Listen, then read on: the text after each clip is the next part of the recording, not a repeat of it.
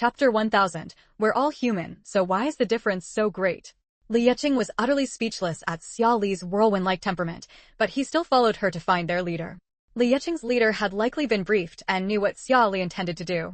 Without another word, he granted special approval. That night, the two of them left the guest house and ran back and forth between the J7 warehouse, another warehouse, the leader's home, and the production workshop.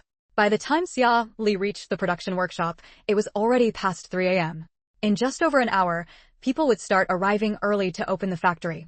Led by Li Yiqing, Xia Li entered a pitch-black cave. Her expression was complicated as she fell into silent contemplation. The cave was bitterly cold. Touching the cave walls felt very smooth, and water droplets dripped down. With such humidity, is there really no problem producing parts here? Li Yiqing had been so provoked by Xia Li throughout the night that he had lost his temper. Now, holding a flashlight and leading the way ahead, he answered quite frankly with his back to her. The cave is indeed quite humid. Many precision parts begin to rust on the surface even before a full day has passed after processing. Xia Li. At this point, Li Yiqing's voice also carried a hint of helplessness. His gaze grew somewhat unfocused as he looked ahead without really seeing, narrating calmly and leisurely. The state spent 4 years creating many such caves at great cost. Some with particularly poor environments had to be abandoned out of necessity. But difficulties are meant to be overcome. The state has invested so much. Even without ideal conditions, we workers must create them. Fortunately, through the efforts of everyone, fighter jets have truly taken flight from our Cave 141. China. It's really been so hard. Xia Li followed behind Li Yiqing, quietly listening to him describe how the people at the aviation base overcame difficulties to produce fighter jet after fighter jet under such harsh conditions. She did not interrupt.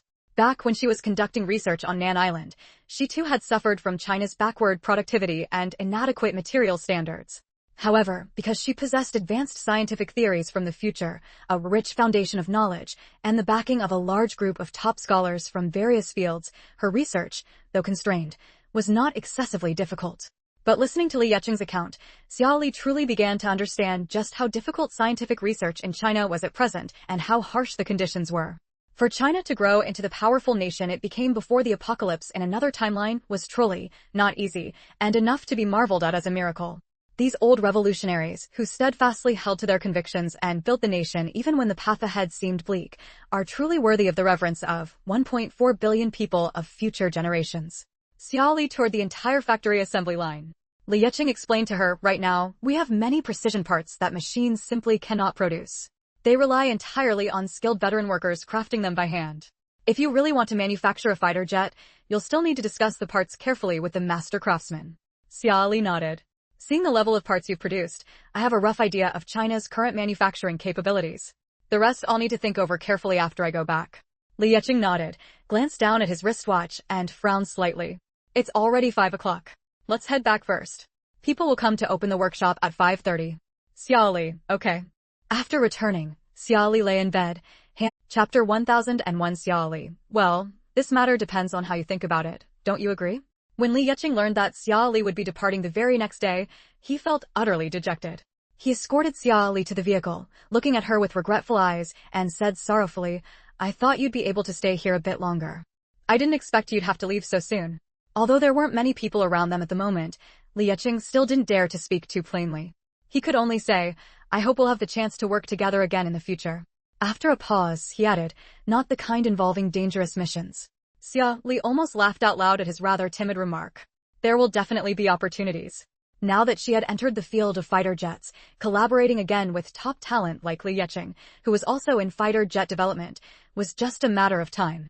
After bidding each other farewell, Xia Li got into the vehicle cleanly and efficiently. In her mind, she was already planning to return and quickly develop a fighter jet suitable for China's current level of productivity. These past few days, she had either been on the road or in someone else's territory, with no chance to access outside information. She wondered how Lu Dinguan and Li Xiaoxue were faring on the battlefield. If only the power of technology could bring the war to an end sooner. That would spare the frontline soldiers from having to sacrifice their lives due to technological inferiority. On the entire journey back, Xia Li sat in the back of the truck, not showing herself at all. This successfully ensured that their group, not in military uniforms and driving a modified vehicle, returned to Nan Island safely without attracting any attention. Nan Island core parking lot. Golden sunlight spread evenly over the earth. Emerald green leaves rustled in the wind, and the incessant chirping of cicadas made the already hot summer feel even more sweltering. From the loudspeaker tied to a utility pole, a melodious female voice drifted out. The Great People's Liberation Army. Ping Yingjun stood with his hands on his hips, looking with utter exasperation at the soldiers of the 4th platoon lined up in front of the vehicle, their heads hanging low. He took a deep breath and scolded them sternly. Who told you to modify the military vehicle like this? Modifying the military vehicle is one thing, but you actually painted over the license plates too. Can anyone tell me, where on earth did you get that paint? Even gasoline can't wash it off. Was using normal paint too much trouble? Ping Yingjun was practically fuming with anger. Given the exigency of the situation, he hadn't been strongly opposed to the 4th platoon modifying the vehicle to look like a cake factory's truck. They could always change it back after returning. But these people had somehow gotten hold of paint that simply wouldn't come off. Now, not only did the military canvas covering the vehicle need to be replaced, but the license plates had to be remade too. How was he supposed to hand the vehicle back to logistics? He'd definitely get an earful. They were just delivering grain. Did they sell the military vehicle to the cake factory or something? The members of the 4th platoon kept their heads down, enduring Ping Yingjuan's criticism without daring to utter a word. Zhang Ming, the chief culprit who had found the paint, practically wanted to shrink his head into his neck. He had no idea that the paint he'd casually borrowed from the locals would have this effect. If he had known it wouldn't wash off, he would never have smeared the stuff on the license plates. Xia Li, standing at the front, initially listened to Ping Yingjuan's reprimand. But as the scolding went on, her patience wore thin. She glanced back at the vehicle now marked with another factory's logo, then turned to Ping Yingjun with a grin and began making a persuasive suggestion in an enticing tone. Company commander, I think discovering this kind of paint is actually a good thing. A good thing? You're telling me this is a good thing? Ping Yingjun was already furious. Hearing Xia Li's nonchalant remark, he looked at her as if his eyes were shooting flames, his voice rising several octaves, as if he wanted to devour someone on the spot. Xia Li ignored his anger and continued cheerfully trying to convince him. Of course it's a good thing. Think about it. In the past, when we painted equipment or buildings, the paint would peel after a year or so under the sun. But now it's different. This new paint we found can't even be washed off with gasoline. What does that mean? It means the paint quality is excellent. With such good paint, shouldn't we report it to the higher-ups immediately and help improve the overall standard of paint in China? You've accomplished a great feat. She gestured with her palm upward, as if presenting some magnificent creation, pointing at the 5 vehicles behind him, her tone impassioned. Company commander, look. These aren't vehicles we ruined. They're samples we brought back for logistics. No need to specially search for test subjects. They can be used directly for testing. We've saved the 4-day round trip between Nan Island and Guizhou province. Just the fuel cost saved is worth more than a few pieces of canvas and 5 license plates. How considerate is that? Ping Yingjun. The members of the 4th platoon, Chapter 1002, Schadenfreude. Ping Yingjun looked at Xia Li, narrowing his eyes slightly and letting out a cold, sinister laugh. So, should I be praising you now? Xia Li immediately withdrew the hand pointing at the 5 vehicles, adopting a standard at-ease stance as she stood in place, her gaze fixed straight ahead at Ping Yingjun. With a completely serious face and a solemn tone, she shouted, no need for praise. Serving the people. Ping Yingjun. How did he ever think it was a good thing to have a troublemaker who was good at fighting under his command, instead of realizing that a troublemaker under his command would cause nothing but trouble? With this shameless, unreasonable attitude of hers, she was going to be the death of him sooner or later. Stop your sophistry here. If it's really so justifiable, then you go return these vehicles yourself. Xia Li. Just the thought of that Aunt Nyo from logistics, who could nag for 1 or 2 hours over the smallest issue, made Xia Li's scalp tingle. Report, Company Commander. The requisition slip for the vehicles wasn't signed by me. Even if I went, they probably wouldn't accept them. Ping Yingjun. Ping Yingjun had absolutely no desire to waste any more words on Xia Li and the others. Shooing them away like flies, he waved his hand impatiently, full of disdain. Go, go, go. All of you, get back right now. I don't want to see you annoying lot for the next couple of days. Xia Li's tone was cheerful. Roger that. The entire 4th platoon, united in purpose, yes. Xia Li led her people in a swift escape, showing not a shred of reluctance or sympathy for their company commander, who was about to be lectured for a long time. They were the very picture of a heartless bunch. Seeing them flee in such a hurried panic, completely unwilling to take responsibility and even annoyed by his nagging, Ping Yingjun felt even more furious. After all these years of leading troops, how had he ended up with such a bunch of despicable soldiers? Where was their backbone? Fuming with rage, he roared, this recruitment drive, our Marine Corps can participate too. Anyone who wants to go to the front, report your name when you get back. Xia Li didn't even slow her fleeing pace, shouting back without turning her head, okay. Xia Li led the group in their escape, only stopping once they were completely out of Pangingjuan's sight. The members of the 4th platoon stopped with her, each wearing an expression of having narrowly escaped disaster. Zhao Cheng wiped the cold sweat from his forehead and sighed wearily. Our company commander is just too rigid. Once he gets going with a group, he never stops. Last time, the 2nd platoon got caught making a mistake, and he chewed them out for over half an hour. Luckily, our platoon leader was quick-witted this time, otherwise we'd definitely have been doomed today. If Zhao Cheng felt he had narrowly escaped disaster, then Zhang Ming felt he had been reborn after a disaster, since he was the one who had procured all those buckets of paint. Fanning his face with his cap, he sighed, isn't that the truth? If we hadn't run just now, we might have gotten written self-criticisms on top of everything. Making me write a several thousand-word self-criticism is worse than killing me. He turned to look at Xia Li and noticed their platoon leader wasn't listening to them. Instead, her gaze was fixed on something beyond them. Following her line of sight, he saw squads of soldiers training intensively. Somewhat puzzled, he looked at Xia Li, platoon leader, what are you looking at? Xia Li's gaze rested on the soldiers on the training ground, who were drilling with much more diligence and strictness than usual, her brow slightly furrowed. Don't you think their training is much stricter than usual? The whole training ground has a feeling of tension, like they're expecting trouble at any moment. The 4th platoon members all looked towards the training ground and indeed saw everyone training harder. Lin Xiaoxue didn't find it strange. Didn't the company commander tell us to sign up?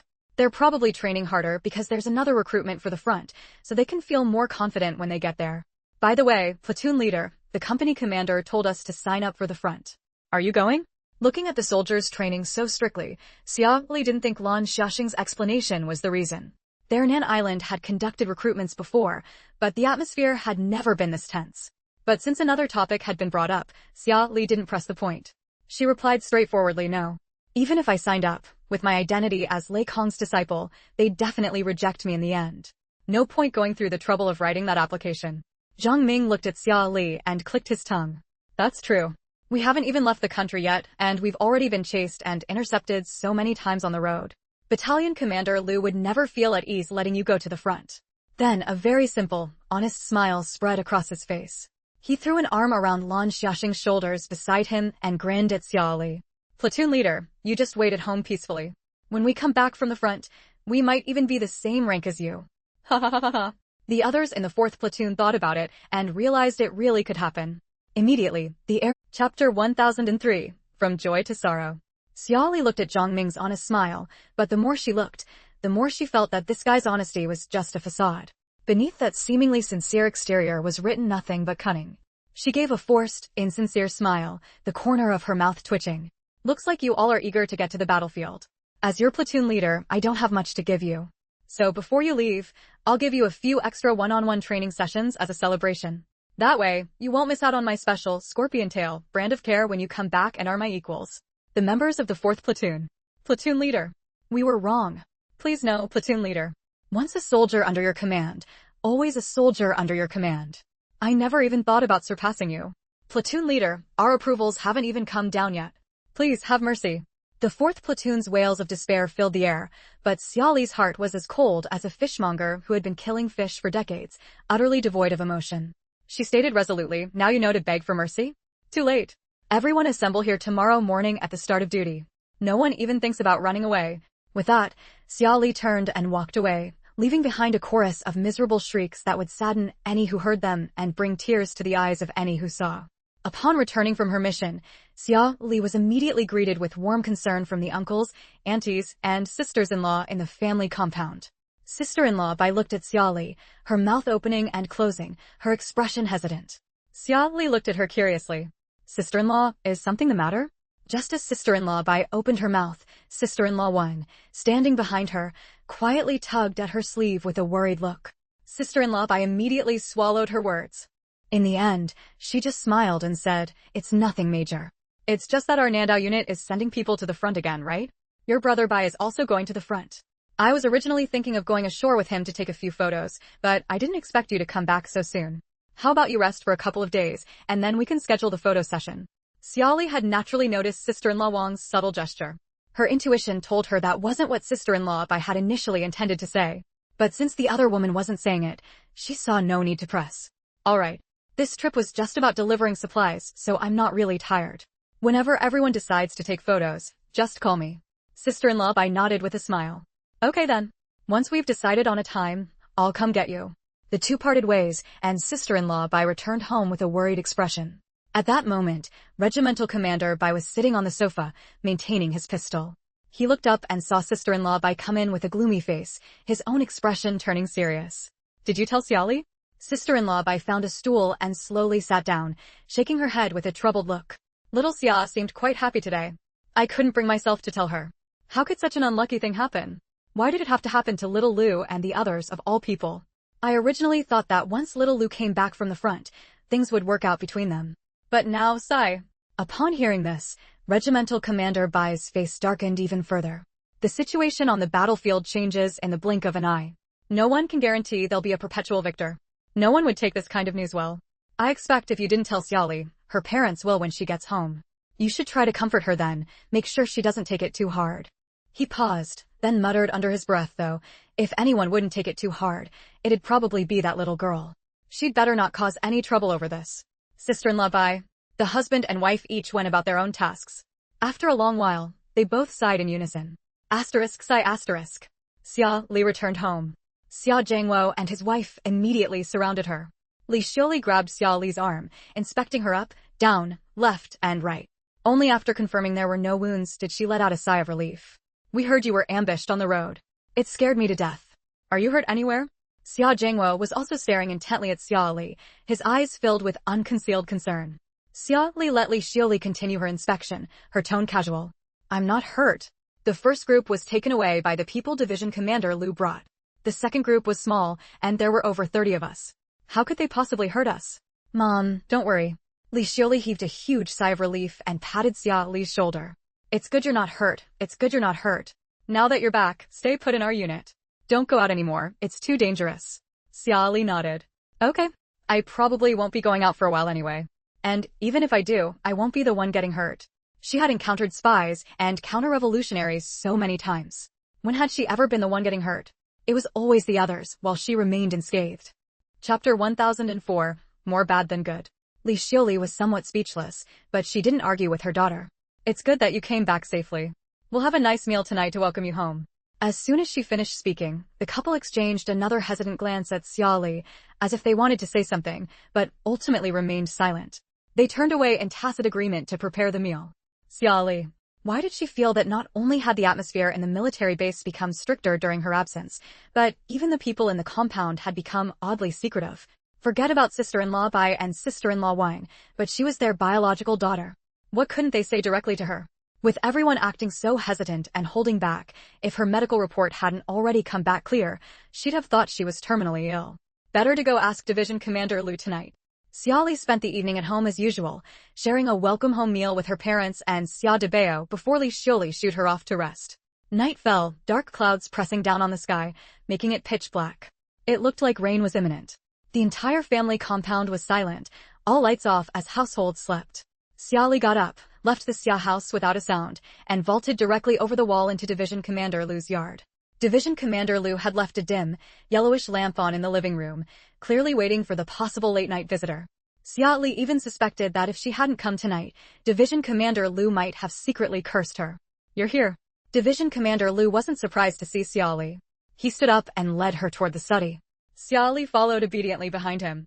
Yes, there's something I wanted to ask.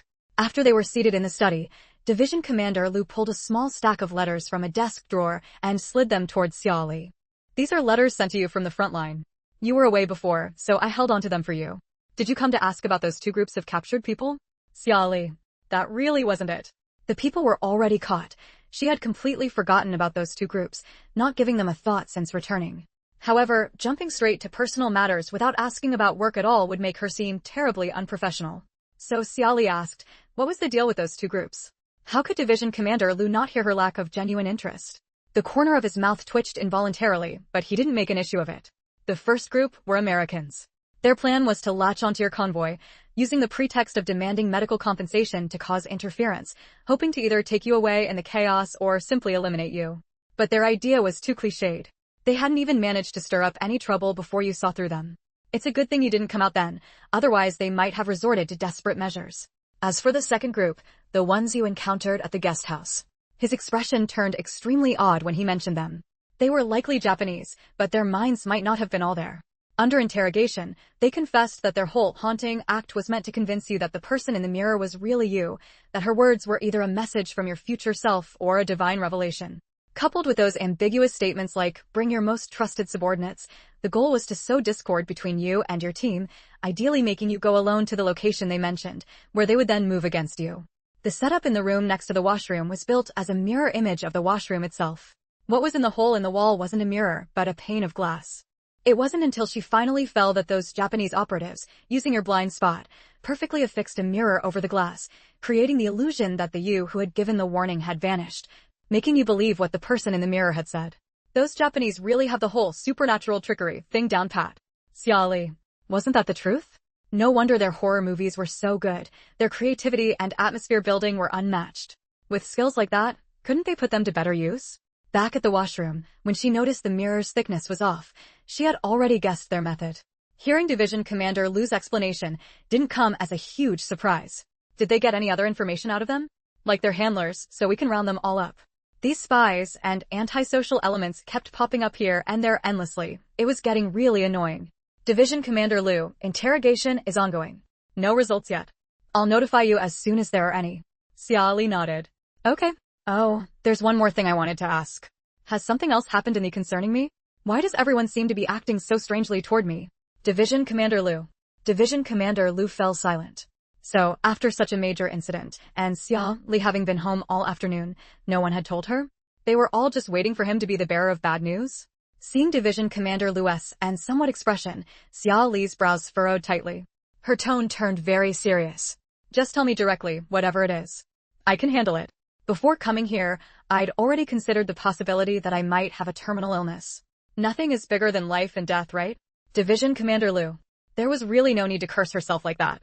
Division Commander Lu was silent for a moment, pondering how to tell this young woman without giving her too great a shock. He chose his words carefully.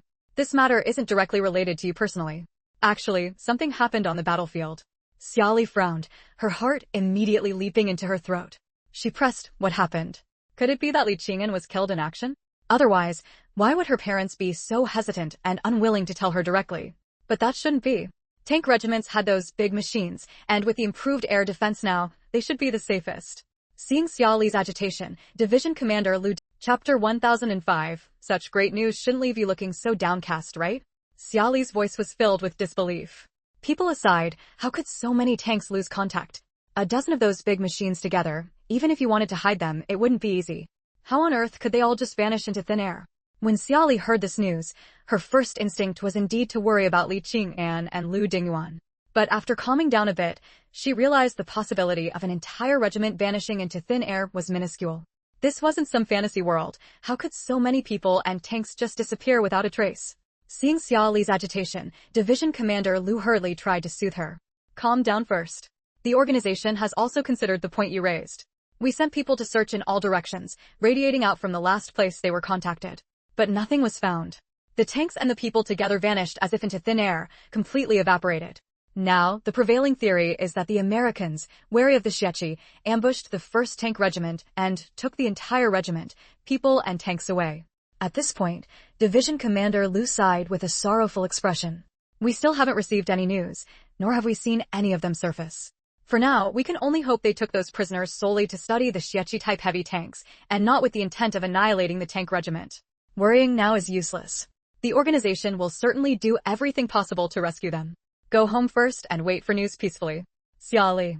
Li Xiaoxue and Lu Dinguan were both in that tank regiment, along with several other comrades she knew. With people lost on the battlefield, how could she possibly feel at ease? Xia Li frowned. I still think the likelihood of them being captured is low.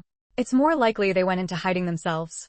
Given the nature of people like Lu Dinguan, if they encountered Americans, they wouldn't just go along without a fight. If there was a fight, there would be signs of struggle, leftover tank wreckage and bodies.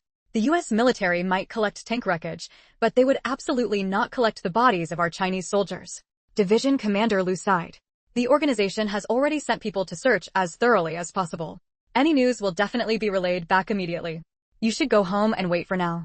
What he didn't say was that Lu Dinguan was a general's grandson, Li Qingnan's grandfather also held a high position, and other members of the regiment had families with varying degrees of connection to the upper echelons. Some within the organization even suspected that those who took the regiment weren't just after the Xieqi, but were specifically targeting these individuals, aiming to cause internal disruption within China. But this was just a suspicion for now. If he voiced it, Xia Li would likely panic even more, and if she then insisted on going to the front lines, he would have no way to handle the situation. Xia Li also knew the battlefield was far away. Arguing more with Division Commander Lu wouldn't affect the situation on the front. The only option now was to wait for news. Surely, with such a major incident and even their grandsons missing, the families of Lu Dinguan and the others wouldn't just sit idly by. She replied, "All right. If any news comes back from the battlefield, please let me know immediately." Seeing that he had managed to calm her down, Division Commander Lu breathed a sigh of relief. All right. Having learned the reason for the others' odd attitudes towards her, Xia Li didn't dwell on it further. She retraced her path under the cover of night. She had returned at noon for a meal, then her mother had pushed her back to her room, where she slept the entire afternoon, so she wasn't tired now. Since she couldn't sleep, she simply decided not to. She walked to the desk, pulled out the chair, turned on the small desk lamp, leaned over the table, and began drafting aircraft designs. Friendly reminder, if you can't find the book by title, try searching by the author's name. It might have just been renamed. In response to numerous reader requests, we are now introducing a VIP membership feature. Chapter 1006, Fallen in Battle. Division Commander Lu pressed his lips into a tight line, so hard they turned pale. The main force had indeed been recovered, but the specifics were such that he didn't know how to calmly break the news to Xia Li. Gritting his teeth, his expression filled with grief and indignation, he said, Lu Dinguan led a small team to cover everyone's retreat. He sacrificed himself. Xia Li? Xia Li. Boom. Outside the window, a lightning bolt lit up the gloomy sky, followed by a deafening clap of thunder that shook the heavens. Xia Li's mind went blank for a moment with a buzzing sound. Her chest tightened as if gripped by an invisible hand, making her breath catch. Perhaps because she had already braced herself for bad news, she calmed down much faster this time compared to the agitation of the past few days. So calm that she could hear her own heartbeat, as if her rationality and emotions had completely separated. She heard herself ask Division Commander Lu, did anyone see him die with their own eyes? Division Commander Lu clenched his jaw tightly, his voice carrying an indescribable difficulty. The situation was extremely chaotic at the time, and the retreat was somewhat disorderly. Although no one witnessed their deaths firsthand, the bodies were recovered by comrades who went back for them. He knew Xia Li didn't believe Lu Dinguan was dead. Even he, having just received the call from the battlefield, couldn't accept this tragic news either. Such an outstanding young soldier, gone just like that. Who wouldn't feel heartbroken? They were all soldiers under his command. Xia Li opened her mouth, her voice slightly hoarse. What was the condition of the body? Can it be confirmed it was him? Division Commander Lu fell silent, his voice tinged with sorrow. Equally hoarse, he replied, the body was badly damaged by artillery fire, with extensive burns over most of it, making the face nearly unrecognizable. The 3 others who stayed behind with him also perished. But their clothes and personal belongings couldn't be faked, even family photos were found on them. Logistics personnel have already confirmed their identities.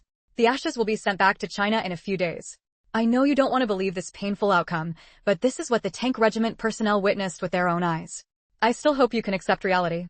Because letters from the battlefield had to be inspected, Division Commander Lu was the only one who had personally witnessed the evolution of Lu Dinguan and Xia Li's relationship from clashing adversaries to getting along harmoniously.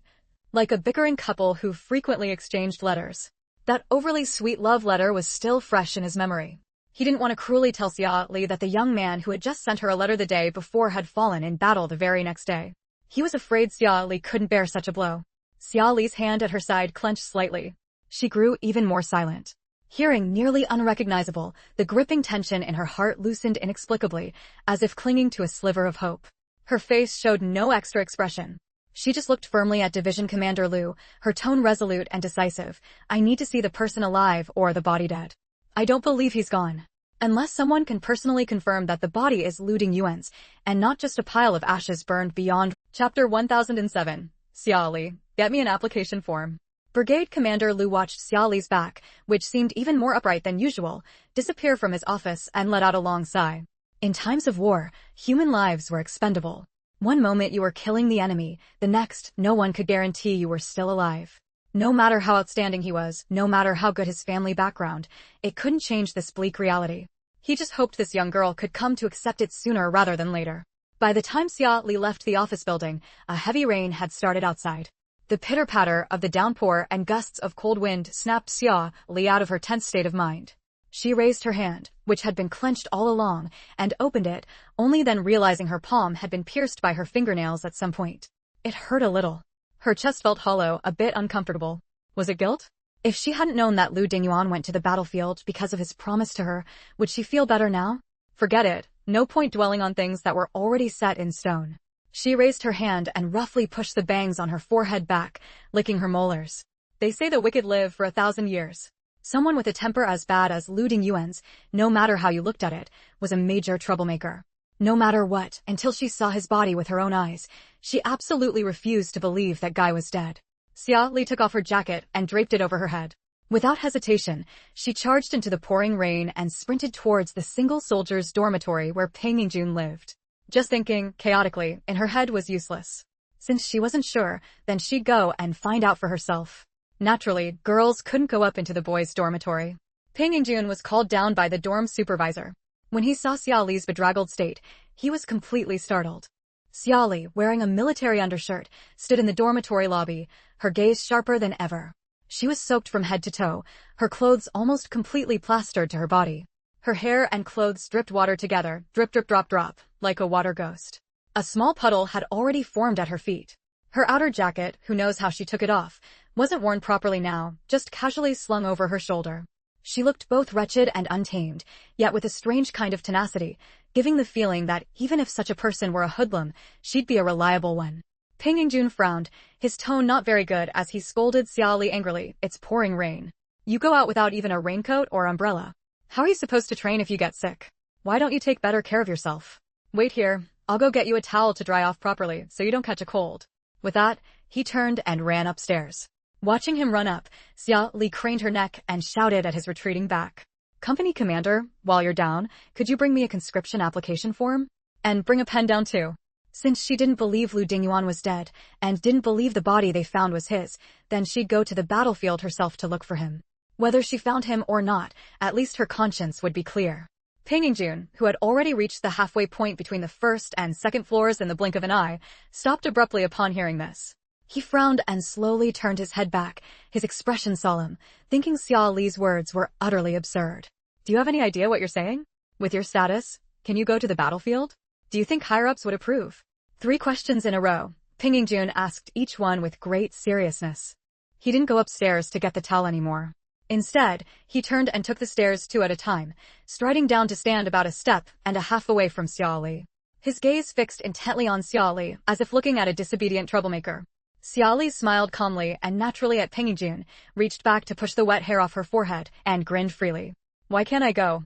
With my abilities, I'm confident I can protect myself on the battlefield. Taking a step back, even 10,000 steps back, volunteers for the battlefield go entirely of their own will. Even as Lei Kong's disciple, I'm just a disciple, not Lei Kong himself. Whether I'm there or not has no impact on Lei Kong. Or do you think if something happens to me, Lei Kong would stop doing scientific research for the country? You all think too highly of me. Peng Yingjun. Xia Li clearly understood that Brigade Commander Lu wouldn't let her go to the battlefield, but she also knew that with so many volunteers, Brigade Commander Lu couldn't possibly inquire about each one personally. In the end, it would be up to the personnel department. She was gambling on pulling the clueless Peng Yingjun into an alliance to achieve her goal of getting to the battlefield. As long as Peng Yingjun helped cover for her a little, once the volunteer soldier procedures went through, even if Brigade Commander Lu wanted to stop her, it would be too late. Her original purpose for joining the army wasn't to struggle for the communist cause her whole life anyway. She just wanted herself and all the people important to her to live well. Peng Yingjun looked at Xia Li's expression with a serious face, realizing she wasn't joking. Unlike others who became smug upon gaining a powerful backer, she genuinely believed she wasn't that important. The battlefield is extremely dangerous. Real knives and guns, planes and artillery are all part of it. Individual combat skills alone can't guarantee. Chapter 1008. We need to come up with an effective plan B. Peng Yingjun lived in the single dormitory and had no idea about the gossip circulating in the family compound regarding Xia Li and Lu Dingyuan. He wasn't one for rumors and was equally unaware that people had already spread stories about the two of them, claiming they were about to submit a marriage report and that their names were practically engraved on a shared tombstone. just waiting for them to die so the red paper covering it could be removed. He simply felt the situation was too dangerous. The men, hadn't even died out on the battlefield yet, so a young woman from home shouldn't be heading to the front lines. Xiaoli hadn't expected Ping Yinjun to be so chauvinistic. At a time like this, instead of citing her status as Lei Kong's disciple, he focused on the physical differences between men and women to dissuade her. She gave a slight, wry smile and looked at Ping Yinjun with a strange expression. Chairman Mao said women hold up half the sky, company commander. Your thinking is a bit backward. Besides, I don't think I'm physically weaker than any man. If you don't believe me, let's go outside and have a fight to test it out. Ping Yinjun. Looking at Xiao Li's eager expression, Ping Yinjun felt she wasn't saying, if you don't believe me, let's go outside and have a fight to test it out, but rather, if you don't believe me, let's go outside so I can beat you up and test it out. He took a deep breath and said frankly to Xiao Li, I can't make the decision on this matter. I still have to report it to the division commander. Xiao Li. Xiao Li looked at Ping Yinjun expressionlessly and suddenly asked a very odd question. Do you want to go to the battlefield? Ping Yinjun. Not understanding the meaning behind Xiao Li's words, Ping Yinjun asked, puzzled, I've already submitted my application, so of course I want to go to the battlefield. Why are you asking this? Xiao Li threatened him expressionlessly, if you dare snitch, I'll tell Division Commander Lu that you should stay behind to protect me. If that doesn't work, I can even ask my master to speak up and have him request you from Division Commander Lu to be my bodyguard. Whether you report it or not is up to you. Think carefully. Ping Yinjun. Ping Yinjun's stern and serious expression nearly cracked on the spot. He looked at Xiao Li with a face as if he'd swallowed a fly. Are you threatening your superior? Xiao Li lied without batting an eye, her heart rate steady. I just want to provide my superior with a safe job. It's purely out of personal concern. Then, in a deliberately provoking tone, she added, I'm doing this all for your own good, company commander. Aren't you happy? Let's hurt each other. If she couldn't do what she wanted, Ping Yinjun wouldn't get to go to the battlefield either. Ping Yinjun. Ping Yinjun was now starting to regret coming downstairs. He should have pretended not to be in the dorm and let this jinx disappear from his sight. Gritting his teeth, he looked at Xiao Li and said, fine, what do you want? I can't go to the division commander to plead your case. I don't have that much influence, and he wouldn't agree anyway. Xiao Li, I don't need you to plead my case. Just turn a blind eye, submit my combat application, and act as if you know nothing about it. Rest assured, company commander, as long as you don't stab me in the back, I won't cause trouble for you behind yours. Wouldn't it be great if we both went to the battlefield together? Ping Yinjun. Great, my foot. Who wants to go to the battlefield with you? Ping Yinjun was fuming inside, but he could also understand Xiao Li's feelings. In times of national crisis, which soldier wouldn't want to charge into battle to defend their country? Having such thoughts made her a good comrade. He sighed and compromised, I can submit your application, but let's be clear, whether it gets approved or not is beyond my control. Seeing Ping Yinjun agree, Xiao Li's mood immediately improved. She quickly assured him, don't worry, whether my application is approved or not, I won't cause you any more trouble. Ping Yinjun looked at Xiao Li and sighed. All right, I'll go get the application form for you and submit it first thing tomorrow morning. Finish filling it out quickly and head back. Look at how soaked you are, don't catch a cold. With that, he turned and went upstairs to fetch the application form and a towel for Xiao Li. Xiao Li took the application form and filled it out in no time. Finally, under Ping Yinjun's displeased glare, she repeatedly promised not to cause trouble for his battlefield aspirations. Only then did she put on the raincoat Ping Yinjun had given her and head home. On the way back, the heavy rain poured down, splashing into puddles on the ground and sending water flying high. Xiao Li braced against the weight of the rain pounding on her raincoat, the sound of the downpour roaring in her ears, but her mind was already working on a backup plan. Even though she had convinced Ping Yinjun to submit her combat application, Xiao Li didn't think this method was 100% foolproof. Division Commander Lu had a firm grip on the Nan Island Corps. Even if Ping Yinjun didn't report it, there was no guarantee that the personnel department wouldn't snitch to him. Her identity as Lei Kong's disciple was simply too conspicuous, making it impossible to fully lower her profile. They needed to come up with an effective plan. Chapter 1009, Xiao Li, acting pitiful, randomly guilt-tripping a pair of parents. The Xia household. Ever since Xia Li was called out by Division Commander Lu, Xia Jiangwo and his wife had been sitting in the living room waiting for her. Although the two of them didn't know exactly why Division Commander Lu wanted to see Xia Li, they could guess that, given the urgency at this critical moment, it must be about matters on the battlefield. Their daughter seemed to get along well with everyone, but in reality, she was quite solitary. There weren't many people who could truly get close to her. Li Qing'an was one and Lu Dinguan was another. Both were in the tank regiment, and now both were involved in the incident. They were genuinely worried about their daughter. The couple chatted intermittently, comforting each other and discussing how they would console their daughter if Division Commander Lu's news turned out to be the worst possible outcome. Just as they were talking, the door opened. Turning their heads, they saw Xiaoli, drenched like a drowned rat, and were immediately startled, their hearts sinking heavily. Li Xiaoli's eyes instantly reddened. She hurried to the washstand, grabbed a towel, and quickly rushed to Xia Li's side to dry her hair. Her voice remained gentle, but carried a hint of a sob as she said, "Lily, you're still young, and there are many days ahead. No matter what happens, you must keep your spirits up. Mom and Dad can't live without you. You must take care of yourself." Xia Zhenghuo's expression was grim, but his eyes couldn't hide his concern for Xiaoli. He scolded coldly, "Look at you, you're already an adult. Don't you know to bring rain gear on a rainy day? Soaking yourself like this, can it change the facts, or can it turn back time? All you'll accomplish is catching a cold." Xiaoli had simply gone out without an umbrella. In the apocalypse, her physique had been enhanced by her abilities to be as robust as a yak, so she never developed the habit of using an umbrella in the rain. Who would have thought that getting caught in a little rain would make her mother cry and earn her a scolding from her father? She glanced at Li Xiaoli, whose eyes were red, pursed her lips, lowered her head, and tugged slightly at the raincoat Ping Ingjun had given her earlier. Deliberately adopting a pitiful tone, she said, "I forgot to bring an umbrella when I went out. I found this raincoat on the way back and put it on." Li Xiaoli, Xia Zhenghuo. They had only noticed their daughter's drenched appearance when she entered, looking as if she had been fished out of water, and assumed she was harming herself. They had completely overlooked the raincoat she was wearing. It was all because they had been too tense, leading to this misunderstanding. Xia Zhenghuo lightly clenched his fist and coughed awkwardly into it. His voice softened slightly, but his tone remained serious as he asked, putting on a stern front, "What did old Lu want with you?" Xiaoli didn't hide anything and told her parents everything Division Commander Lu had said. Division Commander Lu said the tank regiment has been found, but they only recovered Lu Dinguan and the others' bodies. However, the bodies were burned beyond recognition, so I think they might still be alive.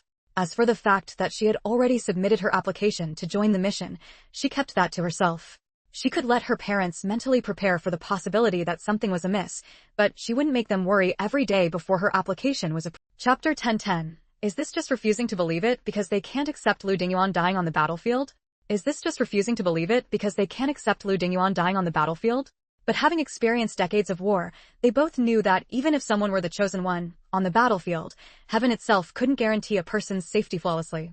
This was the most terrifying aspect of war. The two of them hesitated, their hearts tangled in knots. They opened their mouths, but neither could bring themselves to tell Xiaoli the fact. Since the military has confirmed it, it's almost certainly true. He might really be gone.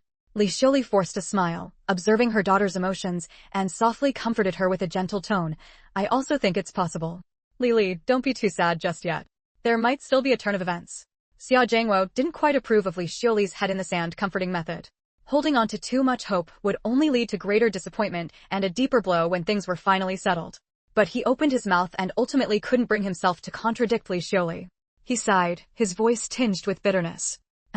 The most important thing for you right now is to take good care of yourself. Health is the foundation of the revolution. Otherwise, when Lu Dingyuan really comes back and sees you skinny as a monkey, he'll have to give you a lecture. Perhaps having something to hope for wouldn't be as devastating as abruptly accepting something so unacceptable. Or perhaps with this transition, it would be easier for Lili to accept later on. Xiaoli. A monkey? Lecture her?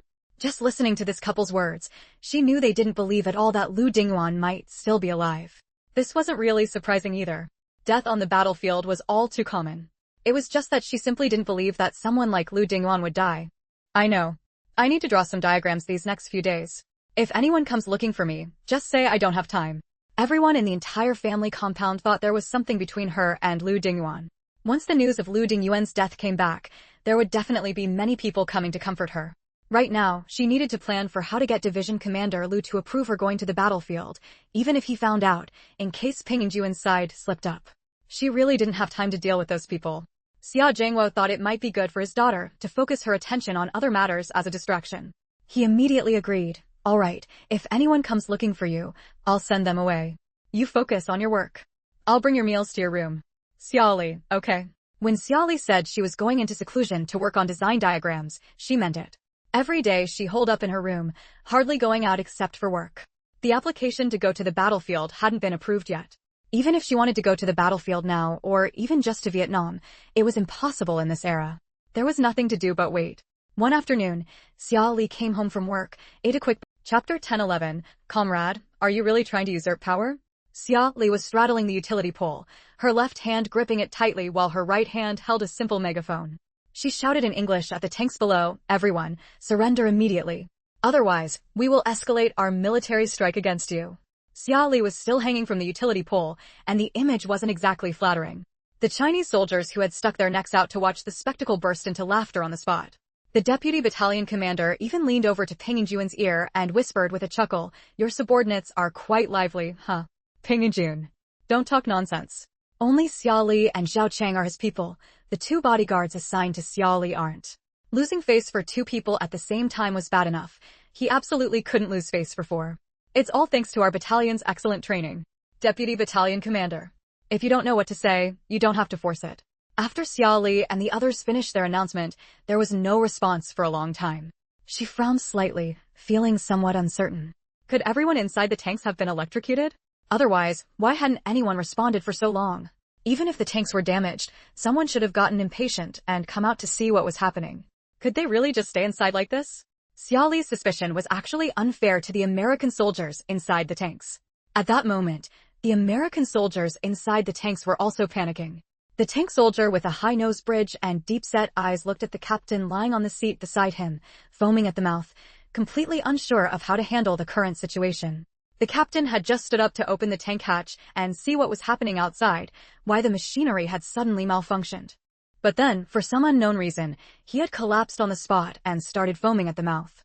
He and the gunner in the back had tried to administer first aid to the captain, but as soon as they touched him, they felt as if something had struck their arms hard. The sensation was somewhat like the static electricity encountered when taking off clothes in dry weather, but much more intense. As a result, neither of them dared to touch the captain or attempt to open the tank hatch, fearing they would end up in the same state as the captain.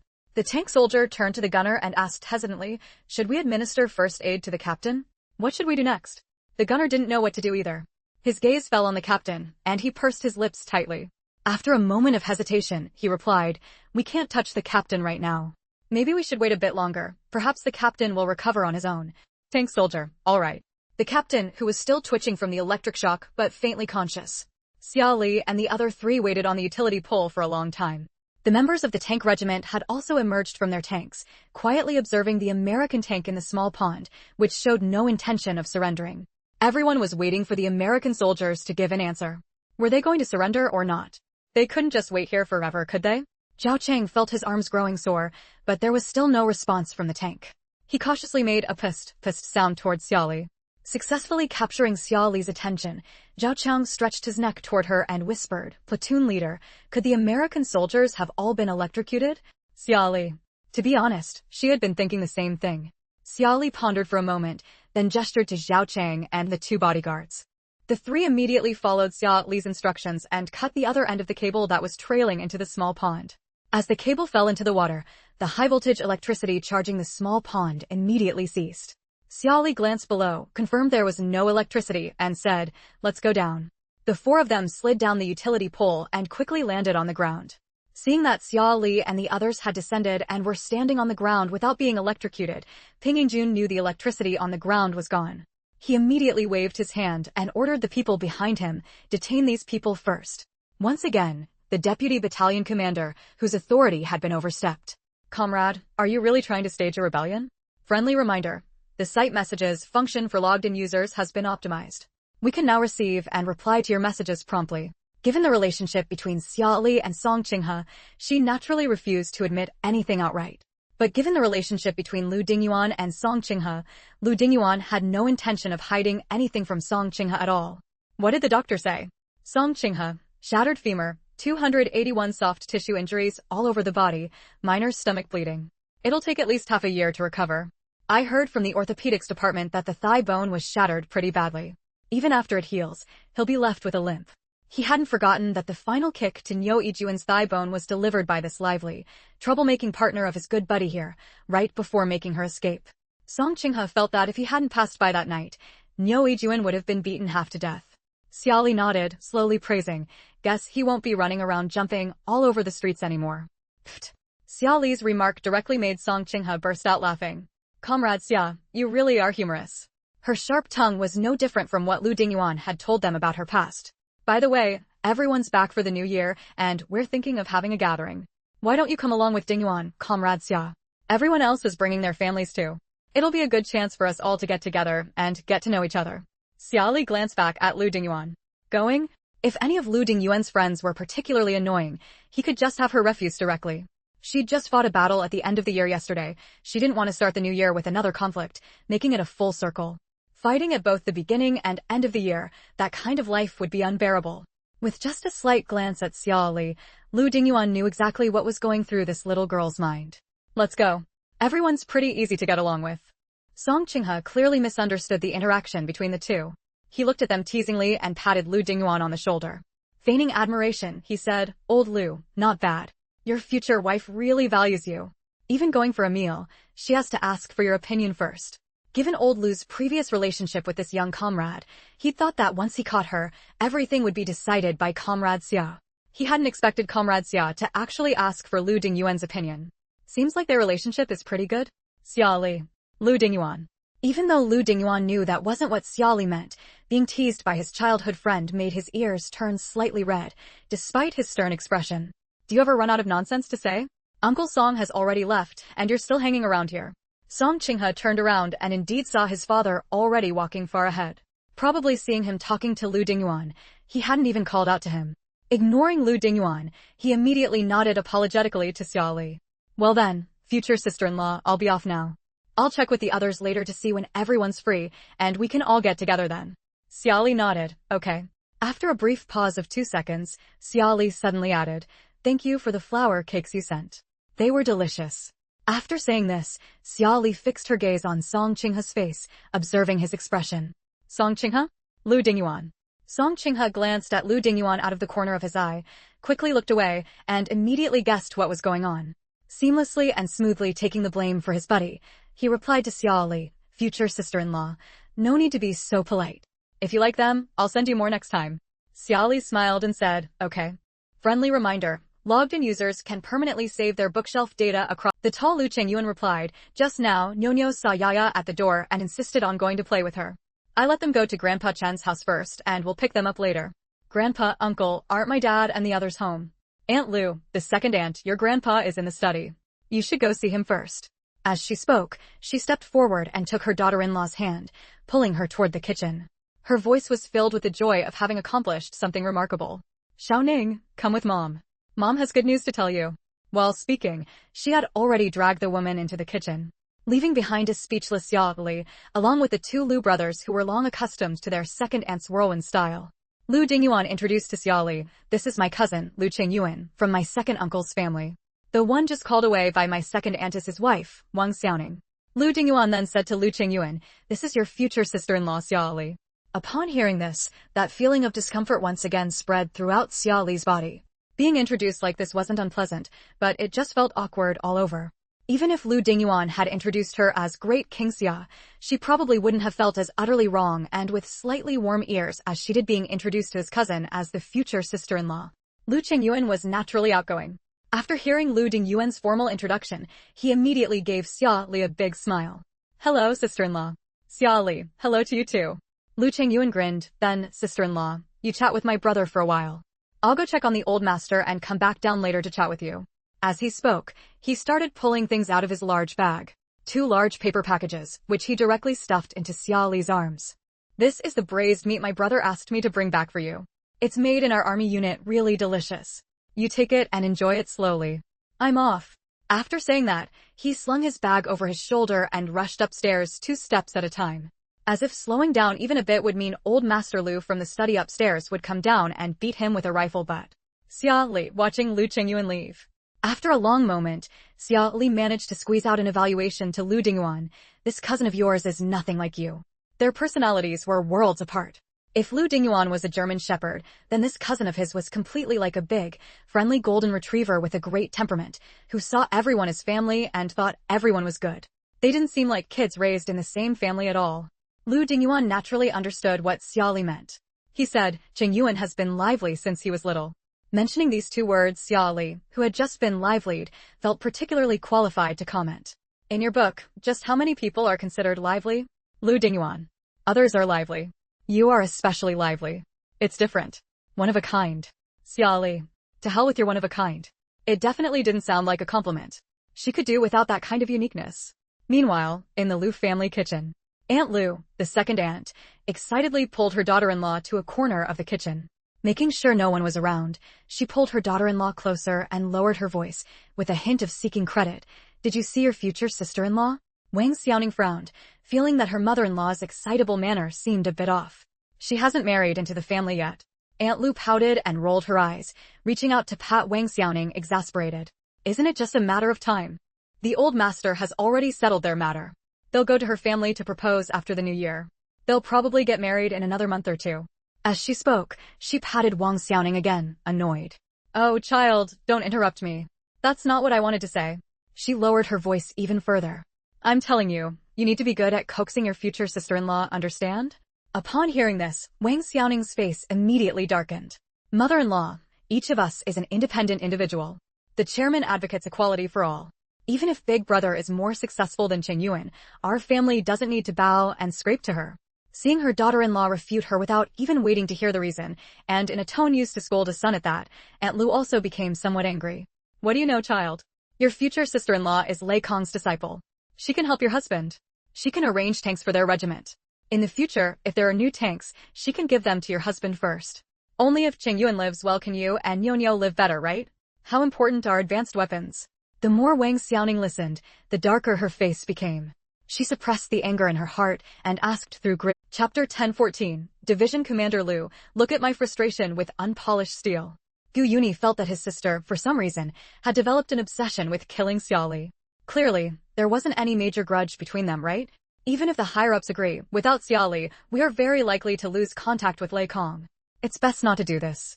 Xin Jiao curled her lips, her eyes somewhat sinister. Even if we keep her, and even if our previous plan succeeds, she might not give us any information. The Chinese have always had hard bones. They might not reveal secrets even under torture. Gu Yuni didn't expect Xin Jiao to be so stubborn, insisting on taking action against Xia Li. Knowing that this kind of reasoning wouldn't persuade her, he could only sigh and soften his tone, saying, I don't agree. We can proceed with the original plan, but we can't kill her. I won't let anyone kill her. Xin Jiao. Xin Jiao's expression froze for a moment, but remembering that Gu Yuni was, after all, a comrade on the same front, and his status was no lower than hers, she quickly reined in her emotions. She had misjudged him before. Her younger brother indeed had feelings for Xia Li and wasn't the type to prioritize the greater good above all else, disregarding minor details.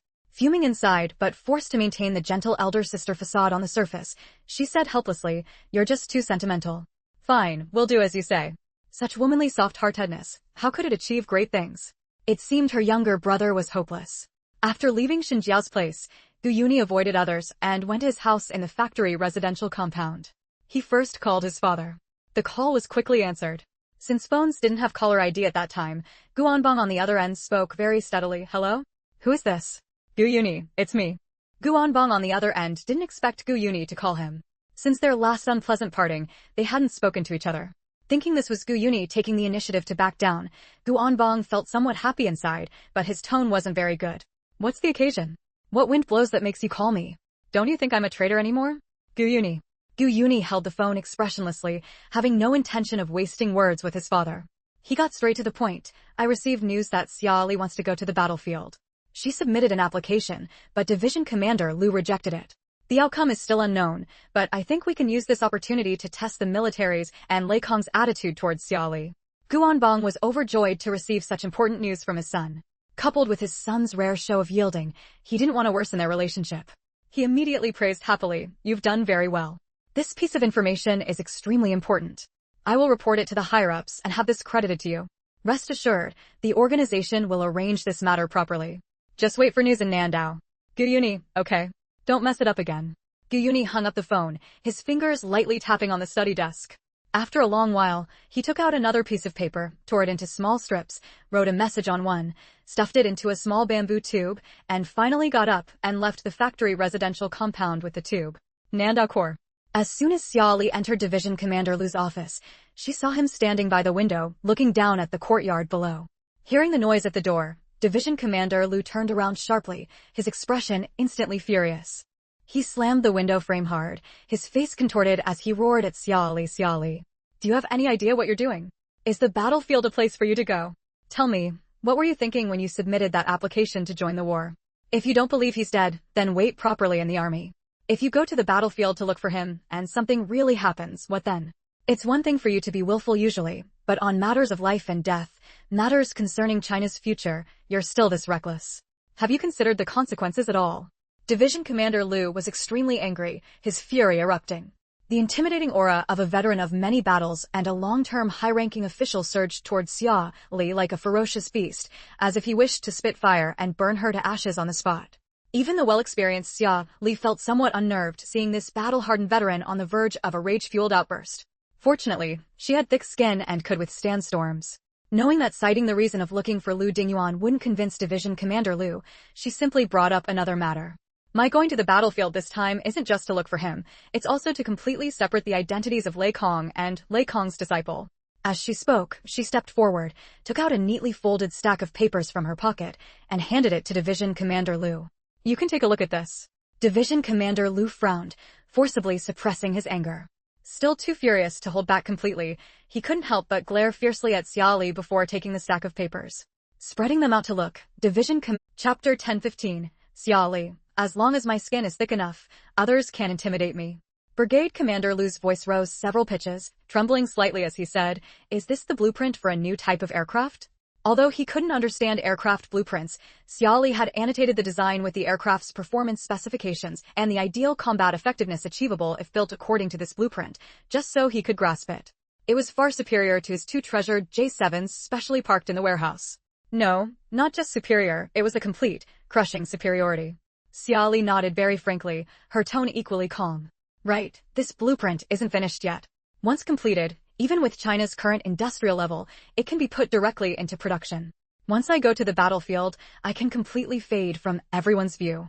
Others will also think that since I was sent to the battlefield, I'm not actually that valued by the military and Lei Kong, making them stop focusing on me so much in the future. If this blueprint is used well, it can completely separate my identity from the Lei Kong identity. When I return, my living environment will only be safer. It's even possible that those people, thinking I'm not that important to Lei Kong, might give up watching me altogether. Only then will my situation be truly secure. It has to be said, Xia Li had a certain talent for persuasion. Hearing Xia Li's reasoning, Brigade Commander Lu felt a momentary flicker of temptation in his heart. But his reason remained intact. He knew that compared to those people constantly pursuing, intercepting, and blocking Xia Li, trapping her within the military base where she couldn't leave, sending her to the battlefield was far more dangerous. On the battlefield, there was no organizational protection, and no one could clean up for her in real time. If something really happened, it would be irreparable. Brigade Commander Lu raised a hand towards Xia Li, making a stopping gesture. He looked at her with a serious expression. Don't say any more. I won't agree. Xia Li met his gaze with determined eyes, sincerely promising, I promise you, I will definitely come back alive. I have the ability. Brigade Commander Lu remained unmoved by her words, giving a slight, wry twist of his lips. Everyone in our regiment says that to me before going to the battlefield. It's practically our pre-battle oath. In short, I won't let you go. Just give up on the idea. Xia Li. Xia Li hadn't expected the old man to be so stubborn, refusing to budge even after she had laid things out so clearly. Xia Li wasn't one for a gentle temperament either, and she had always been more responsive to softness than to hardness. Now, hearing Brigade Commander Lu's resolute refusal, she also started pushing back hard, taking an unconventional approach. She casually found a stool and sat down, crossing her legs in a somewhat rakish manner. If you're going to be like this, then there's no point. I'm here trying to discuss this properly with you, but you just refuse everything I say without even leaving room for negotiation. Let me make this clear, I am going to the battlefield.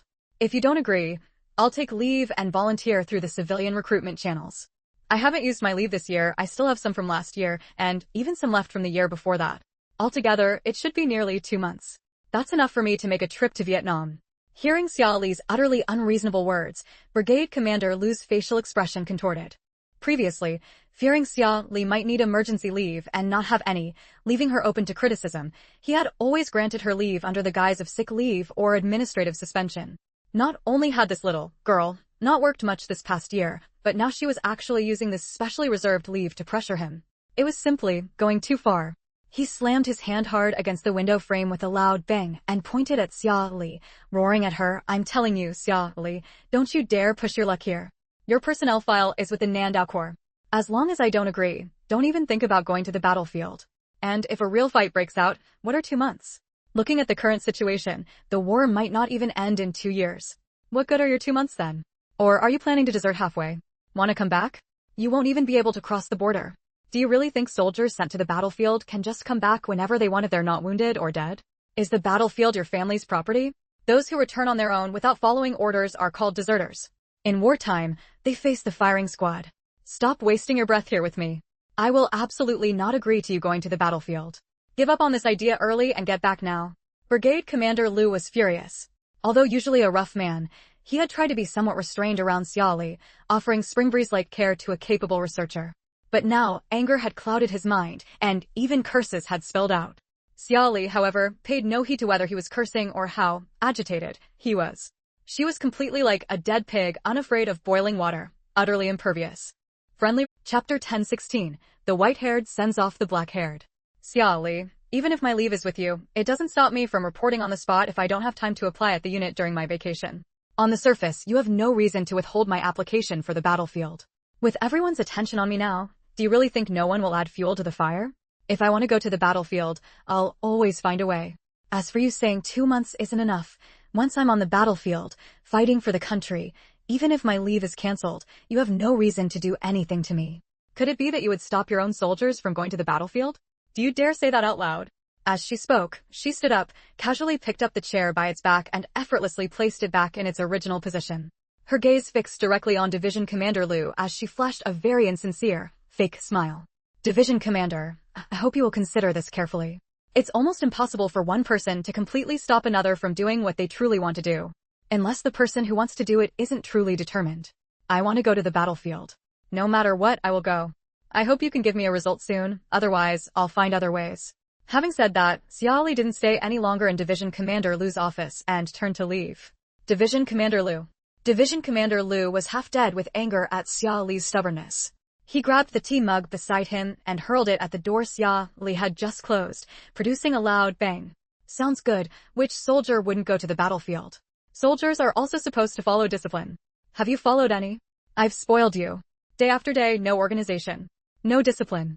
No obedience. Xia Li returned from Division Commander Lu's office and went to work as usual. But her mind kept turning, thinking about what method she could use to get to the battlefield. Talking about going through civilian conscription was just that talk, to annoy that stubborn old man. The possibility of actually doing that without being discharged was minuscule. Her initial condition for joining the army was that the unit would protect her parents. Since they were faithfully protecting her parents now, she absolutely couldn't go back on her word. It's just that Division Commander Lu, that old bone, might be a bit tough to crack.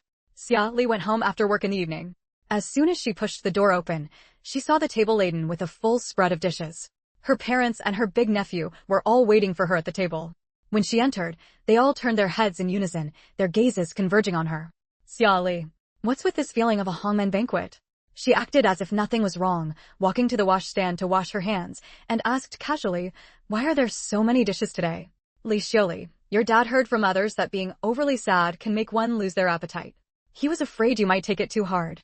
You've also been quite busy lately, so it's good to nourish yourself properly. Hurry up and wash your hands, then come eat. Xia Li.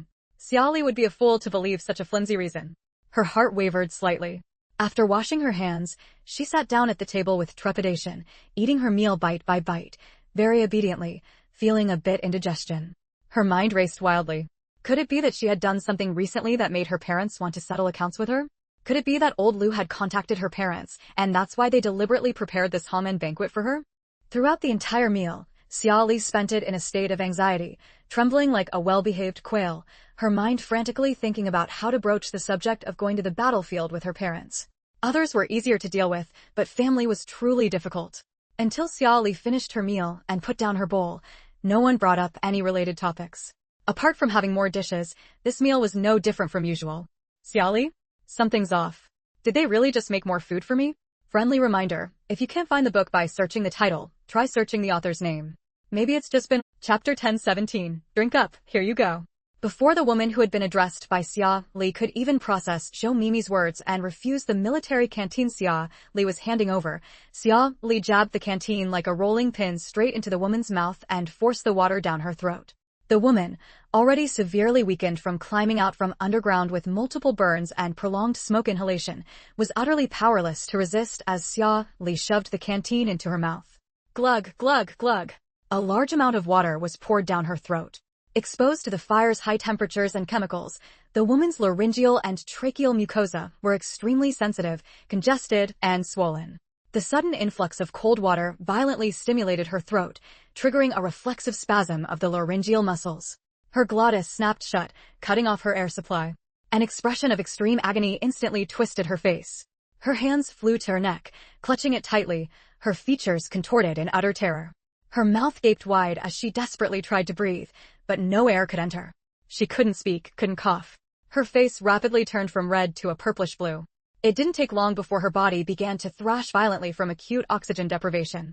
Xia Li watched the woman rolling and struggling on the ground without a shred of pity in her eyes. Those who humiliate others shall be humiliated in turn. When she harmed others, she should have considered that she might one day become the victim. If Xia Li hadn't arrived in time, Zhang Laosan might have already met the king of hell. Dying from suffocation as well could be considered her getting exactly what she sought. The others, witnessing the woman's fate, looked at Xia Li with faces full of terror. Ignoring their own burns and throats so dry they felt like sandpaper glued together, those who could move scrambled away on hands and knees in every direction. A wide, eerie grin spread across Xia Li's face, like a demon or rakshasa risen from hell. Her gaze swept over the escapees, whose speed seemed pitifully slow to her. Her voice, which to them sounded not like the call of the times but a summons from the underworld, rang out. Running? Aren't your throats dry? Have some water. Really, needing someone to personally feed you, such capitalist habits, through and through. I remember that's what was promoted a couple of years ago, right? Tisk, tsk, tisk. With that, she swiftly charged at one of them, grabbed his head, shoved the canteen into his mouth, and poured the water down with a gurgle, gurgle, gurgle. Every single one present would get their turn. When it was Fu Jianhua's turn, Xia Li even planted a foot on his shoulder, which she had earlier kicked into comminuted fractures, grabbed the back of his collar, and poured the water into his mouth. Within just a few minutes, 4 of the 6 individuals exhibited various symptoms: suffocation, violent coughing bringing up froth and black phlegm, and rapid neck swelling that puffed up like a thick scarf. A few more minutes passed, and only 3 of the 6 were still alive. 2 were relatively okay, while 1 was barely clinging to life.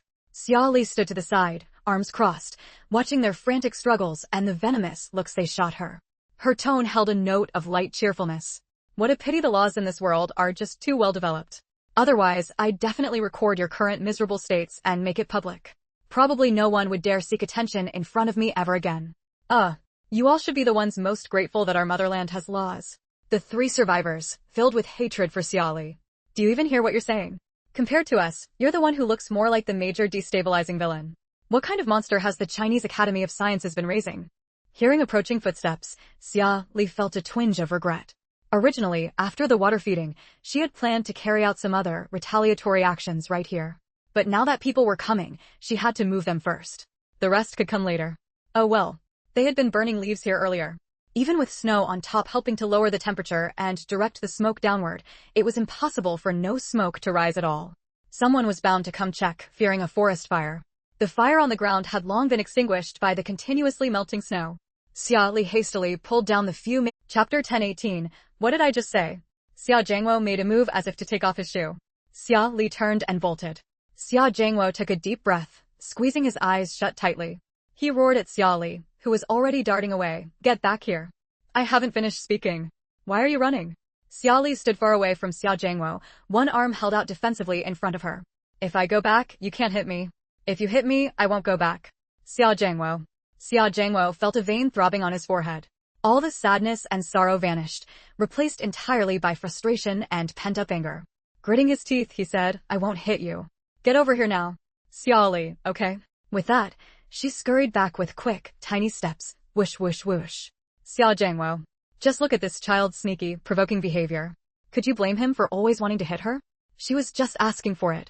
Xia Zhangguo took a deep breath, forcibly calming himself, and said through gritted teeth, I agree to you going to the battlefield, but that doesn't mean I fully support your decision. You'll have to tell your mother about it yourself when the time comes. I'll explain my opinion to your Uncle Lu, but the final decision will still be up to him.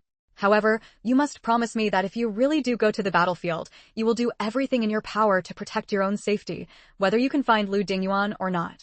I don't want my perfectly good daughter to go out and come back as something less than my whole, complete daughter. Xia Li hadn't expected Xia Zhangguo to agree so easily and was momentarily stunned in disbelief. Recovering, she happily scooted over to Xia Zhangguo, linked her arm through his, and in an exaggerated, coquettish tone said, I knew my dad was the most reasonable, totally different from that stubborn old man from the Lu family. Who else has such an understanding old man? I'd love to have a few more. Xia Zhangguo. Xia Zhangguo shot Xia Li a fierce, disgusted look, but didn't push her away, pretending to be angry as he scolded. What do you think this is, raising cats and dogs? A few more old men. One day without a beating, and you're asking for trouble. Dropping the nonsense his daughter was spouting, he sighed and quietly instructed, let's go home first. If we're out too long, your mother will worry. Whether you can go to the battlefield or not, don't tell her for now, to save her from worrying too. Understood. Xia Li replied in a flat, AI-like voice. Okay, I promise not to mention a word about it at home. Having reached an agreement, neither father nor daughter brought up the topic again, though both had settled the matter in their hearts. Once home, Xia Li's expression immediately darkened. If she and Old Man Lu couldn't reach a mutually satisfactory agreement, Old Man Lu could have kept negotiating with her. But going to her parents? That was just despicable. What kind of proper, high-ranking leader goes to complain to the parents of a subordinate in their 20s instead of properly discussing the issue with the subordinate themselves? That's just inhuman, okay? The more she thought about it, the angrier she became. So, on the next day off, Xia Li casually strolled over to a subordinate brigade on Nanai Island. 3 days later, a combat application from Xia Li for the 3rd Brigade of Nanai Island landed on Division Commander Lu's desk. Division Commander Lu. Division Commander Lu took a deep breath, summoned Xia Li to his office, and lectured her for over an hour straight. Xia Li stood there as if nothing was wrong, her gaze even a bit vacant, clearly letting everything go in one ear and out the other. The more Division Commander Lu saw her like this, the angrier he got. He slammed his hand on the desk several times, bang bang bang, and shouted at Xia Li in exasperation, I'm talking to you. Are you even listening? Xia Li. Xia Li looked seriously at Division Commander Lu, a flicker of confusion in her eyes that quickly turned into exasperation. I am listening. It's just about not letting me go to the battlefield, right? Over an hour and she couldn't remember that one topic? As for the specifics of what he said, she really hadn't been listening. Too noisy. Division Commander Lu, seeing right through Xia Li's thoughts. What to do? He felt even more frustrated now. If only Xia Li were just a soldier under his command and not some researcher, he would definitely make her understand what military discipline truly meant. Chapter 1019, I've arranged other work for you. I'll take you to your post. Xia Li argued with a righteous air, I'm talking to you, are you even listening? Division Commander Lu. If this girl before him were his own daughter or granddaughter, he'd be just like old Xia, unable to keep his shoes on his feet. Old Xia was a man of upright integrity, and Old Li was also a good, pure-hearted comrade of the revolution. How on earth did they raise such a daughter, tough as a rolling knife? He took a deep breath, forcing himself to calm down. Tell me, what exactly were you thinking, actually going to the subordinate brigade to submit an application form? Knowing full well it wouldn't succeed, why are you wasting effort on this? Are you deliberately trying to provoke people? Seeing Division Commander Lu looking like he was about to burst a blood vessel from anger, Xia Li kindly reminded him, making him recognize his own mistake clearly. You could go and tattle to my dad, but I can't find another way? Division Commander Lu. So now your dad is on the same side as you, and the two of you are ganging up to provoke me, is that it? What sin did I commit to run into such a family? Ignoring Division Commander Lu's ugly expression, Xia Li reminded him very sincerely. This time it was an application submitted locally here in Nandao. Next time you snitch on me again, my application will appear in Guangdong province or somewhere else. Unless you can lock me up so I can never get out. As she spoke, she looked at Division Commander Lu with a mix of disdain and frustration. See, you just can't see reason. Look at my dad, how understanding he is. As long as you explain things clearly to him, he even lets his own flesh and blood go to the battlefield. Don't you think, by comparison, you should just approve my combat application for me right now? Division Commander Lu. Division Commander Lu looked at Xia Li expressionlessly, his eyes dark and unreadable, his tone utterly numb. Get out. Xia Li responded perfunctorily, like a worker clocking out, alrighty. With that, she turned and left. After walking out the door, she didn't forget to lean half her body back in, clinging to the doorframe. In her hand, she held a small stack of papers folded into a square, waving them in Division Commander Lu's direction from afar, offering him the most sincere advice with earnest candor. Want it? If you don't let me go, I won't give it to you. You'll never get it. You'd better approve it for me as soon as possible, otherwise it'll just be a race to see which of us can think of a solution faster. I don't believe Lu Dinguan is dead. Even if his ashes come back, I still want to go to the battlefield and see for myself. If this drags on, I'm afraid someone of your advanced age won't be able to hold out. Hearing this, Division Commander Lu's face twisted with anger. He grabbed the teacup by his hand and threw it at her, roaring with a voice full of power from his diaphragm, "Get out of here right now." This shout was extremely loud. Both floors of the office building could hear his furious roar clearly. After Xiaoli left, Division Commander Lu leaned back in his chair, raising a hand to rub his temples hard. He really needed to think of some countermeasures. Otherwise, with this little girl's boundless energy causing trouble like this every day, his old bones didn't have the vitality of young Lu to withstand her, pestering/torment. Xiaoli trained the soldiers under her command in the army for 2 days before she truly understood the real meaning of the phrases, "Ginger is spicier when old," and "a county magistrate is not as effective as the local official in charge." That morning was clear and sunny, the weather in Nandao still scorching hot. Even with the dense forest providing shade, it couldn't prevent the sandy ground of the training field from steaming with heat under the blazing sun, distorting everyone's vision. Ping Yingjun, looking very serious, strode toward Xiaoli, who was pacing back and forth on the training field with her hands behind her back, drilling the troops. He called out loudly, "Xiaoli, come here for a moment." Xiaoli was somewhat puzzled. Ever since her application form was intercepted by Division Commander Lu last time, Ping Yingjun, probably afraid she would seek revenge, hadn't shown his face around her for a long time. He seemed to adopt an attitude of avoiding her whenever possible, as if meeting her might mean being detained by her and never making it to the battlefield. So why was he looking for her now? Xiaoli followed Ping Yingjun to a secluded spot, looking at him with curiosity. "Company Commander, what did you need me for?" Ping Yingjun licked his lips, pressed them together, and sighed. "We agreed before, right? I would submit your application for you, and even if you couldn't go to the battlefield, you wouldn't seek revenge on me. You remember that, don't you?" Xiaoli had never intended to make things difficult for Ping Yingjun and immediately nodded. She said matter-of-factly, "I never thought of making things hard for you, and naturally wouldn't take my anger out on you either. Last time, I only said those things because I had no other choice." Hearing this, Ping Yingjun felt greatly relieved. He looked at Xiaoli with appreciation, reached out and patted her shoulder, then quickly pretended to be very composed and put his hand back. "Since you're so reasonable and understanding, Xiaoxia, I'm relieved. The army has arranged other work for you. I'll take you to your post." "Xiaoli?" "Now." Ping Yingjun kept a straight face, looking stern and unsmiling. "Yes, the order from above is, assume duty immediately." Xiaoli felt something seemed a bit off about this. But since Ping Yingjun had already come with the transfer order to take her away, she naturally couldn't refuse. Calmly following behind Ping Yingjun, the two of them arrived at the office building. Only when they stopped in front of an office door did Xiaoli realize what that sense of incongruity she had been feeling was all about.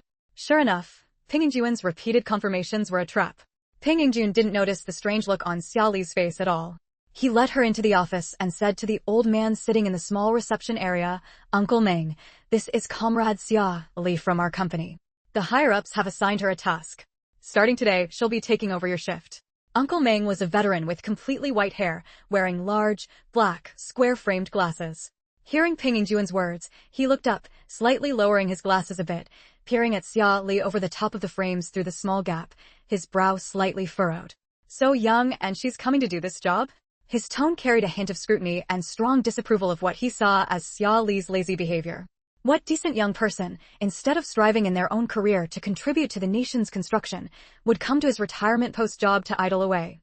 He himself was only assigned to this job, important in a way, yet undeniably a sinecure, after being rehired post-retirement at 60. And now a young person today would come to do this. Warm reminder, the station mail function for logged-in users has been optimized. We can now receive and Chapter 1020. In this entire unit, aside from her being the only naive one, there wasn't a single decent person. Ping Yingjun had a rather good temper, and showed great respect to the veteran before him, who didn't seem to have the best temper. "Didn't you say your health wasn't good and you've wanted to retire for a long time? We're in the middle of a war right now, and we can't find a suitable and trustworthy person on such short notice. So, we can only have Xiaoxia fill in for a while. Once we find the right person later, we'll arrange for someone else to take over here." Old Meng frowned. "Although I'm not feeling well, if the organization needs me, I can still hold on for another year or so." Ping Yingjun immediately frowned, looking at old Meng with disapproval in his eyes.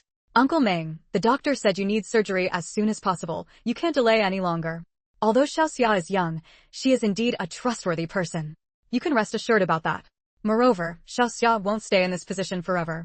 Once we find a suitable person, she will be transferred and won't be held back in her career. Hearing this, old Meng's gaze swept up and down Xiaoli. He then stood up, walked to the cabinet, picked up a set of keys, and with unsteady steps, carried the keys over to Xiaoli. He raised the keys and solemnly handed them to her. These are the keys to our archives room.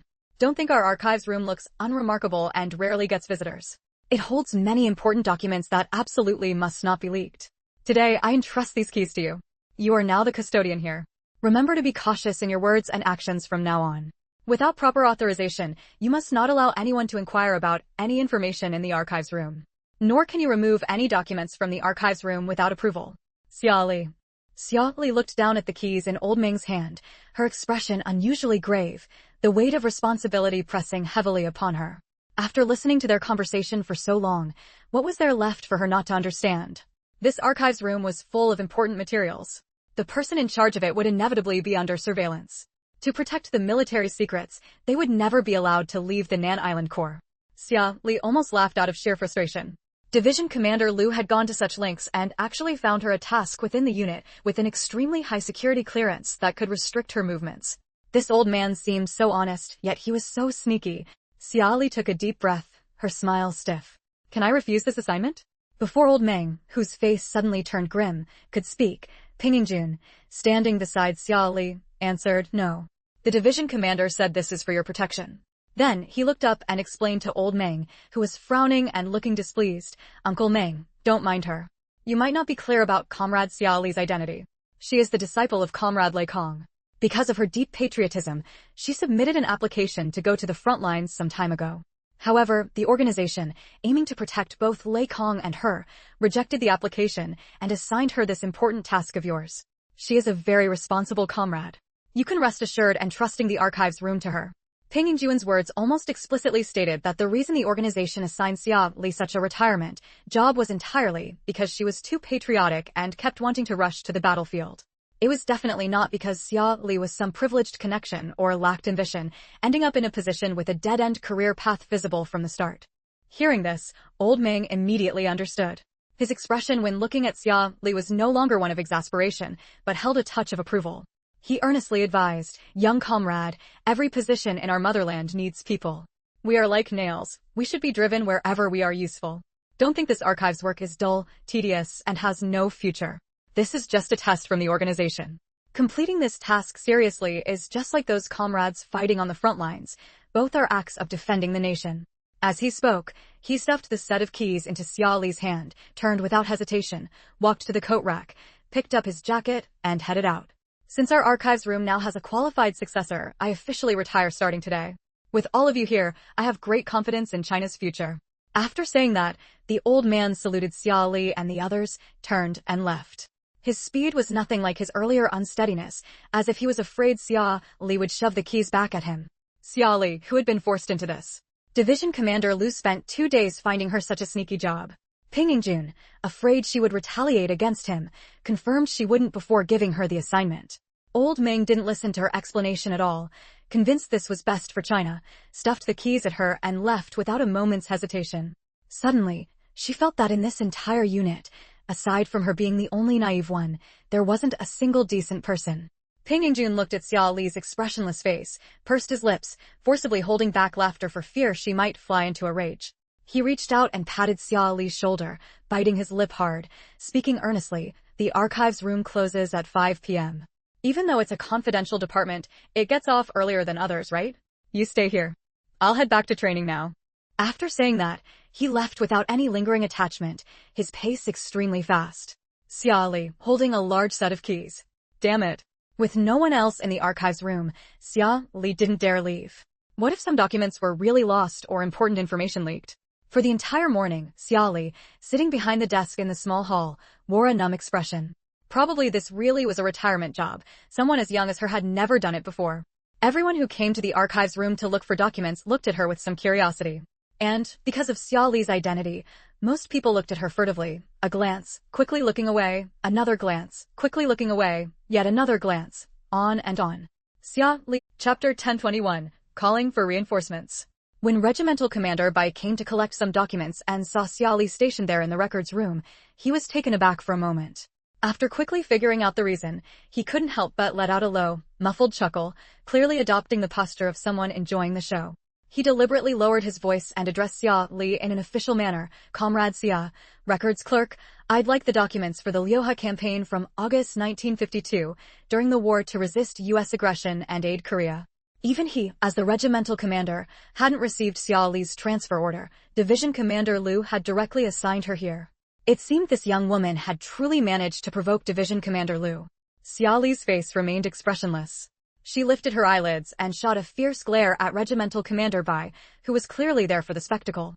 Without moving from her chair, she replied in a completely mechanical tone, "First day on the job, not familiar with the procedures yet. Find it yourself. Make a record when you take it out. If you take the wrong one, bring it back. If you dare steal any, don't blame me for being impolite." She had repeated this line countless times that morning. It was now etched in her memory. The core message was simple. I'm not happy about this, so don't expect anyone else to be. Fortunately, 90% of the personnel at the Nanhai Island Corps were aware of her combat prowess, so no one had been foolish enough to provoke her so far. Regimental Commander Bai wasn't angry. Forcing down his amusement, he replied good-naturedly, "All right, I'll get it myself." With that, he clasped his hands behind his back, deliberately humming a little tune and taking slow, measured strides as he sauntered into the records room. Xia Li, my fists are clenching. What to do? Would hitting a superior officer result in immediate suspension? Maybe even some time off?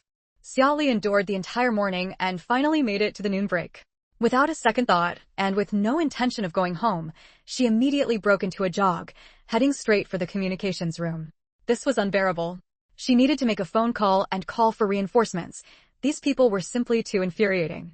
After Regimental Commander Bai left, who knows what he told the others, but many people she knew came to the records room to gawk. Some even went to the records room just to borrow yesterday's newspaper. If she let that sly old fox Lu toy with her like this for much longer, she feared the only way she'd ever get to the battlefield was by fighting her way out of the Nanhai Island Corps. Xia Li arrived at the communications room and said to the young soldier on duty by the phone inside, "I'd like to make a phone call." Internal military phone lines were generally monitored, so the soldier wasn't worried about Xia Li leaking any secrets from the archives. He nodded at her and stepped out of the communications room. Seeing that everyone had left, Xia Li used the cover of her clothes pocket to retrieve a small slip of paper from her space. Neatly written on this slip was a row of phone numbers.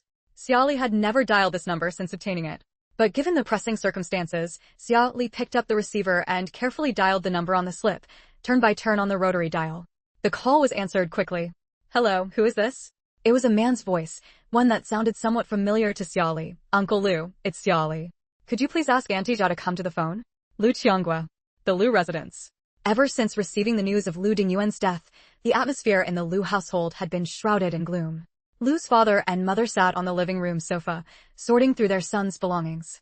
No matter how strong-willed they were, no matter how clearly they understood that going to war carried the risk of death, as parents, they could not bear the grief of losing their child. It was at this moment that Lu Qianghua received Xia Li's phone call. Lu Qianghua was quite surprised that Xia Li would call their home looking for his wife. He turned and gave his wife, Lu's mother, a sum. Chapter 1022, Breakdown. Lu's mother and father were sitting very close together. In those days, telephone receivers were quite loud, so she naturally heard the words, "This is Xia Li," coming from the other end of the line. She knew this was the person her son held dear in his heart. She reached out to take the receiver, but her hand slipped, nearly dropping it to the floor. It was only because old Lu caught it for her that the embarrassment of the receiver hitting the ground was avoided. Pressing her lips together, Mother Lu picked up the receiver and said, "Hello, Comrade Xia. I am Lu Dingyuan's mother. Was there something you needed from me?" From the other end of the line came Xia Li's crisp, straightforward voice, without any hesitation. "Hello, Auntie Zhao. The reason I'm calling is that there's something I'd like to ask for your help with." Mother Lu hadn't expected that Xia Li's call would be to ask for her help. She had thought Xia Li was calling to offer condolences for Lu Dingyuan. It stood to reason that if Xia Li had this number, her son must have given it to her. Her gaze fell on the small bundle on the table, and her eyes slightly reddened.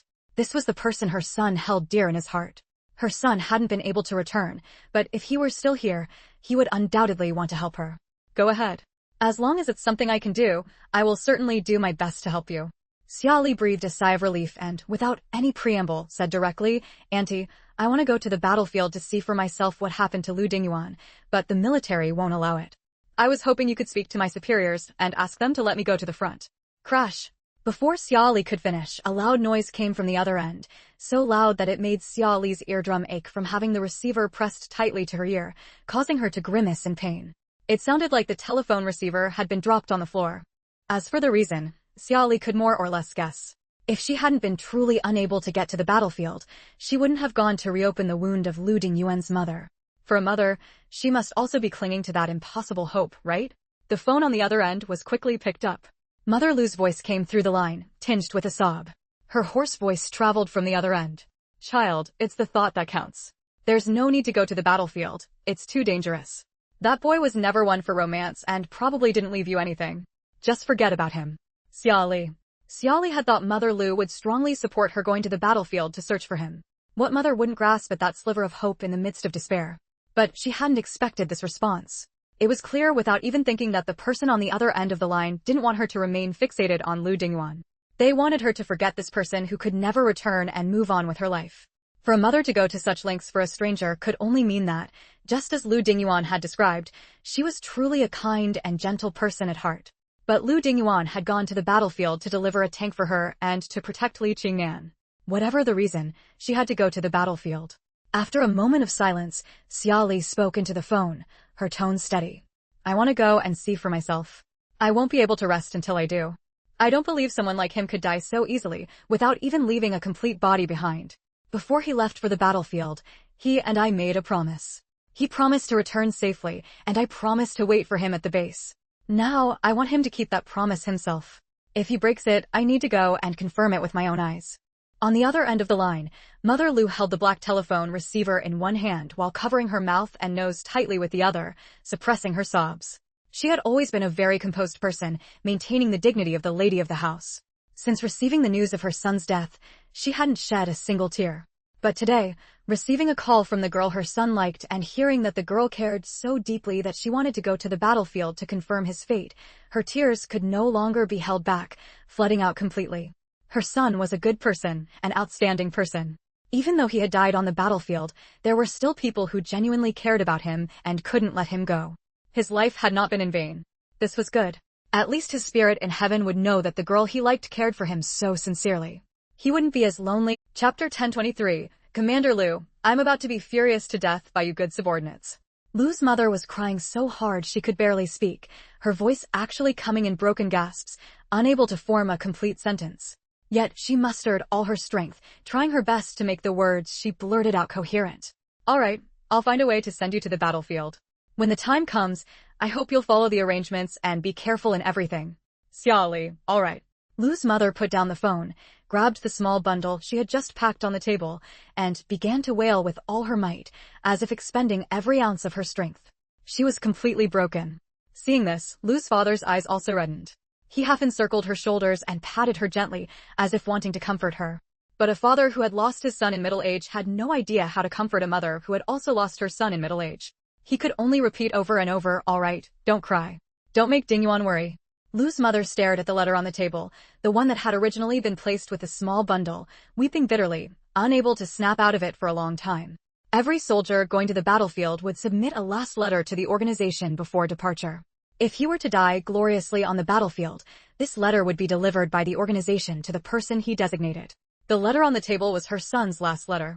In the letter, besides writing about his worries for the family and apologies to his parents and the family elders, there were also apologies to Xiaoli. Only now did Lu's mother learn that her son had once seriously investigated that young girl's family background, 3 generations of ancestors, and all relatives and friends. Because of this, during this tense and fearful period, he had inadvertently implicated that young girl's friend. She also learned that her son, while in the army, always liked to lecture that young girl, yet such a serious person ended up being thoroughly rebuffed by her. Lu's mother didn't quite understand how these two had ended up together. Their relationship was truly like the bickering lovers in operas. There was never a time they didn't argue. But Lu's mother also understood in her heart. In her son's last letter to his family, he clearly wrote about their past interactions, detailing all the ways he felt he had wronged that young girl. He even explicitly stated, for the sake of his unfilial son, he hoped his parents could lend a helping hand if Xiao Li ever encountered danger in the future. He also wanted half the money from his savings account, along with some items, to be given to Xiao Li. At that time, she knew that everything her son wrote was simply to protect that girl, to ensure she would have a good life in the future. Lu's father watched as his wife's sobs gradually subsided, but her gaze remained fixed on their son's last letter on the table, lost in thought. His heart ached with grief, yet he also felt a complex mix of emotions. He sighed and said, that brat, though unfilial, had good taste. Xia is a child who values feelings deeply. If he were alive, I would swallow my pride and help that blockhead win her back and treat her well. He patted his wife's arm, his gaze falling on the small bundle in her arms, and tried to soften his voice as much as possible. Send these things over. It was his last wish. Lu's mother nodded slowly, her voice hoarse and still carrying a hint of a nasal tone. All right.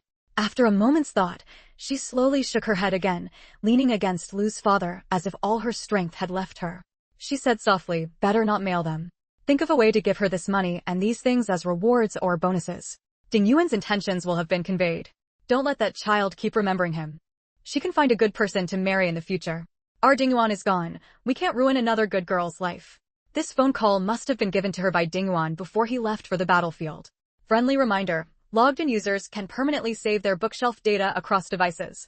It is recommended that everyone log in to use this feature. In Chapter 1024, consider carefully. Division Commander Lu was momentarily surprised before falling into silence. Lu Zhendong was none other than Lu Dingyuan's grandfather. Ever since Lu Dingyuan's sacrifice, no one from the Lu family had pressured him, the leader who had allowed their grandson to go to the battlefield, nor had they made any statement. Just like every ordinary military family member, they grieved for their child's heroic sacrifice, yet they also understood the military's position completely and had never caused any trouble. After such a long time without contact, why was he calling now? Division Commander Lu held great respect for the families of his soldiers who had fallen in battle, especially since this man was a general. When he spoke again, his tone was much more conciliatory. Is there something you need by calling? If you're calling about collecting Lu Dingyuan's personal effects, you can wait until his ashes are returned. He was a soldier of Nandao. The farewell ceremony will be held collectively here in Nandao.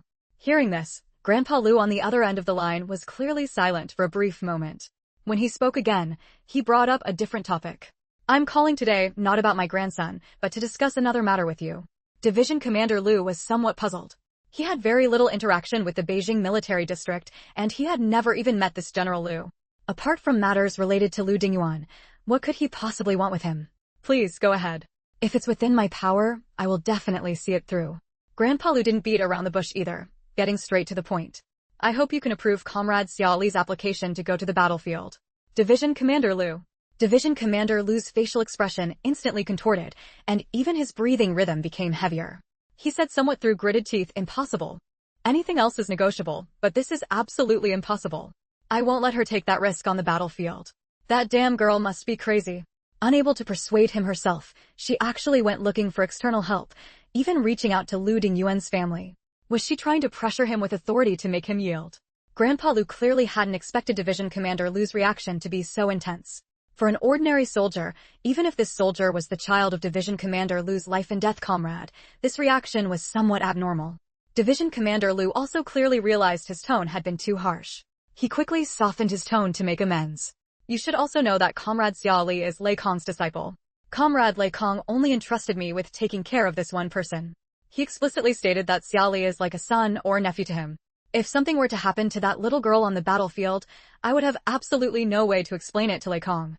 There are so many soldiers up and down China. If there really comes a day when we are short of people, even sending me personally to the battlefield would be no problem. We certainly don't lack one little girl who probably hasn't even fully grown her wisdom teeth yet. Grandpa Lu expressed understanding for Division Commander Lu's reasoning. But he still said in a steady tone, the child called my daughter-in-law a couple of days ago, saying she didn't believe Dingyuan had died in battle and wanted to go verify it herself. Between the lines, it was clear she couldn't accept this outcome. As a soldier, I can understand the grief of the loved ones of the fallen. As Lu Dingyuan's grandfather, I am deeply grateful for this child's sincere devotion. As a general, I recognize this child's military capabilities. If you can agree to let her go to the battlefield, I will assign a few people from my side to protect her and do our utmost to ensure her safety. Division Commander Lu felt somewhat angry inside. The reason Xiaoli could pull strings here and there, frantically stirring things up to get others to act as her pawns and help her get to the battlefield, was entirely because that damn girl was taking advantage of the information gap between everyone else and those of them in the know. She was deceiving those unaware of her identity as Lei Kong's disciple, getting them to help lobby on her behalf. But the problem was, he couldn't possibly reveal Xiaoli's identity as Lei Kong's disciple. He could only swallow this bitter pill in silence. Division Commander Lu absolutely did not want to gamble on that tiny bit of risk. If something really happened to her, what China would lose wouldn't be just a little possibility.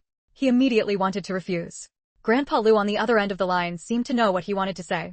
His tone remained unhurried as he said, "Because of that boy, I've paid some attention to Comrade Xiaoli as well. She is a child with very strong opinions of her own. To achieve her own goals, she even called my daughter-in-law.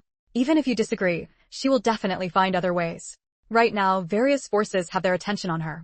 Who knows what they might do? You cannot protect her so comprehensively and flawlessly that there won't be any slip-ups. It's even harder to guarantee that girl won't add fuel to the fire with these forces to achieve her own ends. Since it's impossible to guard against everything, it's better to make all arrangements in advance and keep the situation under control." Division Commander Lu fell silent and didn't reply for a long time.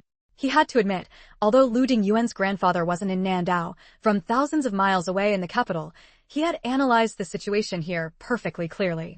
What he said was precisely Division Commander Lu's current pain point. The most hateful thing was Xiaoli, jumping around and causing trouble, completely uncooperative with his actions. He heard she was still in the archives room every day, figuring out how to stir up more trouble. Division Commander Lu felt a headache coming on just thinking about the recent chaos, especially when he thought of Xiaoli's stubborn, headstrong actions. It made him feel even more upset. Indeed, rather than being caught off guard by Xiaoli and others, making all arrangements in advance might be more advantageous for him. However, the risk was too great, making him somewhat hesitant to try. He felt a slight wavering in his heart. Softening his tone, he said to the person on the phone, "I will carefully consider what you've said. If I really do let her go to the battlefield, I will contact you." Grandpa Lu had said what needed to be said. Chapter 1025, The Shocking Bad News. Xinjiao's home. The boiling water on the small stove hissed, its steam causing the lid of the little tin kettle to jump and rattle. Gu Yuni reached out to lift the hot water, slowly pouring it into the thermos. Xinjiao sat in a chair, her brows tightly furrowed, her expression tinged with confusion. She pondered, her voice laced with doubt. Xiaoli was in the military before, and while others paid attention to him, it wasn't as intense as it is now. Why have all these people suddenly started calling Division Commander Lu in droves, wanting to send Xiaoli to the battlefield? Before she suspected Xiaoli might be Lei Kong, no one was hounding Xiaoli relentlessly. But now that she suspects Xiaoli could be Lei Kong and wants to approach him discreetly, to investigate carefully without drawing any attention, these people have all suddenly focused on Xiaoli, making it difficult for them to make a move. It's just too coincidental and too suspicious. Gu Yuni lowered his eyelids, acting as if nothing had happened, and replied in his usual tone, "It's probably because Xiaoli went to the 3rd Brigade to enlist, and the news got out. All the factions want to gauge Xiaoli's importance in Lei Kong's eyes and within the military, which is why they're going to such lengths." Xinjiao nodded slightly, finding Gu Yuni's speculation quite reasonable. She sighed, "It's a shame we can't get too close to her lately. With so many factions watching her, our identities might be exposed. But it's okay if we can't act directly against Xiaoli. We can take a roundabout approach and lure the Xia family out. Then we can arrange a meeting with Xiaoli and fabricate some evidence of treason. For the sake of her life and her family's, she'll have no choice but to agree to come with us." As she spoke, she looked up at Gu Yuni with a smile. "Once we get her back, we can wrap up our mission here in China. It would be a great fortune for us siblings to go to America together. From then on, we'll never have to be apart again." Xinjiao knew very well what Gu Yuni wanted most. He had an almost foolish obsession with family bonds. She had no doubt that as long as she was willing to show him some affection, her foolish younger brother would be endlessly grateful. To achieve her own goals, Xinjiao felt no guilt whatsoever. With his back to Xinjiao, a cold glint flashed in Gu Yuni's eyes. He placed the steaming thermos lid on the thermos, his back still turned to her, his tone perfectly calm. "That might be difficult. Our original plan was to act against the Xia family quietly, but now that they're in the spotlight, we need to plan everything in much greater detail. Moreover, even according to our original plan, we would need at least 4 people to pull it off. Just the 2 of us can't manage it alone. What about our other people in the military? Can we contact them to coordinate the action? With everyone watching Xiaoli now, we only have this one chance to act. We absolutely cannot afford any mistakes." Hearing this, Xinjiao frowned, slightly hesitant. I'm not too sure who that person is. I'll have to ask my dad. Don't worry. Since we've prepared for so long to execute this mission, our superiors will definitely give us their full support. They won't hold us back. Gu Yuni gave a slight nod and said no more. He added casually, as long as we have enough people. It would be a shame if a lack of personnel jeopardized our mission. Midnight. Division Commander Lu lay in bed, one arm bent behind his head as a pillow, his gaze fixed blankly on the ceiling. Only a dim, yellowish bedside lamp was on, casting shadows across his face. Over the past few days, he had received numerous calls, all without exception putting pressure on him to send Xia Li to the battlefield. Even his direct superior had called, practically accusing him of unfairness in his duties. Division Commander Lu wasn't afraid of pressure. Even under immense pressure, he, a man alone, was willing to risk his old life to protect Xia Li. The problem was, the greater the pressure from above and the more attention they paid to Xia Li, the more he was. Chapter 1026. How dare they? An expert, founder, and leader in China's missile, aerospace materials, and process technology fields was brutally beaten to death by thugs who kicked down his door and stormed into his home in the capital, right in front of his 3 children. At the time of his death, his white shirt was stained with blood, his gray trousers were smeared with grime and dirt, and his face was bruised black and blue. In an instant, this news sent shockwaves through Division Commander Lu's heart. Shock, sorrow, fury, dread, and hatred instantly flooded his chest, leaving his mind blank, his spine rigid, and his back soaked in cold sweat. For a moment, he felt his blood run cold, his hands and feet turning icy. He was completely unable to think, nearly fainting on the spot. This is simply too brazen. These people, they are not human at all. That was a national treasure-level research scientist. How on earth did they dare? Who gave them the right? He had already retreated to his own home. They actually broke in and beat him to death. Is there no justice left in this world? Within just half a year, 3 meritorious scientists who had made outstanding contributions to China's modern science and technology endeavors had died unnatural deaths one after another, bringing endless disaster and grief to their families and to China. How could this not make people sigh with profound regret? As an old revolutionary who genuinely cared for China's development, Division Commander Lu felt an inexpressible fury upon hearing this terrible news. Following closely was a wave of heart-pounding, chilling fear. Although Xia Li was in the military, the known big fish within the army had not yet been caught, and there might be others, hidden even deeper, whom they had not detected. Personnel from the organization had already gathered intelligence that certain interested parties had begun to suspect Xia Li's identity. Some outlandish speculations even guessed that Xia Li was Lei Kong's illegitimate daughter, which was why the Nan Island Corps was protecting her so vigorously. If things continued this way, it would only be a matter of time before people uncovered Xia Li's true identity. Anxiety and unease churned in Division Commander Lu's heart. He slumped into the chair in his study, squeezing his eyes shut tightly. Even though the central leadership was furious about this incident and had meted out severe punishment to those rioters, with the outside world in such chaos, who could guarantee it wouldn't spread to Nan Island again? If things continued like this, he might truly be unable to protect her. In that moment, Division Commander Lu understood many things clearly. He let out a long, helpless sigh from the depths of his heart. The China he had always wanted to protect, how had it become like this? That very morning, Division Commander Lu sent someone to relieve Xia Li from her duty and called her to his office. Division Commander Lu's office was in the innermost room, also the largest in the entire office building. It was somewhat distant from the other offices, making it the quietest of them all. When Xia Li entered, she saw Division Commander Lu sitting behind his desk, his head slightly turned to look out the window, his face filled with a desolate, deathly stillness. Xia Li didn't understand why the old man, so full of life just days ago, had become so listless today. She felt somewhat puzzled. Division Commander, you wanted to see me? Division Commander Lu turned to look at Xia Li and gave a slight nod. He no longer had the energy to nitpick about how Xia Li called him Uncle Lu when she needed something from him or was happy, but addressed him as Division Commander when she was unhappy or wanted to oppose him. Chapter 1027. A mother worries when her child travels 1,000 miles. Battalion Commander Lu knew Xia Li was clever and must have guessed his intentions, which was why she was obediently listening to him and sitting properly. Otherwise, this little girl would have already been jumping up and down in front of him. He didn't beat around the bush either and laid down 3 rules for Xia Li right away.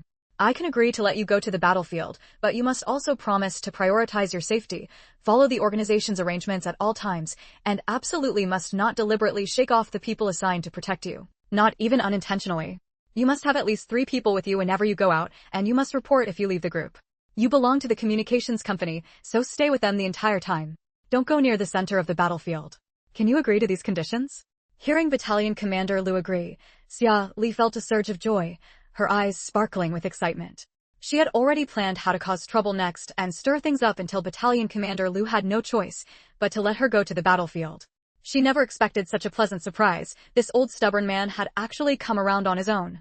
Immediately, she promised cheerfully, so it's just about bringing people along, not leaving the main group, and asking for leave if anything comes up? No problem at all. Battalion Commander Lu watched her delighted, exuberant expression and felt even more exasperated. He waved his hand impatiently at her. Hurry up and go. Go back and pack your things properly, and say a proper goodbye to your family. Don't let your parents worry. That's what he said, but Battalion Commander Lu also knew very well, what parent wouldn't worry when their child went to the battlefield. It was just that he was too troubled by the news he had received that morning and had no desire to deal with this troublesome child right now. Xia Li had no idea that Battalion Commander Lu had called her in such a hurry and agreed to let her go to the battlefield precisely because he had been shaken by the morning's news. Having received the confirmation, Xia Li walked home with light, brisk steps to pack her things, not even bothering to go to work. The Xia household. Xia Zhengwo saw his daughter bouncing home in high spirits and felt somewhat puzzled. He glanced at the time. It was only 8:30 in the morning. She had just started work not long ago. It was absolutely impossible for her to be off work already. He knew his daughter well. Although she was a bit mischievous, sharp-tongued, and never liked to suffer losses, she was definitely a responsible person who wouldn't abandon her duties. A sudden, heavy feeling, as if weighed down by Mount Tai, pressed upon Xia Zhengwo's heart, along with a sense of resigned understanding. He looked at his daughter with a serious expression. Did Battalion Commander Lu agree? Xia Li nodded. He agreed. Li Xiaoli was confused. Agreed to what? Xia Zhengwo remained silent. Xia Li blinked, strode over, and sat down beside Li Xiaoli, pretending to be casual. Battalion Commander Lu agreed to let me go to the battlefield. What? Li Xiaoli, usually such a steady person, couldn't help but exclaim in shock upon hearing Xia Li's words. She looked at Xia Li with disbelief, a barely perceptible tremor in her voice. Aren't you a researcher? Why do you have to go to the battlefield? Seeing her mother so agitated, Xia Li could only pat her back gently, trying her best to soothe her. I'm just going this time to identify a body. I should be back very soon. And I heard from Battalion Commander Lu that he'll arrange several bodyguards for me.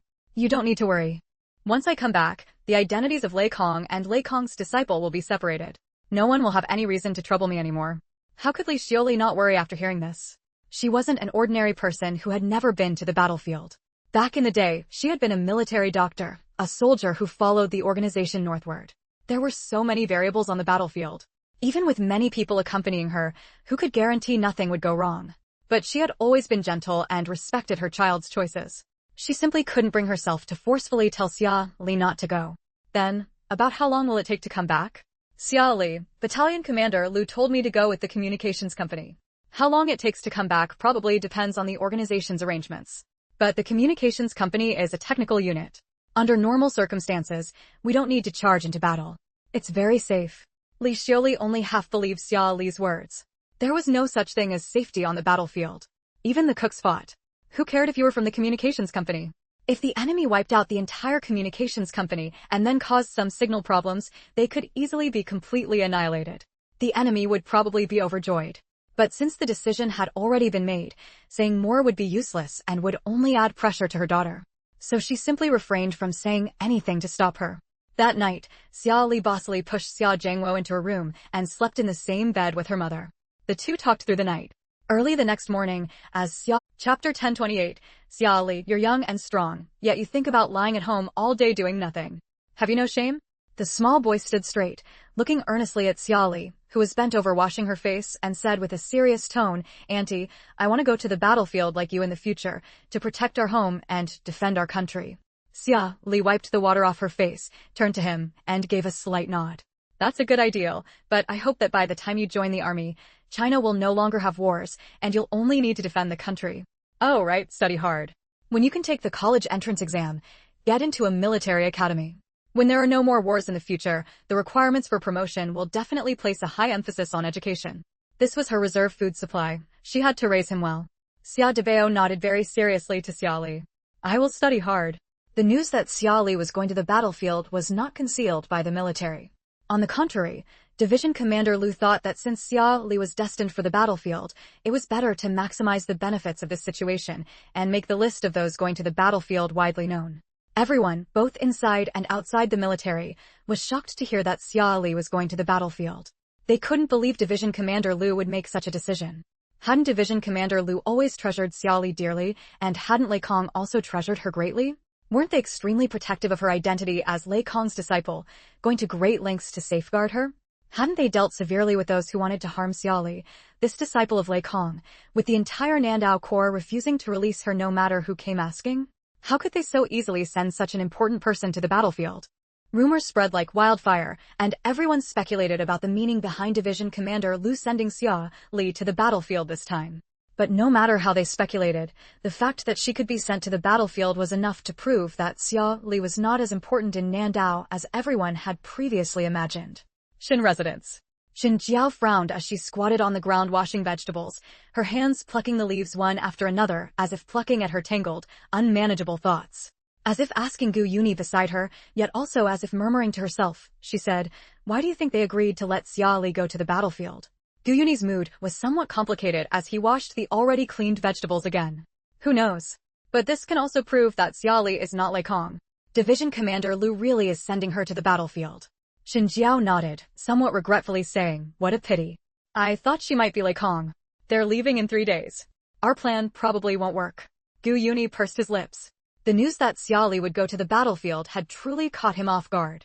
He didn't know what Division Commander Lu was thinking, doing something so irrational. How could he be so easily swayed? Not knowing what thought crossed his mind, his expression turned somewhat unpleasant as he echoed, "It really is a pity."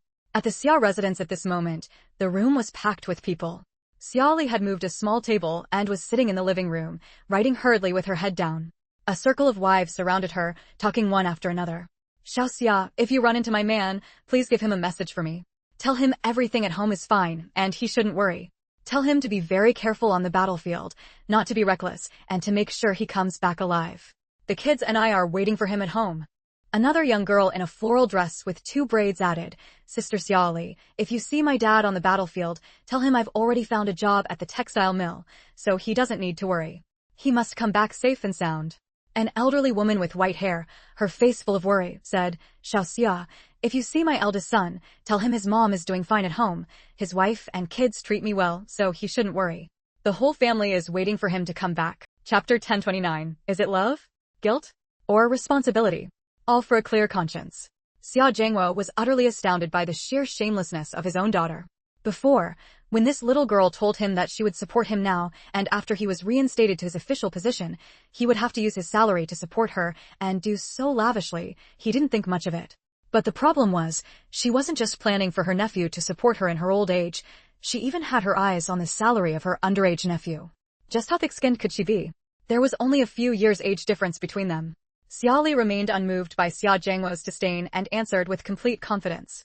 "Children need to be cultivated from a young age. It's too late to manage them once they've grown up. Look at my second brother, then look at me. Don't you think my words make a lot of sense?" Even though she wasn't the original owner's temper was even worse than hers, entirely spoiled by Xia Zhengguo. Xia Zhengguo was quite angry hearing about his second son, but after hearing the latter part of her sentence, his feelings became even more indescribably complicated. He gave Xia Li a strange look up and down, ultimately deciding he didn't want to say another word to this troublesome child. Whatever, let it be. This was a matter between the aunt and nephew. Who told Debeo to be willing? Seeing that she had rendered her father speechless, Xia Li was very pleased. She happily started cracking melon seeds, supervising her eldest nephew as he worked. When sister-in-law Bai arrived, this was the bizarre scene she encountered. Clearly, the sisters-in-law from the army had come to find Xia Li to relay messages, yet in the end, the one working was Xia Li's very studious eldest nephew. This little Xia was quite good at ordering children around. Standing at the main gate and seeing the house was truly too crowded, she didn't push her way in. She called out to Xia Li, "Little Xia." Seeing it was sister-in-law Bai, Xia Li maneuvered around the queue of people in the house, forcibly squeezing her way out of the crowd. "Sister-in-law, what's the matter?" Sister-in-law Bai said with a smile, "Isn't it that you'll be heading to the battlefield in 3 days? I was thinking, although the number of people going to the battlefield this time isn't as many as the previous batches, it's still quite a few. How about we start taking photos tonight?" Xia Li had no objection to this. The number of people going to the battlefield this time wasn't as large as when Lu Dinguan and the others went, so it would probably take about 2 days to finish photographing everyone. Previously, she thought they could take the photos on the last 2 days, finishing just before heading to the battlefield. But now that sister-in-law Bai had come to find her, starting 1 day earlier was also fine. Alright, let's go tonight after dinner. Mu Kajin isn't home, so it wouldn't be good for us to go to his place to take photos. Should we change locations? Sister-in-law Bai immediately said, that's fine. Let's take them at my place. I'll go back and tidy up. Xiao Li, okay. That very night, Xiao Li resumed her old trade, once again taking photos for the soldiers heading to the battlefield. This photo session was completely different from previous ones. Before, when Xiao Li took photos, because there were so many people, Xiao Jiangwo and his wife never came to participate. But this time was different. While Xiao Li was taking photos, Li Xiuli was by her side the entire time, bringing her tea and water, wiping sweat from her daughter's brow, and occasionally feeding her daughter a few bites of cake. Although Xiao Jiangwo didn't say anything, he was constantly assisting Xiao Li, handing over film, collecting used film, and even helping smooth out the wrinkles on the backdrop cloth behind the photography subjects. Xiao Li took in all her parents' actions. Although she didn't say anything, her heart also felt somewhat unsettled. She knew her parents couldn't bear to part with her. But Lu Dinguan had gone to the battlefield for her, to ensure the tank she developed wouldn't encounter any problems on the way, wasting her efforts, and also to protect Li Qingnan. After spending several years together day and night, even if they were constantly at odds, it was impossible not to develop some feelings. If she didn't see Lu Dingyuan's body with her own eyes, she felt her conscience would be troubled for the rest of her life. She couldn't tell her parents not to go to the battlefield. She could only harden her heart, avert her gaze. Chapter 1030. The future mother-in-law is here. As soon as Xia Li returned home, she saw an elegantly dressed, dignified, and beautiful woman sitting sideways on their sofa. Her attire was very refined and modest, with a classical touch. Her mother was extremely warm towards the woman, even making her a cup of strong brown sugar water. Her father was also sitting some distance away from the woman, chatting happily with her. Xia Li. Who is this? A relative of theirs? That shouldn't be. Her parents' identities and whereabouts were completely confidential, right? How could a strange woman suddenly appear at home? Could it be Division Commander Lu's second spring? The dignified woman immediately stood up and went to greet Xia Li as soon as she saw her return. Her gaze towards Xia Li was filled with a multitude of emotions. So much so that even Xia Li couldn't discern exactly what she was thinking. She could only sense that the woman seemed both very happy and deeply saddened. That intense and profound emotion was highly contagious, making others feel a bit sorrowful as well. The woman walked up to Xia Li, took her hand, and said with a voice full of joy yet unable to conceal a sob, "This must be Lily, right? She's so beautiful." Seeing Xia Li's confusion, she quickly introduced herself. "I am Lu Dingyuan's mother. You can just call me Annie Zhao." As she spoke, she took a small golden box from her pocket and handed it to Xia Li. "Auntie doesn't have anything good to give you for our first meeting. Keep this little thing to play with, just as a memento." This was Xiao Li's first time meeting Lu Dingyuan's mother, and she couldn't help but feel a sense of wonder. Such a dignified and graceful person, and her husband is such a shrewd old fox. How did these two raise someone as stubborn as Lu Dingyuan? She immediately raised her hand to push the wooden box back, hurriedly refusing. "It's too precious. It wouldn't be appropriate for me to accept it. Please take it back." Then, she changed the subject. "Auntie Zhao, when did you arrive?" Joking aside, even if she knew nothing about antiques and couldn't tell good from bad, she still recognized Nanmu wood with its shiny, golden hue. There was no way something like this could be cheap, let alone whatever was inside such an expensive box. The relationship between their families really wasn't at that level. Seeing Xia Li refuse, Lu's mother felt a slight disappointment. She subtly tightened her grip on the box and took it back. She simply followed Xia Li's change of topic and continued, "I arrived this afternoon. Knowing you're going to the battlefield, I brought some essential items for you, just a small token of my appreciation. The things aren't expensive. If you won't even accept these after doing so much for Dinguan, I'd feel too guilty. Please take them."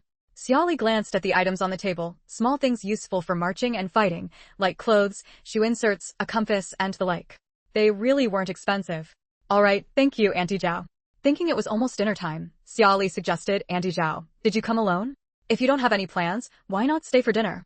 Lu's mother had come mainly to meet this daughter-in-law who was fated yet not meant to be. Hearing this, her eyes immediately reddened. Okay. She knew she shouldn't get too emotional at the Xia family's home, so she quickly composed herself and turned to Xia Jiangwo, the head of the Xia family, saying, "Brother Xia, would it be convenient to host 2 more people for dinner tonight?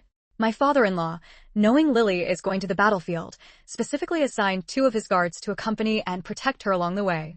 I thought it would be good for Lily to get to know them in advance so they won't be complete strangers when they're actually on the battlefield. Friendly reminder. Chapter 1031. A good match hard to secure. None of the Xia family had expected that the Lu family would know Xia Li was going to the battlefield and would even prepare 2 guards for her. Could the guards by a general's side have poor skills? For a moment, the old couple didn't know what to say, and their attitude towards Lu's mother immediately improved even more. Xia Zhangwo quickly said, "All right, I'll definitely host everyone well tonight. Sister, just say whatever you want to eat, and I'll have your sister-in-law make it for you." Li Xiaoli also chimed in, "Yes, just say whatever you want to eat. I'll have Lily go buy groceries right now." The young soldier who bought groceries for their family only bought enough for the 4 of them. Now with 3 more people, they definitely needed to buy more. Lu's mother, harboring the intention of having the 2 bodyguards quickly build a good relationship with Xia Li so they would be effective when needed, naturally wouldn't stand on ceremony and object at such a time. She immediately said, "Sister-in-law, you can arrange it as you see fit. I'll help you with the preparations later." The 3 middle-aged and elderly people exchanged polite words, discussing what dishes to make for the evening. Before Xia Li could even get a word in, let alone have any say in choosing the dishes, she was shooed out to buy groceries. Xia Li. Her family's status plummeted, about to drop below Xia Debeo's. This meal was enjoyed by both hosts and guests. The 2 guards sent by Grandpa Lu, one surnamed Yang and the other surnamed Na, were both dressed in standard military attire. They weren't the type who looked broad-shouldered and thick-bodied at first glance, but rather had muscles without appearing overly bulky. Xia Li, being someone who frequently fought others, could tell at a glance that these 2 had very well-proportioned muscle lines, indicating they had certainly undergone extensive professional training. Upon closer inquiry, it was indeed as she had suspected. Both of them came from families with ancient martial arts backgrounds and had been learning martial arts from their families since they could walk. Xia Li clicked her tongue inwardly. The treatment of a general is really good. Look at these 2, and then look at Zhao Chang. Both are bodyguards by one side, but the contrast is striking. Although Xia Li was quite interested in ancient Chinese martial arts and wanted to spar with these 2, as long as her brain wasn't broken, she wouldn't do something as idiotic as dragging the 2 bodyguards into the yard to fight them on the first meeting with Lu's mother, who had just brought them for her protection. She finished the meal very obediently, and the 2 bodyguards left first. Xia Li said to her parents and Lu's mother, who were chatting, "Dad, Mom, Auntie, you all chat here first. I'm going to go take their photos now." Lu's mother, having just arrived today, knew nothing about the affairs on Nan Island and was somewhat puzzled upon hearing Xia Li's words. "What photos?" Li Xiaoli explained to her, "Isn't it that many people on our Nan Island are going to the battlefield? Lily knows how to take photos, so the army arranged for her to take photos of the soldiers going to the battlefield. It's been like this for the past few days. Sister, would you like to go along and take a look?" The Xia Zhangwo couple understood clearly in their hearts that Lu's mother had come this time to see their daughter, and might even regard their daughter as the daughter-in-law who never made it through the door. With only one child in the family, now gone, they would do the same if they were in her shoes. Any trace of their son having once lived would bring immense joy to a mother who would spare no effort.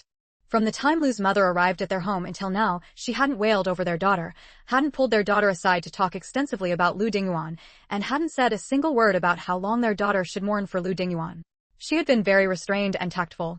Naturally, the couple wouldn't make things difficult for Lu's mother and generously extended the invitation. Lu's mother naturally agreed happily.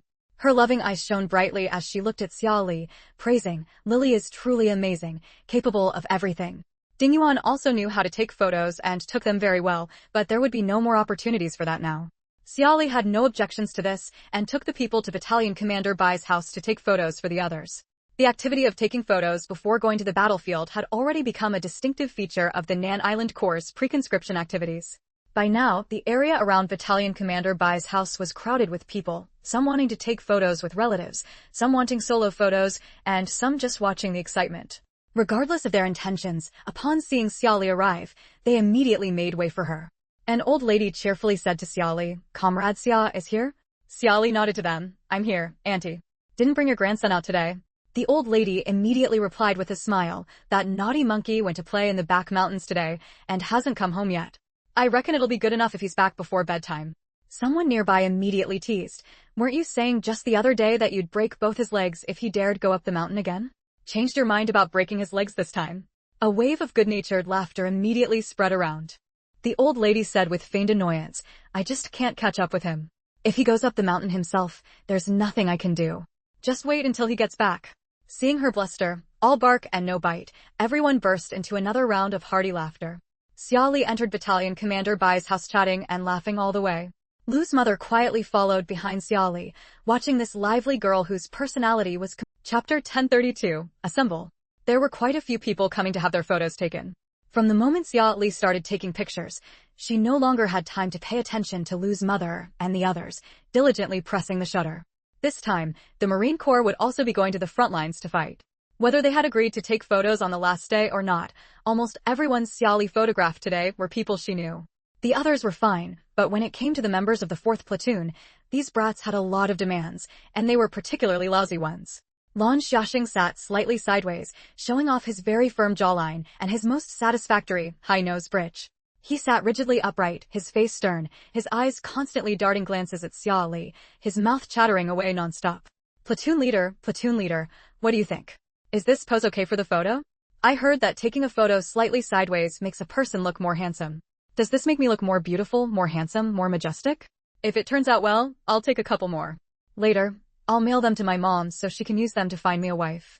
Xia Li simply felt there were too many points to even begin. She said irritably, why don't you tilt your head at a 45-degree angle, hold a bouquet of flowers, and go all out for the atmosphere? And slightly sideways for more beauty, handsomeness, and majesty? Don't you have any self-awareness about what you actually look like? It wasn't that Lin Xiaoxue was unattractive, but he didn't have the currently popular look of thick eyebrows and big eyes, the kind of man who appears very square-jawed at first glance. Instead, he had slightly upturned phoenix eyes and a somewhat feminine appearance. With that kind of look, to appear majestic in a photo, he'd probably need to be shouldering a rocket launcher. Lin Xiaoxue had long been accustomed to Xia Li's sharp tongue and didn't take their platoon leader's rather unpleasant words to heart at all. Hearing Xia Li's words, his eyes immediately lit up. His gaze swept around the room, spotted a vase, quickly ran over, grabbed the bunch of daisies from the vase, went back, and sat down sideways again, even tilting his chin to a 45-degree angle. Come on, platoon leader, take it quickly. Xia Li. Sometimes, being the one to take photos for these exasperating guys is quite helpless. At least when that living llama, Lu Dinguan, was around, others, fearing his dark expression, wouldn't dare act so recklessly. She really felt like smashing the camera in her hand into Lin Xiaoxue's face. And as it turned out, some service-oriented jobs just shouldn't be done for people you're too familiar with.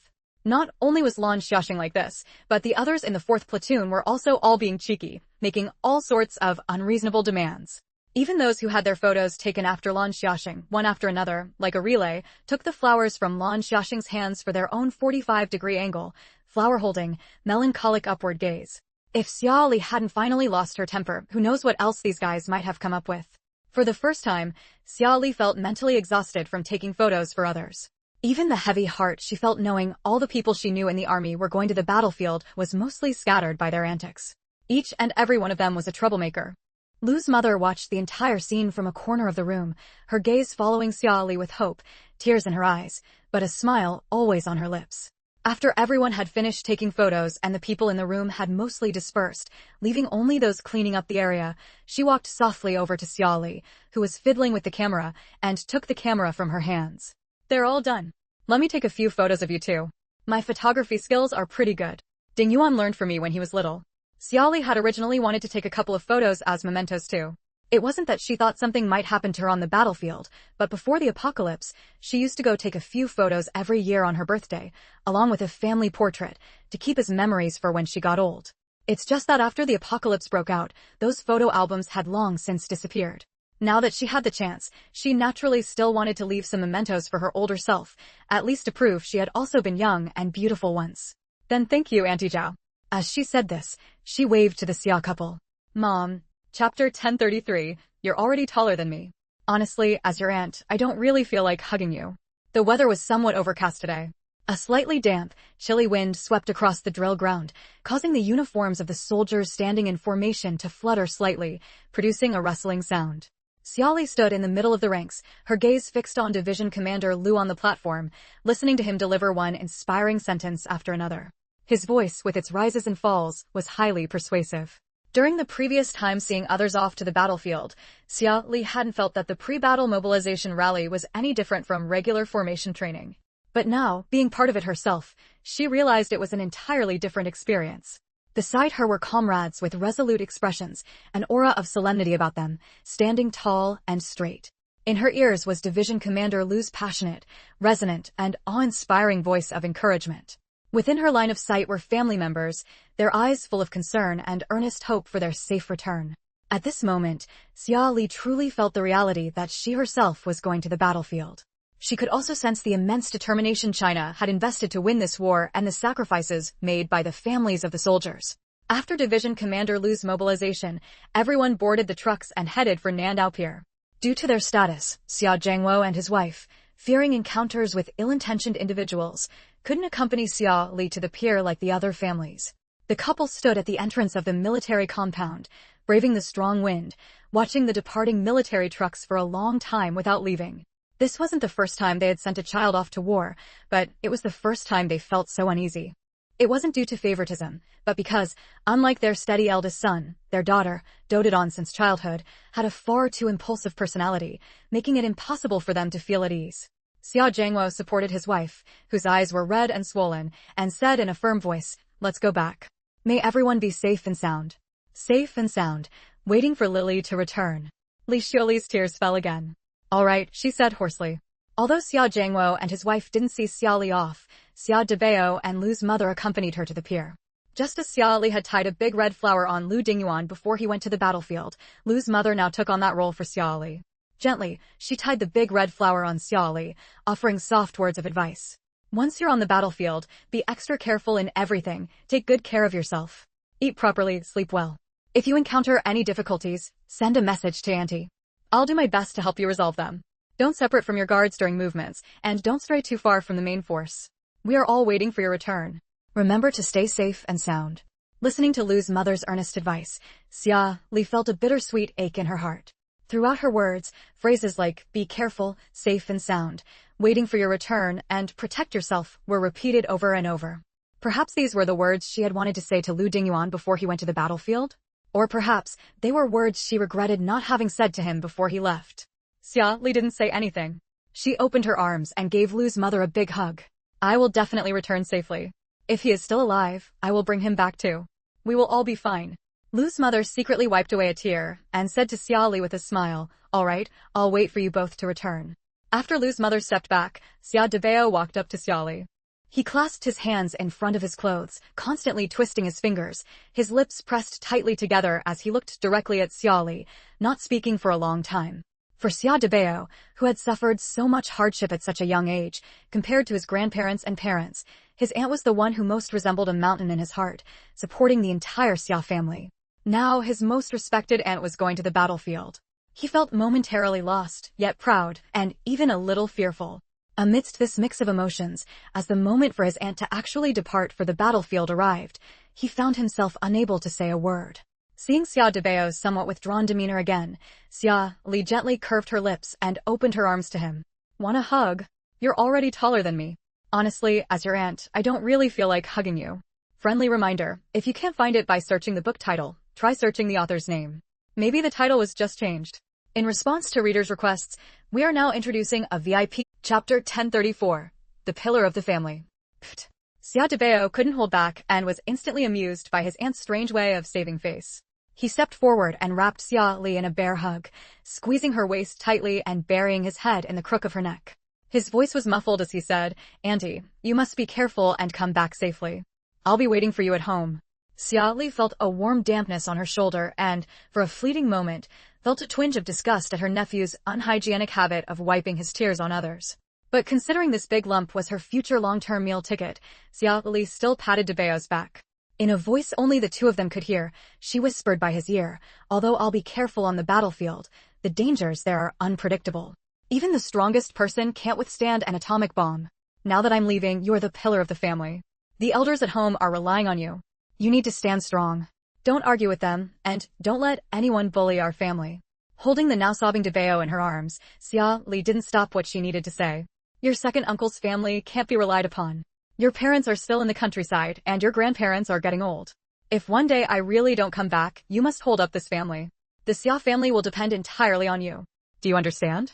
Xia Debao fought back his tears, pulled away from Xia Li's embrace, and took 2 steps back.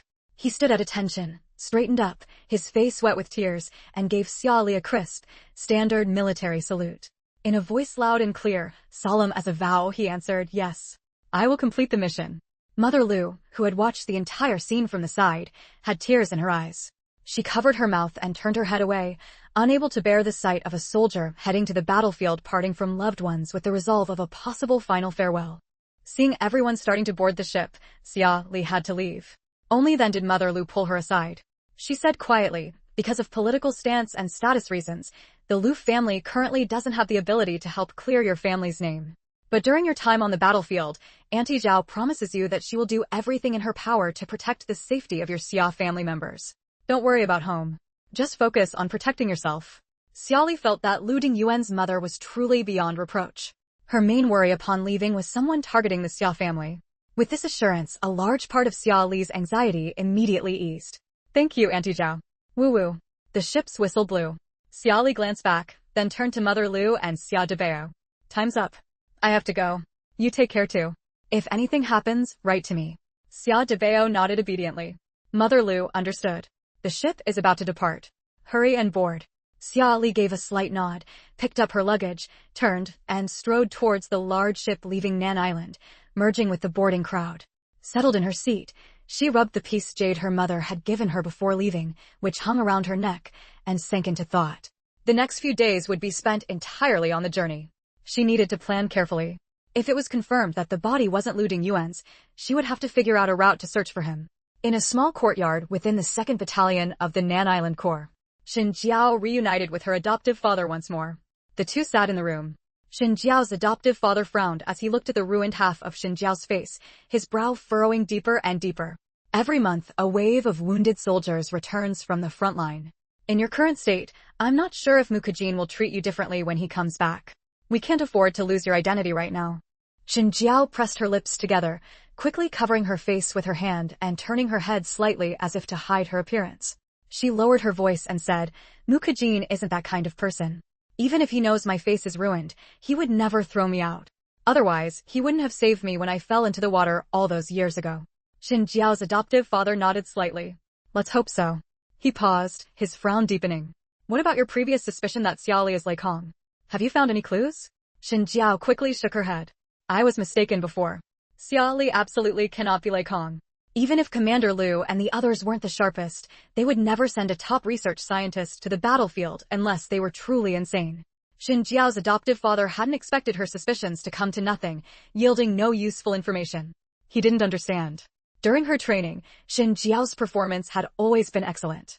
Even later, when infiltrating the military district with Mukajin, she had demonstrated remarkable skill. So why did she keep stumbling whenever Xia Li was involved?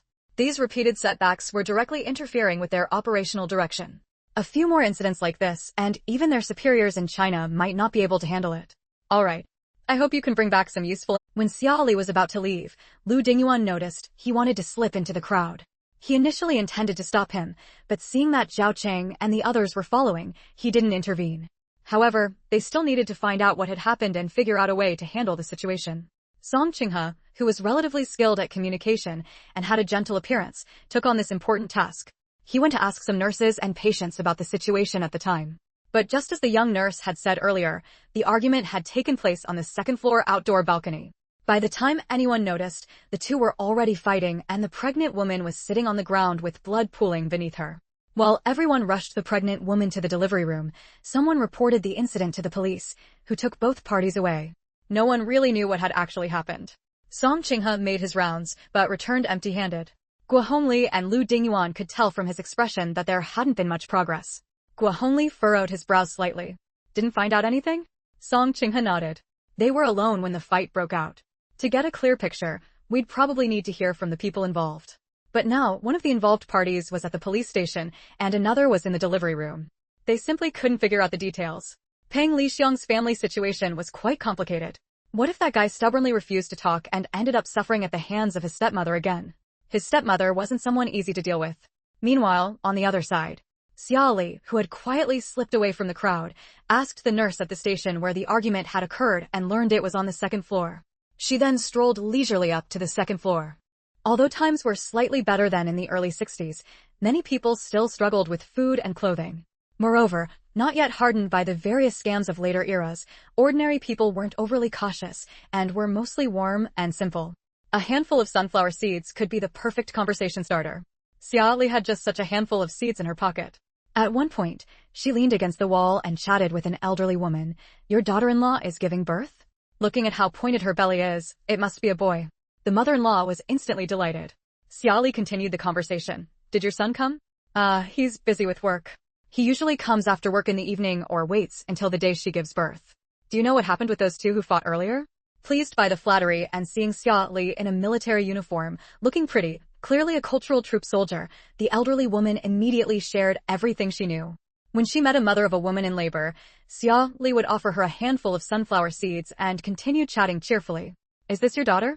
If the mother seemed gentle and soft-spoken, she'd add, "She looks strong and healthy, must be easy to care for. Surely her in-laws value her greatly." If the mother appeared more sharp-witted, she'd switch tactics. "Your daughter looks outstanding, must have a good job, right? For such a wonderful girl to go through so much pain to give her in-laws a child, they must dote on her endlessly." With these two approaches, she usually managed to win over the mothers. Xia Li inquired slowly, as if just making casual conversation. "I heard there was a fight on this floor around noon. What happened?" Having chatted with Xia Li for so long, the elderly women had let their guard down and mostly answered whatever she asked. If she encountered the woman in labor herself or her sisters, sisters-in-law, or other female relatives, Xia Li had another set of tactics. Though she usually didn't bother pleasing others, when it came to digging for gossip, she was remarkably smooth, almost always successful. Indeed, she managed to chat with nearly every young and older woman on the entire floor.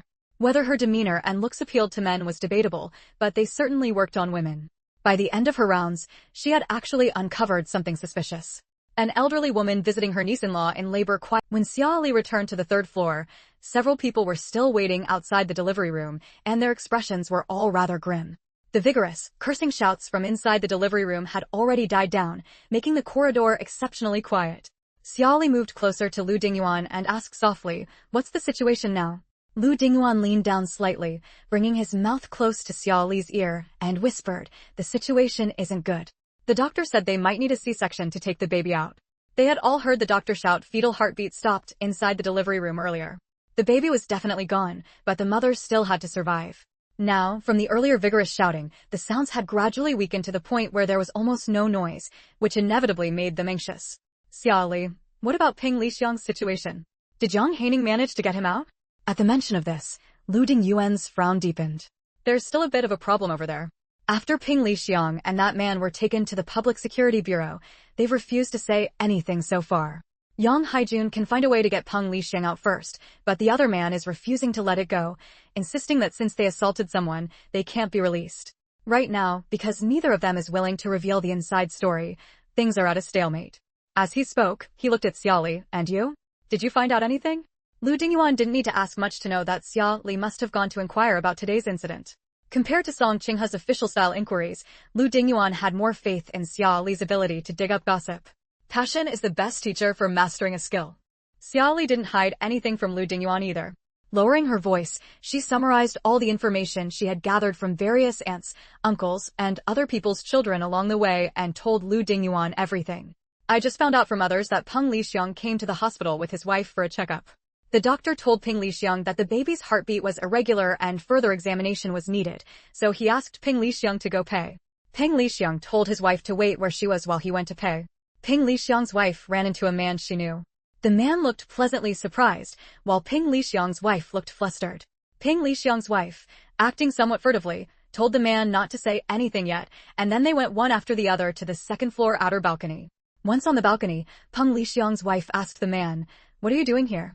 The man told Ping Lixiang's wife, "I just came to the hospital to visit my cousin and her newborn nephew. I didn't expect to run into you." Ping Lixiang's wife said she came with her husband and told him to leave quickly, so Ping Lixiang wouldn't find out. The man questioned Ping Lixiang's wife, "Why haven't you divorced him yet? We even have a child together. Why don't you leave him and come with me? You don't like him anyway. It was your family who forced you to marry him." Ping Lixiang's wife said it wasn't possible. Even though Peng Lixiang wasn't favored by his father, his family conditions were good, and he himself was promising. Their child would have better prospects with him, and might even become a high-ranking official in the future. If she left with the man, their child would have no backing in the future, would suffer a lot, and it would be detrimental to their future. The man said he didn't want Peng Lixiang's wife to stay with Peng Lixiang. Even if it was for the child's sake, it was too unfair to her. He didn't want his own child to call another man dad. Peng Lixiang's wife told the man to consider it all for the child's sake. In reality, not long after the two had gone to the balcony, when Peng Lixiang's wife was telling the man to leave, Peng Lixiang was already standing behind the balcony door and had heard their entire conversation. After that, Peng Lixiang charged straight onto the balcony and started fighting with the man. Peng Lixiang's wife was frightened and fell to the ground. Later, doctors and nurses came and took her to the delivery room. The two men, locked in a fierce struggle, couldn't be separated, so Lu Dinguan leaned close to Xiao Li's ear, lowering his voice to a whisper only the two of them could hear. Li Xiang's family situation is a bit special. Li Xiang's father and his stepmother are a remarried couple. After they married, they had other children together. Because of some issues related to Li Xiang's birth mother, his father doesn't think much of Peng Lixiang and favors the younger son instead. That stepmother of his isn't an easy person to get along with. Since he was little, she's given him no end of trouble.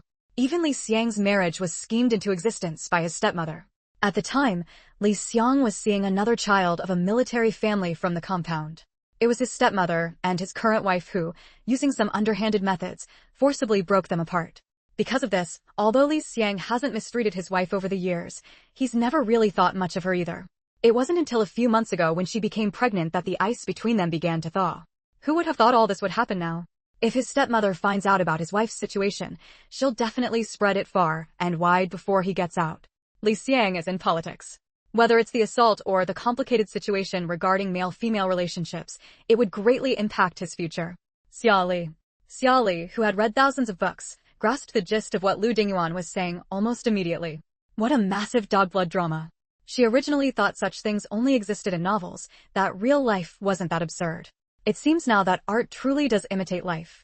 Another fight over inheritance? Lu Dinguan felt that Xiao Li's use of the word another was particularly pointed. It seemed to be a veiled jab at Wang Xiaoning, who had offended her a couple of days ago. But Lu Dinguan still nodded. Although Li Xiang's father doesn't treat him well, Li Xiang is accomplished. His father may not favor him, but he takes pride in him. If the family assets were ever divided up one day, Li Xiang would definitely get his share. I suppose as Li Xiang's father gets older, his stepmother is getting anxious too. Some things Lu Dinguan couldn't explain too deeply to Xiao Li. That stepmother of Li Xiang's had done plenty of disgusting things to him since he was a child. He even suspected that if Li Xiang's stepmother found out now that Li Xiang's wife was hospitalized and Li Xiang was in jail, it would be even harder for them to get him out. After all, he really did hit someone.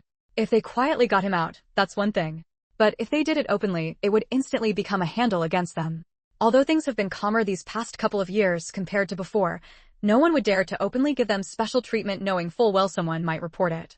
Over at the nurse's station, the nurse had already said to Song Qinghe, Yu Qing is a local resident. How could her relatives not be local, and insisted they contact a family member? Xiao Li suddenly chimed in. Then what if I don't know their relatives either? I only know her husband, and he's been arrested by the police. We just met recently. I'm not even familiar with her. You're asking me to find someone, but there's no way. What does your hospital usually do in situations like this? If the family can't sign, do you just let her die? The hospital corridor fell into a deathly silence. Xiao Li had said, I'm not we. The others fell silent upon hearing this. Even if this remark reached Peng Lixiang's family, no one could say Xiao Li was wrong. Xiao Li genuinely didn't know Peng Lixiang's family. She didn't even know Peng Lixiang himself. But if any of them said something, and it eventually reached Li Xiang's stepmother, who would then embellish the story and tell Li Xiang's father, who knows how big a mess it could cause. The nurse clearly didn't believe Xiao Li. If they didn't know them, wouldn't the others have said so earlier? Hesitating for so long with her, it was obvious they knew but didn't want to pass on the message. No direct family member comes to sign, no surgery. Xiao Li shrugged indifferently. Then don't do the surgery. Telling us is useless. Other hospitals prioritize saving lives and would perform emergency rescues for critical patients. Here, without a family signature, you just wait to die. We friends offer to sign, but you won't allow it. Or why don't you just find a way to wake the pregnant woman up and let her sign herself? We have no problem covering the costs, but you're asking us to find people we simply don't know. Where are we supposed to look? And even if we tried to find them, it would take time for them to travel from afar, right? By then, she'd be cold. This just seems like the hospital doesn't want to treat her, doesn't want to save her. What can we do about it? Xia Li refused to believe that if a pregnant woman collapsed on the street, needing an emergency C-section, was brought to the hospital would refuse treatment without a signature. Hospitals these days still had a strong sense of conscience. Even if there were medical disputes and someone tried to sue, under current conditions, it would be nearly impossible to win. Saving lives always came first. The nurse was furious with Xia Li. She knew perfectly well there was something off about Xia Li's argument, but the other party refused to find the direct relatives and acted with an attitude of, so what if she dies? It's not my problem, which truly made her both livid and helpless. The nurse's face turned cold, and she gave a sharp flick of her hand. This falls under emergency treatment when direct relatives cannot be located. If any problems arise, the hospital bears no responsibility. With that, she turned and left. Seeing the nurse leave, everyone breathed a sigh of relief. Song Qinghe gave Xia Li a thumbs up. Sister-in-law, when it comes to dealing with people, you're the best. With just one remark, others simply couldn't handle the follow-up. She was a complete conversation ender for difficult topics. Xia Li waved a hand dismissively, adopting a "this small matter is nothing" demeanor, her tone calm and composed. You're a piece of shit, Ping Lixiang. Not only did you get your childhood best friend killed, but now you even want to kill me too. I hope you die a horrible death. You bastard, you deserve to be cheated on. Not long after the young nurse entered the delivery room, heart-wrenching curses filled the air, full of vigor yet tinged with despair. The young nurse's soothing voice immediately followed. Patient, please calm down first. In your condition, you must undergo surgery immediately or your life will be in danger. The doctor has already asked. Your husband should be on his way, but the situation is urgent. Our supervisor will sign the consent form for you first, but you need to agree to the surgery voluntarily. The nurse's repeated attempts to soothe and the patient's repeated curses no longer elicited any reaction from the group standing outside the door. The somewhat lively expressions they had just moments ago were now frozen on their faces. Their expressions were extremely stiff. Ping Lixiang's childhood friend was one of them. And the only one among them who had already passed away was Zhao Fan, who had once gone on a mission with Lu Dinguan and died of illness during that mission. They all knew that there had been a traitor within the organization back then, and that person still hadn't been caught. But they simply couldn't believe that a friend they'd known since they were in diapers would harm another childhood friend. The corridor fell into an eerie silence for a moment, so quiet you could hear a pin drop. Right at that moment, a dark figure swiftly flashed past everyone's eyes. Ping Lixiang, his face flushed red, stormed toward the delivery room, his entire body radiating anger. Without a word, amidst the group's frozen atmosphere, he lifted his foot and kicked forward, bang, kicking the delivery room door open. He immediately tried to charge inside. Yu Qing, you fucking dare spout another word of nonsense. Everyone present. Seeing someone actually break down the door, angry shouts immediately erupted from inside the delivery room. Who are you? Get out immediately, this is a delivery room. Don't interfere with the surgery, or I'll call the police. Get out now. Overlapping waves of anger rose and fell, all speaking at once, their intimidation palpable. But Peng Lixiang acted as if he didn't hear, still trying to charge inside. By now, Lu Dinguan and the others had also snapped out of their shock from Yu Qing's earlier sensational statement. Several men immediately rushed over and physically dragged Peng Lixiang, who was still trying to charge into the delivery room to teach Yu Qing a lesson, back out. Lu Dinguan said sternly, Lixiang, calm down. They're still performing surgery inside. Song Qinghe nodded, yeah, whatever it is, let's talk about it calmly. What good would it do if you rush in and beat her to death now? Yang Haijun also chimed in, brothers definitely believe you, not her. Whatever it is, let's talk it out properly. Although Ping Lixiang's adrenaline was surging rapidly due to his emotional agitation, making his strength far beyond that of an ordinary person, Lu Dingyuan's side simply had too many people holding him back. Several men physically dragged him out of the delivery room. Ping Lixiang's face was crimson, his eyes fixed hatefully on the direction of the delivery room, his gaze filled with intense venom as he panted heavily. He fiercely shook off the hands of his brothers holding him, saying angrily, why are you holding me back? You should have let me go in and have a good argument with that woman, see if she can still spout such nonsense. Everyone offered a few words of comfort, then stood waiting outside the delivery room for the surgery to end. Peng Lixiang reluctantly signed the surgery consent form, and the corridor returned to silence. Xia Li looked at Lu Dingyuan's tightly clenched fist resting on his knee, her gaze sweeping over his tense profile. When the anesthesia first wears off, a person can feel inexplicably excited, even somewhat disoriented. But being startled by so many people, Yu Qing's anesthesia-induced haze was jolted away for the most part. Even the weariness in her body diminished quite a bit at that moment. Once she clearly saw who was gathered by her bedside, she immediately shrank back. She hadn't forgotten why she had miscarried in the first place. These people were all Ping Lixiang's childhood friends, close to him, and it wasn't impossible for them to stand up for him. Yuqing's gaze swept over the crowd, and upon meeting Ping Lixiang's cold stare, she shrank back even more. Having also given birth before, Ma Yanmei, seeing her like this, couldn't help but feel a flicker of pity in her heart, even though she still looked down on the disgusting things Yuqing had done. Don't be afraid. The doctor said you still need plenty of rest right now. Everyone here is reasonable. They won't do anything to you. Yuqing glanced at Ma Yanmei and, seeing the sincerity in her eyes, felt slightly reassured. Although everyone said they wouldn't harm Yuqing, their hearts were far from calm because of the words Yuqing had shouted earlier. Song Qinghe stepped forward, his expression unavoidably turning stern. What did you mean by what you shouted in the delivery room earlier? Yuqing was still somewhat dazed. Hearing Song Qinghe's sharp question, she immediately frowned. Which words are you talking about? At the time, she had been too focused on cursing Ping Lixiang. The pain had been so intense she couldn't remember exactly what she had said. Song Qinghe's tone was extremely calm, but behind his gold-rimmed glasses, his eyes held a hint of pressure. The part about Lixiang killing his childhood friend and wanting to kill you too. Upon hearing this, Yuqing's face instantly turned pale. Her gaze flickered almost imperceptibly toward Peng Lixiang. She saw that Peng Lixiang's expression was extremely grim, as if he wanted to devour someone. Fear immediately gripped her heart.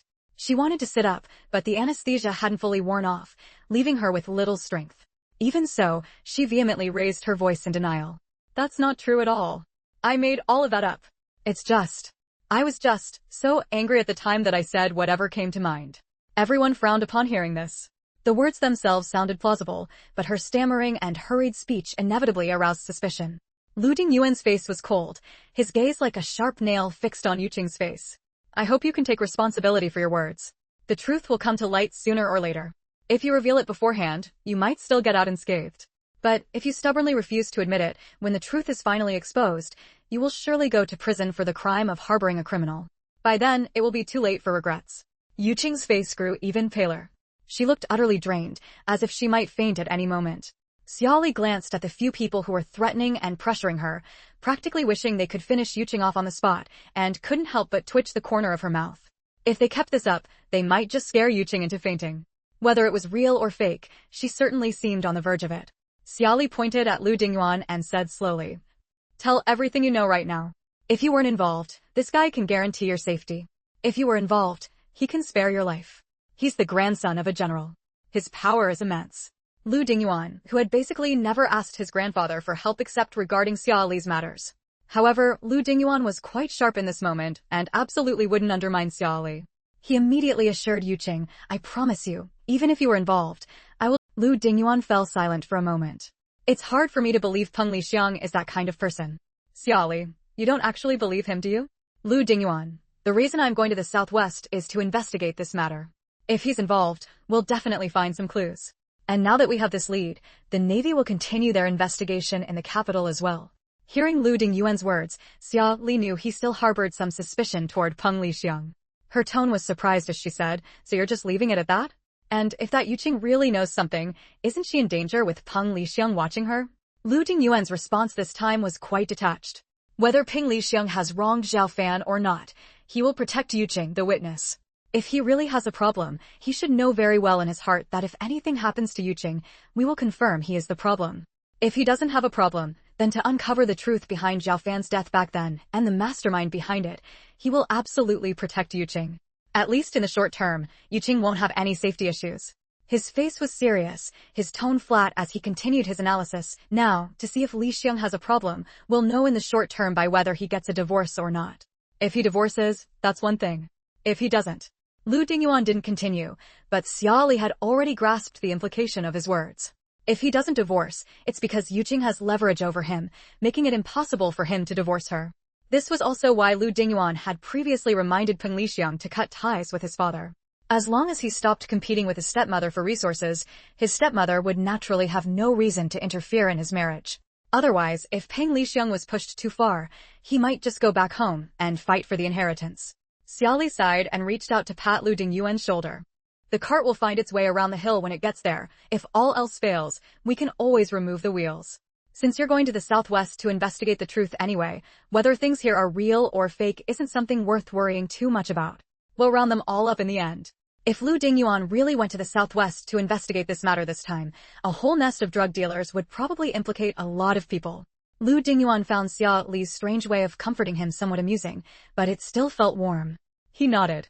His gaze swept around, confirming that in the vast expanse of white snow, there was no one else in sight. Only then did he take a step forward, slightly lowering his posture, and move to encircle Xia Li, pulling her into his embrace. He rested his chin on the crown of her head, his face flushed from his neck to the tips of his ears, and said softly, "Thank you for always being by my side." Xia Li. She somewhat suspected Lu Dingyuan was taking advantage of her. Xia Li knew how much Lu Dingyuan cared about that incident from years ago. Today was the first time she had seen him so filial. Being held like this, most of the awkward feeling in her heart dissipated. She sighed inwardly. She reached out and wrapped her arms around Lu Dingyuan's lean waist. She patted his back. She didn't offer any more words of comfort, but she gave him enough strength. It had snowed just yesterday, and it was still a bit chilly today. After staying outside for just a little while, they started walking toward the Lu family home. But neither of them expected that as soon as they reached the entrance of the Lu residence, they would be stopped by an old man. An elderly man dressed in olive green military uniform, with pure white hair and beard, and a face that clearly said not easy to get along with, was standing at the entrance of the Lu home. Seeing Xia Li and the other returning from a distance, he suddenly looked up. His cloudy eyes, when they fell on Xia Li, were like a wolf spotting a sheep. He took a few steps forward to meet them, his face stern and displeased as he said to Xia Li, "Comrade Xia, why are you so slow today? We've been waiting for you for quite a while." Lu Dingyuan? Wasn't this Grandpa Lu from their military compound? A man who had participated in 3 counterattack wars, was eventually injured in the line of duty, retired 2 years early, and held a military rank comparable to his own grandfather's. The only drawback was probably that this man was extremely difficult to deal with. He slightly lowered his voice and asked Xia Li, "Do you have time now? Come with me." Lu Dingyuan? Xia Li, however, was quite calm seeing this scene. She nodded to the old man and said, "I'll go back and have a couple of bowls of hot water first. I'll be right down." After saying that, Xia Li quickly went back inside to change her clothes. Old man Lu gave a slight nod in the direction Xia Li had gone. He thought to himself, this young lady has good instincts. Chapter 1041, Company Commander, go quickly, don't forget to grab one for me. To reduce China's forces while capturing or killing Xia Li, the disciple of Lei Kong, the U.S. had devised numerous plans for this operation. When the commander noticed something amiss in the Chinese rear, his first suspicion was that Lei Kong's disciple might be located deep within the overall Chinese forces' rear area. The battlefield was chaotic. If Lei Kong's disciple were to join the main force at the central command and then be dispatched elsewhere, who knew where she might end up? There were quite a few female soldiers on the Chinese battlefield. As long as they could capture Xia Li, Lei Kong's disciple, and extract Lei Kong's whereabouts, their costly sneak attack wouldn't have been in vain. Xia Li went looking for the sniper, but couldn't find him. However, she and the 2 bodyguards returned with a large number of guns and ammunition. Cheerfully, she led her subordinates, armed with the U.S. military's most advanced weapons, and engaged in precision strikes against the U.S. troops. While other squads' gunfire sounded like rat-a-tat, rat-a-tat, or brrrt, the 4th platoon's gunfire was more like pew, pew, pop, pop, pop. Their seemingly playful approach, which actually resulted in more enemy casualties, made the squads on their left and right feel a bit exasperated. Ping Yingjuan's ambush position wasn't far from where Xia Li and her team were. He naturally saw that they had all switched to U.S. military guns. Anyone with eyes could have seen the figures from the 4th platoon bustling about earlier. Ping Yingjun turned his head and gestured toward Xia Li with his chin. Pist pist. The noise on the battlefield was too loud. Ping Yingjuan's attempt to get Xia Li's attention with such a soft sound was utterly ineffective. Xia Li was happily using her gun to pick off moving targets and paid him no mind. A bit anxious, Ping Yingjun called out to her, "Xia Li." Xia Li turned to look at him, her tone tinged with annoyance. "What?" "Ping Yingjun, your guns seem really good. You brought back so many, how about giving me a couple?" He had seen it clearly earlier. Besides the guns her platoon was using, there were over 10 more lying on the ground. He wanted to try using U.S. military guns against the U.S. troops too. He'd heard those guns were excellent. Xia Li rolled her eyes dramatically at him, looking at him with a mix of disbelief and disdain. "There are so many guns on the ground, go pick them up yourself. They're practically delivered to your doorstep and you're not even thinking about upgrading your equipment? What's the point of just staring? By the time supplies are distributed, all the other companies will have snatched them up." It wasn't that she was stingy. She could give Ping Yingjun the guns, but giving someone guns without ammunition was pointless. Ammunition was consumable. The guns were from the U.S. military, and they didn't have M16 bullets. Once the ammo ran out, wouldn't they have to brave the hail of bullets to scavenge for more? Their communications company was already looked down upon by regular combat companies when it came to distributing military supplies. Whenever firearms and artillery were issued, combat companies got priority. By the time it reached them, they were lucky to get the scraps. Given this situation, their platoon leader still showed no initiative. With so many people wanting weapons, if you don't fight for them, why should anyone just hand them over? Ping Yingjuan's face flushed slightly with embarrassment from her scolding, his tone dismissive. It's just asking for a couple of guns from you. You're so stingy. Without waiting for Xia Li to retort and anger him further, he gestured to his men. Deputy Company Commander Huang, you hold the position here. I'll take a few men to get some guns. Chapter 1042, Precise Aim. Seeing Ping Yingjun and the others heading out, Xia Li gave her subordinates a meaningful look. The members of the 4th platoon immediately understood and together provided covering fire with their guns and artillery for Ping Yingjuan's group. It was easy enough for Ping Yingjun and his men to go and retrieve the guns, but no one expected their return journey to be so difficult. For some unknown reason, the American forces suddenly dispatched a small team to attack the Chinese rear, intending to outflank them. The pressure on Ping Yingjun and the others retrieving the guns instantly intensified. The sudden increase in American firepower meant the Chinese side, already struggling to hold their own against the American onslaught, was now stretched even thinner, almost constantly under the enemy's suppressing fire. Observing this situation, Xia Li's gaze fell on the uniforms of the American soldiers, her brows furrowed tightly. Their uniforms are different from the regular ones. Could they be a special forces team?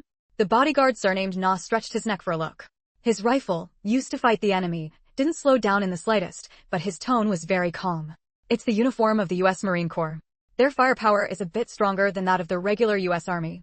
It will be quite difficult for platoon leader Ping and the others to get back. As if to prove his words right. As soon as bodyguard Na finished speaking, Ping Yingjun and the few soldiers he had taken to retrieve the guns, unable to withstand the bullets and artillery shells fired by the Americans, had no choice but to find other cover and hide for the moment. Xia Li checked their position. It was at a 45-degree angle to her left front, about 300 meters away. There was a large moss-covered, naturally formed rock providing cover. It was relatively safe for now. As long as they didn't stick their heads out, there wasn't much immediate danger. Everyone breathed a sigh of relief. Xia Li gritted her teeth and threw a fully loaded gun towards the side. Use this. Precise aiming. That was exactly where Ping Yinjuan's team had been. Deputy Company Commander Huang, seeing Xia Li actually throw the gun over, felt somewhat conflicted. He had thought Xia Li would keep these guns and artillery for herself until the battle was over. Deputy Company Commander Huang was deeply moved. He gave Xia Li a sincere, slight nod, his eyes full of genuine feeling. Don't worry, we will definitely make good use of these firearms and ammunition. The American side had clearly gone all out to capture Xia Li. Not only had they dispatched specialized troops this time, but each soldier was also fully equipped with firearms and ammunition. It was obvious they had come prepared, not on a whim. At the rear of the Chinese support team, the American firepower grew increasingly intense, directly forcing the Chinese side into a continuous retreat. The front lines were engaged with the main American force, while the rear was being pressured by elite troops, forcing them back and shrinking their space for survival. Looking at this scene, Xia Li frowned. This couldn't go on. She immediately shouted, "Those with the new guns, engage in precise shooting. Everyone else, provide covering fire for them. Other teams, come to me to get grenades." The grenades in Xia Li's hands were, of course, taken from the Americans, and their explosive power was much greater than that of the Chinese ones. Earlier, the three of them had managed to bring back quite a few, totaling 3 full crates. She had also secretly added some of her own grenades to the crates, waiting for soldiers from other units to come and collect them. This was no longer just about the safety of their own 4th platoon. If the entire line really retreated, no one knew what the final outcome would be. In the midst of the battle, a woman in the army suddenly shouted. Units unfamiliar with Xia Li and her group didn't take her shouts seriously at all. The company commander of the 1st Company, 2nd Battalion, 7th Regiment of the Northeast Combat Force was actively leading his troops against the enemy, completely ignoring Xia Li's loud shout. But after a little while, he began to realize something seemed off. Several of the companies that had responded to that woman earlier now seemed to have quite a few soldiers using new guns, and the number of people using these new guns within those units was gradually increasing. Everyone had standard-issue rifles. Their weapons and equipment were all the same. Yet, those people were gradually using weapons they hadn't seen before. It wasn't that they'd never seen them. They had seen those weapons, just not in Chinese hands, but rather in the hands of the enemy on the battlefield just moments ago. From time to time, those soldiers using the standard machine guns would receive new weapons passed over from another part of their company. Seeing this, how could the first company commander not figure out what was happening? It must have been those people who went to get the grenades causing a stir. Propped up with his gun on the ground, he kicked the deputy company commander beside him with his foot. Go see what's happening over at the grenade distribution point and bring back our share of grenades while you're at it. The deputy company commander of the first company was in the middle of furiously. Chapter 1043, Xia Li. Of course, other people's stuff is better. The first company commander felt his deputy was contradicting him. Annoyed, he kicked him again and frowned, gesturing with his chin towards the nearby company. Look at them. They've got new gear. The deputy company commander, confused, turned to look. He saw the company not far from them already holding enemy rifles. Deputy company commander. Holy shit. Did the American troops surrender? How come they have so many of their guns? Without another word, the deputy company commander dropped to the ground and crawled away. The first company commander grumbled irritably. Just now he was dawdling, but seeing weapons, he's faster than anyone. Brothers, hold the line tight. Kill one more if you can, kill two and it's a double win. We might get to play with some new guns ourselves later. The deputy company commander from the Northeast Military Region made his way through the freshly dug trenches towards the company where Xia Li and the others were to get the new weapons. When he arrived, his eyes widened. Damn. Turns out, apart from the few company commanders near their position, all the other company commanders were huddled here. 7 of them formed a circle, discussing something. Looking closely, the one in charge was actually a female soldier with the lowest rank present, just 1 bar and 1 star on her shoulder insignia. The deputy company commander quickly hunched down and scurried back. Seeing their company commander, he immediately started pulling him towards the group. Hurry, hurry. Get over there quick. The Southern Island Corps is planning to snatch guns from the Americans. Several company commanders are already there, and we're still lying here clueless. Go check it out. Don't miss out. First Company Commander. Location of Communications 4th Platoon. Xia Li's small meeting of 7 people gradually expanded into a large officers' meeting of 11. All company commanders from the 11 companies of the entire Chinese Rear Defense Force had gathered here to discuss how to counterattack the enemy. Xia Li, looking serious, didn't waste words and got straight to the point. If we confront them head-on now, we can only rely on numbers. Our soldiers' lives matter too. We shouldn't waste them like this. The most effective method now is for those with the new guns to provide precise covering fire, while the others lay down suppressing fire. Later, we'll send a combat company to flank them and draw their attention. Then we'll send a small team to collect guns, ammunition, and grenades from the battlefield to equip ourselves. One company commander thought Xia Li's idea was impractical. But his gaze swept over the 4th platoon soldiers beside Xia Li, some shouldering M40s, others holding M16s, occasionally throwing large-scale bombs. His objection just couldn't hold up. Could it be that they were getting old and couldn't keep up with the new recruits' combat planning? Indeed, China's military training was advancing rapidly. The new recruits' strategy courses must be different. He'd have to go back and restudy this subject. No one else spoke, but Ping Yingjun, who had just been rescued, was less unfamiliar with Xia Li.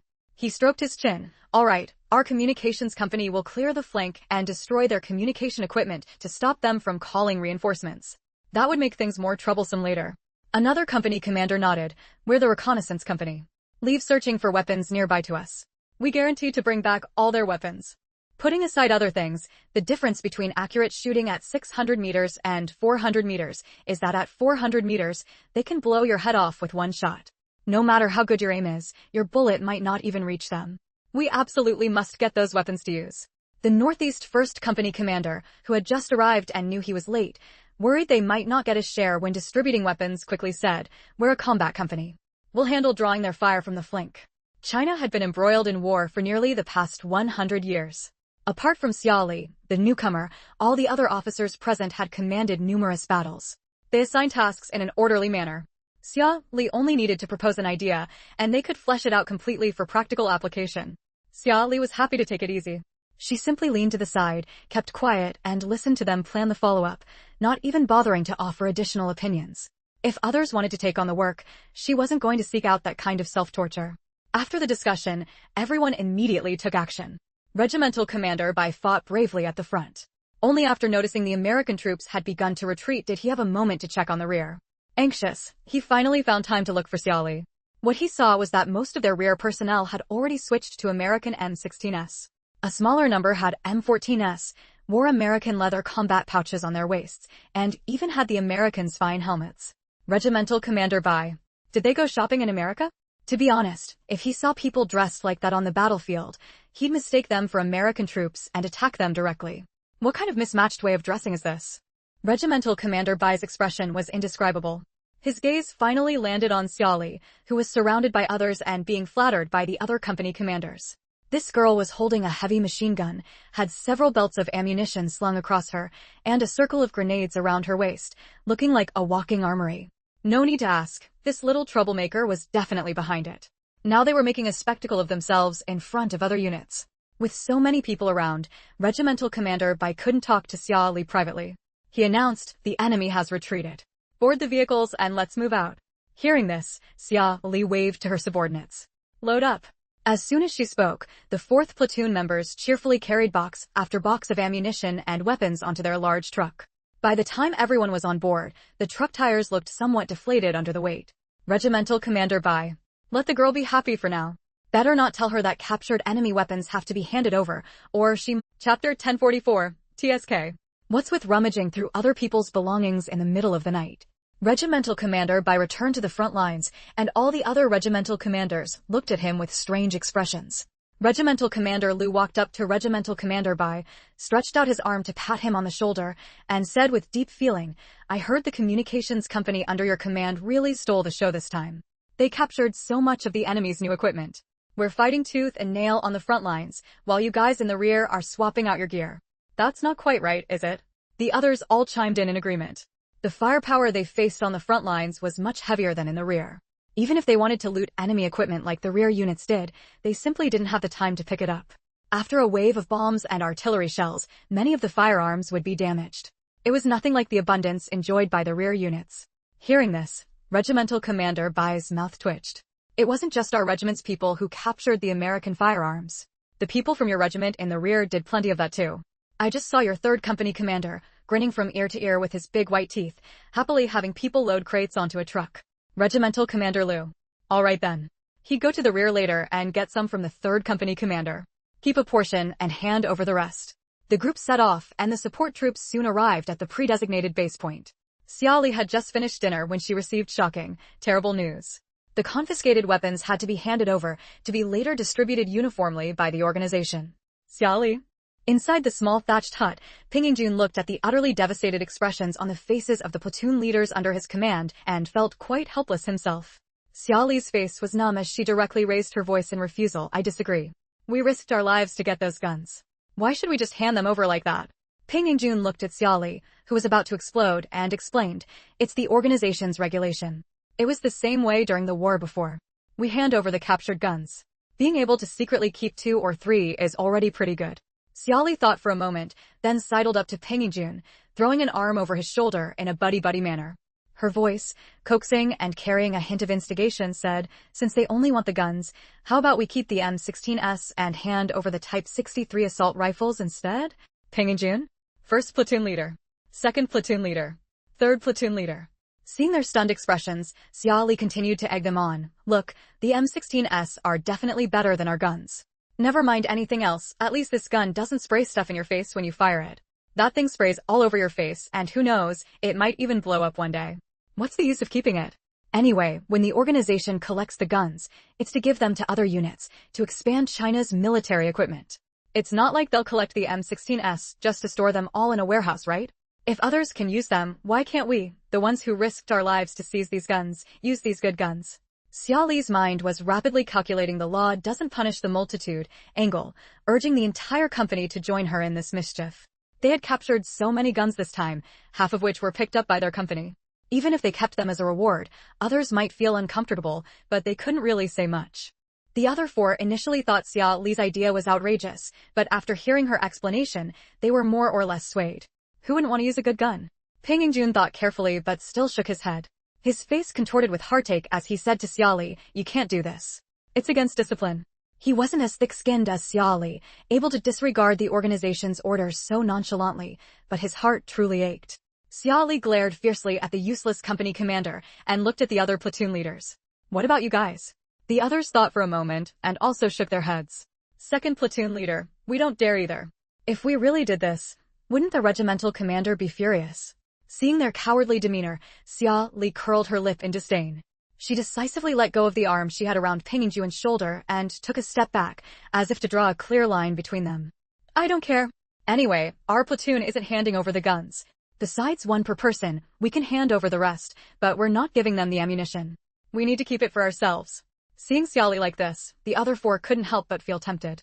But they still decided to abide by military discipline and not do something so infuriating. Ping Yingjun sighed. If higher-ups come looking for trouble, you go explain it to the regimental commander yourself. But I advise you not to hand over your own sidearm. Each gun has a corresponding serial number recorded when it was issued. If you really hand over your own gun, you'd probably make the regimental commander furious on the spot. Ping Yingjun knew there was something between Xia Li and the regimental commander, and their relationship was pretty good. Since this troublemaker Xia Li was under his command and he couldn't control her, he could only toss her to the regimental commander. After all, he was the one who shoved Xia Li into his hands. Xia Li quite admired Ping Yingjun's save yourself, not the poor attitude. She promptly agreed, fine. I'll talk to him myself then. Soon, all the firearms captured by the various rearguard units were handed over to their respective superiors. However, while inventorying the spoils of war, Regimental Commander Bai discovered that the number of firearms handed over by his communications company was tripled that of other companies. But the amount of ammunition handed over wasn't even half of what other companies submitted. Regimental Commander Bai fell silent, looking at the list in his hand. If Xia Li wasn't involved in this, he'd write his surname Bai upside down. Regimental Commander Bai took a deep breath and didn't immediately go talk to Xia Li. He decided to catch her red-handed. In the middle of the night, he went straight to the truck where Xia Li's platoon was stationed. Lin Xiaoxue, who was on duty watching over the supplies on the vehicle. Chapter 1045, I can still tell the difference between a hot meal and compressed biscuits. When Regimental Commander Bai saw Xia Li walking over, fully aware that he had discovered their actions yet showing not a hint of guilt on her face, he grew even angrier. His face stern, he said irritably, wasn't it said that the guns were to be handed over first and then redistributed later? Why haven't you turned them in? Forget about not handing over the guns and ammunition. Upon arriving, he discovered that this group had even kept 2 M40 sniper rifles and a large number of grenades. Even snipers couldn't be equipped with one of these rifles each. What does a communications company need sniper rifles for? And so many grenades without any protective measures, aren't they afraid they'll explode in the vehicle? Xia Li replied with utter confidence. The guns issued to us aren't good. They blow hot gas in your face and shed debris. I took one apart during the day and saw that some parts of the barrel wall are only 4 millimeters thick. If not used properly, they'll eventually blow up. We're here to charge into battle, not to self-destruct. Since we have the ability to seize guns on the battlefield, why should we hand them over? If things are like this, who will risk their lives to seize guns in the future? Anyway, we don't want those useless guns. If you think they're so good, we'll hand over our issued guns to you. If Ping Yingjun hadn't said that handing over the old guns to Regimental Commander Bai would infuriate him, she would have already turned in those burdens earlier. Regimental Commander Bai was left speechless by Xia Li's retort. If any other soldier had spoken to him like this, he would have immediately invoked discipline. These are the rules. Why aren't you following them? Do you still want to be a soldier? But Xia Li genuinely understood firearms. If he tried to use such arguments with her, not only would this little girl disregard discipline entirely, but she would also retort with something like, fine, I won't be a soldier then. Go ahead and suspend me for investigation. She might even threaten to split off and go find Lu Dinguan on her own. Once people were out here, could he really tie them up and drag them along every day? Just thinking about it gave Regimental Commander Bai a headache. He took a deep breath, exhaled slowly, and looked at Xia Li with an expression full of anguish. Tell me, what's the use of keeping their guns? Their ammunition isn't even the same caliber as ours. Even if you wanted to resupply, you couldn't. Are you planning to use the gun but to smash enemy heads when you run out? Xia Li wasn't worried in the slightest. We don't have it, but the American troops do, don't they? When we're running low, we'll go seize some. As long as the American troops don't withdraw, we won't run out of ammunition. Regimental Commander Bai, what kind of bandit from the mountains is this? Relying on the enemy for equipment, even seizing ammunition from them, while looking down on our own supplies and practically wanting to hand everything back. Regimental Commander Bai was almost too exasperated to be angry anymore. He asked furiously, all you know is seizing, seizing, seizing. Why don't you just seize the American troops' rations too and eat their food? Xia Li replied with complete confidence, I can still tell the difference between a hot meal and compressed biscuits. Regimental Commander Bai. Regimental Commander Bai didn't want to engage with Xia Li anymore, afraid that a few more words from this little girl might just finish him off. Though he held little hope, at this moment, he found himself fervently wishing, more than ever before, that Lu Dinguan was truly alive, or could even come back to life. This little girl really wasn't someone just anyone could handle day in and day out without being driven to the point of vomiting blood. After stating her position, Xiaoli had Lin Xiaoxue continue watching the vehicle while she leisurely went back to sleep.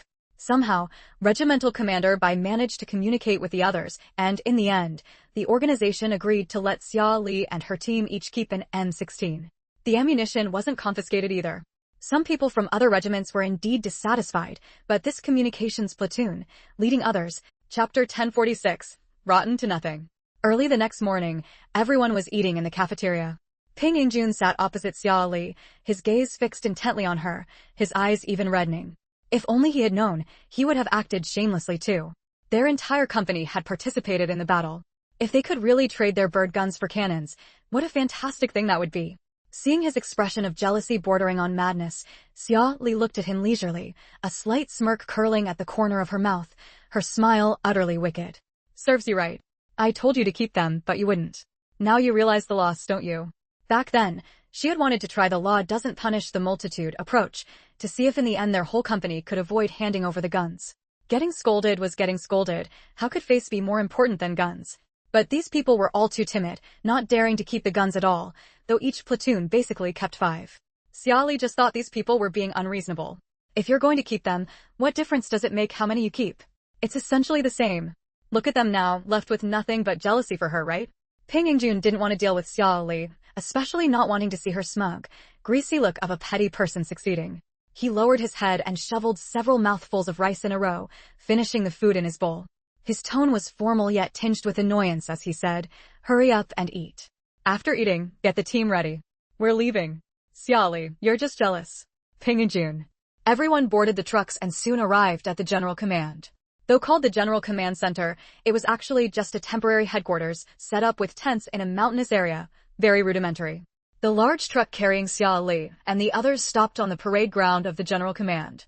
Immediately, a young soldier came to receive them. Probably the people at headquarters had already learned about Xia Li and her team's achievements.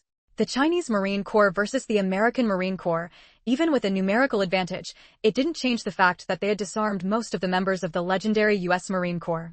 The people at headquarters were extremely friendly towards Xia Li's platoon, and many greeted Xia Li when they saw her. But Xia Li didn't have the energy for small talk with them. She wanted to go identify the bodies as soon as possible. Everyone was assigned to their quarters. People began settling into the new environment. Xia Li waited for a day but didn't hear any news about them being dispatched to other bases. She immediately grew restless. The detour to the General Command had already wasted half a day, and now another day was wasted. Plus all those days wasted back on South Island. Added up, it must have been almost half a month. If Lu Dinguan had really been in some danger back then but wasn't dead, he'd be cold by now. They should at least have a result on whether he's dead or not. Xia Li didn't even attend the celebration banquet organized by the unit. That night, after packing her things, she went straight to find Regimental Commander Bai. Regimental Commander Bai took Xia Li to a truck. One sat in the driver's seat, the other in the passenger seat. Without Xia Li having to speak, Regimental Commander Bai knew what she wanted to say. He spoke first. I know you're anxious, but the organization hasn't ordered us to act yet. It's not good for us to take action on our own. This reason had already been given once, and Xia Li simply couldn't accept it now. It's the middle of summer, and it's already hot here in Vietnam. After this long, the person is probably almost rotten to nothing. If we don't go soon, will we even be able to see him? Regimental Commander Bai. Chapter 1047, Arriving at the Hospital. Regiment Commander Bai cleared his throat. You don't need to worry about that point. The body hasn't been cremated yet. The higher-ups, knowing someone was coming to identify him, had him placed in the morgue of a nearby hospital. He's currently in a frozen state and won't deteriorate anytime soon. Xia Li sighed inwardly. Having connections really was advantageous. When others went to the battlefield, they might not even get their bodies back. Yet here, they could find a nearby hospital to freeze him. But what if it's not him? Regiment Commander Bai was taken aback. What do you mean, what if it's not him? Xia Li met Regiment Commander Bai's gaze directly. What if it's not Lu Dinguan? I didn't come here just to look at a body. I came clinging to that sliver of hope that he might still be alive, wanting to bring him back to China. Lu Dingyuan's mother is still waiting for him on Nan Island. Remembering what Lu's mother had done, even though Xia Li's heart was colder than most, she couldn't help but feel a pang of sorrow for that kind of maternal love. If she couldn't promptly verify the body's authenticity and, in the case it was someone else, find the surviving Lu Dinguan, then her trip to Vietnam would be meaningless except for giving herself peace of mind. Facing Xia Li's utterly serious expression, Regiment Commander Bai pressed his lips into a thin line, his gaze carrying a touch of sorrow. Xiaoxue, it's been so long now. You should probably start accepting reality. It's been nearly a month since Xiaolu's death. He hasn't returned to the unit in all this time, and no organization has declared they have him. Even if he were alive initially, by now, it's basically confirmed he sacrificed. Regarding Xiaolu's matter, does my heart not ache? Does Division Commander Lu's heart not ache? Do Xiaolu's family members' hearts not ache? We all ache, but we still have our rationality, and we've experienced too much of this heartache. We can accept reality quickly. This is the battlefield, not the peaceful interior of China where the flames of war have long been extinguished. Every soldier who comes to this battlefield does so with the determination to die, to participate in this war. We have no retreat, only forward. No matter how many comrades we lose, we must always accept it and continue forward, stepping in their footprints, carrying their beliefs. If you keep holding on to this obsession, how can Xiaolu rest in peace? Xia Li fell silent. From beginning to end, it seemed she was the only one who firmly believed Lu Dingyuan wasn't dead. But she always felt that with Lu Dingyuan's temperament, ordering the retreat, he wouldn't have died just like that. Moreover, there weren't many signs of struggle on the battlefield, only the bodies of their four, with none of the enemies. The whole thing felt somewhat off. Her sixth sense outweighed rationality, and Xia Li couldn't quite explain it clearly either. Perhaps, she truly couldn't let go. Xia Li's chest felt somewhat tight, sour and swollen, uncomfortably blocked, but not a hint of it showed on her face. Anyway, whether it is or isn't, we'll know after seeing it. I came to the battlefield for this very reason. I hope arrangements can be made quickly rather than wasting time here. Regiment Commander Bai thought to himself, only you think you came to the battlefield just to identify Xiao Lu's body. Everyone else in the know understands you were sent to the battlefield because things are too chaotic back home, and Division Commander Lu let you out to lay low. Alright, I'll think of a way. But before Regiment Commander Lu could devise a plan, a major bombshell exploded at headquarters the next morning. A base in the west was ambushed last night. The entire line was forced to retreat continuously, and was now trapped in a U-shaped mountain hollow, unable to escape or break out. Their supplies were rapidly dwindling. If this continued, all that awaited them was running out of ammunition and food. Headquarters decided to send them reinforcements, and the unit named was precisely the Marine Corps Regiment. Xia Li, upon learning this news.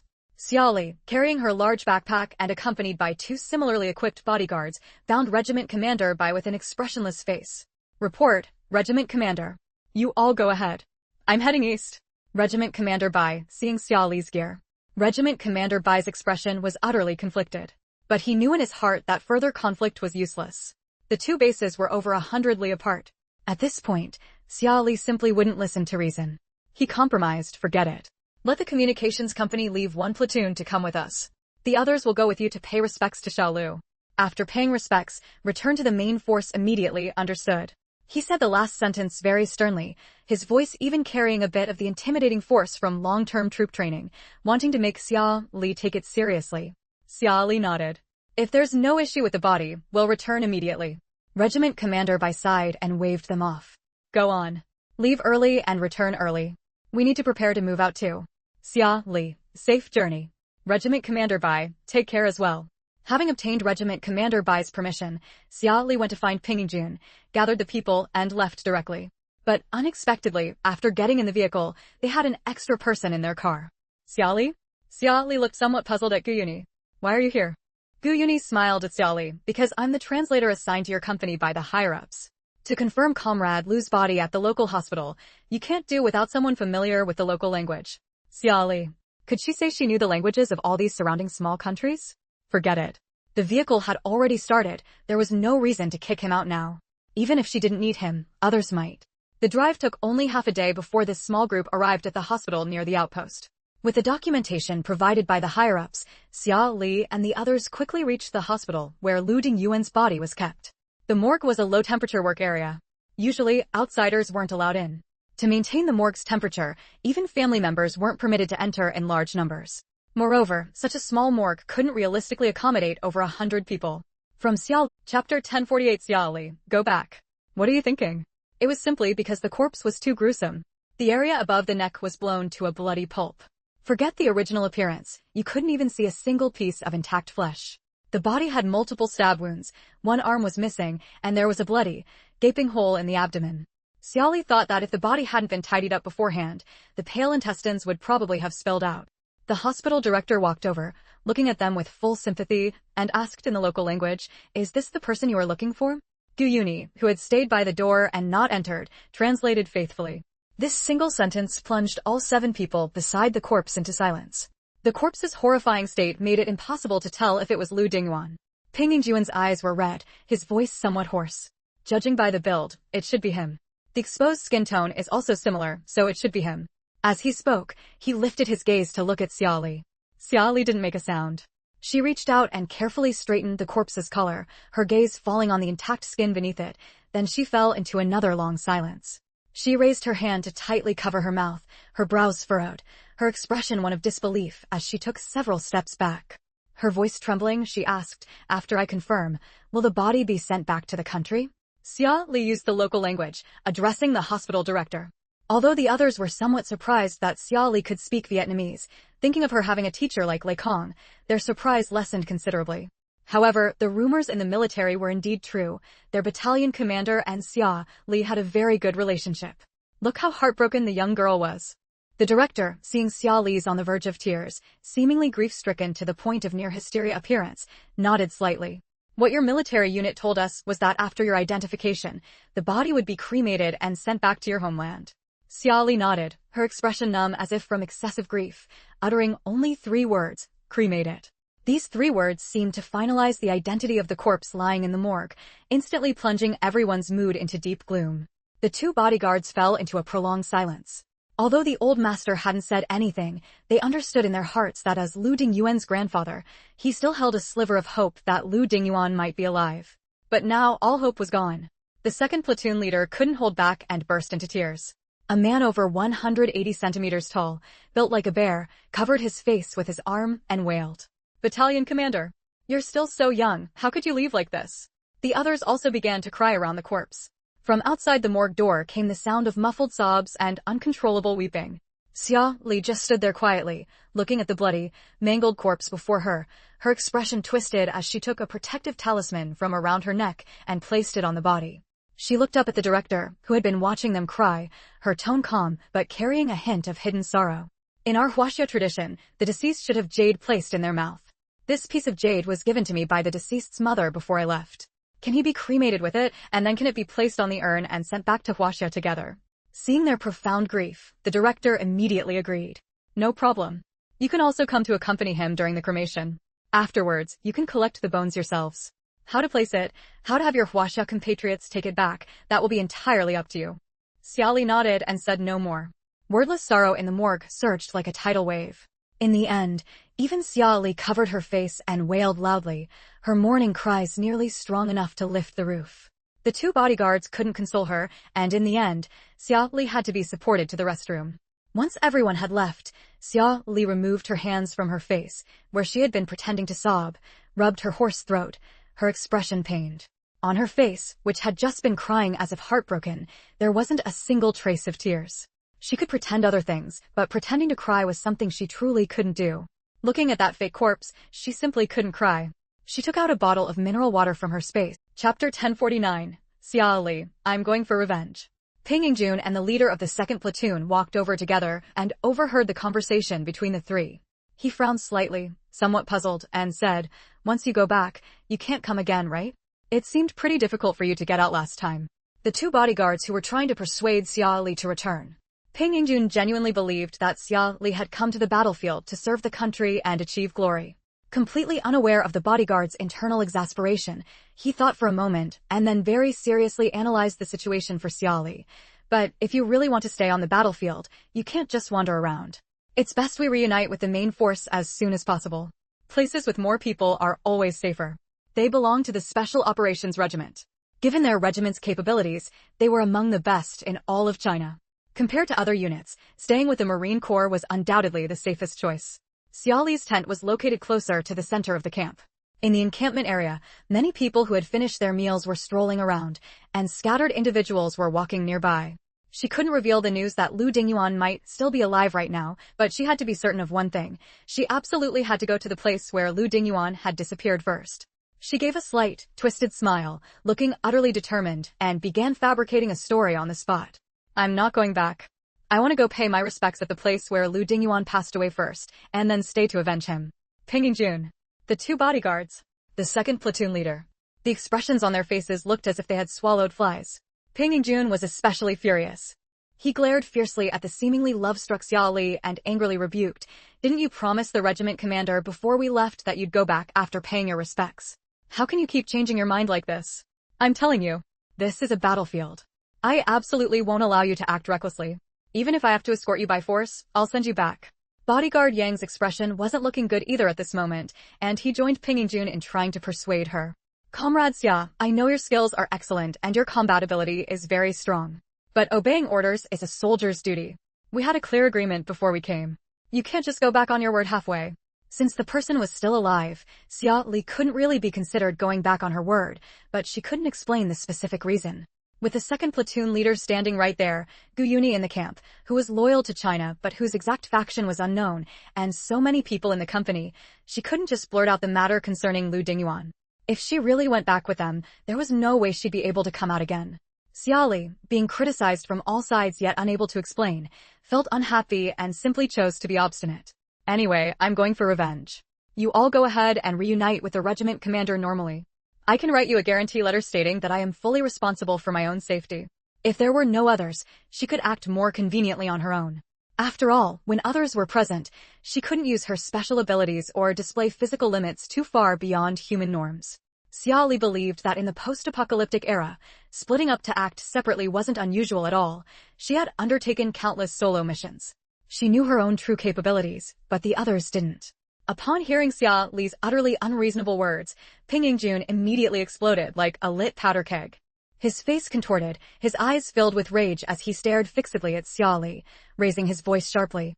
"Leave you alone here while the rest of us go reunite with the regiment commander. Xia Li, what exactly do you take a united team for? To have us all stand by and watch you go to your death?" He pointed a finger at Xia Li, gnashing his teeth as he roared, "This isn't heroism. This is willful recklessness." Pinging Juan's roar was quite loud, immediately drawing the attention of many people. After learning the reason, everyone also joined Pinging Jun in trying to persuade Xia Li. Even Zhao Cheng couldn't help but quietly advise his platoon leader, "The battalion commander is already gone. You need to accept it and move on. If you really want revenge after we reunite with the main force, we can beat the American troops to a pulp. Isn't that better than you going alone?" Xia Li knew they meant well, but she had her reasons and couldn't easily compromise. She glanced sideways at Zhao Cheng, who immediately shut his mouth.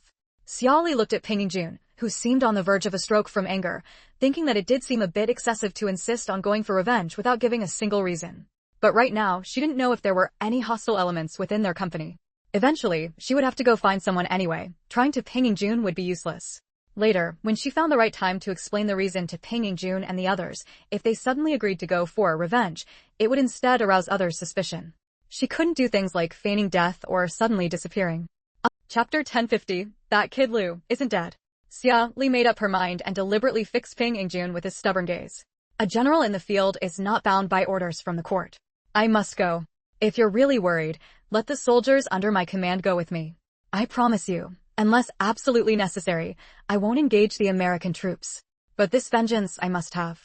Aren't you all outraged by Lu Dingyuan's death? He sacrificed himself on the battlefield to cover our retreat.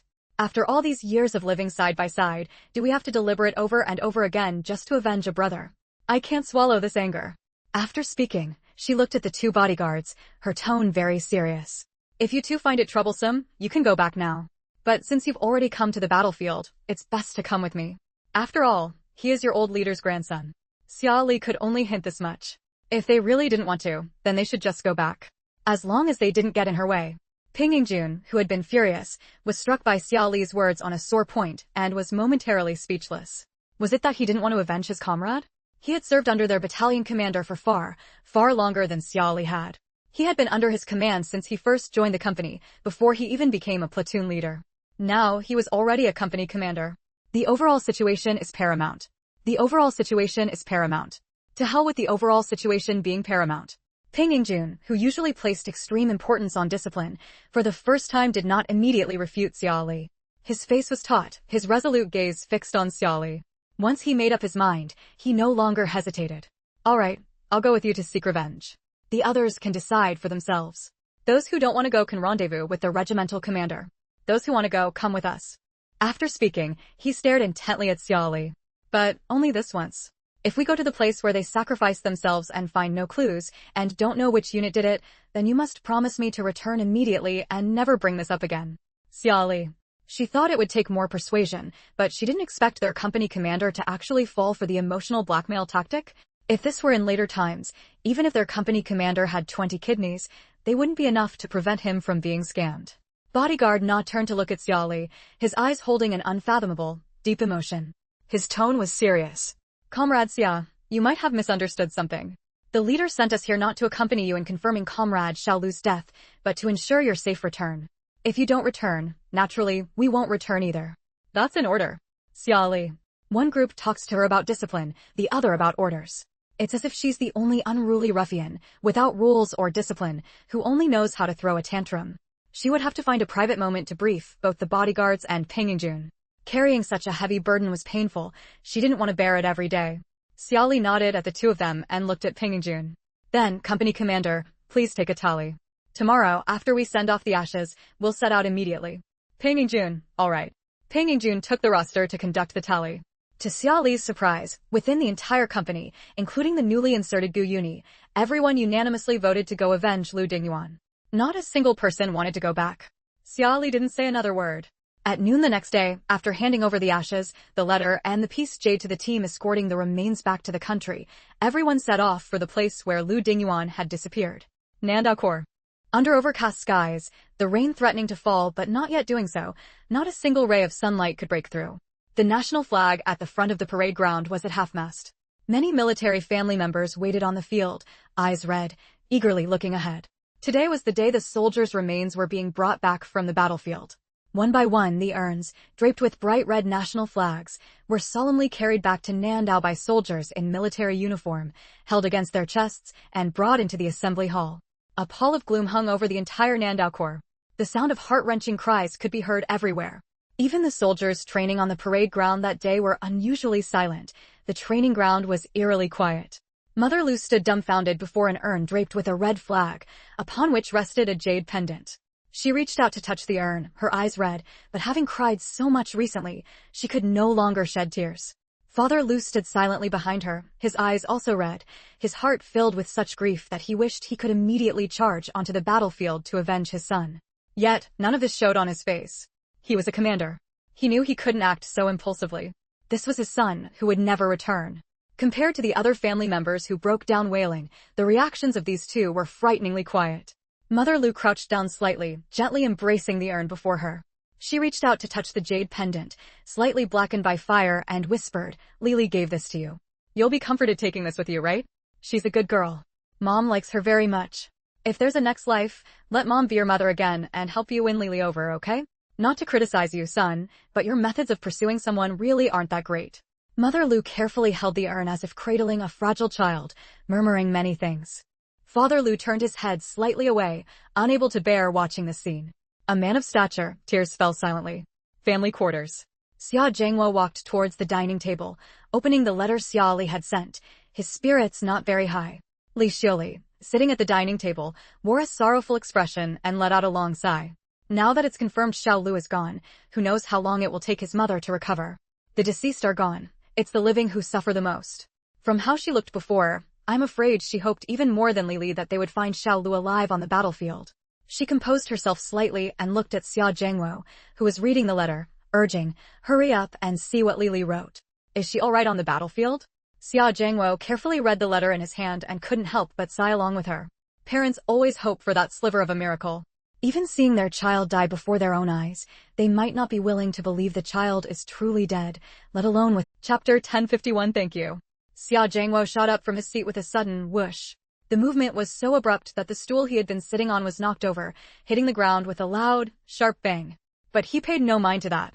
He quickly shoved the letter into Li Xioli's hands. "Look at this letter from Lili. Is she hinting that the body isn't Xiaolu's?" Li Xioli. Li Xiaoli was also deeply shocked by this news. She snatched the letter from Xia Zhangwo's hand, her eyes scanning the lines rapidly. Gradually, a relieved smile spread across her face. It's fine. Everything's fine.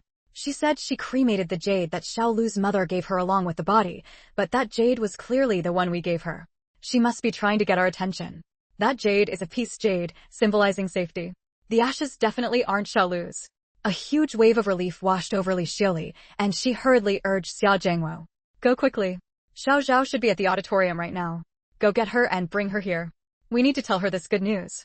Don't let her cry herself sick at the auditorium. As a mother herself, Li Xiaoli could only imagine the heart-wrenching pain of losing a child. Just thinking about it felt like her heart was being torn apart. These past few days, she had been worried about Xiaolu's mother's quiet nature, fearing that keeping everything bottled up might lead to problems.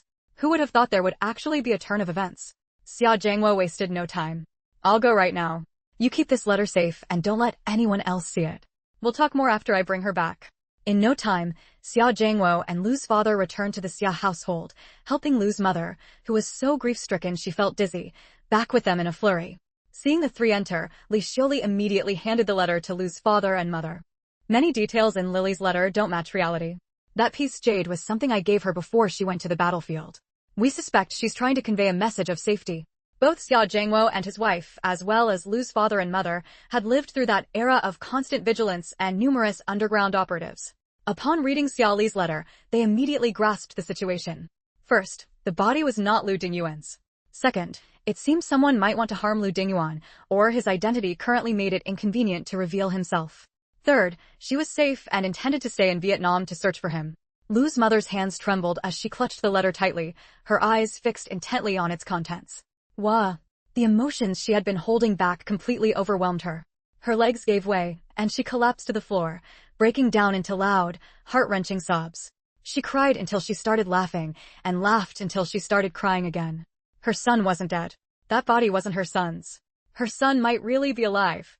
Lu's father's eyes were red, but a smile touched their corners. He held his wife firmly in his arms, comforting her softly.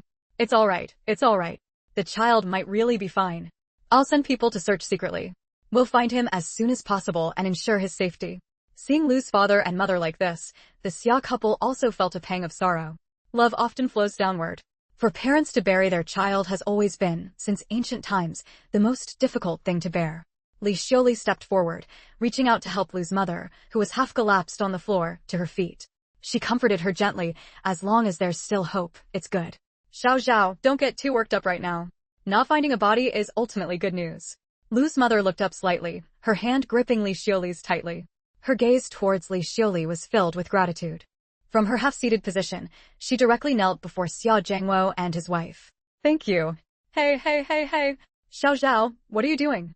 Get up quickly. Xia Zhangwo and his wife were startled by Lu's mother's sudden kneeling and hurriedly reached out to help her up.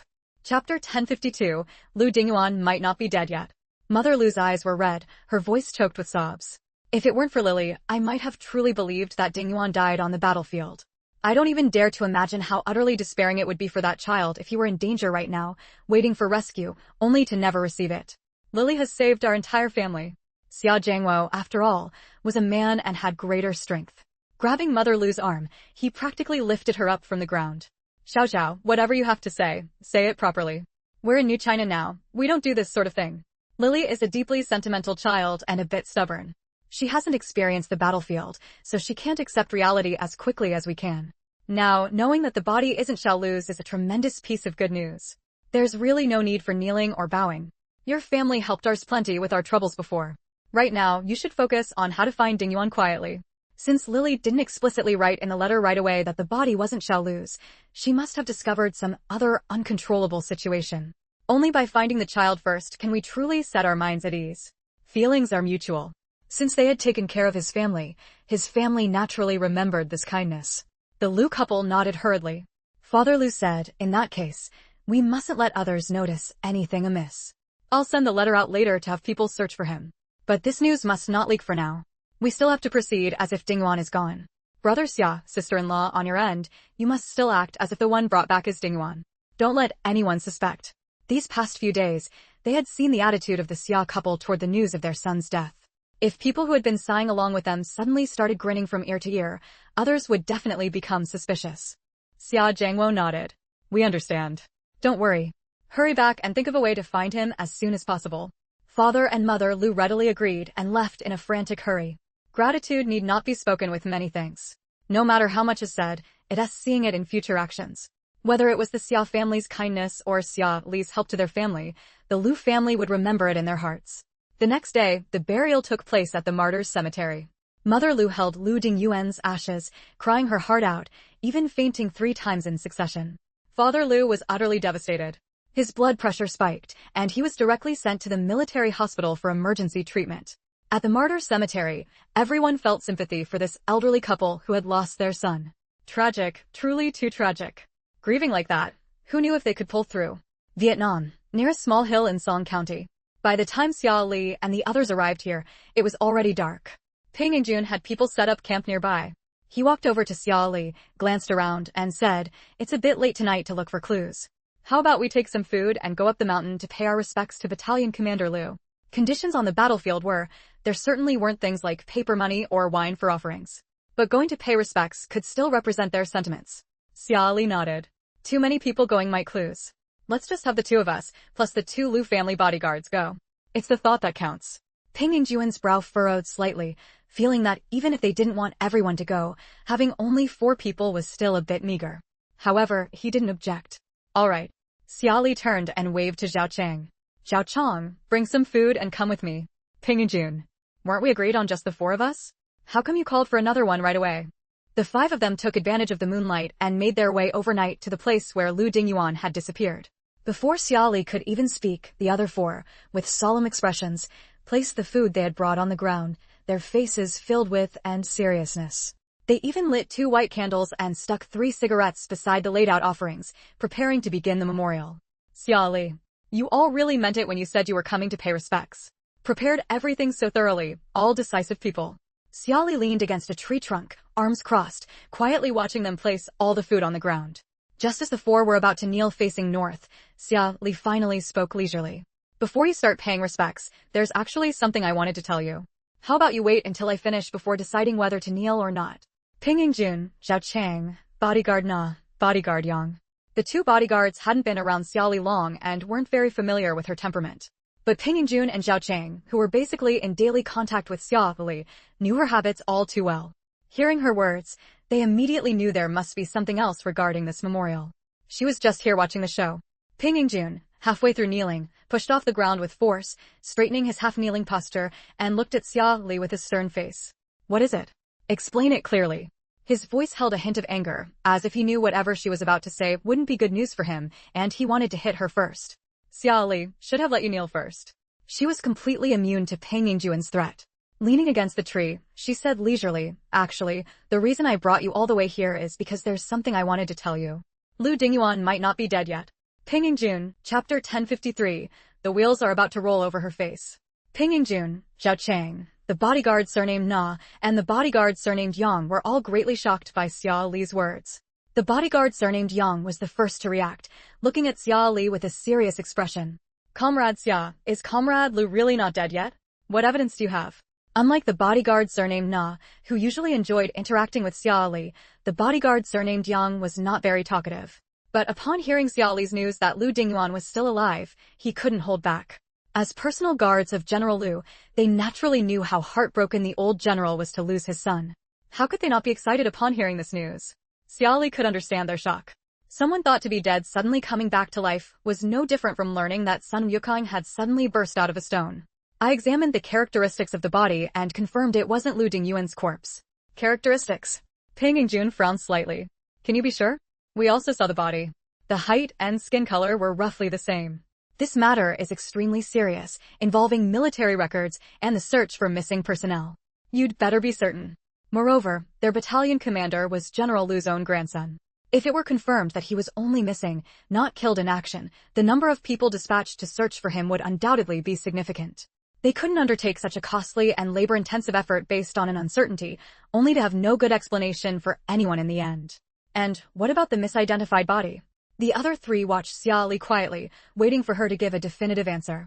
Their hearts held hope, but also the fear of daring to hope. Xiaoli, Lu Dinguan has a mole below his collarbone. That body didn't. Before, the temporary memorial site fell into a deathly silence in the middle of the night. After the initial surge of wild joy, the four of them wore varied expressions, their gazes at Xiaoli turning somewhat odd. Zhao Cheng stole a cautious, slightly gossipy glance at his platoon leader and repeated, below the collarbone? Ping Yingjun looked at Xiaoli with an "Oh, so that's the kind of person you are," Xiaoli expression, repeating in an utterly calm tone, below the collarbone. This little Xia, TSK, kept things well hidden. Never would have guessed. The two bodyguards. Xiaoli. Their meaning was so blatant that even if Xiaoli were slow-witted, she couldn't miss the implication, especially from the two who spoke. Xiaoli's face immediately darkened. Irritated, she said, "I know he has a mole below his collarbone because we fought. I saw it during the fight. What are you all thinking in your heads?" They all looked decent enough, so why were their minds filled with such messy, improper thoughts? The wheels were practically rolling over her face. Ping Yingjuan's expression didn't change as he replied with a straight face, "What else could it be but seeing it during your fight?" Xiaoli. Xiaoli, always sharp-tongued, felt stifled with anger for the first time in her life. Now that everyone knew the body wasn't Lu Dingyuan's and their battalion commander might still be alive, they all breathed a sigh of relief and were in the mood for some joking. Zhao Cheng looked at Xiaoli with a complicated expression. "Platoon leader, I'd believe it if you said you went a peek at our battalion commander. But saying you saw it during a fight? That's just fooling people. Our battalion commander is famously conservative. No matter how hot it is, he buttons his collar up almost as Adam's apple. Forget below the collarbone, you wouldn't even see his collarbone. We've sparred with the battalion commander, but none of us have seen it." As he spoke, he tugged at his own somewhat tight military uniform collar and asked with that same complicated tone, "Can you tell me exactly how you were fighting to see a spot that low?" Xiaoli immediately wanted to explain, but the words died on her lips. How could she say it? That time in the hospital when Lu Dingyuan, to stop her from causing trouble, hugged her from behind and dragged her downstairs. Chapter 1054. Since you've already planned this out, do you have a clear plan? Xiaoli was extremely dissatisfied with these people's attitudes. Having reached her limit, she simply stopped holding back. She gave a thin, insincere smile, her tone dripping with sarcastic inflection. "Come here, company commander. Let me tell you exactly how to fight to see below the collarbone." Without giving Ping Yingjun a chance to react, she finished speaking and lunged at him. Ping Yingjun. Ping Yingjun turned and ran, but how could his speed possibly match Xiaoli's? He was directly pinned to the ground by Xiaoli. Faced with his subordinate's violent behavior, Ping Yingjun let out a miserable wail. "Xiaoli, you're assaulting a superior officer. Don't you believe I'll give you a demerit?" "Xiaoli, I don't believe it. Let's fight first and talk later." Knowing he was no match for Xiaoli, Ping Yingjun blocked her raining fists while shouting at Zhao Cheng. "Zhao Cheng! Zhao Cheng!" Before he could finish, Xiaoli cut in. "Come here and help me." Zhao Cheng. The two bodyguards. Seeing his company commander's pitiful state, Zhao Cheng very calmly accepted the fate that, even with him added, they would just both get beaten up by their platoon leader. His tone was extremely obedient as he said, "All right, platoon leader." With that, he scurried over timidly and helped Xiaoli pin down the still struggling Ping Yingjun. Ping Yingjun. Ping Yingjun was almost furious to death by these two colluding subordinates. Fuming with rage, he roared at Zhao Cheng, who was aiding the tyrant. "Zhao Cheng. You coward, just you wait." Zhao Cheng kept his hands firmly pressed on his company commander, a very happy smile on his face. His words were apologetic, but his tone held not a shred of remorse. "Sorry, company commander, I still have to make a living under our platoon leader later, and I don't want to get beaten up every day. Just bear with it for now, bear with it and it'll be over, okay?" Except for Ping Yingjun, who was currently being pummeled, everyone else chuckled unkindly at Zhao Cheng's child-pacifying words. Ping Yingjun, with no escape from his struggle, was pinned to the ground by his two subordinates and thoroughly thrashed. When he got up from the ground, his face was completely sour, and he absolutely did not want to speak to these two damned subordinates who had overstepped their bounds. Once everyone had calmed down, they sat in a circle on the hilltop. A cluster of warm, orange campfire illuminated the dark night sky. Bodyguard Na looked at Xiaoli, his brow slightly furrowed. "So, at the time, you didn't reveal the truth about the corpse on the spot because you suspected the hospital director might be problematic and also suspected there might be a problem within our team?" Xiaoli's expression was serious as she nodded slightly. "Lu Dingyuan's whereabouts are currently unknown. I'm not clear on his current situation and am afraid he might encounter other dangers. Apart from mentioning a few lines in the letter home and U5, I haven't told anyone else." Bodyguard Na nodded in strong agreement, his tone grave. "You did the right thing. This is Vietnam. If that director truly has hostile relations with us, it means someone within Vietnam might already have been infiltrated. Or perhaps he also suspects Comrade Lu's identity, hence that question. If that's really the case, then it's not just Comrade Lu who's in danger, it could also be our thousands upon thousands of comrades on the battlefield. I'll find a way to send the message back, to ensure General Lu and the others have a clear understanding of this matter. He paused for a moment, frowning slightly, his gaze turning to Xiaoli.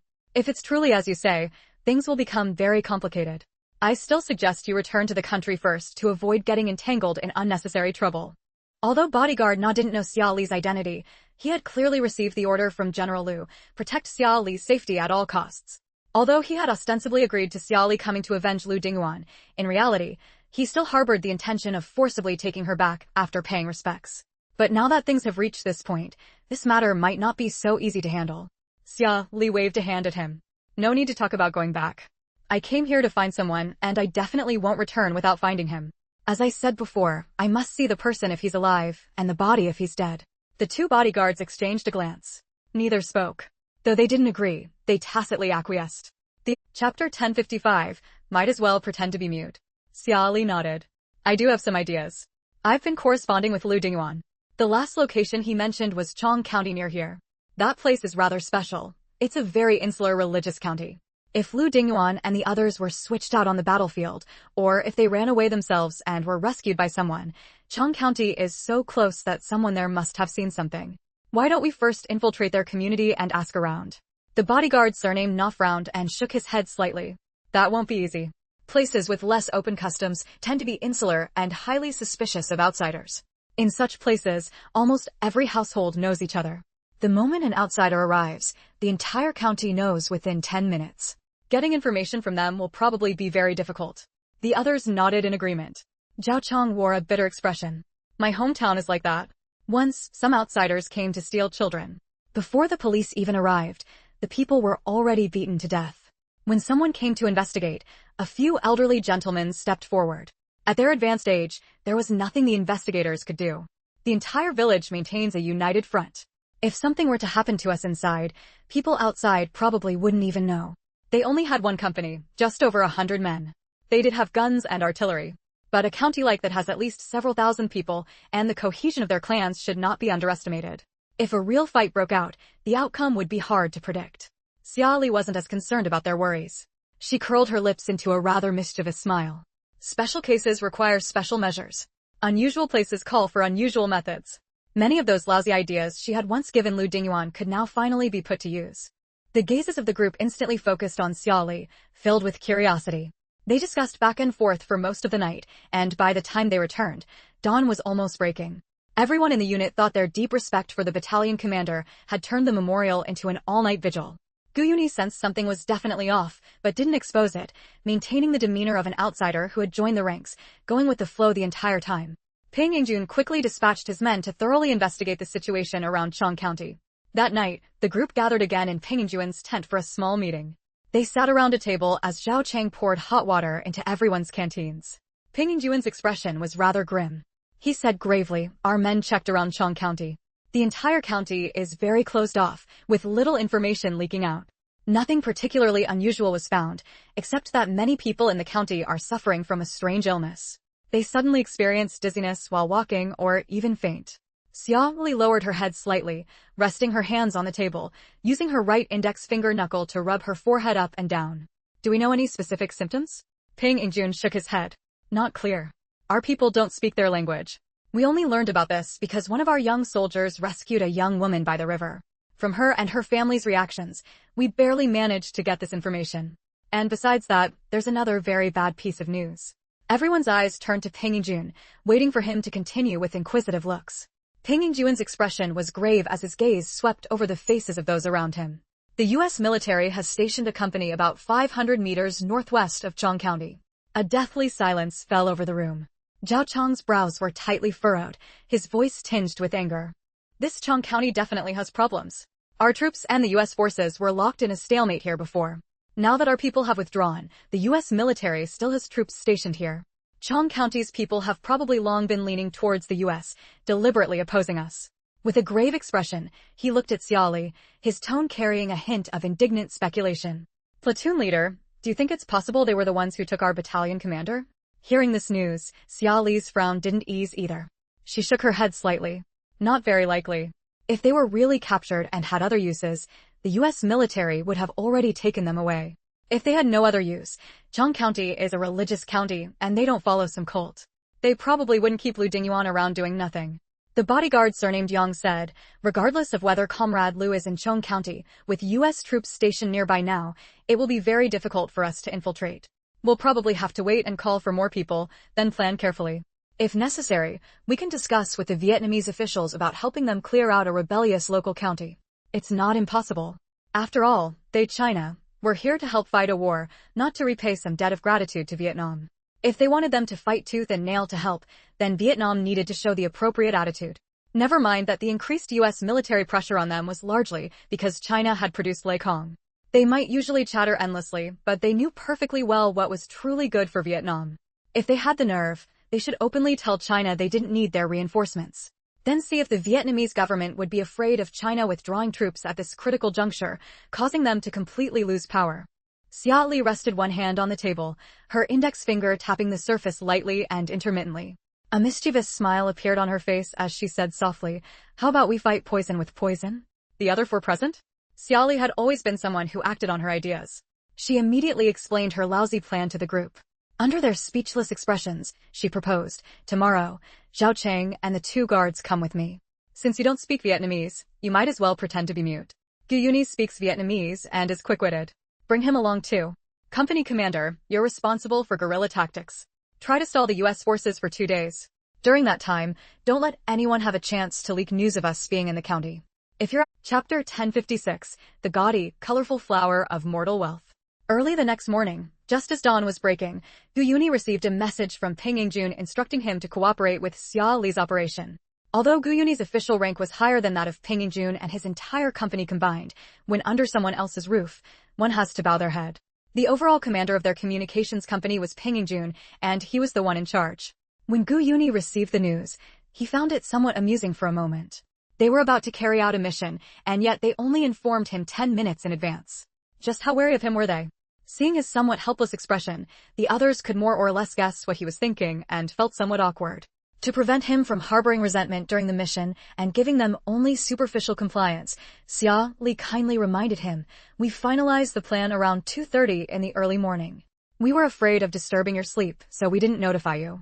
Next time we discuss plans, we'll hold our own meeting in Chong County." She didn't have the heart to say that last night. Everyone had assumed someone else would go and tell Gu Yuni, but in the end, no one did. It wasn't until this morning after breakfast, when they were reviewing the day's mission, that they realized someone was missing from the discussion table. Gu Yuni looked helplessly at Xia Li and gave a light laugh. He didn't say whether he believed her or not, but with a very good-natured tone, he said, "Then I'll trouble platoon leader Xia to explain to me exactly how we're going to carry out this mission." As soon as he said this, except for the thick-skinned Xia Li, the expressions on the other 4 faces became particularly complicated. The 2 bodyguards, in particular, looked as if they wished they could vanish on the spot, completely unwilling to bring it up. Seeing their strange reaction, Gu Yuni asked, "Did I say something wrong?" Xia Li smiled with clear mischief. "No, you didn't. Don't ask too much. I'm afraid you might not be able to cooperate psychologically right away. Let's just proceed with the action directly." Gu Yuni? Why did he always feel that what these people were about to do wasn't anything good? Peng Yingjun briefly coordinated with them, and then took his men to deploy for the day's operation. Gu Yuni was forced into action like a duck driven onto a perch. Following Xia Li and the other 3 men, who looked as mournful as if they had lost their parents, they all headed to a nearby large market. Although Vietnam hadn't implemented a collective planned economy like present-day China, its productivity wasn't very developed either. The market was large, but the goods weren't as comprehensive as in later times. Xia Li found a clothing stall in the market. She squatted down, rummaging through the pile of gaudy, colorful clothes, occasionally holding them up against the men for comparison. After a while, she went to a stall selling oddly shaped items, picking out a few strange-looking accessories and jewelry that were clearly unsellable oddities. She then compared them with the flashy clothes she had just picked out, as if trying to put together a matching set. Seeing the scene, Gu Yuni felt a growing sense of unease. Those clothes were just too beyond modern, emphasizing bright colors, preferably with shiny elements on the clothes. They were so ugly they were almost unbearable to look at. The most terrifying part was that Xia Li was actually holding those clothes up against them for comparison. He turned to look at Zhao Cheng, whose face had turned green beside him, and whispered, "Brother, I wasn't there when you all planned this earlier. Can you tell me what the arrangement was?" Zhao Cheng. Zhao Chang, a strong and robust special forces soldier, now looked at Gu Yuni with even a hint of resentment in his eyes. Comrade Gu, you'd better not ask now. At least you can despair a little later. Gu Yuni. Actually, it would have been fine if they had been wary of him and not brought him along on the mission. Really, this clearly wasn't going to be anything good. Xiaoli quickly and continuously picked out over a dozen pieces of clothing from several stalls. From the last stall, she pulled out a red velvet cloth garment, stood up, and waved to the men behind her. Let's go. Let's find a guest house first. The 4 men, carrying large and small bundles in their hands, but filled with intense reluctance. The surrounding area was even more backward than Xiaoli and the others had imagined. They searched for several rounds, but couldn't find a guest house at all. In the end, Gu Yuni negotiated with a local villager, paid to borrow a thatched hut from them for temporary use. The group entered the hut. Xiaoli directly pulled out 3 traditional garments worn by local natives from the large bundle, 1 blue with floral patterns, 1 purple with floral patterns, and 1 green with floral patterns, and handed one to each of them. You guys change into these first. I'll come back in later to do your styling. Gu Yuni, you come out with me. I'll explain what we're going to do later.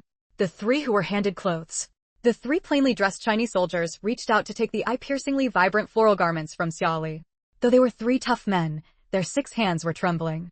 How on earth were they supposed to wear these things outside? Gu Yuni felt somewhat at this moment. Thankfully, these people didn't count him as one of their own, otherwise he'd probably be on the verge of tears right now too. Xiaoli didn't care about their feelings.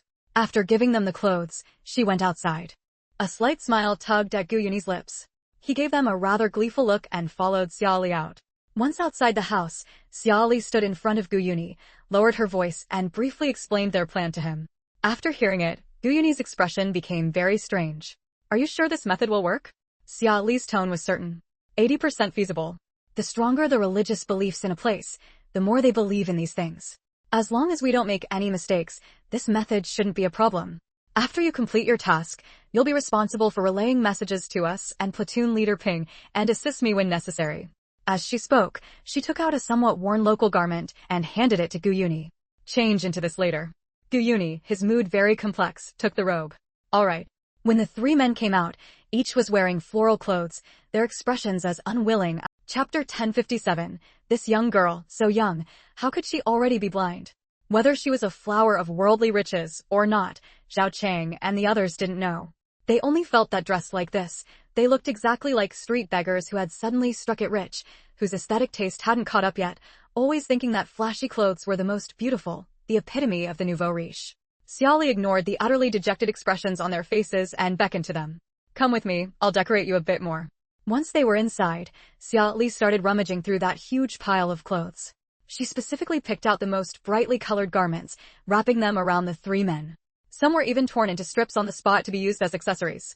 The 3 frugal Chinese men could no longer spare any heartache for the ruined clothes. They only had the energy to pity themselves for being subjected to Xiaoli's improvements. Xiaoli hung a string of fake large gold plate necklaces around Zhao Chang's neck, nearly bending it under the weight. Zhao Chang's face contorted in pain. Aren't these fake? Why are they so heavy? Xiaoli, the inside is metal, of course it's heavy. In this era, Vietnam didn't have the production capacity to churn out piles of cheap plastic imitations. Zhao Chang's neck ached from the weight, and he grimaced. When I get home, I'll tell my mom she doesn't need to envy those imperial concubines on the opera stage with their big gold chains anymore.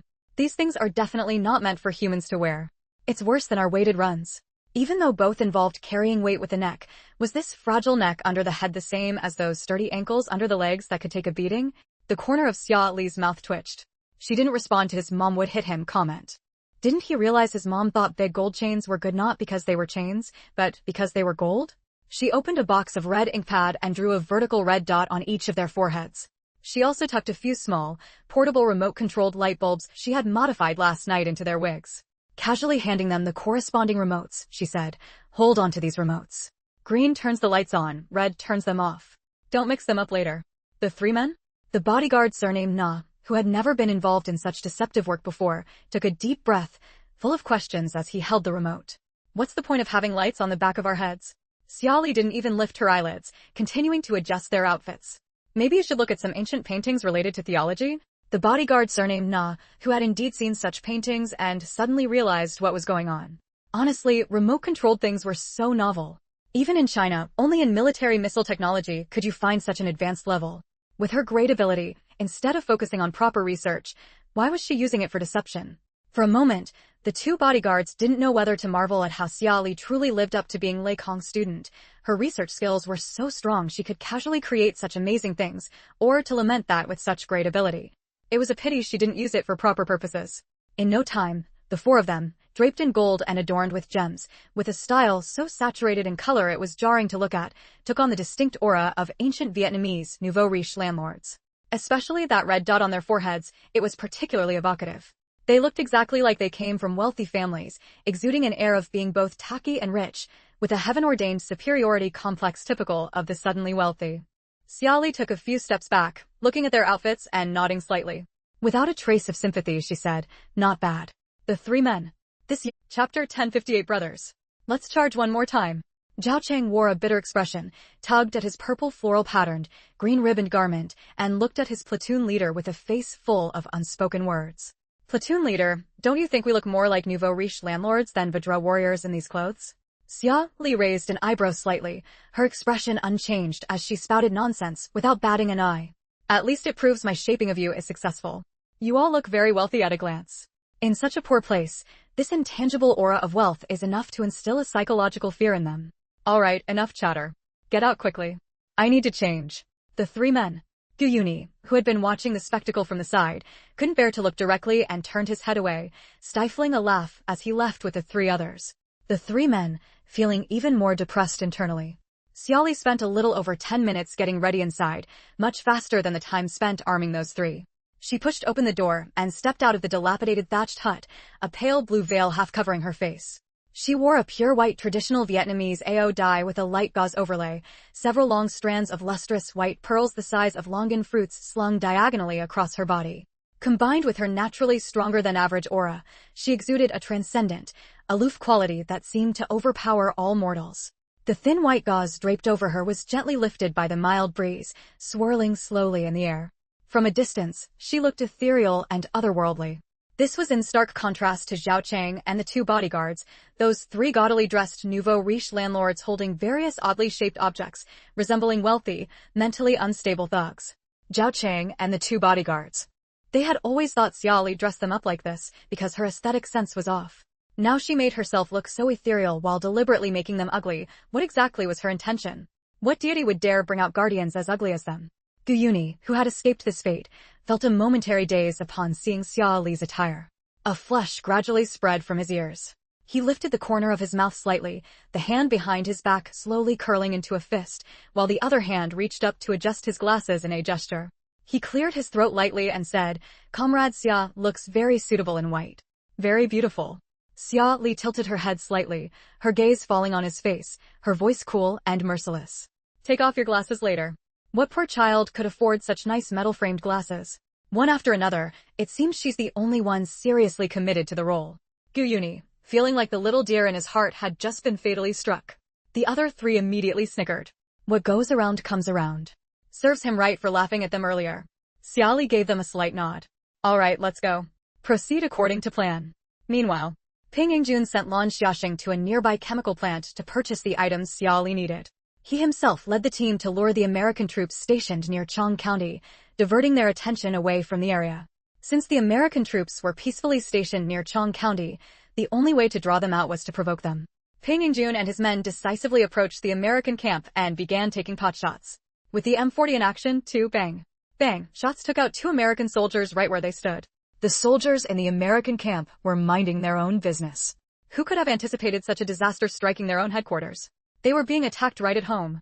Those who had been in the middle of a party immediately dropped everything, grabbed their guns, and chased after Ping Yingjun's group. Crouched in the grass, Ping Yingjun saw the American soldiers emerging and instructed the deputy company commander, "I'll lead this group away first. Later, you go scout around the camp to see if anyone else is left behind. If there are, lure them out too. If there are only a few, just eliminate them directly." The deputy company commander immediately acknowledged the order. Ping Yingjun alternated between turning back to fire shots and launching frontal assaults, using guerrilla tactics to tightly pin down this American company. But the ideal was, reality was. What made the American military stronger than China's wasn't just their advanced equipment, but also their robust physiques and higher physical limits. China had suffered from disasters in recent years. Even though Peng Yingjun and his men could eat their fill in the army, their nutritional intake still couldn't compare to that of the American soldiers from a nation that had long completed its industrial revolution and was prosperous. Even after pulling all the enemy soldiers out of their camp, trying to contain them while minimizing their own casualties was no easy task for Peng Yingjuan's team. Fighting while retreating, constantly having to run back to draw aggro and keep the enemy's attention firmly on them made the battle extremely taxing. After a period of concealment, Peng Yingjun wiped the grimy mixture of soot and sweat from his face and shouted to his men, 3 days. We only need to hold off the American troops for 3 days, and the plan over there can be completed. Brothers, let's charge one more time. Although the men in the forest didn't know the specifics of Xia Li's situation, they knew the higher-ups had a deployment to take Chong County. All present responded resoundingly, charge one more time. We guarantee to complete the mission. Their shouts immediately attracted the Chapter 1059. Xia Li, if I act well enough, no one can escape. While Peng Yingjun led his men to provoke the Americans and lead them on a chase through the mountains, Xia Li and the others had already arrived near a small river close to Chong County. The river wasn't very wide, only about 3 meters across. Many women from Chong County washed clothes by its banks. The sky was already growing dim, and no one was by the river. Xia Li and the others stood idly by the water's edge, while Zhao Cheng crouched behind a large rock not far away, keeping watch. After about 10 minutes or so, Zhao Cheng, hidden behind a massive rock, spotted 2 figures walking shoulder to shoulder from the direction of Chong County in the distance. He made a hand signal towards Xia Li's position. The previously relaxed group immediately understood. They quickly took their assigned positions. Guyuni lay down right by the riverbank. The bodyguard surnamed Na half-lifted Guyuni, her brow slightly furrowed, adopting a posture of checking his condition. Xia Li switched on a portable miniature light bulb hidden in her hair. Instantly, a large yellow halo of light appeared around the back of her head. Paired with her ethereal, fairy-like robes, she looked exactly like a deity descending to earth, complete with a divine backlight. The bodyguard surnamed Yang stood solemnly behind Xia Li, gazing with compassionate eyes at Gu Yuni lying in the arms of the bodyguard surnamed Na. Xia Li looked at the unconscious Gu Yuni with an expression of profound pity for all living beings.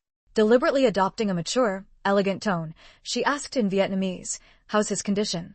The bodyguard surnamed Na didn't understand a word Xia Li said. Following the original plan, she began gesturing frantically at Xia Li, her face etched with extreme anxiety. Xia Li frowned, as if she had deciphered the bodyguard's frantic gestures. Her brow lightly creased, appearing pained by the suffering of all creatures in this world, and she let out a long sigh. Continuing in Vietnamese, she said, "Although the divine water is scarce, how can I bear to watch the beings of this world suffer? Very well, I shall grant him some divine water." As she spoke, she extended a hand towards the bodyguard surnamed Yang beside her. The bodyguard surnamed Yang promptly handed Xia Li a transparent glass bottle of water that had been pre-frozen for most of the day, its temperature around the freezing point. Xia Li reached out and took the chilly, ice-cold glass bottle. Holding the not-so-bright little light bulb between her fingers, she pointed it towards the direction of the bottle. The hand holding the glass bottle gave a seemingly gentle, but actually quite forceful downward shake. In an instant, the water inside the glass bottle rapidly solidified into ice. A small gasp of surprise came from not far behind them. Xia Li merely cast a faint glance in the direction of the two who had made the sound, then calmly averted her gaze as if she hadn't noticed. She raised her hand and passed the bottle to the bodyguard surnamed Yang. The bodyguard surnamed Yang received the glass bottle with both hands, quickly ran to Guyuni's side, and gave the unconscious Guyuni a drink of the icy water, now resembling soft shaved ice. After drinking that mouthful of holy water, Guyuni's brow twitched slightly, his eyelids fluttered, and then he opened his eyes. The first thing he did upon opening his eyes was to muster all his strength to scramble up, half kneeling and half prostrating himself not far from Xia Li, and began kowtowing fervently. In Vietnamese, he said, "Thank you, goddess, for saving my life. This frequent fainting has been an old ailment of mine, recurring from time to time. The village doctors all said if it continues like this, I probably won't live much longer. With the war raging outside, I had thought my life might end any day. I never imagined I would receive salvation from a goddess. I feel full of strength now, all my illnesses are cured. Please, goddess, tell me your temple's name. I will surely erect a tablet for you in my home and make daily offerings." Xia Li stood ramrod straight not far from him, unmoved by the devotees' offerings, and merely gave a slight nod. "It is well that your body is healthy. Offerings are unnecessary. My descent to the mortal realm this time is solely because the higher deities have entrusted me with a task. Once this matter is concluded, I shall return. Do not trouble your heart over it. Return home now." Guyuni, still kneeling on the ground, lifted his head. His gaze towards Xia Li was filled with reverence and profound gratitude. He kowtowed frantically to Xia Li. "Thank you, goddess, for saving my life. Thank you, goddess, for saving my life. Your grace, goddess, this humble one will never forget for all my days." With that, he stood up, bid farewell to the goddess, and quickly departed. Xia Li turned her head with an indifferent expression, making as if to leave. Unfortunately, a figure rushed over from behind, directly running in front of Xia Li to block her path, then knelt on the ground and bowed deeply. "Goddess, please, I beg you, save my mother. My mother suffers from the same illness as that man, experiencing dizziness from time to time, even fainting. Please, I beg you, save her. If you can save her, I will do anything." The newcomer was a young man of about 17 or 18. His face was full of anxiety, looking as if he wished he could take Xia Li back right then to help his mother. Wu Pan had come to the river to catch fish today as usual. He never expected to see a glowing goddess personally saving a man who suffered from the same illness as his mother. Not only did the man immediately wake from his coma, but he even declared himself cured and left, lively and overjoyed. Thinking of his mother's and younger sister's illnesses at home, he immediately wanted to pull Xia Li back to treat them. If this goddess would agree, he would do anything. But, intimidated by Xia Li's glowing aura and her impeccably clean robes, and fearing the majesty of a deity, he didn't dare actually lay hands on her to pull her along. He was utterly beside himself with worry. Friendly reminder: the site messages function for logged-in users has been optimized. We can now receive Chapter 1060, The Fish Takes the Bait. Upon hearing this, Xia Li frowned slightly. Her gaze held a trace of pity as she looked at the young man, but she still refused decisively. "I'm sorry. I have a mission in the mortal realm and cannot agree to your request." With that, she turned and left cleanly and efficiently. As the saying goes, what's chased after isn't a proper deal. When fishing, one should aim for a big catch. This young fellow simply didn't carry enough weight. But as long as her identity spread, a big fish would surely take the bait eventually. Seeing that Xia Li was truly leaving with no intention of helping, the young man grew frantic. He immediately blocked Xia Li's path and, with another thump, knelt down, imitating Gu Yunyi's earlier actions as he began kowtowing frantically to Xia Li. "Please, goddess, save my mother and sister. I will definitely offer you sufficient tribute. I'll do my utmost to give you the best. Please, I beg you, save them." This scene would have stirred pity in most people, but Xia Li felt nothing. She believed those people in Chong County wouldn't die anytime soon. Based on her judgment, the reason the women and children in their county often experienced dizziness or even fainted outright was all due to low blood sugar. Because of their religious beliefs, the diet in Chong County was quite bland. Additionally, in these times, there wasn't much richness in food to begin with, nor were there many high-calorie, high-nutrition items available. Nutritional resources were simply insufficient. Women, who naturally consumed more qi and blood each month than men, were consequently more prone to anemia and even low blood sugar. Just as Xia Li was about to leave decisively, she noticed Zhao Cheng, hiding behind a tree not far away, frantically signaling to her with his eyes. Xia Li frowned slightly, not quite understanding what his look meant. She swept her gaze around and saw an old man and a young man in the distance. The younger one was pulling the older one along as they ran over with difficulty. Xia Li's hearing was sharp. She could even hear the young man urging the elder in Vietnamese. County Chief, hurry up. If you don't hurry, the goddess who can turn water into ice will leave. The strange illness in our county is urgent." Xia Li, well, speak of the devil. Look, the big fish has taken the bait already? She thought she'd have to fish for a couple more days. She didn't expect the fish to bite so quickly, and it was the biggest one too. Seeing more people arrive, Xia Li worried about her cover being blown. After confirming that the county chief had definitely seen the large light bulb she was wearing on the back of her head, she pretended to casually wave a hand while her other hand pressed the remote to turn off the light hidden in her hair. She sighed, looking down with a compassionate gaze at the young man. "It's truly not that I don't want to save people. It's just that I have matters to attend to. At this critical juncture of life and death, I cannot linger here. How about this? After I finish my business, if I have the chance to return, I will come and help your mother and sister once." Having said that, she truly left without a trace of reluctance, walking past the young man who looked at her with anxious desperation. The county chief was a plump, round-faced old man in his 50s. Dragged along by his nephew for such a long run, he was nearly exhausted. Initially, he hadn't quite believed his nephew's claim of encountering a goddess and hadn't run with full commitment. But just moments ago, he had seen a young woman ahead with a halo around her head, who with a casual wave removed the halo. This instantly made him believe his nephew's earlier words a bit more. Seeing the goddess, who might potentially cure the strange illness in their county, about to leave, He grew frantic immediately. Regardless of whether she was real or not, what if she really could cure that strange illness? Gasping for breath like a tattered bellows being pulled back and forth, he shouted in the direction where Xiao Li and the two bodyguards were leaving. Goddess. Goddess. Wait. This humble believer has something to say. Xiao Li seemed to pause unintentionally, tilting her head slightly as her gaze fell upon the plump county chief running over. She deliberately raised the pitch and tone of her voice, making her words carry a hint of transcendent, aloof divinity. What do you seek from me? The county chief hesitated for a moment before stating his difficulty. Goddess, I am the county chief of nearby Chong County. The women and children in our county have contracted a strange illness. They experience dizziness from time to time, sometimes even fainting while working. We have tried our best to ensure they have enough to eat, yet this keeps happening again and again. Their plight is truly pitiful. We beg for your assistance. In your great mercy and compassion, deliver all beings, liberate them, and free them from the suffering of this illness. As long as they can be cured, our Chong County is willing to offer tribute to the best of our ability. We implore you, goddess, to help. Xiao Li sighed, her compassionate gaze sweeping over the young man kneeling on the ground. She sighed knowingly, I understand your hardship. But my coming here this time is solely because I received a directive. The reincarnated divine child is in mortal peril, and I must help him through this tribulation.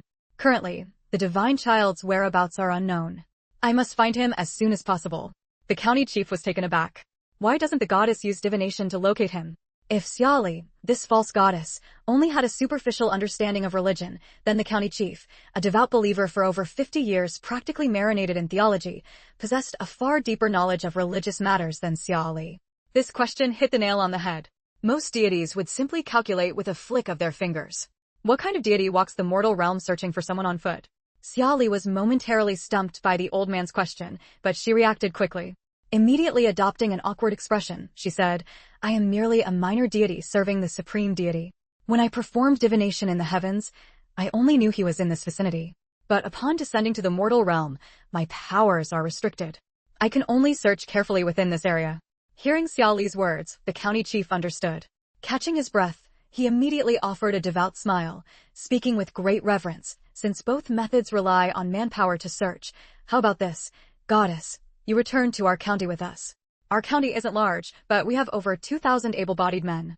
As long as the goddess describes the divine child's appearance and characteristics to them, they can all serve the goddess by searching for him.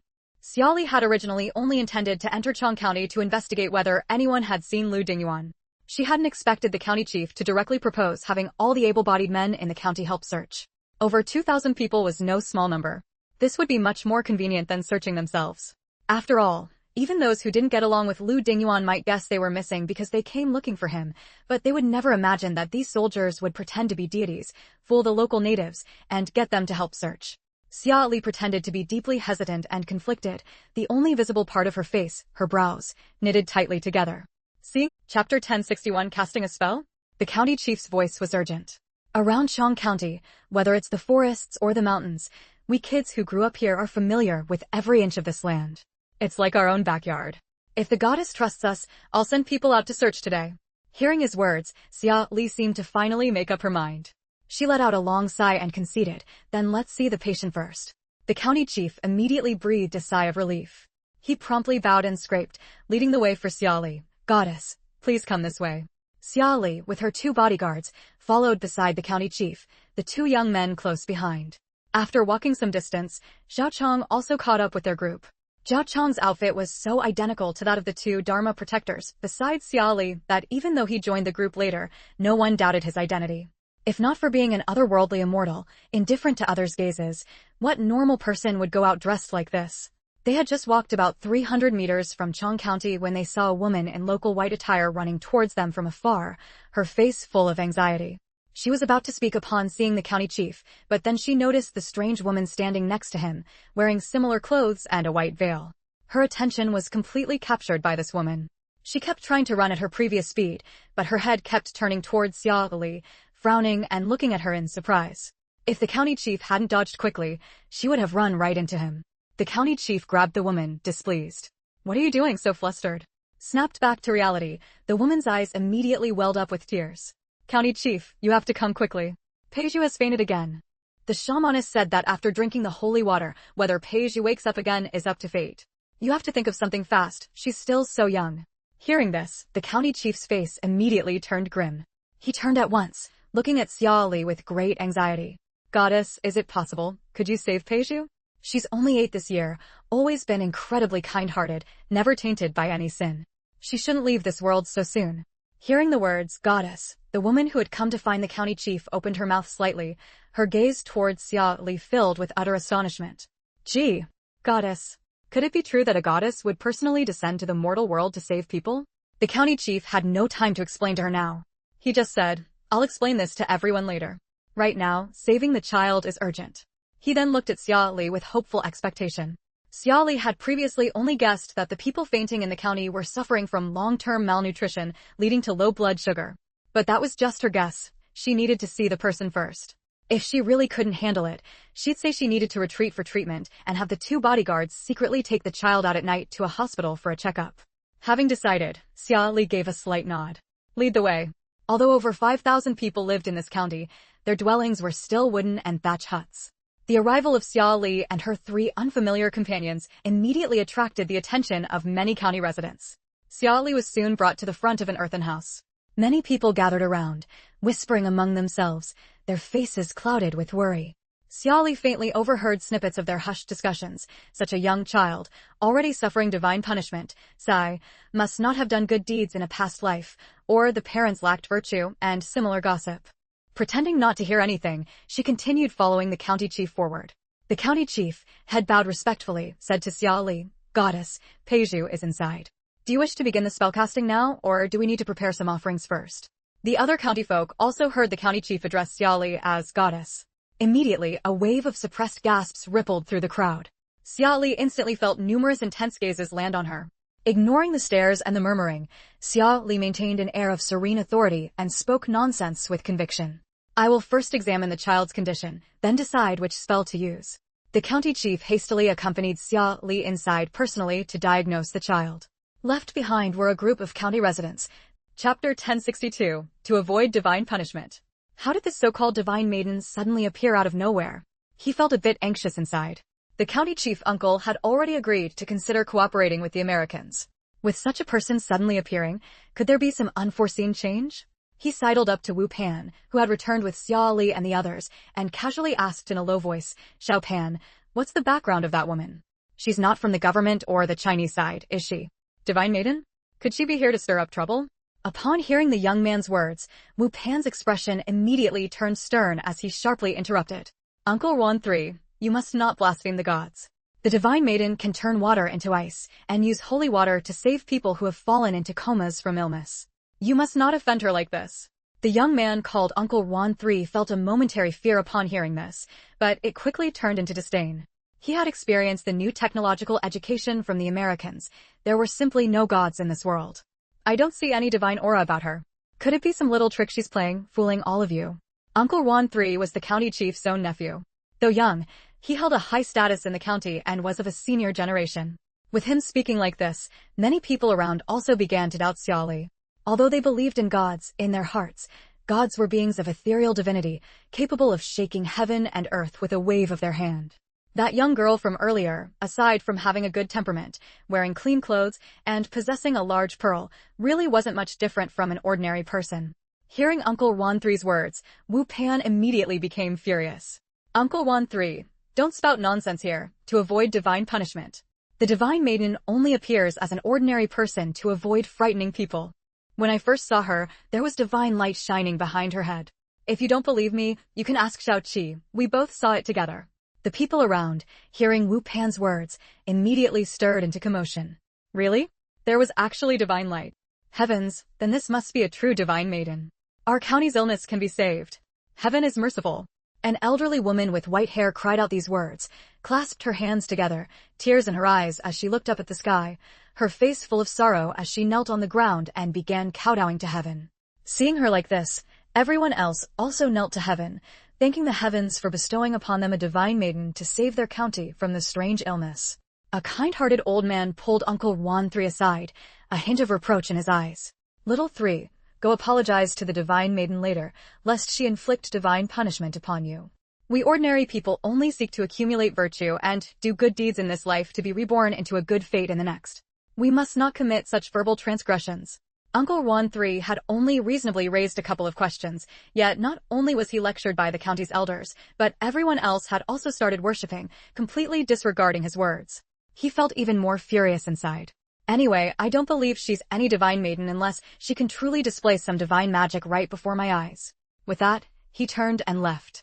He absolutely had to find a way to expose that divine maiden of unknown origin. The county's cooperation with the Americans was imminent. There must be no unexpected incidents. Otherwise, someone like him, who had already sided with the Americans early on, would surely have no good days ahead. Xia Li walked into the room, lit only by a single candle and thus slightly dim, and saw a young girl lying weakly on the bed, her face pale and her lips devoid of color. Her eyes were slightly half open. It was unclear whether she was already unconscious or in a delirious state. People around were either weeping softly or anxiously calling her name. Chapter 1063. That's right, your ancestral grave is in a good location. Xia Li observed the little girl's surface symptoms. They did indeed resemble hypoglycemia. But specific matters still required specific analysis. The county magistrate led Xia Li to the bedside, squatting down with a heartbroken expression and reaching out to stroke the child's head. He turned to look at Xia Li with hope, his voice carrying a note of entreaty. Goddess, though it may be shameless of me, I still hope you can bestow holy water to save this poor child. We will surely sing praises of your merits and keep the eternal lamp burning for you. On the way back, Wu and Pan had already recounted everything they had witnessed. By now, the county magistrate knew that this goddess before him was the one who had used holy water to save people suffering from the same fainting illness as the women and children in his county. Since there was a quickest method, he naturally wanted to save people as soon as possible. If people in the county kept collapsing from this fainting illness, it might cause panic among the entire population. Xia Li glanced at the county magistrate and the little girl lying on the bed, her mind thoughtful. She stated frankly, there was only that little bit of holy water left just now, and now it's all gone. The county magistrate's face immediately turned grim, and he grew anxious. Goddess, is there any way to obtain more holy water to treat the people in the county? Xia Li, there is no more holy water. That was specially allocated to me by the great deity for emergencies while I carry out my mission in the mortal realm. But I can try to use magic to save them. However, while holy water can cure all ailments, my magic requires treating the specific cause. First, tell me what symptoms they all have. Xia Li's brief words sent the county magistrate's heart on a roller coaster, nearly drawing its own electrocardiogram. Now, hearing Xia Li say this, his perpetually anxious heart finally settled somewhat. He immediately said, Good, good, good. Being able to treat them is good enough. Thank you, goddess, for using your magic to rescue them. With that, the county magistrate eagerly recalled the symptoms of those in the county suffering from the fainting illness, detailing each point meticulously, afraid of missing anything. In the beginning, they weren't as severe as they are now. They were merely inattentive, slow in thinking and speech, dizzy, sleepy, had blurred vision, unsteady gait, hallucinations, felt troubled and irritable, and were easily angered. Later, as the illness worsened, they began to sweat, tremble, experience heart palpitations, nervousness, anxiety, hunger, salivation, weakness, pale complexion, rapid heart rate, and cold limbs.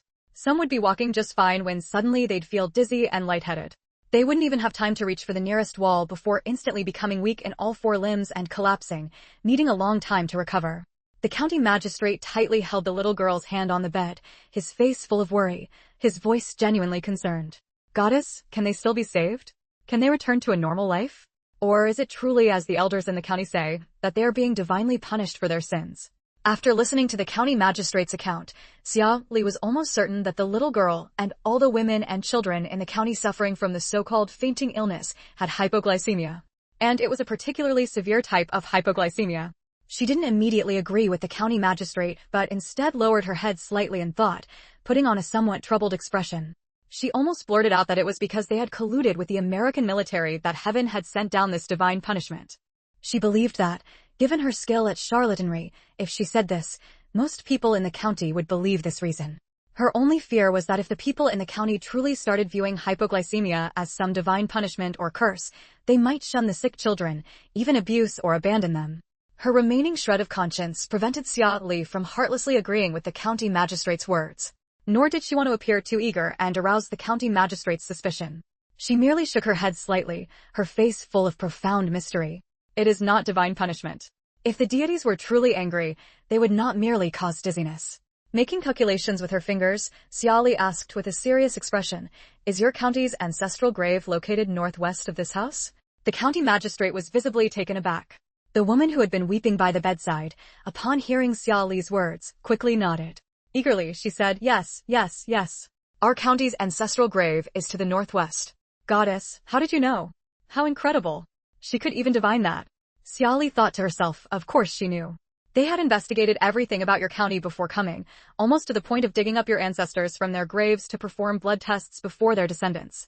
Remembering her visit to their ancestral grave a couple of days ago, she had seen offerings and burning butter lamps before many of the burial mounds. Chapter 1064. Xiaoli, watch me con.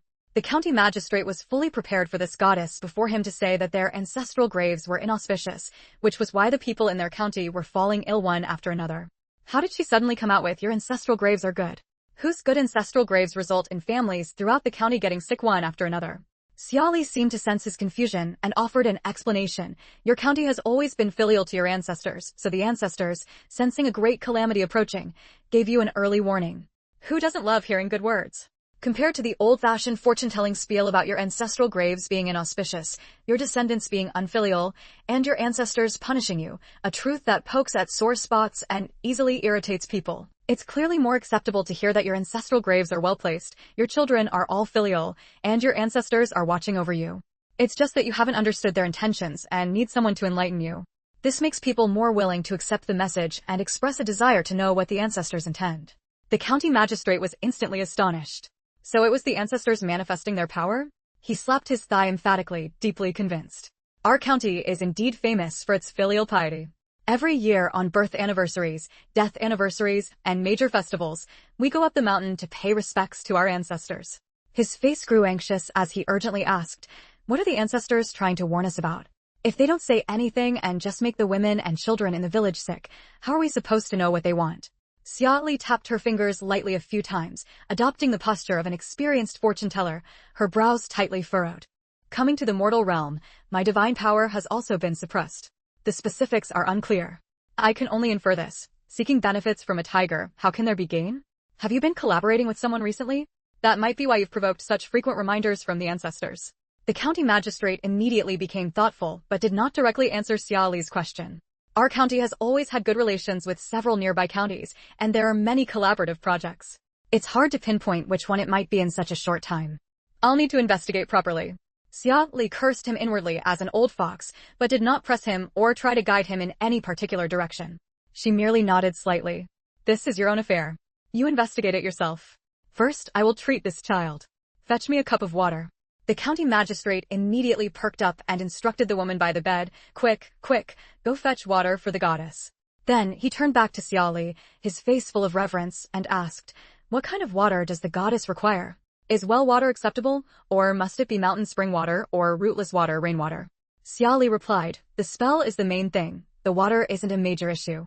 However, it's best to use water that has been heated by earthly fire and then cooled to body temperature, water most harmonious with the human body."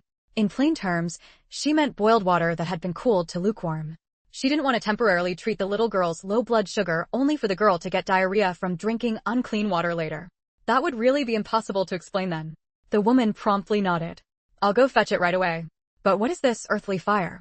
Xiaoli wanted to say gas cylinder, but then she remembered that gas cylinders weren't widespread yet, and such a remote, impoverished place probably didn't have them.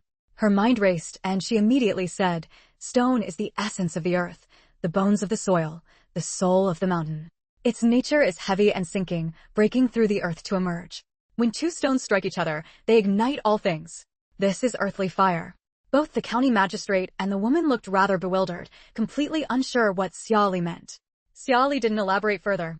She took out 2 pieces of flint from her space. Chapter 1065. But she can glow. Inside the house, everyone harbored their own thoughts, yet they were all equally tense. The little girl lying on the bed trembled her eyelashes slightly and slowly woke up. Her gaze swept around the room before settling on the woman who had just gone to boil water. Choking back a sob, she called out, "Mother." The woman immediately hugged the little girl and began to cry. She then turned around, knelt on the ground, and kowtowed frantically to Xiaoli. Overwhelmed with joy to the point of incoherence, she said, "Thank you, goddess. Thank you for saving my daughter's life. This humble woman has no way to repay you except to pledge, along with my daughter, to become your most devout follower for life, with absolute loyalty. Xia Li raised her hand slightly. It's good that she's alright. I have a set of body tempering techniques. Tomorrow, she can learn them from my guardian. In the future, after we leave, she will be able to strengthen her physique. Hearing Xia Li's words, the woman was even more moved, tears streaming down her face. The county magistrate was also very happy to see the little girl awake. He cautiously said to Xia Li, Paige isn't the only one in the county with this illness. I wonder if others could also learn this body tempering method. Xia Li gave a slight nod. They may. Xia Li was soon taken to stay in the best house in the county. The county magistrate said respectfully, Goddess, we must trouble you to condescend to stay in this humble dwelling for now. I will shortly prepare the finest fresh fruits as offerings for you. I will also send a painter. Please, Goddess, tell us what the missing divine son looks like so we can search for him. Xia Li sat upright, her back straight, her face stern as she nodded slightly. Good. The county magistrate respectfully withdrew from the room. As soon as he stepped outside, he was surrounded by a crowd of county residents. Magistrate, did the goddess say what's causing the curse on our county? Is there a cure? Magistrate, how is little Peju now? Was she cured? Magistrate, how long will the goddess stay here? Do we need to go pay our respects daily, offer fresh fruits, and set up incense altars? Everyone chattered with questions, giving the magistrate a headache. He immediately raised his hands, signaling for quiet. Quiet. Peju has already woken up. The goddess says there is a way to cure that strange illness. The goddess now needs a quiet space to rest. If you have questions, let's go to the ancestral hall to talk. Hearing this, everyone immediately quieted down. They all surged towards the ancestral hall in a crowd. The county magistrate recounted the day's events in detail to the residents. Afterwards, he instructed those with sick family members to follow the divine guardian for body tempering practice early the next morning, then left the ancestral hall. Just outside the door, he ran into Third Uncle Yuan, who had been waiting there. Seeing the magistrate, Third Uncle Yuan hurried over with an anxious look, his voice tinged with worry. Uncle, those people are definitely frauds. Their arrival is too coincidental, and they kept making insinuations against the Americans. We mustn't believe them. The magistrate gave him a cool glance, his expression stern and severe. Put away your petty schemes. Treating the county's people is what matters. If you dare cause trouble and delay everyone's treatment, see if I don't make you regret it. Facing his own nephew, the magistrate was exceptionally cold and calm, a stark contrast to his kindly demeanor before the ordinary residents and his devout, obsequious posture before Xia Li. Third Uncle Yuan felt somewhat guilty at the reprimand. But he persisted, unwilling to give up. I think that woman must have been sent by the government or by China. This is a conspiracy to stop us from allying with the American military. No matter how powerful this so-called goddess is, can she withstand American artillery? If we easily believe her and anger the American military, what then? The magistrate sneered, rebuking him without mercy. I don't mind that you lean towards the American side since they've given our county some advantages. But you need to understand clearly. The reason we lean towards the Americans and cooperate with them is also for the sake of our county's people living well and avoiding the disturbances of war. The American military is indeed powerful, and they have skilled military doctors. But have they ever sent anyone to save us? It's merely a relationship of mutual benefit. Have you truly started seeing them as saviors? You're already this old. How can you still be so unclear about things? Third Uncle Yuan was immediately scolded into near silence. But he quickly grasped the implied meaning in his uncle's words. He looked at the magistrate in utter astonishment, his speech becoming halting. So, you mean, you don't believe that woman is a goddess either? The magistrate looked at Third Uncle Yuan with exasperation. It seems you didn't listen to a single word I just said. She can glow and she can perform magic. I don't care if she's a true deity or a false immortal. I only hope our county's people can be well, that we won't end up like the neighboring county, where everyone was slaughtered by the enemy, not even a Chapter 1066. Even if they don't believe, they won't be willing to give us up because of the benefits. Although the county magistrate also devoutly worshipped the deities in his heart, as the magistrate of an entire county and as the patriarch of his entire clan, he naturally had to prioritize his clan above all else. Otherwise, after his death, he wouldn't know how to face his ancestors in the afterlife. County Magistrate Yuan's ambiguous attitude left Third Uncle Yuan thoroughly frustrated. Yet, he didn't dare to say anything inappropriate that might upset his esteemed uncle, the magistrate, and could only reluctantly give up. Since this path through his uncle was blocked, he would have to think of another way. Inside the thatched cottage where Xia Li was staying. After the visitors had left, the few people inside carefully checked the surroundings, confirming no one was near the house before they felt safe to speak freely. Zhao Chang grinned, a somewhat silly smile on his face, and gave Xia Li a thumbs up. He praised with genuine sincerity, "Platoon leader, you really know how to spin a tall tale. You had them all completely fooled. I think our mission to investigate the battalion commander will be completed very soon. Maybe after you say a few words in the county, those people will stop colluding with the Americans. But speaking of which, that county magistrate really seems to care for his people like his own children. Did you see how heartbroken he was over that little girl? He practically wished he could suffer in her place." The two bodyguards looked at Zhao Chang with expressions of mild exasperation. Xia Li gave a slight, wry smile and kindly explained to her somewhat dense subordinate, "Of course he cares. Unless something's off, that little girl is likely the county magistrate's own daughter." "Zhao Chang." Zhao Chang looked at Xia Li, his face a picture of shock and disbelief. "They said that?" Xia Li was speechless. "Did they need to? Didn't you see the meaningful glances between the county magistrate and the child's mother? Not to mention his genuine, heartfelt distress for the child. The other servants in the house also showed great respect towards the child and her mother. I'd bet that house is the county magistrate's own home." Zhao Chang opened his mouth, still finding it hard to believe. "How is that possible?" Xia Li tilted her chin towards the two bodyguards. "If you don't believe me, ask them. They both figured it out. You're the only one who didn't." Zhao Chang turned to look at the bodyguards and saw both of them nodding at him. Zhao Chang. So he was the only one who hadn't noticed. Xia Li didn't dwell on whether the simple-minded kid had grasped the relationship between the older man and the child. She continued, a note of sarcasm in her voice, "As for how much that county magistrate actually believes us, I'm not so sure. His words were full of respect, but in reality, he didn't reveal any important information about the county at all. Clearly, he doesn't fully trust us. He's probably planning to use us right now." Vietnam was even poorer than China. Others in the county might never have seen an electric light, but as the county magistrate, even if only attending meetings in the city or province, he should have seen such things. Completely fooling him would likely require more effort. Hearing Xia Li's words, bodyguard Yang also frowned. "I originally thought this was a religious county, and everyone, especially the county magistrate as the leader, would deeply believe in mystical matters. But now it seems this old gentleman is quite wary as well." Zhao Chang immediately grew anxious. He frowned, looking at Xia Li and bodyguard Yang. "Then what do we do? Could he try to expose our identities? If he never believes us, once we're used up in this con, we'll be in serious danger." Xia Li's lips curved into a smile that suggested if the ox wouldn't drink water, she was now prepared to force its head down. "Then we make him believe completely. Even if he doesn't believe, he won't be willing to give us up because of the benefits involved. The American troops are right next to their county. I don't believe this old fox is, willingly, being suppressed by them, let alone being plundered. If it weren't a genuine threat to their lives, that old fox probably wouldn't have gotten his people involved in the war at all. He'd just have them praying to gods and Buddhas within the county." Zhao Chang, remembering Xia Li's series of unconventional tactics and seeing the somewhat icy glint in his platoon leader's eyes, felt a chill run down his spine and promptly shut his mouth. The strategies there. Chapter 1067. Xia Li, let's boost him first, don't let him croak midway. Xia Li turned to look at the Yang surnamed bodyguard, frowning slightly with a serious expression. "Probably not everyone in the county has a positive attitude towards us. You're good at stealth and reconnaissance. Before they fully trust us, keep a close watch these next few days to prevent anyone from stirring up trouble and catching us off guard." The young surnamed bodyguard instinctively nodded with a serious expression, as if receiving an order from a superior. "Yes." After answering, even he himself paused for a moment. The way this young girl gave orders didn't seem like just a platoon leader. Could this be the family style of a military second generation? After the group had discussed and decided, Xia Li went to rest early. Even though Lu Dinguan's portrait had been given to the county magistrate, she couldn't push too hard for answers now, let alone directly overturn several nearby counties to search for someone.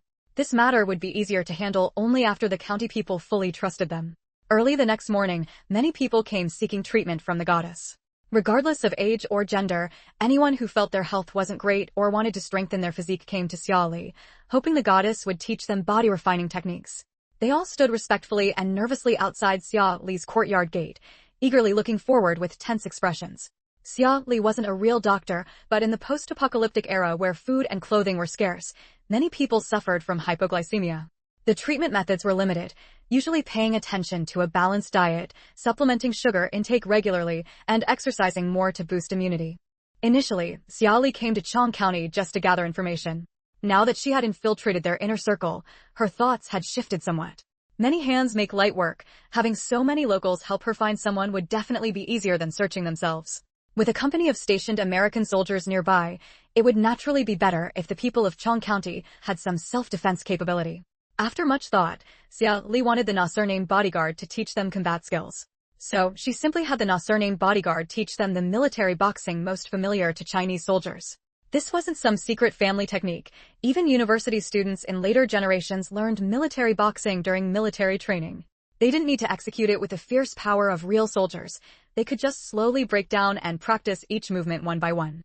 Besides strengthening the body, knowing how to exert force in a fight was better than fighting randomly. Most of those who came to Chong County to learn body refining techniques were people with hypoglycemia. Those with mild cases were fine, but severe cases could barely stand steadily. Expecting them to start with fierce, powerful boxing from the get-go was a joke. If they really tried that, they'd collapse in less than 5 minutes. Seeing that it was almost time, Xia Li said to Zhao Chang, "Later, go out and boil some water. Give each of them a bowl of glucose with salt." Zhao Chang slightly lowered his voice. "Yes." Right on time, a light knock came from outside the door. Xia Li put on the cumbersome veil and said in a cool voice, "Come in." The county magistrate walked in with small, hurried steps, slightly bowing, his attitude even more respectful than the day before. He said in a deferential tone, "Goddess, the auspicious hour has arrived. Should we begin teaching everyone the body refining techniques now?" Putting on airs, Xia Li gave a slight nod before slowly rising. Her voice was cool and noble. "Let's go." The county magistrate immediately made an inviting gesture for Xia Li and very naturally walked behind her, following respectfully as they went out together. The people outside had been waiting for a long time. The ordinary folks clearly didn't have as many schemes as the county magistrate. Seeing Xia Li come out, they looked excited and devout, kneeling one after another and kowtowing to Xia Li. They shouted loudly, "Goddess! Goddess who relieves suffering and hardship, may your divine powers last forever. Goddess, please forgive our sins and pardon our inadequate hospitality. Please, Goddess, discuss with our ancestors and ask that any warnings not involve the children." Hearing the request for her to discuss with their ancestors, the corner of Xia Li's mouth under the white veil twitched involuntarily. That might be hard to arrange. She'd probably have to dig them up first. While a modern Chinese internet slang meaning to mock/complain/vent, vented a lot in her heart, her face remained calm and composed. She tilted her head slightly and looked at Zhao Chang. Before the body refining, first distribute the Chapter 1068. The other party had finally handed her a ladder. It would be impolite not to make good use of it. It's sweet. The divine water is actually sweet. There's also a faint taste of the sea. This must be a blessing from the sea god, brought by the goddess. Several people nearby immediately agreed, moved once again to express their gratitude and praise toward Xia Li, their gazes toward her filled with fervor. Judging by their demeanor, they seemed ready to rush over to Xia Li right then, cling to her leg, weep bitterly, and thank her for her grace. Zhao Chang and the two bodyguards, who knew the water was just glucose mixed with sea salt. How could it not taste of the sea? That salt was something they had sneaked out last night, following Xia Li's instructions, and together with Gu Yuni, who was coordinating from outside, they had boiled seawater back and forth for most of the night to extract. Uncle Yuan watched as Xia Li won over the people of their county with just a few bowls of water, grinding his teeth in anger. These people who played such mystical tricks were utterly despicable. He put on a smile and walked towards Xia Li, who was being worshipped by the crowd, stopping at the very front. "Goddess, the American military is currently stationed right next to our Chong County, and China is also eyeing our Chong County covetously. I wonder if the goddess, out of pity for the tens of thousands of people in our Chong County, could divine our fortune for us? As a most benevolent goddess, you surely wouldn't refuse such a request to save people from peril, would you? How dare you? Wan-san, how can you be so presumptuous toward the goddess? Apologize to her at once." An elderly, hunched-over man with very high seniority in the county angrily thumped his cane on the ground, his face contorted as he berated Uncle Yuan. Uncle Yuan had secretly gone to find the American troops last night but hadn't found anyone at the camp. Now, to prevent the people of the county from being deceived by this fake goddess and her mystical tricks, he had no choice but to find a way to expose her hypocrisy and true identity. Being scolded by his uncle in the clan now, he showed no intention of backing down. He simply stared directly at Xia Li. "Goddess, do you no longer love mankind?" The people around him, hearing his presumptuous words to the goddess and fearing he might anger her, were thoroughly frightened. "Wan-san, shut your mouth right now. Who allowed you to speak to the goddess like that? Go apologize to her at once. Wan-san, stop talking nonsense or I'll break your legs. This is truly lawless, daring to be presumptuous even toward a deity. You wretched boy. See if I don't beat you to death." Most people were afraid the goddess would punish the entire county because of Uncle Yuan. They condemned, stopped, and even hit and scolded him, insisting that Uncle Yuan apologize to the goddess. The woman tightly hugged her daughter, her face bitter, tears in her eyes as she pleaded with Xiaoli, "Goddess, please don't take offense at him. Heaven will punish him, and we will also punish him. Please, you must not be angry." As she spoke, she shook the daughter in her arms and said urgently, "Quick, pray devoutly with mommy to the goddess. Beg sister goddess not to bring down punishment." The little girl was only 4 or 5 years old, not very understanding. Hearing this, tears immediately fell, but she still pleaded with Xiaoli in a childish voice. In an instant, what was supposed to be a military-style boxing teaching session turned into a large-scale conflict scene between believers and a heretic. The county chief's face also didn't look good. He never expected his foolish nephew would disturb the goddess while she was healing the county's people before she even began. It seemed all those words he said last night were wasted. The county chief gritted his teeth, his face dark. His plump body, however, moved with surprising agility as he pulled a wooden stick from the clothesline, radiating anger as he charged toward Uncle Yuan. Xiaoli glanced at the farce before her, even having the leisure to think. No wonder the state doesn't allow religious groups to hold large-scale gatherings privately, requiring them to report to relevant departments for any large gatherings. Look at how fanatical these people were. If she really established some kind of cult here, brainwashing these people to devoutly believe in her, she could probably stir up some serious trouble. Seeing the county chief about to hit someone with the stick, Xiaoli slightly raised her hand and rested it on the county chief's arm. She didn't seem to use much force, just a light touch, yet the furious county chief, no matter how hard he tried, couldn't budge that hand on his arm in the slightest. The county chief felt a surge of doubt and uncertainty. The reason he hadn't completely believed this person was the goddess before was that, even when she used her arts, they weren't as magnificent as described in the scriptures he had read. But now, this hand gripping him tightly was like the 1,000-gene force described in the scriptures, completely immovable. He was a normal man, and the one holding him was just a slender young girl. Was this really a strength a human could possess? For a moment, the scales in the county chief's heart began to tilt. Xiaoli tightly restrained the county chief with one hand, but her eyes stared directly at Uncle Yuan. Her gaze held compassion for all things in the world, yet also an indifference that treated everything equally. "I never said I love mankind. I simply cannot bear to see sentient beings suffer. But if anyone uses my kindness as a bargaining chip, tarnishing this kindness of mine, I will absolutely not let them off lightly." Although the two bodyguards and Zhao Chang couldn't understand what Xiaoli and these people were saying, they could tell the current situation was a confrontation between Xiaoli and the young man opposite them. The three firmly held onto their script as Dharma protectors, stepping forward to stand in front of Xiaoli, glaring angrily at Uncle Yuan. These 3 burly young men who had killed before radiated a fierce aura. Standing forward like this, their presence was indeed quite intimidating. Uncle Yuan instinctively took a step back, his face turning very ugly. The common people, thinking Xiaoli was angry, were even more terrified. Some were so frightened they fainted on the spot, starting to foam at the mouth. The county chief's expression twisted even more, and he hurriedly tried to placate Xiaoli. "Goddess, I will open the ancestral hall and invoke clan punishment before our ancestors, severely punishing this unfilial descendant. Please, you must calm your anger and spare your innocent believers." Xiaoli. The way he framed it, how did they all be? Chapter 1069 might just capture them for a sacrifice to heaven. Xiaoli's indifferent gaze swept over Uncle Yuan as if she didn't consider him a threat at all. She sighed and said, "Forget it. Since I have already come to Chong County, offering a single revelation for the suffering people here will fulfill the karmic connection between us. However, divination requires fasting and purification, and I will need 2 days to prepare." As she spoke, her voice turned a few degrees colder. "But this is the only time. I do not wish to see such blasphemous acts against the divine happen again." It seemed the things she had done before were still too scientific. She needed to go all out this time to completely fool everyone. Seeing that Xiaoli did not lose her temper on the spot, the county magistrate immediately breathed a sigh of relief. With a nervous expression, he bowed and scraped before Xiaoli, saying, "We are eternally grateful for the divine maiden's great kindness and virtue. Please, you must accept our incense offerings as a small token of our gratitude. For the next few days, if you need anything at all, just have someone inform me, and I will immediately have it prepared for you."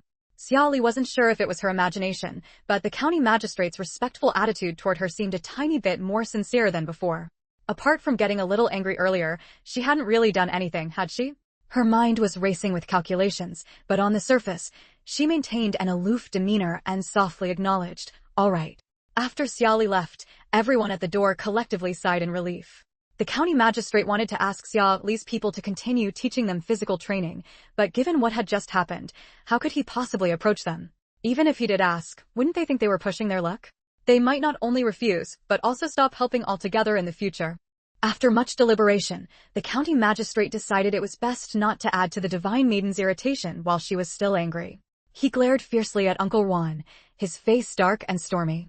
Raising his voice, he said coldly, "Take him to the ancestral hall and make him reflect properly before our ancestors."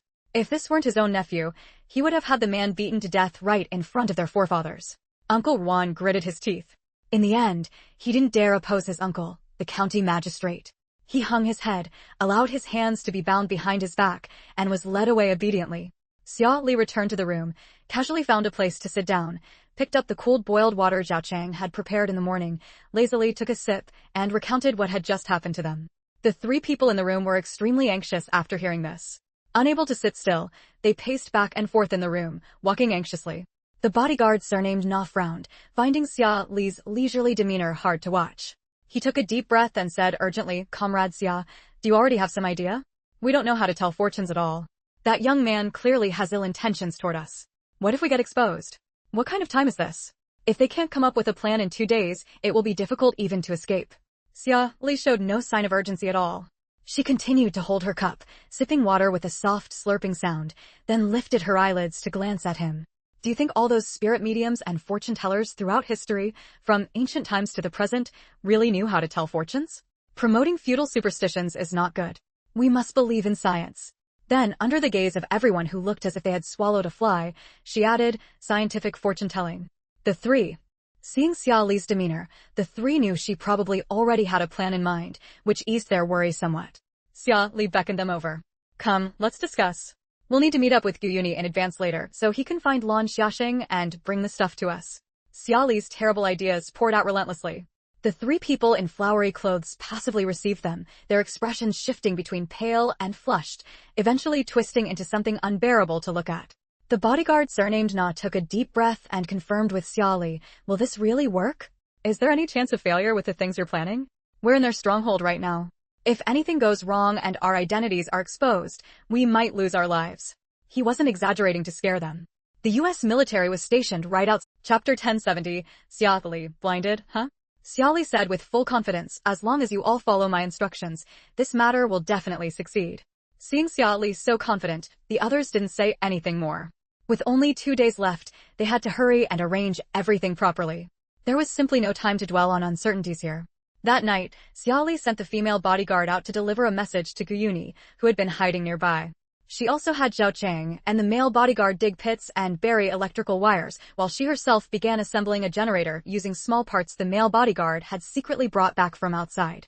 After the female bodyguard smuggled in everything Gu Yuni had sent over, Xia Li started making the items needed for the fortune-telling. To avoid arousing suspicion from the townspeople, Xia Li frequently had Zhao Chang take small notes out to request things like rootless water, earth fire, and lightning-struck wood from the townspeople. These utterly useless yet seemingly pure, yang-aligned, and mystically significant oddities kept the townspeople running around in circles, leaving them no time to pay attention to the specific activities on Xia Li's side.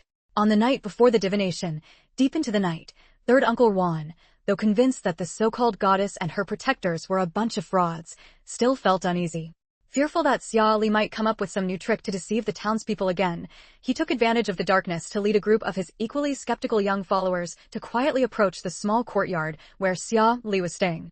The young follower beside third Uncle Yuan, like the others, crouched outside the fence of Xia Li's courtyard. Unlike his companions who were looking for the right moment to climb over the wall, he felt a bit nervous, plagued by a sense of foreboding. He whispered to third Uncle Yuan, "Third uncle, maybe we should go back. Even if she isn't a goddess, it's not right for us to climb into a young woman's courtyard in the middle of the night. And what if she really is a goddess? What if she punishes us?" Hearing this, third Uncle Yuan immediately grew furious and turned to glare at him fiercely. At this point, how can you still think of backing out? Didn't I tell you before? There are no ghosts or gods in this world. That goddess is clearly just putting on a show. Another young follower nearby also looked amusedly at the one who had tried to dissuade them. "Uncle Pan, don't be so timid. When we went to the Americans before, didn't they show us science and prove that there are no gods in this world? The Americans had deceived the elders in their town with mystical tricks, vigorously promoting the idea that America was divinely ordained and should rightfully rule this land. But to these promising young people specially selected from the town, they had secretly revealed that it wasn't theology at all, just scientific principles. Back then, they had felt that their broader knowledge made them superior to their ancestors, at least not as easily fooled. They had intended to wholeheartedly work for the Americans, hoping to improve their own lives as well. But they hadn't expected the sudden appearance of this goddess complication. When they went to find the American troops yesterday, the Americans weren't even in camp. They had to handle this matter well to gain favor with the Americans. Outnumbered, Uncle Pan could only obediently follow the others over the wall. The group quietly crept under the window of Xia Li's living room, cautiously stretching their necks to peek inside. Xia Li had sharp ears. She had noticed these people sneaking around and discussing outside the fence earlier.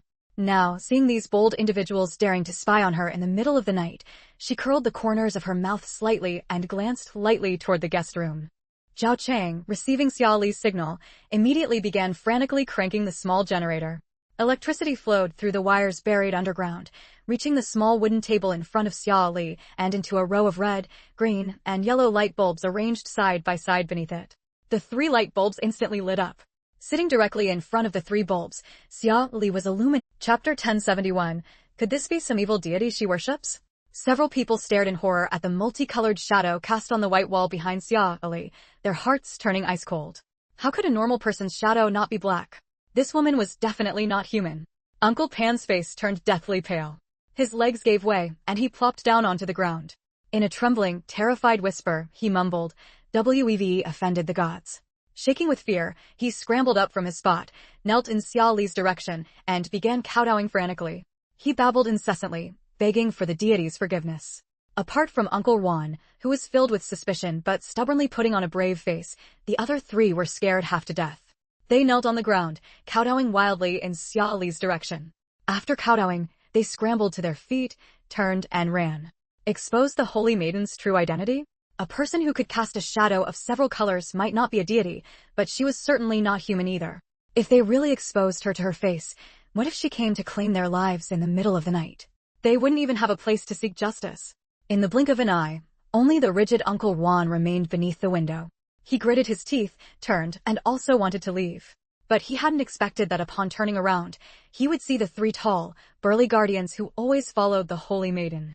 Uncle Yuan had his mouth gagged, received a thorough beating that left no visible marks, and was finally hung from the large banyan tree not far from the courtyard where Xia Li and the others stayed, put on display for all to see. Early the next morning, the people of the county, with expressions of either reverence or piety, and hearts full of sincere respect for the Holy Maiden, hurried towards the small courtyard where Xia Li resided. As they approached the area, they saw Uncle Yuan hanging upside down from the tree. Everyone was startled and quickly rushed forward, working together to rescue him from the tree. Someone asked indignantly, "Who hung you on the tree?" "It was wrong of you to overstep with the Holy Maiden, but we people of this county conduct our affairs openly and honestly, with not a hint of concealment from the gods." How could someone do such a thing behind everyone's back? Others also chimed in angrily. Uncle Yuan certainly couldn't say that he had sneaked over last night to see what the Holy Maiden was preparing, intending to expose her, got caught, beaten, and then hung on the tree, could he? If he really did that, he'd probably be beaten to death by these uncles and elders whose eyes were clouded. He quickly brushed it off with a laugh. "It's nothing, just a quarrel among brothers. We'll handle it ourselves. Let's not waste time. The Holy Maiden will soon begin the ceremony. We mustn't miss the auspicious hour." He was determined to see what tricks that woman could possibly pull. Daring to have someone beat him, he would absolutely make sure that woman regretted it. Everyone felt the auspicious hour should not be delayed and didn't waste more words on Uncle Yuan. Since it was a matter among the youngsters, they wouldn't get involved. Everyone stood respectfully outside the gate of Xia Li's courtyard, waiting. Finally, led by the county chief, those with particularly high status or exceptional standing within their clans were brought into Xia Li's residence. Upon entering the room, everyone was immediately startled by the scene inside. The dark room had its doors and windows tightly sealed, not allowing a single ray of light from outside. Only a few candles in the corners of the room and a bright, glowing lotus lamp placed on the table in front of the Holy Maiden provided faint illumination in the pitch-black space. Chapter 1072, Speak. Who sent you? As if feeling their terror wasn't enough, Xia Li furrowed her brows, her expression grave. The light from below illuminated her face, making her appear somewhat ferocious. She lowered her voice, saying, "Inauspicious." America will bring calamity to Chong County, plunging the entire nation of Vietnam into crisis. Chong County will ultimately be abandoned, repeating the tragedy of Haishan County to the west. The people of Chong County. Everyone present was greatly alarmed. Haishan County to the west was precisely that county which had been massacred earlier for resisting America. If not for such a stark precedent, Chong County wouldn't have so docilely acted as America's running dog, not daring to resist in the slightest. An elder's teeth ground together with audible force. Even while trying his utmost to restrain himself, his expression still looked somewhat twisted. Oracle, is what you say true? Will our Chong County truly suffer the same fate as Haishan County? The others, though silent, stared unblinkingly at Xia Li, clearly also awaiting her answer. Xia Li waved her hand over the flame, discreetly tossing a piece of dry ice underneath. The flame instantly extinguished. The light was too dim. Everyone only saw the oracle merely raise her hand, and then a plume of white smoke rose from the fiercely burning flame on the table before it ceased burning altogether. By this point, even the county chief was utterly convinced of Xia Li's identity as the oracle. As if waiting for a sword hanging over their heads to finally fall, they quietly awaited Xia Li's answer. Xia Li's tone was solemn. Some things give clear omens long before they arrive. Think carefully. Since the American troops stationed near you, hasn't the county frequently suffered misfortunes, leaving the people in dire straits? Joking aside, once invaded, how could the people not be in dire straits, with misfortunes occurring frequently? Xia Li didn't even need to think hard. Using the actions of the Eight-Nation Alliance's invasion of China as a template, she knew these invaders in Vietnam certainly weren't running any charity. They might even cast aside all humanity and unleash their savagery completely. Some things only need to be stated ambiguously. The believers will fill in the rest. Sure enough, upon hearing Xia Li's words, the faces of the Chong County men turned extremely grim. The American military had always acted tyrannically. Ever since they stationed near Chong County to oppose China, the county's passionate youths who disliked the Americans and spoke ill of them would die inexplicably outside. Young women in the county were violated, to the point that now unmarried girls and young wives dared not leave their homes without reason, even with men accompanying them. The county residents, furious, went to the American troops to demand answers. Meeting their leaders, those leaders promised to investigate. But in the end, those who went to complain would also inexplicably break their legs, or even hit their heads and fall unconscious. Weren't all these things misfortunes brought upon them by America? Just as the oracle said, America would bring calamity. Could it be that their Chong County would ultimately face only complete annihilation? Just the thought made the county chief and several elders break out in a cold sweat. Uncle Yuan, due to his high status, should have had the chance to enter and witness the oracle's divination with everyone. But because he had previously offended the oracle, the county chief deliberately left him outside this time when they entered to receive the oracle's teachings. Unwilling to accept this, he secretly crouched outside the window, lifting a corner of the curtain to peek inside. Seeing the county chief and elders on the verge of switching sides, he grew anxious. Immediately, he flung open the curtain and jumped in through the window. Bracing himself and ignoring the glares from the county chief and several elders, he stared coldly at Xia Li, gritting his teeth as he said, "You must have tampered with these things. No matter what you ask, the flame will turn black." With that, he turned his gaze, filled with resentment, towards the county chief and elders, shouting, "Uncle, fifth uncle, sixth granduncle, don't believe her. This divination is surely a fraud. They must be people sent by the government or by China. If you don't believe me, have her use the items again to divine whether China's intentions towards us are good or bad. The flame will definitely still be black. This is science, not divination. She's deceiving you, trying to make us oppose the American troops so we'll all be killed." Xia Li, who knew the chemical reaction process of this experiment and that adding salt would indeed only produce a black flame, where did this genius come from? Hearing Uncle Ruan's words, the county chief and several elders grew suspicious and uncertain.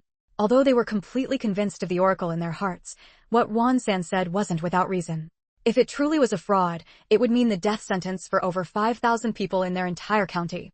The county chief coldly rebuked Uncle Yuan. "Shut up. Who are you to speak here?"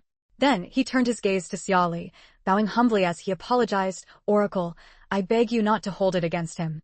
I will strictly discipline him from now on and ensure he never appears before you again." Another elder also angrily said to Uncle Yuan San, "Don't go too far. Causing trouble again and again. Are you truly asking to be expelled from the ancestral hall?" The other elders also condemned Yuan San, looking as if they wanted to immediately drag him away and make him kneel in the ancestral hall for several more nights. Matters had reached this point. Uncle Yuan knew he couldn't back down.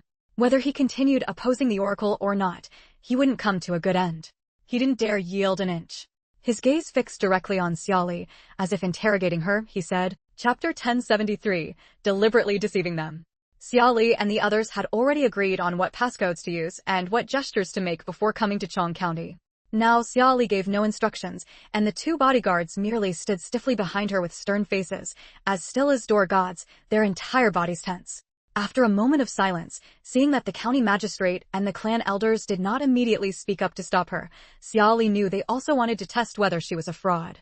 Understanding their stance, Xiaoli decided not to wait any longer. She slowly raised her eyes, her cold gaze falling upon third Uncle Yuan. The aura of someone who had weathered the battlefield for over a decade in the apocalypse instantly radiated from her, pressing down on everyone in the room, including the two bodyguards, making it hard for them to breathe. Her tone devoid of any emotion, she said chillingly, I told you not to take my kindness for granted, or you would pay the price. Do you remember that? The goddess before him was clearly the same as before, yet for some reason, third Uncle Yuan felt his scalp tingling and his legs trembling slightly. But now he had no way to back down. Otherwise, neither the American troops, his uncle, the other people in the county, nor this fake goddess would let him off. He stiffened his neck and said, Stop trying to scare me. I just want to know if you dare. If you can really prove you're the goddess, what does it matter if I'm punished? I'm just afraid you're a fake and don't dare to perform the divination. Xiaoli's intensely aggressive gaze fixed directly on third Uncle Yuan's face. She curled the corner of her mouth, her voice cool. As you wish. As soon as she finished speaking, she said, County Magistrate, please bring me another bronze tray with silk cloth. The county magistrate hadn't expected the goddess not only to agree to perform the divination again, but also, to avoid suspicion, to have them prepare the items themselves. He immediately responded, I'll go get it right away. With that, he went out and immediately had someone prepare the items. The atmosphere in the room was extremely tense. Xiaoli's face showed no expression, yet she didn't seem nervous either. Imitating the Taoist priests she had seen on TV performing rituals, she went through the motions again, making hand gestures and chanting incantations. Everyone's eyes were fixed intently on the bronze tray under Xiaoli's hands, their bodies tense, hearts in their throats, eager to see what color the flame would be this time. Third Uncle Yuan was so nervous that large beads of sweat began to drip from his forehead. If the goddess was a fraud, these people would definitely not leave Chong County alive. But if the goddess was not a fraud and truly possessed some divine ability, the people in the county would never let him go. The American troops wouldn't let him go either. She absolutely could not be the real goddess. She absolutely must not be. Xiaoli paid no attention to the tension in the room. She waved her hands chaotically near the lampshade.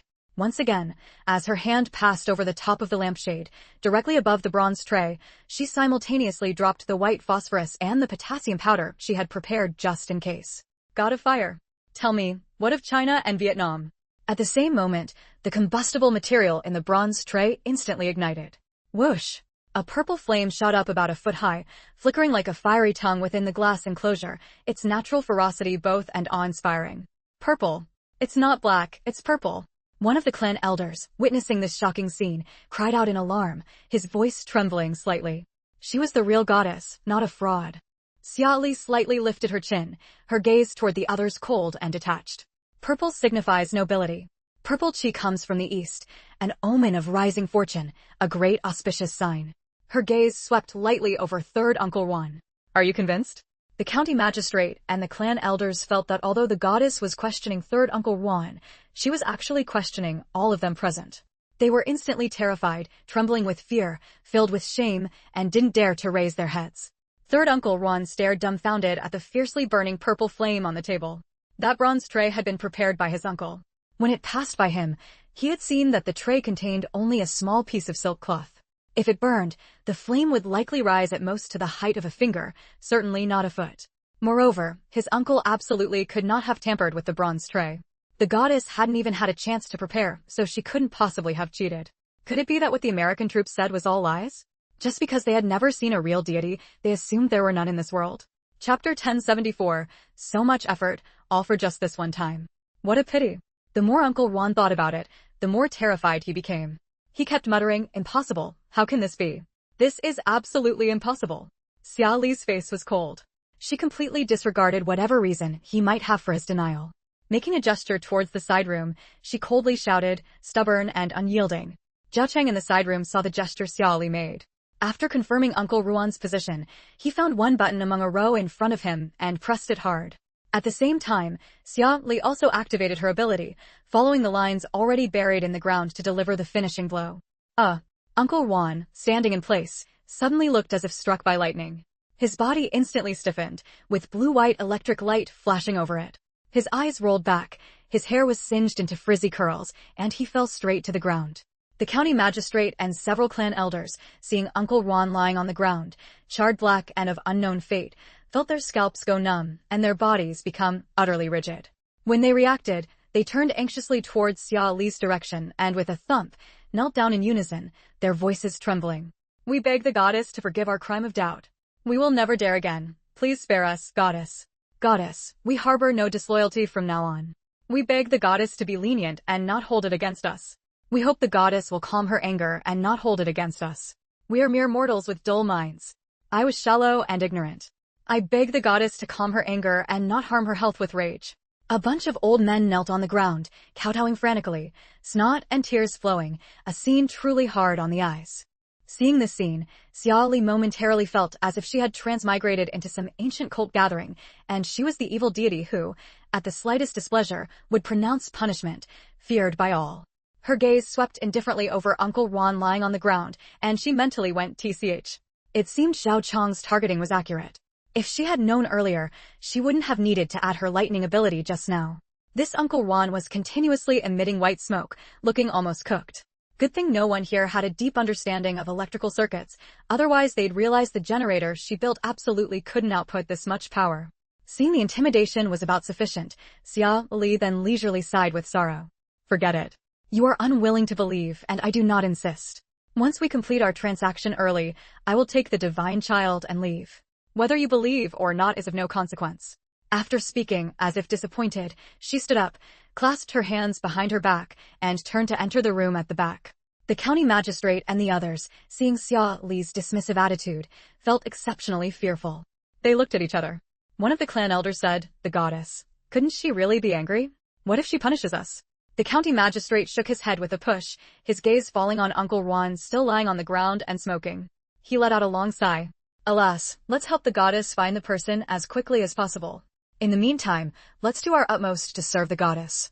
As for Yuan III, his heart likely left our county long ago. Let's remove him from the clan register." The clan elders. None of them expected the county magistrate to suddenly impose such a severe punishment. Without a clan, if you go out and are bullied, even if you die, no one will collect your body. Didn't the county magistrate used to be especially good to this third nephew? How could he become so cold-blooded all of a sudden? Someone opened their mouth, wanting to plead for leniency. But thinking of Xia Li's attitude today, they could only swallow that plea. Daring to offend the goddess, Uncle Yuan's fate is not unjust. The two bodyguards scouted near the window, confirming everyone had left, then said, "They're gone." All four people in the room let out a sigh of relief. Zhao Chang walked out from the small room, wiping the cold sweat from his forehead. "That scared me to death. It was so tense just now. I was really afraid I'd accidentally pressed the wrong button." Who could have imagined that their platoon leader had them dig pits in the ground these past few days, burying wire tips in a grid pattern every 10 centimeters in the pits. Each wire was connected to the generator, with the other end exposing a metal part above ground. As long as you pinpointed where someone was standing, you could deliver a divine punishment to anyone you wanted.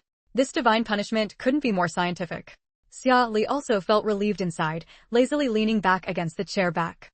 "Even if you pressed the wrong one, I would have covered for you with my ability," she thought. Listlessly she said, "Don't talk so much for now. Dig up the wires first." Of the three people in the room, one kept watch on the outside situation while the other two immediately took action. Zhao Chang dug with a shovel while sighing, so much effort, all for just this one time. Chapter 1075, struck down by a heavenly thunderbolt. How could he still dare to think Xia Li was easy to bully? Xia Li, there's nothing to regret. That bit of wire altogether wouldn't even sell for 50 yuan. If we can't suppress them this time, we'll just be suspected again and again in the future, which would be even more troublesome. Even if we don't remove this thing now, if it's discovered later, the losses would outweigh the gains. When you do something bad, you have to immediately destroy all evidence, otherwise, wouldn't it be a huge loss if you got caught? The usually quiet bodyguard surnamed Yang leaned by the window, keeping an eye out for anyone outside, and couldn't help but sigh. Being a charlatan isn't easy either, you have to know so much. He was genuinely. If being a charlatan required the scientific literacy of someone like Xia Li, probably few people would bother trying to become one. Although the effects are indeed remarkable, it's just too much effort.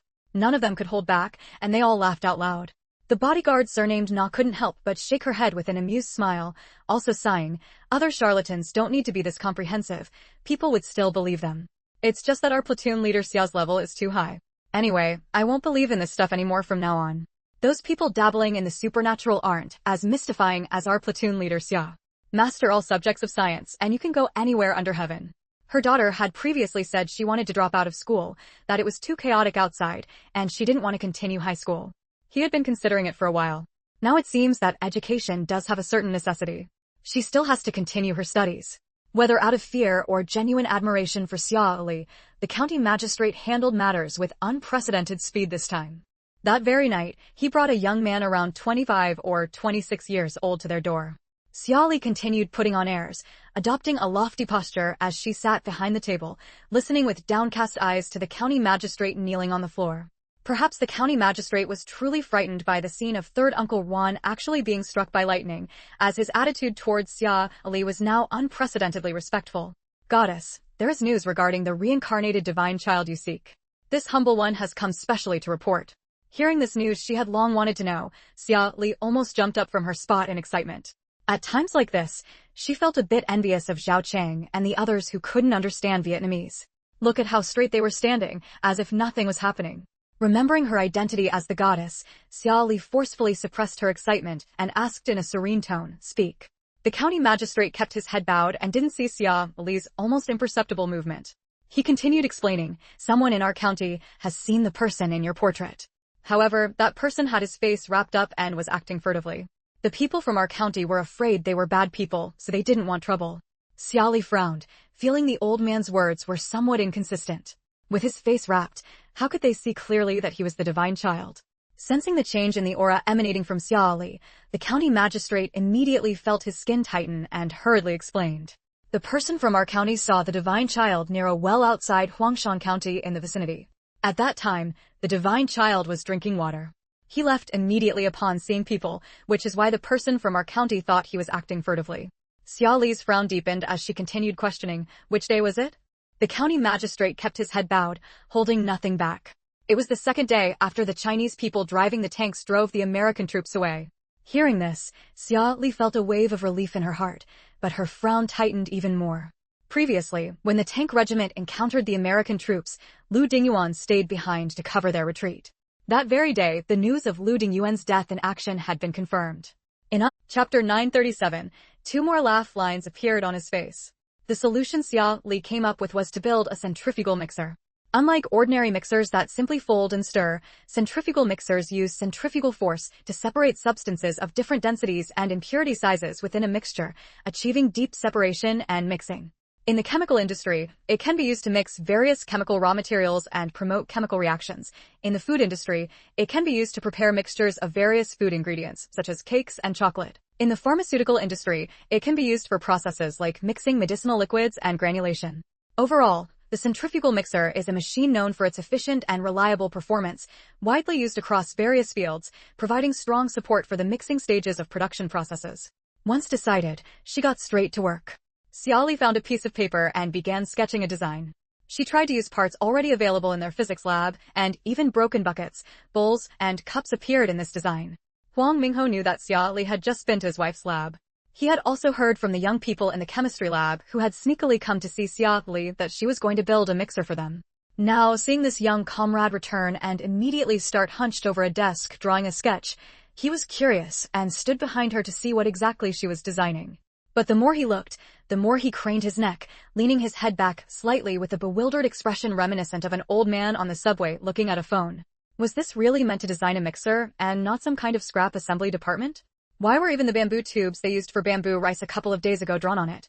Hands clasped behind his back, he silently shook his head and left.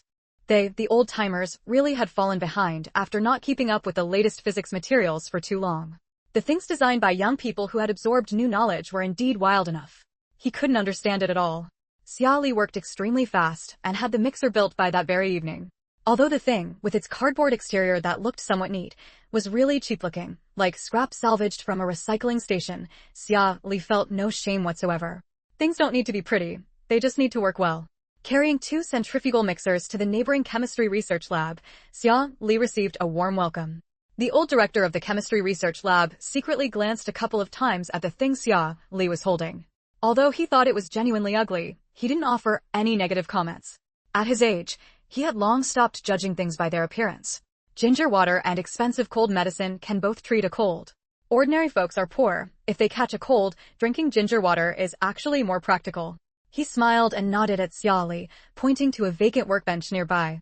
Without even mentioning the mixer, he said kindly, "Xiaoxia, you're here? This is the workbench your Aunt Lu prepared for you. You can conduct your experiments there." Xia Li nodded and went over with her things. She handed one of the cardboard boxes to the old director. "One mixer is enough for me. You can use this one first. Put what needs mixing into the small bamboo tube, then just press the button on top."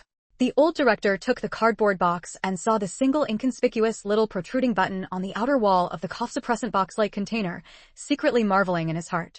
Well now, it's fully automatic. No wonder those old folks in the physics lab liked this young comrade Xia Li. The things she made were truly novel and endearing. The old director looked at Xia Li with a kindly expression. Chapter 938. How about letting them conduct clinical trials first? In his mind, he thought that he would have to ask the youngsters under him to find a way to reinforce the box later.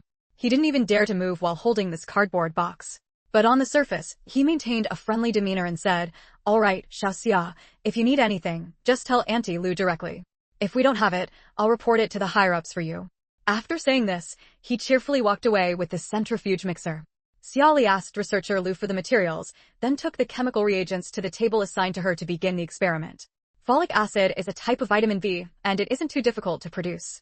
First, under nitrogen protection, she added 5.32 g of p-aminobenzoylutamic acid and 20 milliliters of 0.1 moles per liter HCl into a 100 milliliters 5-neck flask, followed by 0.88 g of 2-hydroxymalonaldehyd and 3 milliliters of water. Then, she placed the mixture into the mixer for stirring. This stirring process would take about an hour. With the mixer handling the stirring, Xia Li found herself with nothing to do during this time. There were no phones to play with in this era, so she simply moved a small stool and sat there, spacing out. When researcher Lu went to fetch the experimental materials, she saw Xia Li sitting like a silly boy on a doorstep, staring blankly at the sky, and almost burst out laughing. She walked over, glanced at the quietly working mixer on the table, and asked Xia Li curiously, "What are you trying to make?" Xia Li snapped out of her daze, looked up at researcher Lu, and answered quite sincerely, "I'm making a medicine for pregnant women to take so their babies won't have deformities." "Researcher Lu, you're planning to give this medicine to pregnant women to take?" Hearing Xia Li's words, researcher Lu looked at her with disbelief written all over her face, her tone full of astonishment. She took a deep breath, trying to reason with Xia Li, whose thinking seemed unclear. "Xiaoxia, we can't just casually consume things, especially pregnant women. If something goes wrong, it could lead to a major disaster, 2 lives lost. We absolutely cannot mess around like this. Besides, if you're developing medicine, shouldn't you go to the biomedical department instead of coming to the chemistry lab to make drugs? Isn't this just a joke?" Researcher Lu spoke with earnest concern, fearing that Xia Li might actually give this stuff to pregnant women. If they had known earlier that Xia Li was researching medicine, even if she had given them the mixer, they wouldn't have let her conduct such reckless research. Xia Li wasn't very knowledgeable about pregnancy matters either. The reason she knew how to synthesize folic acid was because someone in her team had a pregnant wife. Coincidentally, that person worked in chemical engineering and couldn't obtain enough vegetable leaves to produce folic acid, so they resorted to purely synthetic methods. But even as a synthetic product, the chemical molecular structure of folic acid was completely fine. For a moment, Xia Li didn't know how to explain to researcher Lu that this stuff was actually safe to consume. So, she simply started from the chemical components of various vegetable leaves and worked backwards step by step to prove her point. She demonstrated that C19H19N706 was just C19H19N706, whether it was natural or synthesized from chemical reagents, there was no difference. Listening to Xia Li's well-reasoned analysis, researcher Lu, as an expert in chemistry, rationally felt that Xia Li's argument made sense. Folic acid was folic acid, and no matter how it was produced, it was just a water-soluble vitamin. But deep down, she couldn't help feeling that something meant for consumption shouldn't be made this way. It felt as unsettling as drinking a bunch of mixed chemical reagents. Seeing Xia Li's stubborn and unrepentant attitude, insisting that the product would be perfectly safe to consume once developed, researcher Lu couldn't help but twitch the corner of her mouth. Not wanting this child to accidentally cause the death of her life. Chapter 939. You're an intellectual. You can't just take some folk remedy you heard about. Seeing the strange expression on Xia Li's face, researcher Lu kindly explained further. It's not about testing on people, it's about testing on lab mice first. Even when pharmaceutical companies develop new drugs, they have to undergo a period of clinical trials before they can be used. We sometimes make mistakes and mess up the ratios when mixing chemical reagents in our daily work, right? We have to be extra careful with anything that goes into our mouths, don't you think? Xia Li. So, after all that, she still didn't believe her? However, Xia Li wasn't one to be ungrateful. Knowing that researcher Lu meant well, she didn't refuse. All right then. Once the medicine is made, send it to them for testing first. Researcher Lu breathed a sigh of relief upon hearing her agreement. She glanced at her watch and said to Xia Li, it's getting late today. With him stirring here, you're just waiting around. Why don't you tell me the next steps and I'll handle the rest for you? You have work tomorrow, so you should head back early. Xia Li looked at her watch. It was almost 9 p.m. considering that people at the research institute usually didn't leave until 10 or 11 p.m. She thought handing over the remaining steps wouldn't delay researcher Lu's departure. With the stirrer doing the mixing, it was just a matter of adding reagents, which wasn't too troublesome, so she didn't refuse. The stirrer needs to run for another 20 minutes. After that, add some more reagents. Xia Li wrote down all the subsequent steps on a piece of paper and handed it to researcher Lu. Then I'll trouble you, Auntie Lu. After completing these steps, just let it sit for 24 hours to crystallize. I'll handle the rest tomorrow evening. Researcher Lu looked at the steps on the paper and found them quite straightforward, with no unclear parts, so she nodded. All right, you go back first and get some rest. Xia Li nodded obediently. Okay. With someone else doing the work, Xia Li was naturally happy to have some peace and quiet. Since the experiment was time-consuming, it took her 2 or 3 days of back and forth to finally produce the folic acid. Laboratory number 6.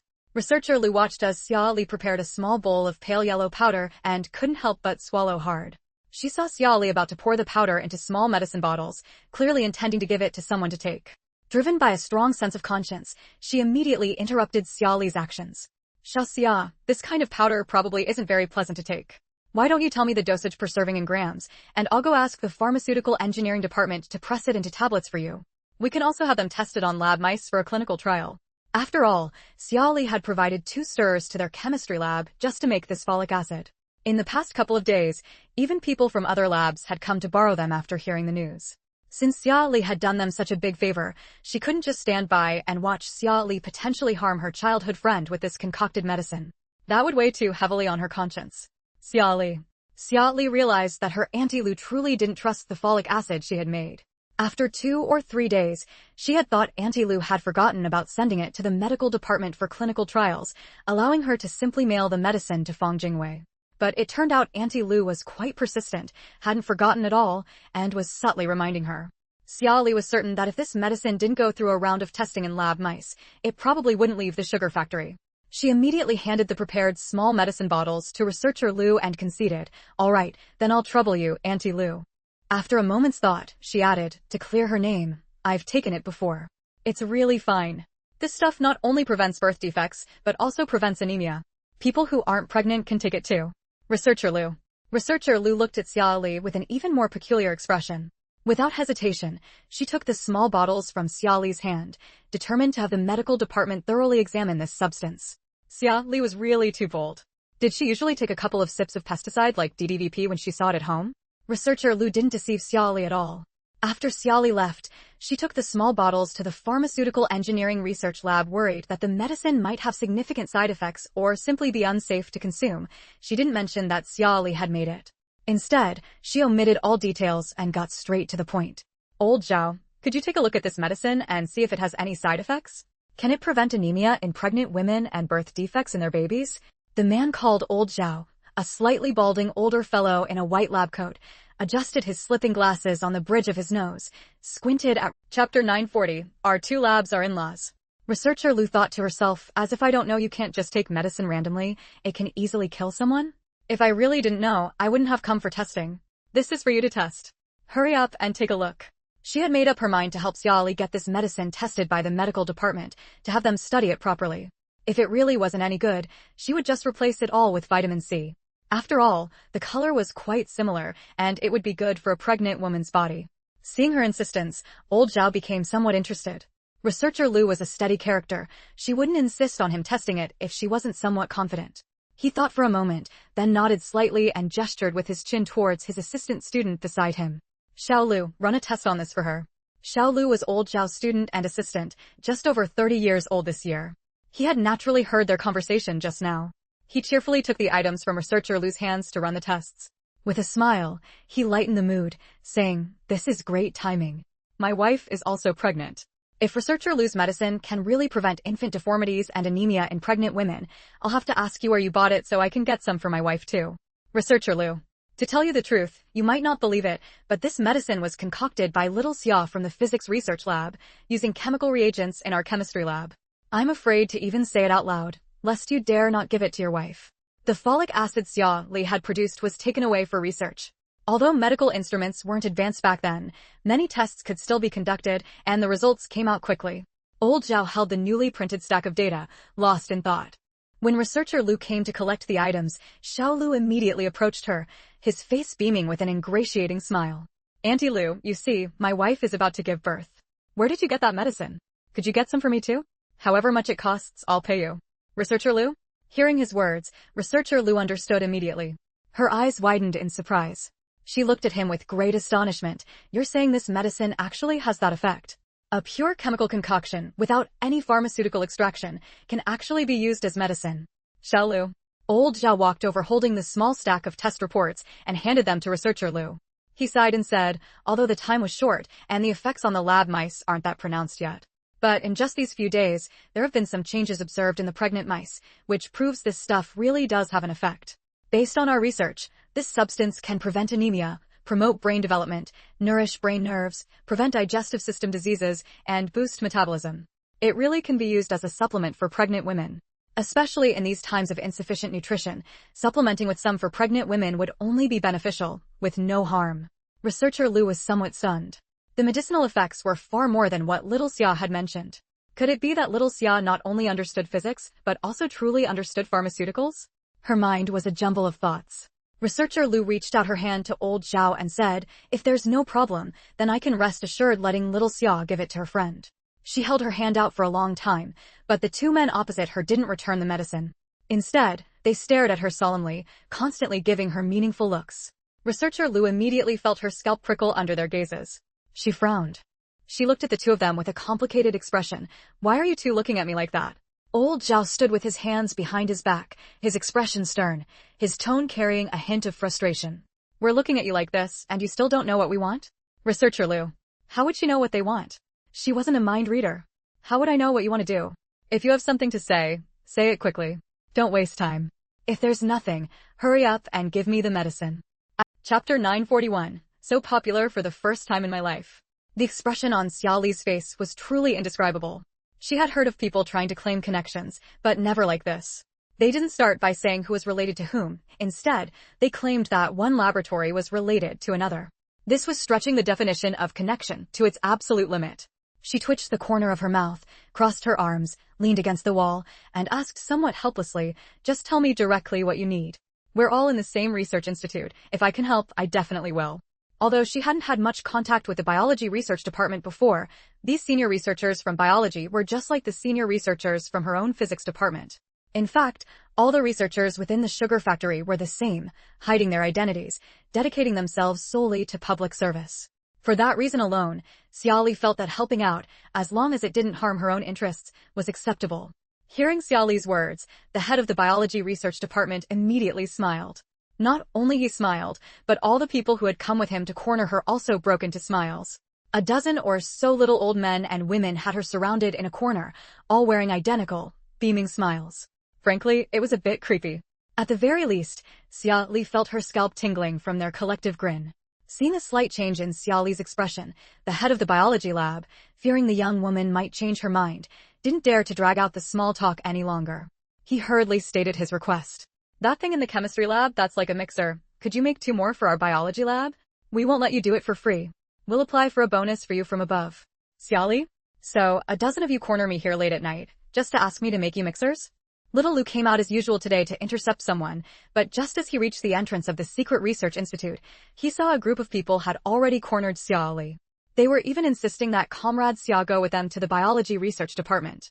Little Lu's heart immediately sank with anxiety. If these people took comrade Xiao away, what would their pharmaceutical research department do? Little Lu didn't bother with anything else. He turned and sprinted toward the pharmaceutical lab. Surrounded by the crowd, Xiao Li vaguely noticed someone in a white lab coat running past in the distance, but didn't pay it much mind. Following the group from the biology department toward lab number 4, she saw from afar another large group of people in white lab coats marching over purposefully from deeper within the institute. And then, they blocked her entire large group. Xiao Li. The young man beside the leader pointed at their large group, his tone reminiscent of a palace lackey, and said indignantly, "It's them. They snatched little Xiao away." The leader's face immediately darkened, and he glared at them, furious. "Old Wang, don't go too far. Everyone in the entire research institute knows we've been waiting for little Xia for a long time, sending someone out to intercept, welcome her every day. You actually had the nerve to intercept her? That's just not right. Hand little Xia back immediately." The head of the biology research department, who had just been speaking so amiably to Xiao Li, now stepped sideways, shielding her behind him. His face turned stern as he met old Zhao's severe tone.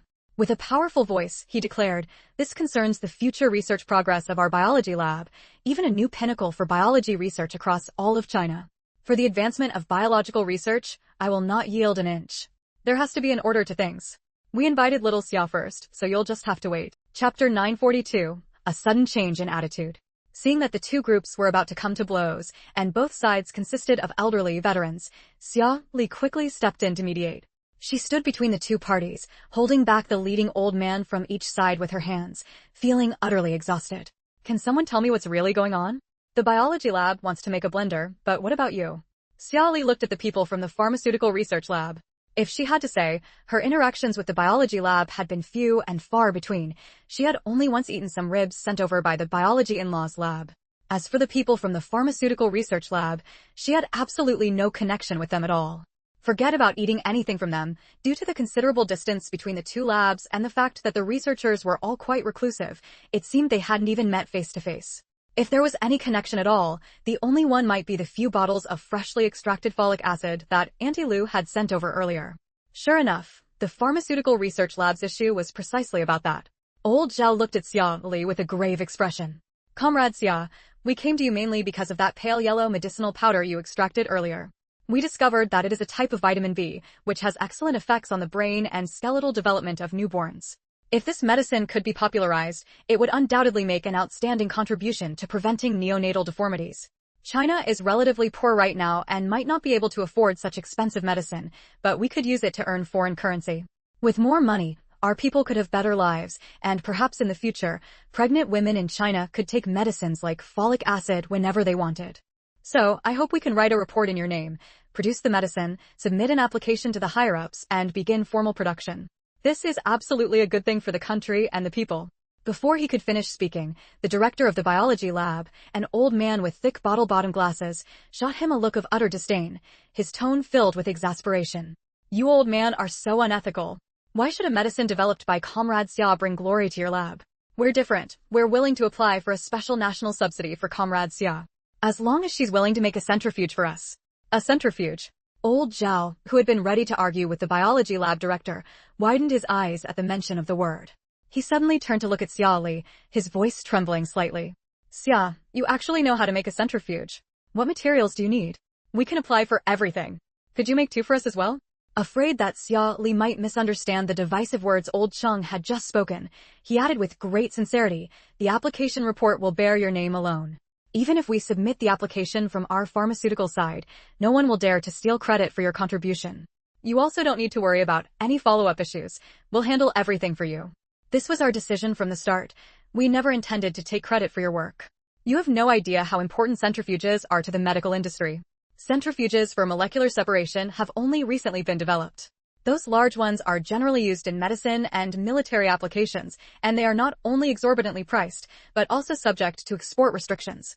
Our entire research institute has only one, and 7 related labs take turns using it. We in the pharmaceutical field are desperately short of this equipment." Someone from the biology lab snorted coldly. "Is it only your pharmaceutical field that's short? Our biology lab is the one truly in need. Don't get in the way here. Wait until we have Xia make the centrifuge for us, then you can come find her." Everyone knew that Xia Li's external identity was that of a soldier, so she couldn't come to their sugar factory every day, nor could she make these things for them regularly. If he couldn't secure her help this time, who knew when their lab would get a chance to obtain a centrifuge next? Friendly reminder. The site messages function for Chapter 943, actually giving the formula when asked. Xiao Li listened to the two old men finish recounting the entire incident with their swords drawn and bows bent, then slightly furrowed her brow and said in a certain tone, "So what you actually want isn't a mixer, but a centrifuge?" The director of the biology research laboratory adjusted the thick bottle-bottom glasses on the bridge of his nose, looked at Xiao Li, and nodded slightly. Indeed. A couple of nights ago, we were conducting a crucial experiment, but we were a bit short on equipment. Hearing that the chemistry research lab had acquired 2 new mixers, I sent my assistant to borrow one. Only when we started using it did we realize it wasn't just a simple mixer, but a mixer with centrifugal functionality. While it couldn't completely separate cells, it did achieve a certain degree of decomposition. I just thought, since Comrade Xiao Li has such talent in scientific research, perhaps she could create our own Chinese centrifuge. That way, we researchers wouldn't be held back by those foreigners anymore. To put it bluntly, the other side both blocked the technology and sold it at high prices, profiting precisely from our inability to develop it ourselves. If China could manufacture its own centrifuge, then centrifuges could become commonplace in research labs, whether in biology, chemical engineering, or pharmaceuticals. He had seen it before. The mixer Xiao Li made, similar to a centrifuge, didn't use any particularly expensive components. It was all made from things ordinary people would call junk, so the cost definitely wasn't high. This time, old Zhao didn't interrupt the biology lab director. He wanted a centrifuge too. After listening to this entire exchange, Xiao Li finally understood what was going on. They didn't want this semi-finished product that was her centrifugal mixer. They wanted her to continue improving it to create a centrifuge capable of separating molecules and cells. Essentially, a modern high-speed refrigerated centrifuge. Xiao Li thought for a moment, then turned to the biology lab director and said, "This isn't something that can be made immediately. We at least need to gather all the necessary materials and such. Let me think about how to make it, then I'll get it done for you. There's no rush with this." Although the people from the biology lab were internally, how is there no rush? We want a centrifuge so badly, we're extremely rushed, But they also knew the current mixer was only a semi-finished product. If they wanted the finished centrifuge, they'd have to wait a bit. Seeing the change in their expressions, Xiao Li knew they had taken it in. She then looked at old Zhao, who was watching her eagerly. "Has the folic acid test report come out? Is it safe to consume?" The whole reason her folic acid went through the pharmaceutical research lab was to reassure the uncles and aunts in the chemistry lab. Otherwise, they were always worried about her tinkering around all day, afraid she might accidentally poison someone. She hadn't expected the people in the pharmaceutical engineering lab to be so interested in her folic acid.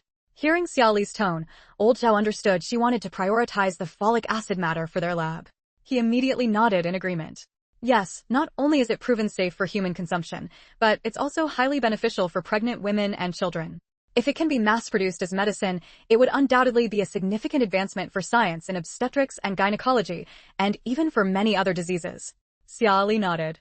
"I won't write the report. I'll give you the formula later, and you can write the report yourselves." Old Zhao grew anxious upon hearing this, and was about to say, "The creator is the one most familiar with this research achievement," when Xiao Li's next words cut him off. Without changing her expression or batting an eye, Xiao Li spouted nonsense to shirk work. "I still have to make the centrifuge. I don't have much time to write reports. The production method is straightforward. Just have someone write it into the report." Her expression clearly said, "If you make me write the report, I might or might not write it, and who knows how seriously I'll take it. Anyway, the timeline for the centrifuge might get pushed back to who knows when." Old Zhao and the biology lab director both felt a pang of frustration. If she were a kid under their own supervision, they'd pressure her to get to work immediately. Being able to achieve results and contribute to the nation's development, why wouldn't she be enthusiastic? Isn't this a problem? Chapter 944. Think whatever you want, just don't make her work. The best way to produce folic acid in large quantities was to extract it from natural leafy green vegetables, animal livers, and other foods. Then, through steps like purification, concentration, and cooling crystallization, the folic acid in the solution could be purified. Finally, through processes like filtration and drying, powdered natural folic acid could be obtained. She handed the written paper to old Zhao. Naturally extracted folic acid and chemically synthesized folic acid are functionally no different, but the natural method is more suitable for mass production. At this price point, probably many ordinary families could afford it. Old Zhao held the steps written by Xiao Li, his feelings mixed. Xiao Li was from a physics research office, yet she had just given them a pharmaceutical formula she knew without any precaution against the possibility of them claiming credit for it. Not only that, when he mentioned the high cost of extraction, she had even thoughtfully provided an alternative solution. People always said that old revolutionaries like them had sacrificed so much for the country, but how could the contributions of young successors like Xia Li to the nation's scientific research be any less? Just as old Zhao was feeling moved by Xia Li's patriotism, he heard her continue, I also know the formulas for some other medicines, all of which are cheap and effective. The side effects aren't fully known yet, but you can research and optimize them to try. These were all medicines from her time in the apocalypse. After industrial production halted and medicines became scarce, people in the apocalypse came up with various makeshift methods to make their own medicine. They were definitely effective, but the side effects were unknown. However, they were absolutely cheap, and the ingredients used could be found everywhere. The main selling points were affordability and ease of production. Old Zhao took a deep breath, and this time, the way he looked at Xia Li changed. To just give all these formulas to them like that, this child truly loved her country. He solemnly assured her, don't worry. We will submit all these reports under your name alone. No one will be allowed to take credit for your work. Xia Li. That really wasn't her intention. She just felt sorry for how poor everyone was now. Oh well, think whatever they wanted. Just don't make her work. While she was writing the folic acid production steps, the others, to avoid any suspicion, had kept their distance except for old Zhao.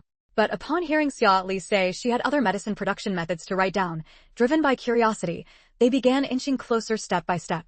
Unsurprisingly, she was soon surrounded by a crowd. Xia Li. Xia Li thought about her several dozen formulas and finally looked up at little Lu, who was watching her eagerly. She hesitated to ask others because she didn't know if they were top-tier researchers. Age didn't prove anything, and it wouldn't be good to order the wrong person around. But this one was different. He was old Yao's student and also his assistant. Xia Li beckoned to him. How about this, comrade? I'll dictate, and you take notes for me? There are many specialized terms you can convert yourself, which will also save you trouble later when reviewing them. Little Lu, in his 30s, being called comrade by a young woman in her early 20s. Comrade Xia Li, do you want to take a look at those crude, makeshift steps of yours? Which ones exactly could use our professional terminology? To put it nicely, this is low-cost medicine production. To put it bluntly, even traditional Chinese medicine isn't as rough as your methods. Although he complained inwardly, little Lu happily took the pen from Xia Li and started taking notes. Xia Li freed her hand, which had started aching after writing just a few hundred characters due to lack of practice, leaned against the table, crossed her arms, and began explaining the medicine production steps. From a distance, it looked like a teacher leaning against a student's desk, supervising a one-on-one dictation exercise. But the students around her weren't just little Lu. She was surrounded by layers of people, all listening to her detailed steps with great seriousness, as if she were truly teaching a specialized open class. Old Zhao, standing to the side and listening just as attentively, began to harbor a bold idea. Although Comrade Xia Li's knowledge of medicine wasn't professional, it wasn't shallow either. She clearly had notable achievements, especially in reducing medicine costs. He wondered if he could poach her from the physics research office. She was such a promising talent for pharmaceutical studies. Xia Li told the people from the Pharmaceutical Engineering Research Office all the formulas she knew.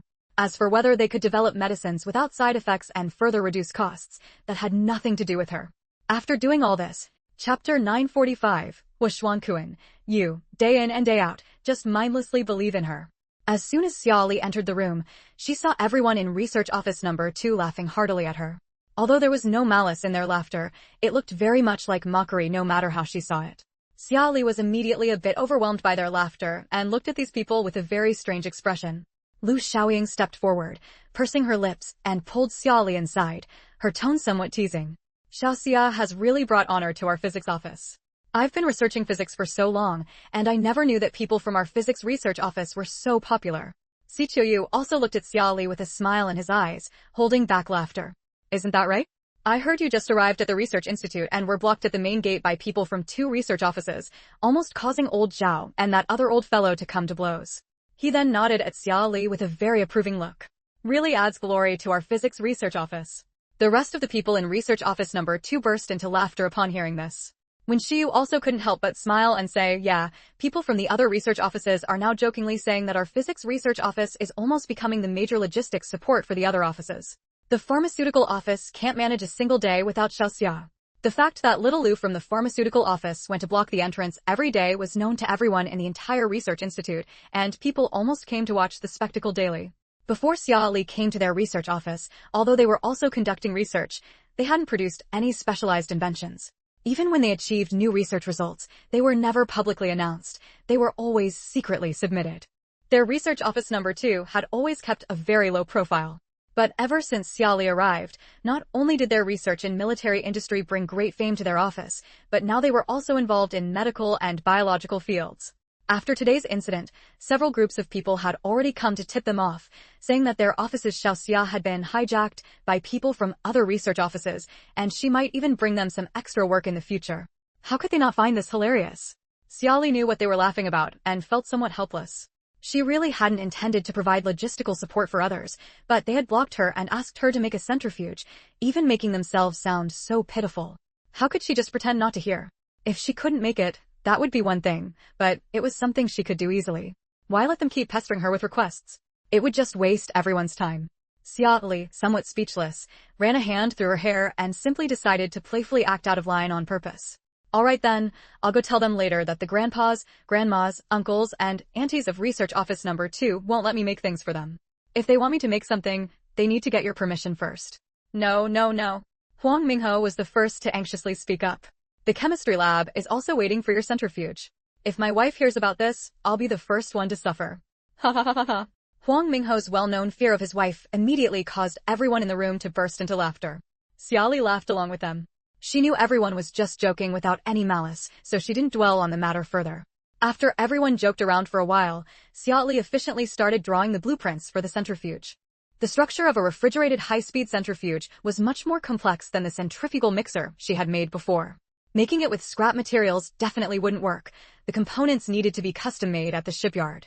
These matters were previously handled by Dinguan, and Xia Li rarely worried about such logistical issues. Ever since that bastard's last letter infuriated her, and then he fell silent without a trace, Xia Li had been so busy that she hadn't thought about him for a long time. Now, feeling the inconvenience in daily life, she dug him out from the corner of her memory again. But the more she thought about it, the angrier she got, so she stuffed him back into an even deeper corner of her memory. 6 words, he wasn't worth her thinking about for so long. If she had to think about someone, it should be Lin Xiaoxue, who wrote the book. In the end, after Xia Li finished drawing the blueprints, she threw the design drawings for the required parts to Zhao Cheng and assigned the assembly responsibility to the 2 new arrivals in the physics research office, the unlucky college students who, implicated by their teacher, were also confined to the secret research institute. Whether to report it, write reports, or mass-produce the items were not matters she could control, and worrying about them was useless. As for herself, free of burdens, she took the small pills pressed for her by the Pharmaceutical Engineering Research Office, packaged the folic acid and some other supplements suitable for pregnant women, and mailed them to Fang Jingwei. Liaoqing. Hua Shuangquan had just returned from the capital after reporting on the matter of Xia Li and the Chen family, having used a bunch of excuses to barely extricate himself. As soon as he got home, he saw his wife happily walking in from outside, holding a small medicine bottle in her hand. Looking at the small bottle in Fang Jingwei's hand, he raised an eyebrow curiously. What's this? Fang Jingwei had just received a large package from Xia Li today and was in an excellent mood. It wasn't because of the quantity of items, she wasn't lacking materially, but knowing that her childhood friend cared made her feel good. Now that Hua Shuangquan was asking her mood, for once unaffected, she said with a smile, "This is medicine Li got for me." She said it's good for pregnant women and the baby. Hua Shuangquan frowned slightly and took the small medicine bottle from Fang Jingwei's hand. Looking down, he saw a small piece of white adhesive tape stuck on the bottle. On the white tape, 10 words were written clearly in ballpoint pen: folic acid, 3 times a day, 2 pills each time. Seeing this standard 3 no product, no production date, no quality certificate, no manufacturer, Hua Shuangquan's frown deepened. Where did she get this from? He hoped it wasn't some medicine she obtained from who knows where, not knowing what it actually was. He had heard that all those secret recipes for having children, protecting the fetus, or having boys were fake, and taking them might even harm the mother and child. This stuff better not make his wife and child sick. Fang Jingwei had already read the letter. Hearing Hua Shuangquan's question, she didn't hide it and felt even happy. Chapter 946. This doesn't smell right. Hua Shuangquan gave his wife a helpless look. He knew that if he were to say right now that Xia Li wasn't actually a pharmacist and that the medicine she made might not be safe to take, his wife probably wouldn't believe him and would even get angry with him. He could only settle for the next best option. How about we get it tested first? Make sure it's good for the baby before you take it. Fang Jingwei glanced at him coolly, completely dismissing his suggestion. She took the small medicine bottle back, poured a glass of water from the table, and swallowed 2 pills as prescribed. Hua Shuangquan. Fang Jingwei looked at Hu Xuanquan with a rather cold and serious expression. Li Zi would never harm me. Don't think that just because the people around you can't be trusted, the people around me can't be trusted either. I don't want you doubting my friends. As she spoke, she tucked the now open medicine bottle into her personal bag, clearly intending to carry it with her every day from now on. Hu Xuanquan. Since Fang Jingwei became pregnant, her temper hadn't been great. Sometimes she even couldn't help but pick fights with him. Hu Xuanquan didn't feel like arguing with her right now. He sighed inwardly and agreed readily. I understand. Late at night, the lights in the room were completely off. Only faint moonlight streamed in, leaving the room not very bright. Hu Xuanquan and Fang Jingwei lay in bed. The steady sound of breathing filled the room. Hu Xuanquan suddenly opened his eyes. He turned his head slightly, then made a slightly more pronounced movement as he rolled over. The person beside him still didn't stir. Confirming that Fang Jingwei was asleep, Hu Xuanquan carefully got up. He walked with extremely light steps to the wardrobe, quietly opened it, and stealthily reached into the bag Fang Jingwei had carried that day. Frowning, he lowered his head and carefully rummaged through the bag until he found that unremarkable little medicine bottle. He secretly opened it, poured out one pill, and wrapped it in a small piece of paper. He then poured all the remaining pills into another small pouch. Into the original medicine bottle, he poured a roughly equal amount of pills that looked similar in color and size. He still wasn't at ease about Xia Li making medicine. He absolutely had to have it tested. Early the next morning, after breakfast, Fang Jingwei took 2 pills from the small bottle and tossed them into her mouth. Before she could even take a sip of water, her brow immediately furrowed. Why did this morning's medicine taste different from last night's? Why was it a bit sour? She brought the bottle to her nose and sniffed. The sour smell was quite distinct, completely different from what she tasted yesterday. She felt a bit uncertain. Could it be that her senses were sometimes less sharp during pregnancy, which was why she didn't notice the sourness yesterday? Or could it be that each pill tasted different? Fang Jingwei felt something was off. But forget about the other bottles of medicine. This particular bottle had never left her side. No one could have tampered with it. Fang Jingwei decided to keep taking it and see. However, it was precisely this keep taking it and see that led to Fang Jingwei's expression turning completely blank when she put the folic acid pill in her mouth after dinner that same evening. The sourness was gone. Yesterday's Chapter 947, No Time to Mess Up Today? In Xia Li's room, a stack of letters mailed from the front lines lay on the table. Sitting at her desk, Xia Li's thoughts drifted slightly. The previous period had been a whirlwind, harassed by that committee, nearly kidnapped and trafficked right on the street. After the incident with Qin Jinjin, she had been busy making folic acid for her childhood friend. Ever since Lu Dinguan had sent her that infuriating 6-word letter, which she had ignored, so much time had unknowingly passed. Recently, she had been so busy that she had forgotten all about the nonsense that jerk had pulled, and she rarely even thought of him. If Zhao Cheng hadn't delivered this stack of letters, she might still be lying flat on her bed, finally free from her hectic schedule. She casually fanned out the stack of letters on the table like a hand of playing cards. Among a row of signatures reading Li Qingnan, Li Qingnan, Li Qingnan, Li Qingnan, Li Qingnan, Lu Dinguan, Li Qingnan, Li Qingnan, Li Qingnan, the one unique name stood out glaringly. Xia Li pressed her lips together. The more she looked at that different name in the middle, the angrier she felt. A cold smirk curled at the corner of her mouth. She pulled out that envelope, gave a sinister chuckle, and quickly began to open it. Holding back a surge of irritation, she thought to herself, let's see just how much more this guy can his letters. Upon opening the envelope and seeing 2 densely filled pages, the anger swelling in Xia Li's heart inexplicably subsided by a fraction. But then, as she read the content, her expression gradually twisted. Hope this letter finds you well. All is safe and well, everything is going smoothly. Do not worry. Li Qingnan is safe and sound on the battlefield, no need for concern. Recently A concise summary of several dozen words describing Li Qingnan's recent battlefield achievements. Currently, the American forces are strong on the battlefield. In the XXX campaign, approximately 300 words, using the most succinct language to describe the current battlefield situation. The tank regiment has achieved more merits. About 200 words praising the tank's usability, sturdiness, firepower, and significant effectiveness on the battlefield. Every word is precise, not a single sentence is superfluous. The situation on the battlefield is now volatile. The domestic and international landscape remains uncertain. You must take utmost care of yourself. Think thrice before acting, do not be impulsive. Looking forward to your reply. Sincerely, Lu Dinguan. Xia Li. Xia Li. Xia Li looked at the letter in her hand, which resembled a work report summary, raised her eyebrows with a thoroughly confused expression, like an old man squinting at his phone on the subway, and even began to wonder if Lu Dingyuan's series of confessions before leaving Nan Island had all been a dream. If it wasn't a dream, then that damn jerk was definitely messing with her. Just look at the content of this letter. What's the difference between this and a battlefield report written for Division Commander Lu? Oh, right, there is some difference. The battlefield reports he wrote for Division Commander Lu didn't end with a scolding for Division Commander Lu. Is this something a man pursuing a woman could write?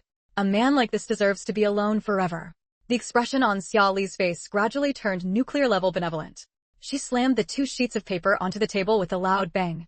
Not only were the papers crumpled, but her smile was nearly ferocious. Originally, she had thought that if this damn jerk wrote her another overly concise letter, she would just ignore it and not reply. But now, to put it in the terms of a domineering CEO romance novel, this damn man had successfully captured her attention using despicable means. So he wants a reply? She would absolutely write him a good, proper reply. Seething with anger, Xia Li didn't even get around to reading Li Qingnan's letters. She was already stabbing her pen into the stationery, grinding her teeth as she began to write her reply. But as she wrote, she suddenly sat up straight, her expression numb. She reached out, pulled the half-written letter from the table, crumpled it into a ball, and tossed it aside.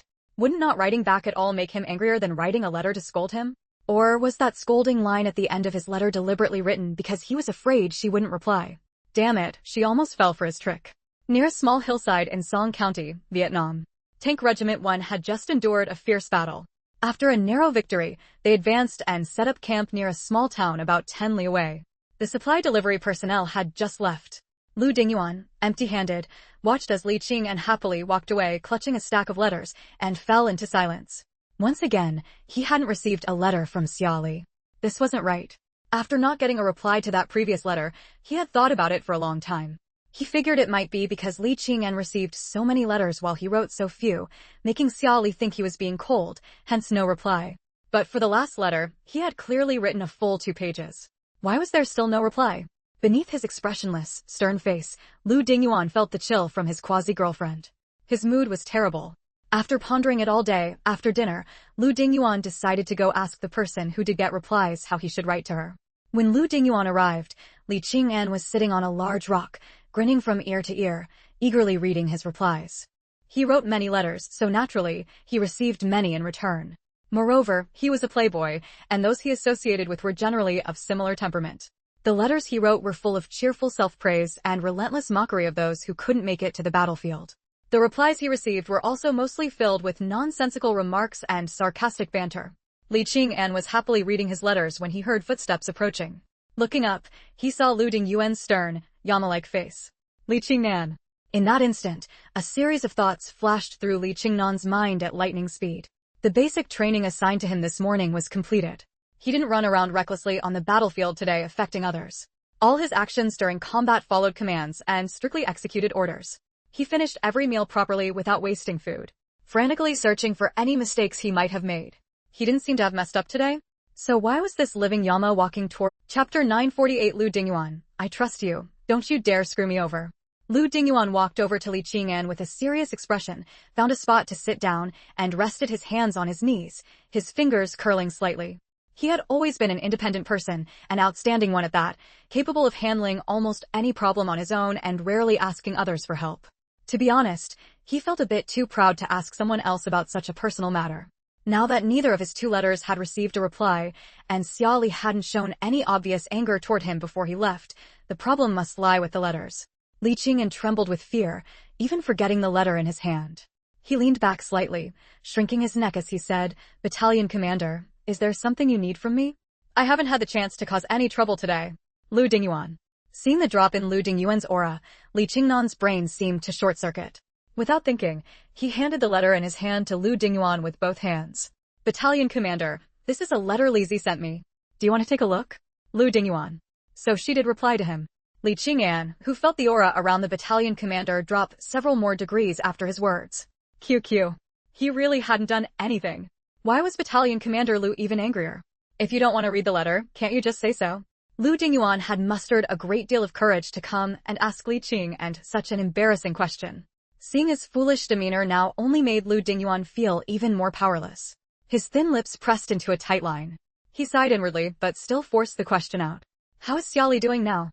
Although he knew that with Division Commander Lu around, Xia Li would certainly be safe, there were surely trivial matters in her daily life that she wouldn't share with Division Commander Lu, but would confide in someone she'd grown up with.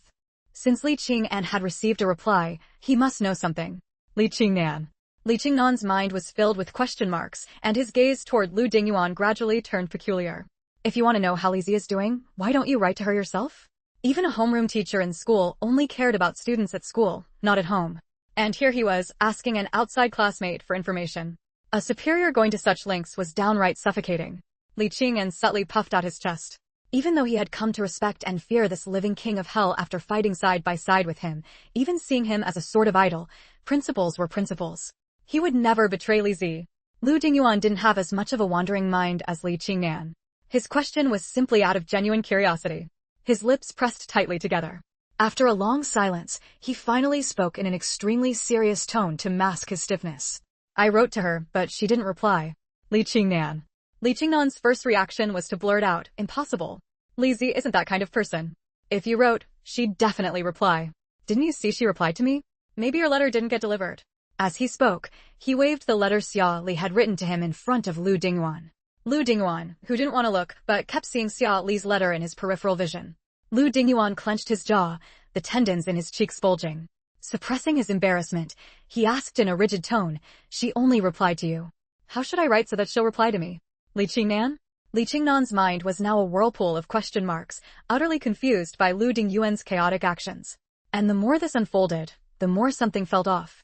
He forced an indescribable expression, leaned slightly closer to Lu Dingyuan, and asked in a hesitant, hushed voice, setting aside that Li Zi isn't that kind of person, she usually replies when others write to her.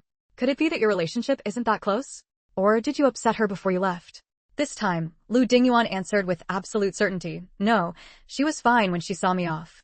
Since he had already started asking, Lu Dingyuan wasn't afraid of losing a bit more face. He even added, I've sent her 2 letters in a row, and she hasn't replied to either. Though his voice was very serious, even someone as thick-skinned as Li Qingnan could detect a hint of resentment hidden within. Li Qingnan? A suspicion so startling he could hardly believe it himself suddenly arose in Li Qingnan's mind, and his expression gradually turned horrified. Forgetting how intimidating the man before him was, he raised his voice several notches in accusation, a male superior writing 2 letters in a row to a female subordinate, and then planning to keep writing even when she doesn't reply, isn't that harassment? Battalion Commander Lu, you can't act like a scoundrel toward your female subordinate. Li Zi has us backing her up. If you dare do anything, Li Qingnan wanted to threaten him with influence, but remembered this man was a general's grandson. He thought of using force, but realized his own skills were significantly lacking compared to the others. He considered strength in numbers, but then recalled how each of his childhood friends' families was currently in Chapter 949. Li Qingnan, listen to me, you can't go wrong. Lu Dingyuan watched Li Qingnan charging forward like a stubborn donkey, ready to face death, his expression completely numb. With this level of recklessness, he did bear a tiny resemblance to Xia Li. Taking a deep breath, any remaining sense of shame he had was completely scattered by Li Qingnan's antics. With a cold face, he interrupted Li Qingnan's self-righteous monologue. It's not just a superior-subordinate relationship. Li Qingnan, who had been heroically marching toward his verbal doom, came to an abrupt halt. Li Qingnan's eyes widened in disbelief as he stared at Lu Dingyuan. He opened his mouth, but no words came out for a long time, momentarily stunned. He asked dazedly, what kind of relationship? Lu Dingyuan, I'm pursuing her. Since things had already reached this point, Lu Dingyuan wasn't afraid of losing face anymore. He told Li Qingnan everything about what Xia Li had agreed to before he left Nan Island, and what he had promised her. Li Qingnan? The expression on Li Qingnan's face shifted from sudden understanding to one of speechless complexity, finally settling into a look that screamed, I knew you had ulterior motives toward our kid. No wonder. He had wondered why this Lu guy, who previously had no connection with him, and was even the one who exposed his family's affairs, would go through the trouble of transferring him across regions to his own unit. After all, the Xiaoque was a new model tank. Everyone knew that, even without major achievements, being in a tank regiment meant you could earn merits based on the tank's formidable capabilities. Now he understood. This guy hadn't seen some hidden talent buried under layers of obscurity. He clearly had designs on Li Zi. He rubbed his face vigorously and muttered quietly, I already told Li Zi I didn't blame her for what happened to my family. Why is she still taking it so much to heart?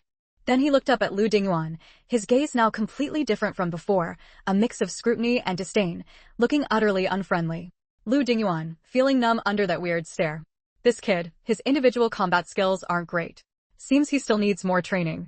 Li Qingyan knew that with Xia Li's temper, if she truly disliked Lu Dinguan, she wouldn't have given him a chance at all. Since she had already given some indication, she probably had at least a little interest in this Lu guy.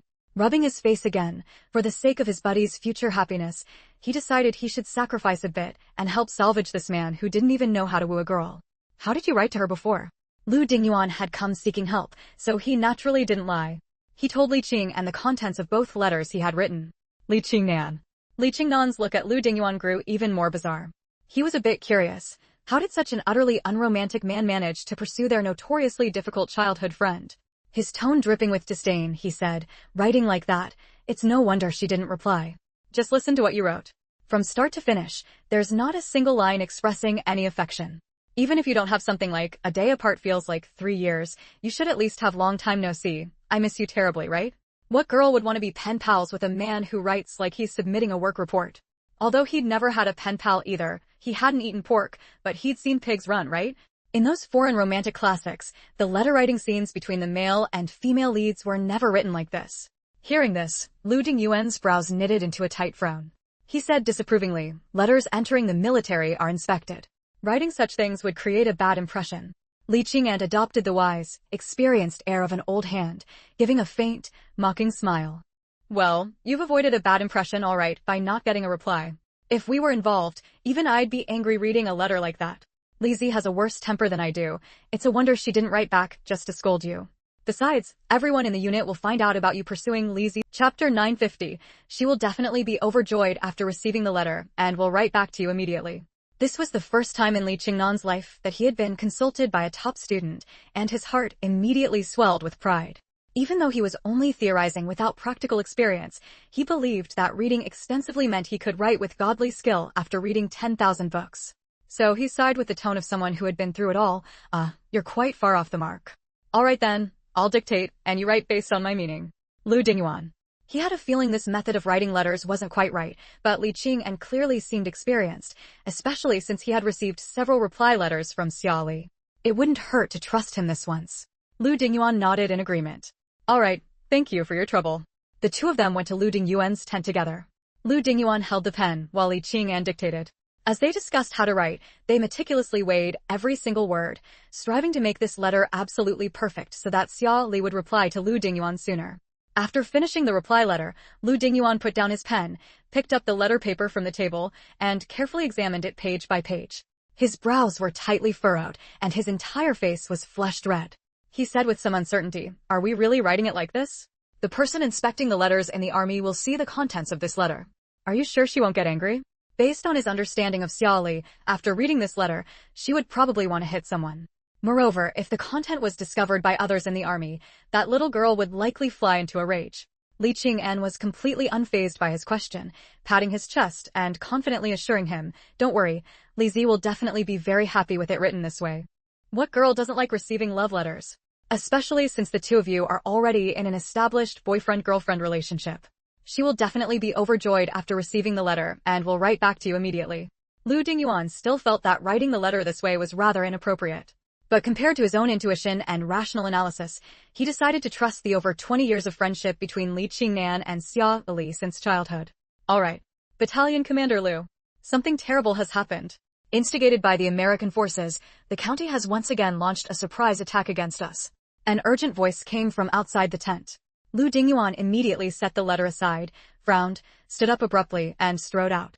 He tossed a sentence to Li Qingnan, "Fight first." On the parade ground of the Nandao Corps. On the iron support poles standing as tall as telephone poles, 3 large loudspeakers pointing in different directions were tied. A clear and enthusiastic female announcer's voice came from the loudspeakers. Another victory on the Chinese front. The U.S. has increased troops again. Our mission this time is extremely arduous. There's a tough battle ahead. Please actively and enthusiastically sign up to join the fight. The soldiers' fervent blood flows endlessly, win glory for the country, defend our homeland. The motherland will remember your contributions. You are the pride of the nation. Xia Li was walking across the parade ground toward Division Commander Lu's office. Along the way, her ears were filled with battle reports from Vietnam and news of another troop increase on the front lines. After Lu Dinguan and the others left, Xia Li had taken photos for others heading to the battlefield once more. As more and more people went to the front, the number of people Xia Li knew who came to her for photos also increased. In this era of poor communication, going to the battlefield was like a kite with its string cut. It was extremely difficult to know the other person's situation at any time. Xia Li had become so familiar with the frequent conscriptions that now, whenever she heard the broadcast announce another troop increase, she knew Nandao might conscript more soldiers to fill the vacancies. Her mood was rather gloomy. She didn't know if this troop increase would mean Chapter 951, why drag her into this embarrassment? She frowned slightly in confusion. Division Commander, did you need something? Division Commander Lu suppressed the urge to let his lips curl upwards, deciding to get straight to the point first. You must have heard some news about the recent situation on the battlefield. Our tanks are indeed advanced on a global scale, but our overall strength is still too weak. It's likely this war will still turn into a war of attrition. I've heard that the island side has been getting restless lately. Higher-ups have also received intelligence that they are planning some action soon. Be extra vigilant about the people around you. Don't let strangers get close. According to reliable intelligence, the island still has at least 3 or more sleeper agents on our side. We have no idea who they are. Unless it's your parents, don't trust anyone. If anyone provides you with any information or asks you to go anywhere, you must confirm it with me first before taking any action. Xia Li nodded. I understand. I'll be more careful lately. She wasn't the type to wander around aimlessly or be overly familiar with strangers anyway, so this shouldn't be a big problem. She'd just treat it as the outside being chaotic and find a way to stay holed up on South Island. Seeing Xia Li's cooperation, Division Commander Lu gave a slight nod, feeling a wave of relief. What he feared most wasn't anything else, but that this young girl, Xia Li, wouldn't be able to stay idle, always going out and about or getting involved with others, ultimately landing herself in trouble. Currently, Lu Dinguan and Mu Kejin are leading their respective tank regiments on 2 different fronts, making contributions. So far, there have been no casualty reports concerning Xiaolu. You don't need to worry too much about their safety. After briefly updating Xia Li on the current battlefield situation, Division Commander Lu pushed a stack of letters toward her. These are letters from the front lines. Take them. By this point, Division Commander Lu's lips simply refused to stay suppressed. He couldn't hold back his smile at all. Struggling to contain himself, he still couldn't resist asking, getting along quite well with Xiaolu lately, huh? Xia Li? Xia Li lifted her eyelids to glance at Division Commander Lu, who was practically laughing out loud openly now, and a faint sense of foreboding stirred within her. With a perfectly natural expression, she said, I haven't written him a single letter since he went to the front. Division Commander, don't you check the letters? How come you don't even know that? Division Commander Lu was instantly choked by her words. He glared at her and said irritably, do I look like someone who reads your letters? Letters coming from the battlefield can't be seen by others, so of course, I have to personally inspect them. How did it become something so vulgar coming from your mouth? Xia Li stood up expressionlessly, stuffed the letters into her pocket, curled her lips slightly, and gave Division Commander Lu a sidelong glance. Wasn't I just saying you smile so, suggestively, looking like you were about to burst? Whatever embarrassing thing is written in the letters, it's all on Lu Dinguan. What does it have to do with me, the one just reading them? Right, Uncle Lu? Better the fellow Taoist perish than the poor priest. For such a usually stern old man like Division Commander Lu to be smiling so hard his eyelids were twitching, it was clear Lu Dingyuan's letter must contain something utterly laughable. He wrote it, not her. He deserves any embarrassment coming his way. Division Commander Lu. Division Commander Lu had no desire to continue bantering with Xia Li. Waving his hand at her angrily as if shooing a fly, he said, Get out. Get out now. No respect for your elders, I don't want to see you. Friendly reminder, logged-in users can Chapter 952, Bastard. I hope he never gets to marry Lizzie in this lifetime. Xia Li's heart was roaring, but her face remained expressionless. She pulled out a stack of manuscript paper, no longer caring about her earlier plan to deliberately anger someone by not replying. She began to write earnestly. You rotten scoundrel, you're done for. If you have the guts, hide on the battlefield forever and never come back. That very afternoon, Xia Li, with a cold face and gritted teeth, went to Division Commander Lu's office and handed him the letter. Uncle Lu, I hope this letter can reach the battlefield as soon as possible. Division Commander Lu felt that this usually unmanageable girl's voice carried a hint of gritted teeth, and he couldn't help but find it amusing. Usually, it was this little girl who annoyed them. This time, it seemed someone had finally managed to rein her in. But watching the drama was one thing. Division Commander Lu suddenly felt a bit worried. It seemed the marriage report for little Xia and little Lu probably wouldn't be submitted anytime soon. harboring a somewhat schadenfreude-filled mindset of, with Lu being like this now, even if I wanted to help him, I couldn't pull him up, so might as well give up. He agreed quite readily, the corners of his mouth even curling into a meaningful smile. All right. This afternoon, we happen to be sending battle reports. We'll send your letter to Little Lu along with them. A few days later, the front lines. Recently, the American troops had increased their forces. The Chinese front line, which had been steadily advancing outward, now seemed to be stalling again. Just after a battle had ended, Lu Dinguan happened to receive a letter from Nan Island. Without even guessing, he knew the sender was definitely Xiaoli. Lu Dingyuan's mood instantly improved greatly. Indeed, one shouldn't rely solely on experientialism and be autocratic. It's important to listen to others' opinions more. Judging by the timing, this letter should have been sent after Nan Island received his message. See? She did write back. Lu Dingyuan, in an excellent mood, opened the letter, even a hint of softness appearing between his brows. However, upon seeing the contents of the letter, his smile gradually froze on his face.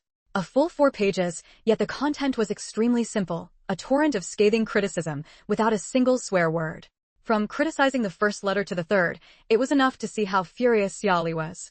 Lu Dingyuan. Lu Dingyuan took a deep breath. What to do? It seems he really had pissed off that little rascal. He had no doubt that if that little rascal could come to the battlefield, she would have chased him here just to berate him. He had known that writing that kind of letter would definitely anger Xiaoli. He had forced himself to write down those embarrassing contents. If only he hadn't listened to that brat Li Qingnan's nonsense. Li Qingnan hadn't received a reply this time, but upon hearing that Lu Dingyuan had received a letter from Nan Island, he figured Li Zi must have been moved and sent an urgent reply as soon as she got the letter. He happily trotted over to Lu Dingyuan's tent, brimming with pride, ready to claim credit. As soon as he was allowed into the tent, he flashed a big, bright smile and said cheerfully, "So? Didn't I say writing like that was right?" Seeing your sincere feelings, Li Zi definitely wrote back to you. Lu Dingyuan, who had just finished reading the entire scathing letter. Lu Dingyuan kept a straight face, said nothing, and expressionlessly handed the letter in his hand to Li Qingnan. Take a look. Li Qingnan, feeling a wave of killing intent, sensed that Lu Dingyuan's mood might not be great. But then again, Lu Dingyuan was always serious, often keeping a stern face even when happy. Maybe he was overthinking it. He lowered his head gleefully to read the letter, but his face gradually stiffened, and his smile faded. Li Qingnan. This shouldn't be. Li Qingnan and Li Zi had often read novels together before. Logically speaking, a girl her age should be into romantic stuff, right? Shouldn't she be utterly enchanted by that love letter? How did it turn into a scolding? Li Qingnan desperately tried to salvage his shattered confidence of a very experienced person, which had fallen to the ground beyond picking up. He looked up at Lu Dingyuan somewhat guiltily and replied dryly. At least she wrote back, right? For whole pages. Lu Dingyuan. Li Qingnan. Both fell into an eerie silence simultaneously. Lu Dingyuan lifted his eyelids, his gaze sharp as knives, seemingly piercing Li Qingnan. She also said my letter was so greasy it not only clouded my own eyes and heart, but also made the highest-ranking leader on Nan Island laugh at me extensively. She said she won't take this embarrassment, so I should figure out how to deal with it myself. She said never to write such greasy stuff to her again. She suggested I donate myself to the country. I could replace Daqing oil fields' output for 10 years. Li Qingnan. Other people's childhood friends have honeyed words so sweet. Only our childhood friend here has words laced with poison so venomous. Feeling extremely guilty, he scratched his head, turned away to avoid reality, and offered a dry excuse, but at least it went from nothing to something. That's major progress. She didn't even write back to me this time. With a beginning, there will be follow-ups next time, right? If it weren't for my letter, maybe she still wouldn't be writing back to you now. Put in a little more effort, and there will be rewards eventually. Lu Dingyuan. If Lu Dingyuan believed his nonsense this time, he'd be a fool. He had realized it now. That little rascal on Nan Island was at least intermittently troublesome, or she'd mess with him when she was displeased. But the person before him was purely trying to help, yet turned out to be nothing but a pitfall. Lu Dingyuan maintained a stern face, his sharp gaze fixed on Li Qingnan. Without a hint of personal emotion, he announced solemnly and loudly, newly appointed platoon leader Li Qingnan. Li Qingnan was a bit slow to react. Why had things suddenly become so formal in the middle of a conversation? But after being drilled intensely recently, his body had developed muscle memory. The moment Lu Dingyuan called his name, he immediately snapped to attention, chest out, head slightly raised, and responded firmly, "Here. Lu Dingyuan, come with me to the training ground later. Let me see your progress in combat training these past few days." Li Qingnan. This cunning guy, looking all self-disciplined and devoted to public duty, acting like he's the most upright person in the world, and he actually pulls this, using public office. Chapter 953. Beat them to death. Under the blazing summer sun, a rare breeze swept through the peaceful, sunny day, rustling the leaves of the trees lining the sports field. As usual, Xia Li strolled with her hands clasped behind her back, inspecting the soldiers of the 4th platoon under her command. A young soldier ran over from the distance and said to her, "Platoon leader Xia, Division Commander Lu wants you to go see him." Xia Li fell silent. Xia Li did not want to go. Division Commander Lu had likely received some news from the battlefield and wanted to discuss it with her, which was why he had summoned her. But it was easy to imagine how Division Commander Lu would tease her about that letter filled with cheesy, rustic love talk. She absolutely had to wait until Lu Dinguan returned and make him face the embarrassment himself. She wasn't going to go and make a fool of herself. Going was out of the question, but since the superior had specifically called for her, she still had to give old man Lu some face. With an expressionless face, she said, "Zhao Chang. Go with him to Division Commander Lu's office and bring back any messages for me." After all, Zhao Chang already knew her identity and could relay anything for her. Zhao Chang? The young soldier? The soldier delivering the message was encountering for the first time a situation where a superior specifically summoned someone, only for that person to send a subordinate instead. Wasn't that putting on too much of a show? Though inwardly bewildered, after spending so much time on Nan Island and hearing so many rumors, he knew how much Division Commander Lu valued this disciple of the Thunder God. Without uttering a word of objection, he obediently waited for Zhao Chang to go with him. Though puzzled, Zhao Chang chose to follow his superior's orders.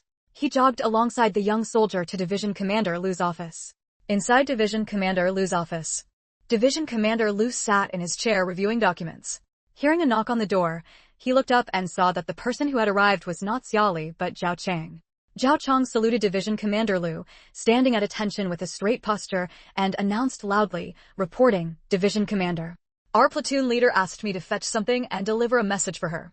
Division Commander Lu found it somewhat amusing. It seemed the young lady had also been stunned by Xiao Lu's letter and wasn't even willing to come. Casually tossing a letter to Zhao Chang, he said, "Take this back to your platoon leader. Tell her a man should marry, a woman should wed. It's a good thing to have strong feelings. There's no need to worry too much. Even if she comes next time, I won't do anything to her." Zhao Chang? Zhao Chang felt as if he had missed a few chapters while reading a book, completely unable to keep up with the knowledge. Even though they were both stationed at the Nan Island Corps, why couldn't he understand what the division commander was saying? When Xia Li received the letter from Zhao Chang, she wasn't particularly surprised. She casually tucked the letter into her pocket, planning to read it later. She didn't take Division Commander Lu's words to heart. After all, with that cringe-inducing letter that made her want to dig her toes into the ground, Xia Li had no intention of seeing Division Commander Lu again anytime soon. After getting off work at noon, she took the letter home. As soon as she entered, Lin Xiaoxue said to her, "Lily, you're back? Hurry and wash your hands for lunch. I made your favorite braised pork today." Upon hearing braised pork, Xia Li immediately pushed the letter in her pocket to the back of her mind. Happily, she went to wash her hands and sat down to eat. Xia Zhangwo, seeing his daughter's expressionless face as she ate, frowned slightly. "Who upset you again?" His daughter was usually incredibly lively, her face always full of expression. The last time she wore such a long face during a meal was after Division Commander Lu had summoned her. Could it be that she had another disagreement with old Lu? Xia Li hadn't even realized she was in a bad mood.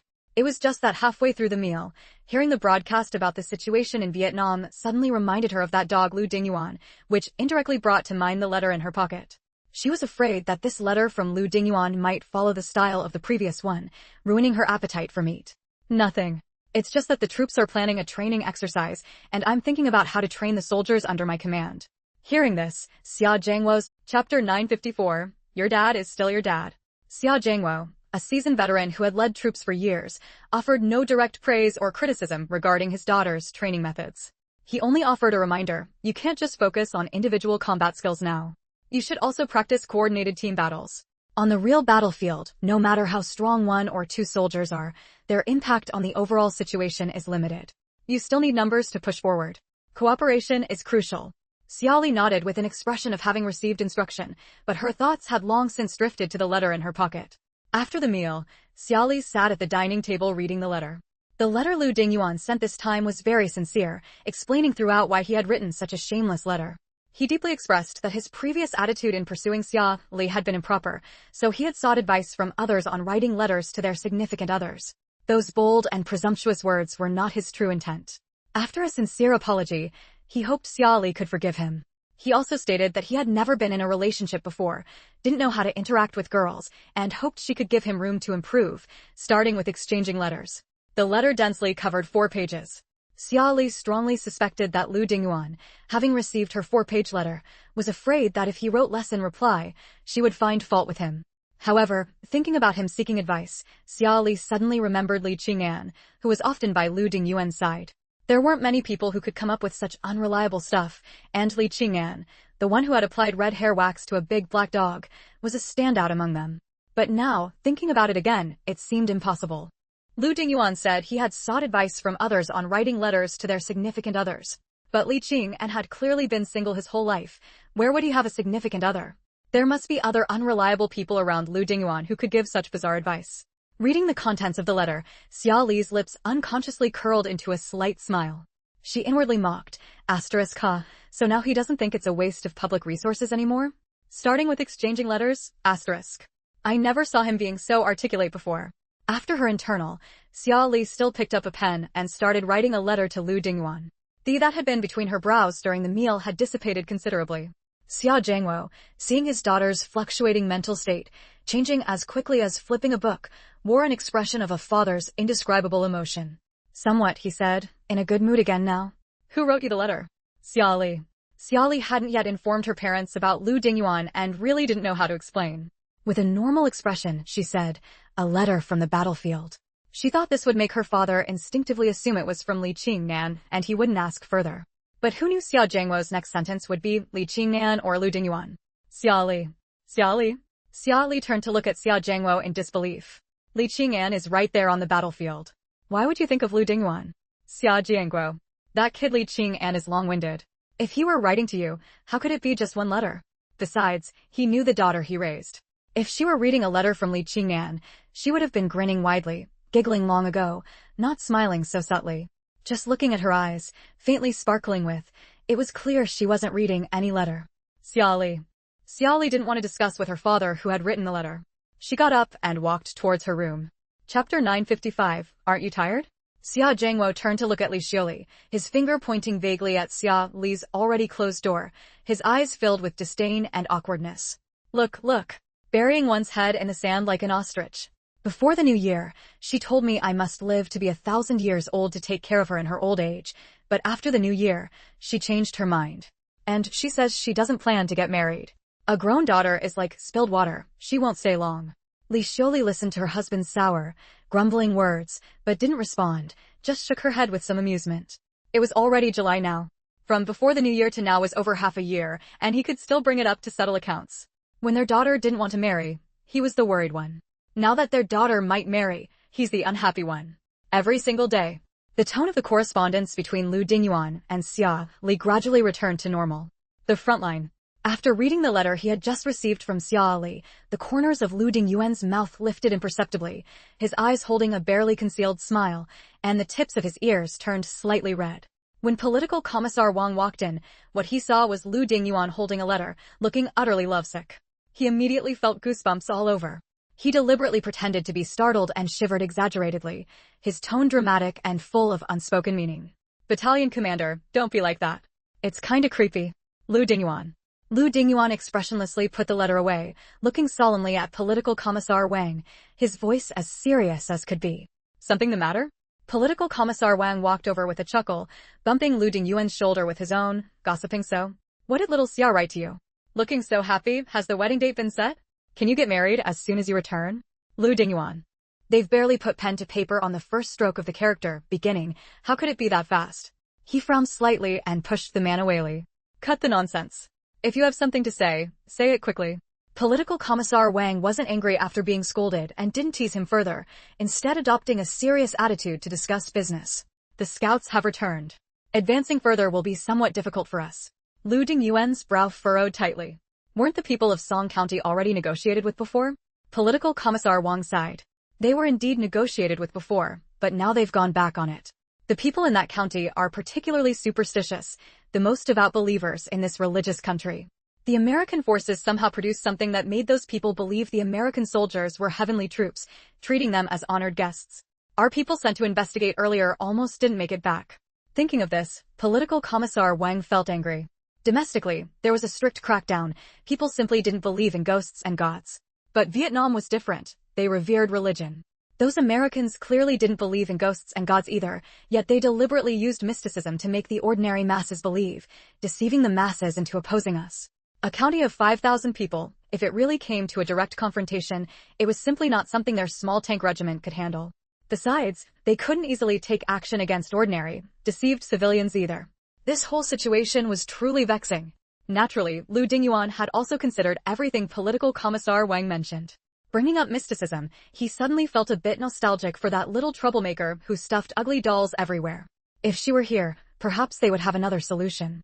After a moment of contemplation, he said, Vietnam has issued orders several times, but the attitude of Chong County remains ambiguous. We still need to rendezvous with other regiments. Waiting like this any longer is not an option.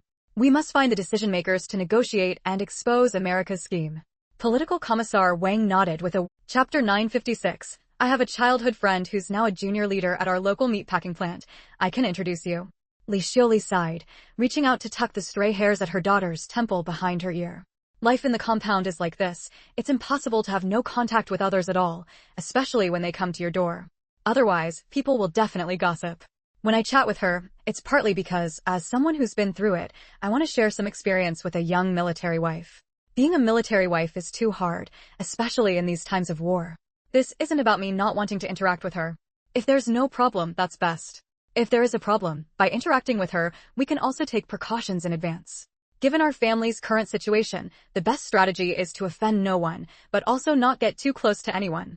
I'll handle all of this properly. Don't worry, just do what you want to do. Although Li Xiaoxue wasn't in intelligence, she was an old soldier and a long-time military dependent. Having weathered so many storms, she had long since developed an instinct for how to handle external relationships, whether good or bad. Her daughter's current real situation was definitely no better than old Xia's before he was sent down. As a mother, she would navigate whatever she could on her daughter's behalf. Seeing that Li Xiaoxue had a clear understanding, Xia Li didn't say more. She pouted and said, You and Dad just overthink things. So, what if we're not popular in the compound? We live our own lives anyway. Whether others like us or not doesn't really affect us. They'll still eat their steamed buns, and we'll still eat our meat, right? All of that effort to manage relationships gives me a headache just thinking about it. Li Xiaoxue found it amusing and poked Xia Li's forehead. No one's asking you to manage it, so why do you have a headache? If life can be comfortable, why make it harder for yourself? Go wash your hands and rest for a bit. I'll make you lunch. Xia Li, okay? Li Xiaoxue was willing to worry, but Xia Li wasn't the type to bother. Knowing her mother had things under control, Xia Li immediately put the matter of Xin Jiao out of her mind. She wasn't alone anymore. She had a child to raise now. Before the 3 generations of the Xia family, old, middle-aged, and young, could earn money to support her, she first needed to figure out how to get that child some good food. Xia Li found a day off to go up the mountain. Like a bandit sweeping through, she bagged over a dozen pheasants and rabbits, and even a wild ox. Casually slinging the game over her shoulder, she arrived at the door of her house in Nandao's 1st Production Brigade and knocked. The door opened quickly. Wan, leaning one hand against the doorframe, saw Xia Li draped with all sorts of game and dragging a large animal behind her. She gasped, her usually cool expression cracking. She had known Xia Li was planning to bring some game, but she hadn't known her friend was this skilled at hunting. She couldn't help but mutter, Did you go slaughter the mountain? Thank goodness their house was remote, or they'd surely have been discovered. Xia Li. Xia Li's face was expressionless. You underestimate the mountain. Now it was Wan's turn to be speechless. She quickly stepped aside and whispered, Get inside first. Xia Li dragged the ox into the yard, leaving a deep trail on the ground. Wan hurriedly closed the gate. Turning to look at the pile of game Xia Li had dumped on the ground, she said helplessly, I thought you'd bring at most 2 pheasants or wild ducks, maybe some salted fish at most. How are we supposed to mail all this? Xia Li had informed her earlier that her friend was pregnant and wanted to send some things for her to help pickle or air dry. Knowing Xia Li's character, how she gave her all to those who were good to her, Wan had expected the shipment wouldn't be small. But she never imagined it would be this much. Xia Li pulled a dagger from her waist and began deftly gutting a rabbit. Mail half, you keep half, I'll take 2 back with me. That won't leave much. The beef can also be made into jerky as a snack. That's tasty. Wan's mouth twitched. She poured boiling water into a basin, preparing to pluck the pheasants. Are you sure? Don't give me so much. I can't possibly eat it all. Just one rabbit would last me a long time. This one ox alone will yield 400 to 500 jin of meat, not to mention all the other game. Probably enough for a family of 3 to eat for a year or more if they had it every day. For an average family with current living standards, it might even last 4 or 5 years. Xia Li replied offhandedly, half a year? Pregnancy is 9 months. If it runs out, I'll just hunt more. Qin Wenwan. Seeing Qin Wenwan speechless, Xia Li swiftly skinned the rabbit, her tone quite natural. She's pregnant, nutrition needs to be adequate at the very least.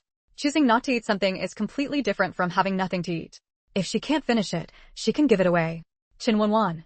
Qin Wenwan had nothing to say and could only dutifully work alongside Xia Li. The weather was hot now. Preserving all this, whether pickling or making it into cured meat, would be a huge project. Come help me with the work these next couple of days. There's too much stuff, it'll take time to process. I'm afraid the meat will spoil before I finish. Especially that ox, it's so big. I can't handle it alone.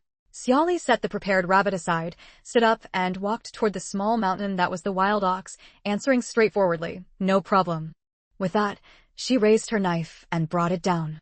Wielding the gleaming dagger, she performed a live demonstration of Xia Li dissects an ox for Qin Wenwan.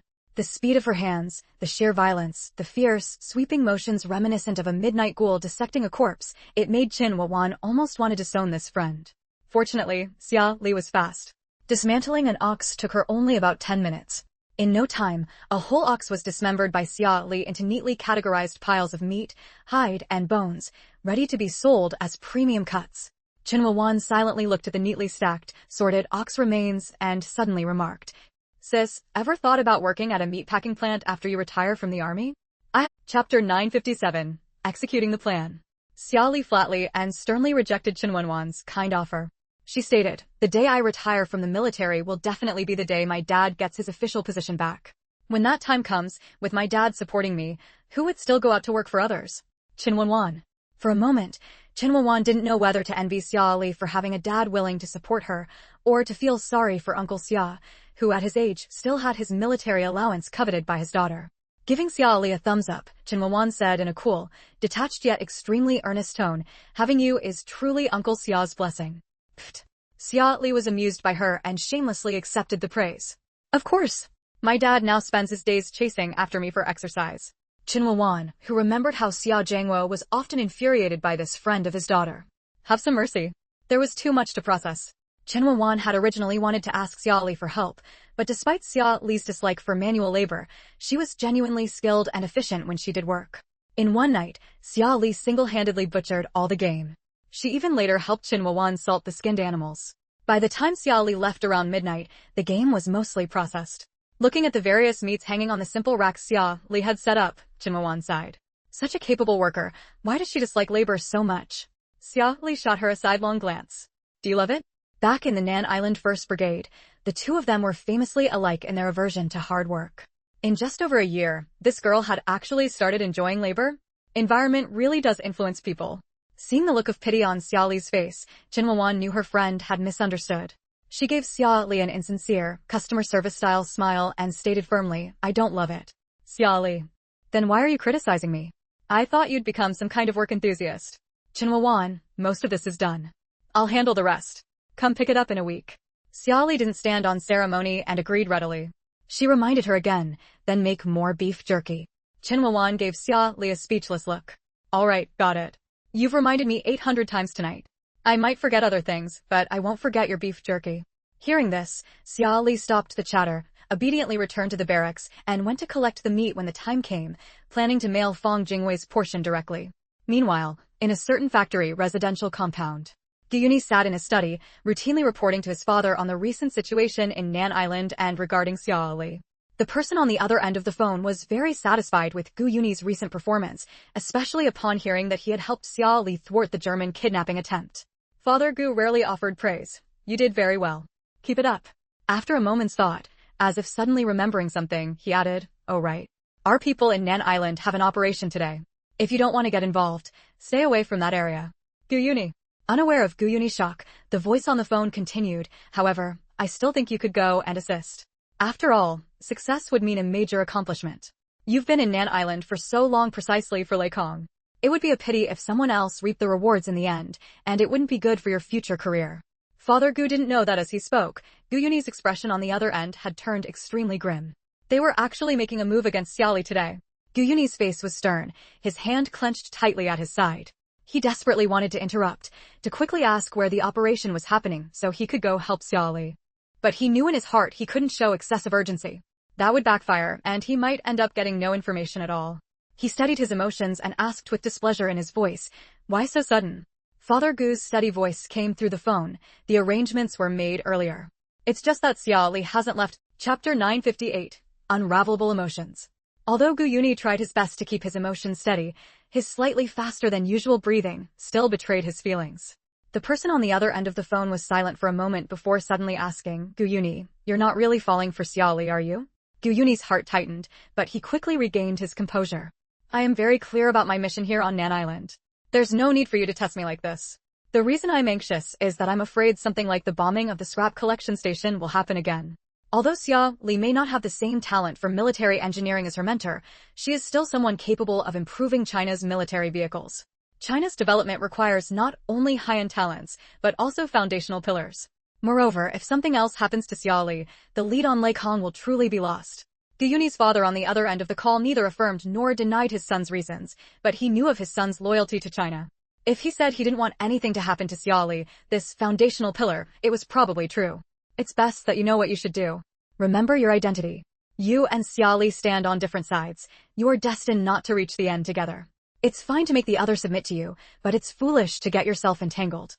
Gu Yuni fell silent, wanting very much to ask, "Just like you with my mother?" But he knew now was not the time to waste time arguing about such things. He needed to get the plan and rescue the person as soon as possible. "I know very well what I'm doing. So, where is it?" Gu Yuni's father, wanting his son to claim the credit, didn't continue lecturing this time. Instead, he laid out the location and plan in full. The location is on Xiaokong Street near the Supply and Marketing Cooperative. When Gu Yuni heard from the person on the phone that the kidnappers this time had brought sulfuric acid, his face darkened completely. He took a deep breath and said through gritted teeth, "And this is what you call not harming her?" The person on the other end replied unhurriedly, "It's just to scare her with the sulfuric acid, to make her hesitate. Otherwise, with Xiaoli's brute force fighting skills, do you think we could take her away quietly?" Gu Yuni said coldly, "I understand. I hope the people you sent this time are obedient enough. Otherwise, if something happens to Xiaoli again, you might lose the lead completely before even uncovering Lei Kong's identity." Hearing this, the person on the other end became furious, and a stream of reprimands came through the phone. But Gu Yuni could no longer concern himself with anything else. Suppressing his anger, he decisively hung up the phone and strode quickly toward the destination. Xiaoli must not come to harm. It didn't matter if he couldn't sort out his own feelings right now. In the face of greater principles, personal feelings seemed insignificant. But whether for public or private reasons, Xiaoli could not suffer any harm. Xiaoli headed straight to the post office with a large package of meat. She placed the package on the post office counter and said to the clerk, "Comrade, I'd like to mail this." The person on duty was still the same postal worker who had once acted as Xiaoli's telephone operator. Xiaoli had left too deep an impression on her, so the moment she saw her, she recognized the young woman who had spent over 100 yuan to make a call just to curse someone out. The clerk's heart immediately leaped into her throat. Normally, when someone mailed such a large package, postal workers would ask a few questions. But she didn't dare ask a single extra word, afraid that Xiaoli might do something unstable. She directly pulled a form from the drawer and handed it to Xiaoli. "Fill in the address in detail. We'll weigh it in a moment." Xiaoli took the form and filled it out carefully. After paying a considerable postage fee, she finally mailed the package. "Xiaoli, what a coincidence. Are you here to mail something too?" Xiaoli was counting money to pay the postal clerk when she heard someone call her from behind.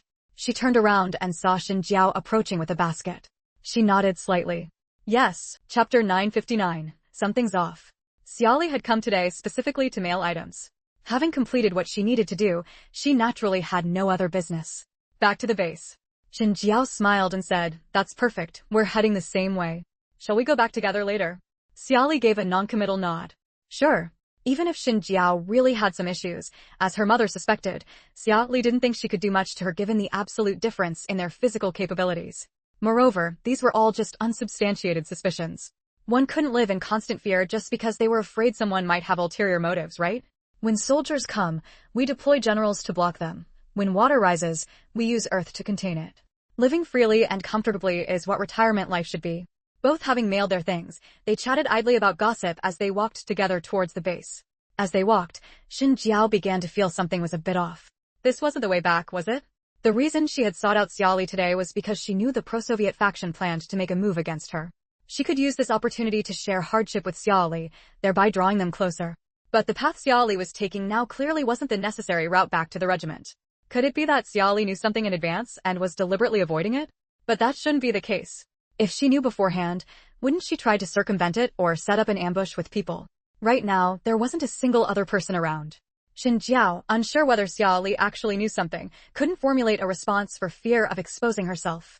Just as she was feeling utterly stifled inside, wanting to see what trick Xiao Li was trying to pull, she saw a low wall ahead. The wall was made of yellow mud, looking to be only about 1.5 meters tall. And Xiao Li, who had been leading the way in front of her, executed a clean, swift flip and was up on the wall. She then extended a hand down. "Come on, I'll pull you up." Xin Jiao? Even though she had received specialized spy training since childhood, Xin Jiao was now a bit bewildered by how things were unfolding. She looked up at Xiao Li sitting on the low wall, puzzled. "This doesn't seem like the way to our residential compound." Xiao Li's reply was utterly matter-of-fact. "It's a shortcut. Over this wall is the textile mill. If we go out through the mill's main gate, we can cut nearly 2 kilometers off the walk." Xin Jiao. It never occurred to Xin Jiao that Xiao Li wasn't taking the normal route because she had discovered the plot, but simply to take a shortcut. But how could she let Xiao Li take this route? If they deviated from the planned path and the pro-Soviet faction didn't make their move, wouldn't her entire plan be thrown into disarray? Xin Jiao felt somewhat anxious inside, but her expression showed nothing. She deliberately glanced at the wall, a clear hint of hesitation in her eyes. The textile mill is a closed factory. Outsiders aren't allowed in. If we go in like this and get caught, wouldn't that be bad? Xiao Li thought to herself. She jumped the base walls all the time, so what was so special about the textile mill wall? She tried to persuade her. "We're not taking anything, just borrowing a path. Don't worry, even their big yellow dog doesn't bark at me anymore. We probably won't get caught. Even if we do, at worst we'll just be escorted out the main gate. We'd still achieve our goal of walking less." Xin Jiao. Just how many times have you done this wall jumping that even the factory dog knows you? If their positions weren't opposed, Xin Jiao would have wanted to crack open Xiao Li's head to see what was inside. How could she state getting kicked out achieves the goal anyway, so matter-of-factly, without a blush or a racing heart? Doesn't this person feel? Chapter 960, you're actually pretty decent. If it were just Xiao Li herself, to avoid trouble, she would simply go back and jump over the wall. Or she might just charge straight through. After all, once she started running, those people definitely wouldn't be able to catch up. Even if a real fight broke out, she didn't think she could possibly lose. But now she had Mukujin's wife with her, which meant the potential for unexpected complications was a bit higher.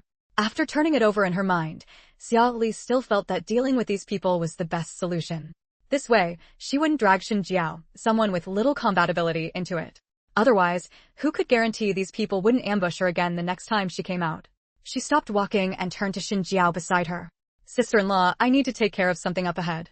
Why don't you go back to the supply and marketing cooperative and wait for me for a bit?" Xin Jiao. Xin Jiao glanced subtly at the street ahead and immediately realized Xiao Li might have noticed something and was afraid she would get in the way, hence this reaction. She immediately replied nonchalantly, "It's fine, I don't have anything else to do. I'll go with you." As she said this, she didn't stop walking and continued forward. Are you kidding? The ambush point was just up ahead. How could she leave now and ruin the whole plan? Seeing Xin Jiao continue forward, Xiao Li didn't move. She was almost certain that she was the target these people wanted to go after. As long as she hadn't entered the trap yet, they probably wouldn't make a move. Now, watching Xin Jiao walk ahead, she even began to suspect her mother's guess might have been right, or worse, that Xin Jiao was in cahoots with the people blocking her today. But whether they were in cahoots or not didn't matter, they just needed to separate. She made up an excuse off the top of her head. "It's a private matter, a bit inconvenient to bring someone else. How about you head back first, sister-in-law? I'll come back after I'm done." Xin Jiao. Before, when Mukujin told her that Xiao Li was shameless and difficult to deal with, she thought he was exaggerating. Xiao Li seemed like a perfectly reasonable young woman. But when a real situation arose, she realized Mukujin hadn't been lying. Xiao Li was a bit stubborn. Once she made up her mind not to go together, she really wouldn't. Xin Jiao knew that arguing further would easily arouse suspicion. Fortunately, because of the earlier incident where Xiao Li took her wall jumping, she had prepared a backup plan in case of unexpected developments. She went along with it. "All right then, I'll head back first. You go ahead and take care of your business, little Xia.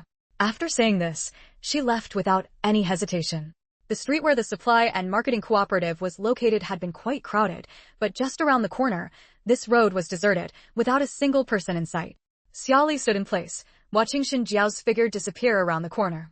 The people hiding in the shadows exchanged glances, watching Xin Jiao pass by them without moving.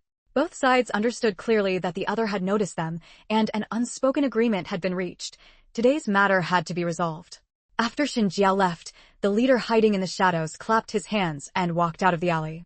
At the same time, a person emerged from each end of the street, effectively trapping Xia Li in the middle. The leader wore an approving smile, his gaze towards Xia Li filled with confidence. He praised, "Comrade Xia, what impressive courage. You discovered us, but didn't try to flee. Instead, you ensured your companion's safety first. Truly a model for our generation."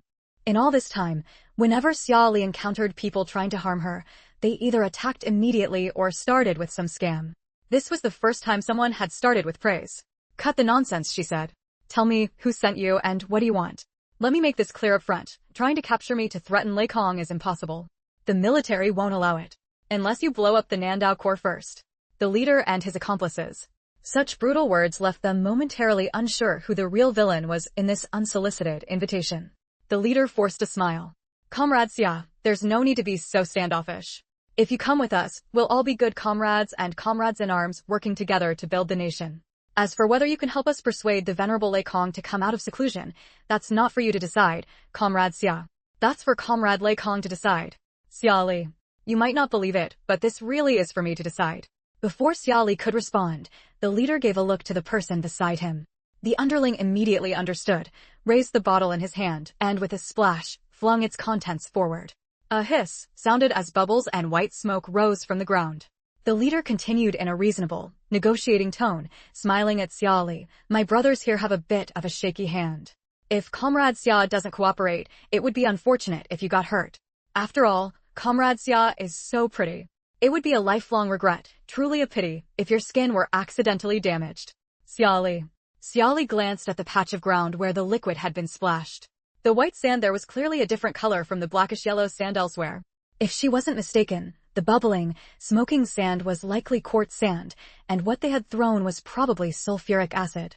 She swept her gaze over both sides of the street and, sure enough, saw the two people there each holding an open glass jar, as if saying, "If you dare try to break through, I dare splash you." Xia Li's icy gaze returned to the leader's face, then shifted to the young guy who had just thrown the acid. He was now holding another bottle of sulfuric acid, retrieved from who knows where. Xia Li curled her lip, her tone somewhat. Chapter 961. These grown men are so useless. The leader, confident of victory and convinced that Xia Li wouldn't dare gamble with a splash weapon like sulfuric acid, curled the corner of his mouth. "Since Comrade Xia understands our sincerity, come with us." If the other party had guns, Xia Li really wouldn't have had many concerns. Even if she used her psychic abilities to dodge, it wouldn't matter. At worst, she could just kill them all and be done with it. But sulfuric acid, once it's splashed, it's like throwing water. The splash attack could land anywhere, and once burned, recovery is difficult. Xia Li didn't want to go out and come back with injuries. Caught between enemies, the people blocking both ends held sulfuric acid, and the leader's close follower, who was slightly closer to Xia Li, also held a bottle. Xia Li didn't know how many spares they had, but she knew the best course of action right now was to avoid close combat. Her gaze subtly measured the distance between herself and those holding the sulfuric acid, as well as their current positions. Just as the other party was smugly thinking she would surrender without a fight, she suddenly crouched down. Quickly picking up a few small stones from the ground, her wrist flicked, and with lightning speed, she hurled them at the three people holding the sulfuric acid. Propelled by Xia Li's force, the stones shot straight and hard at the sulfuric acid bottles. Everyone present. Crash! Crash! The sudden turn of events caught everyone off guard. No one expected Xia Li, seemingly at the end of her rope, to suddenly erupt into action. They were startled and momentarily unable to react. 2 consecutive sounds of shattering glass rang out, immediately followed by 2 overlapping, heart-wrenching screams. The moment the sulfuric acid bottles shattered, the acid inside splashed all over the people holding them. The sound of flesh sizzling as it corroded filled the air, and white smoke even rose from the wounds. The 2 men, completely unable to endure this bone-scraping, burning pain, rolled on the ground in agony. Their screams grew louder and more piercing, a chilling sight to behold. The men who wanted to capture Xia Li never expected her to be so fierce, acting the moment she decided to, and so ruthless as to directly shatter the sulfuric acid bottles. Witnessing this human tragedy, they were momentarily stunned, their scalps tingling, still somewhat unable to process what had happened. Xia Li didn't give them time to react. She lunged forward in a single stride, heading straight for the leader who threatened her. Her hand formed into a claw, and she forcefully grabbed for the leader's neck. Seeing this female demon who had just injured others coming for him, the leader was instantly terrified. Cold sweat broke out on his back, and he instinctively tried to dodge. But Xia Li was simply too fast. Even though his brain registered the need to dodge, his body's reaction couldn't keep up.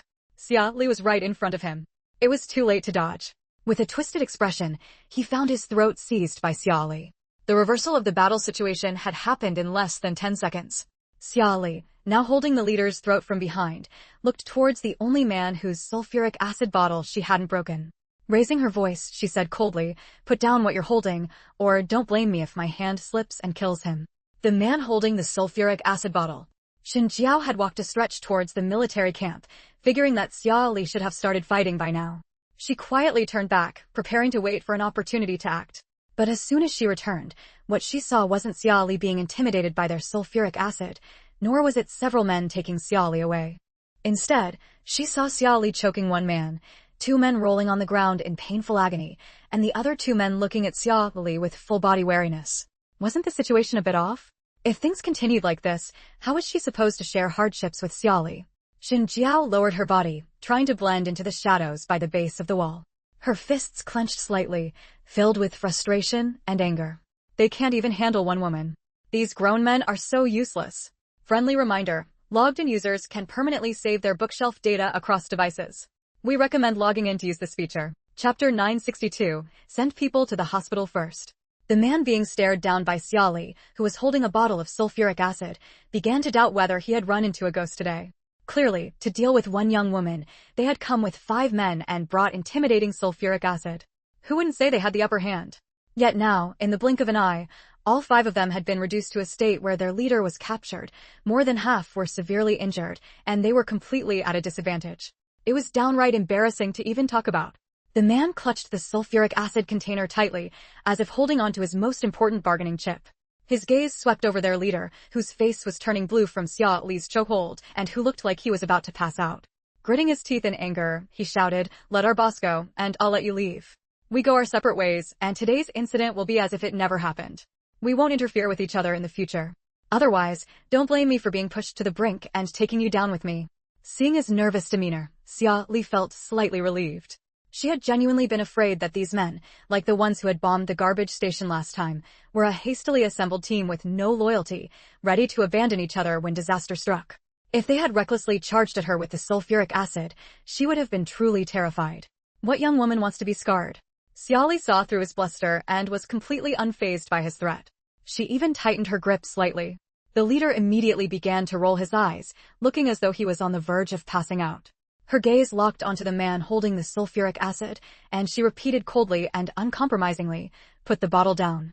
The leader, whose neck was being squeezed, stared fixedly at the man, desperately trying to open his mouth to give an order. But Xia Li's grip was too tight, he couldn't make a sound. His mouth opened and closed uselessly, repeating the mouth shape for "put it down." The young man holding the sulfuric acid bottle gritted his teeth. He knew that the only reason Xia Li hadn't directly attacked him was because she feared the sulfuric acid in his arms. Once he put the bottle down, given the woman's skills, she would definitely find a way to attack him. If that happened, they would be completely wiped out, with no means to defend themselves.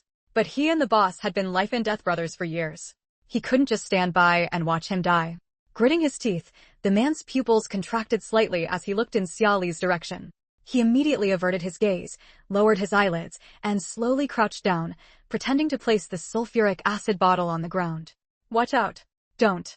At that very moment, Xia Li sensed something lunging at her from behind. Years of experience dodging zombies in the apocalypse meant Xia Li didn't even need to think. Her body instinctively darted swiftly to the side. Not only did she evade the unknown danger, but she also used the leader in her hand as a shield, holding him in front of her as she instantly leaped backward, putting a considerable distance between herself and the threat. During her evasion, she felt a dark figure lunging toward her. But with danger imminent, Xia Li couldn't afford to pay it much attention. Now, looking back and seeing what had happened, her pupils abruptly constricted. One of the men from the group who hadn't been holding sulfuric acid now stood not far from where she had just been, his face twisted in a grimace, holding a bottle and frozen in the motion of throwing its contents. And in the spot where Xia Li had originally been, someone was now leaping forward. It was Xin Jiao. Xia Li didn't have time to think about anything else. Instinctively, she threw the leader aside and ran back, wanting to pull Xin Jiao out of the sulfuric acid's attack range. But her subconscious instinct to avoid danger had taken her too far away. Now, she couldn't make it back in time to save her. Just before the sulfuric acid could pour over Xin Jiao's head, Xia Li only managed to grab Xin Jiao's upper arm and yank hard, preventing her entire head from being within the acid's range. Sizzle. Half of Xin Jiao's face was splashed with sulfuric acid.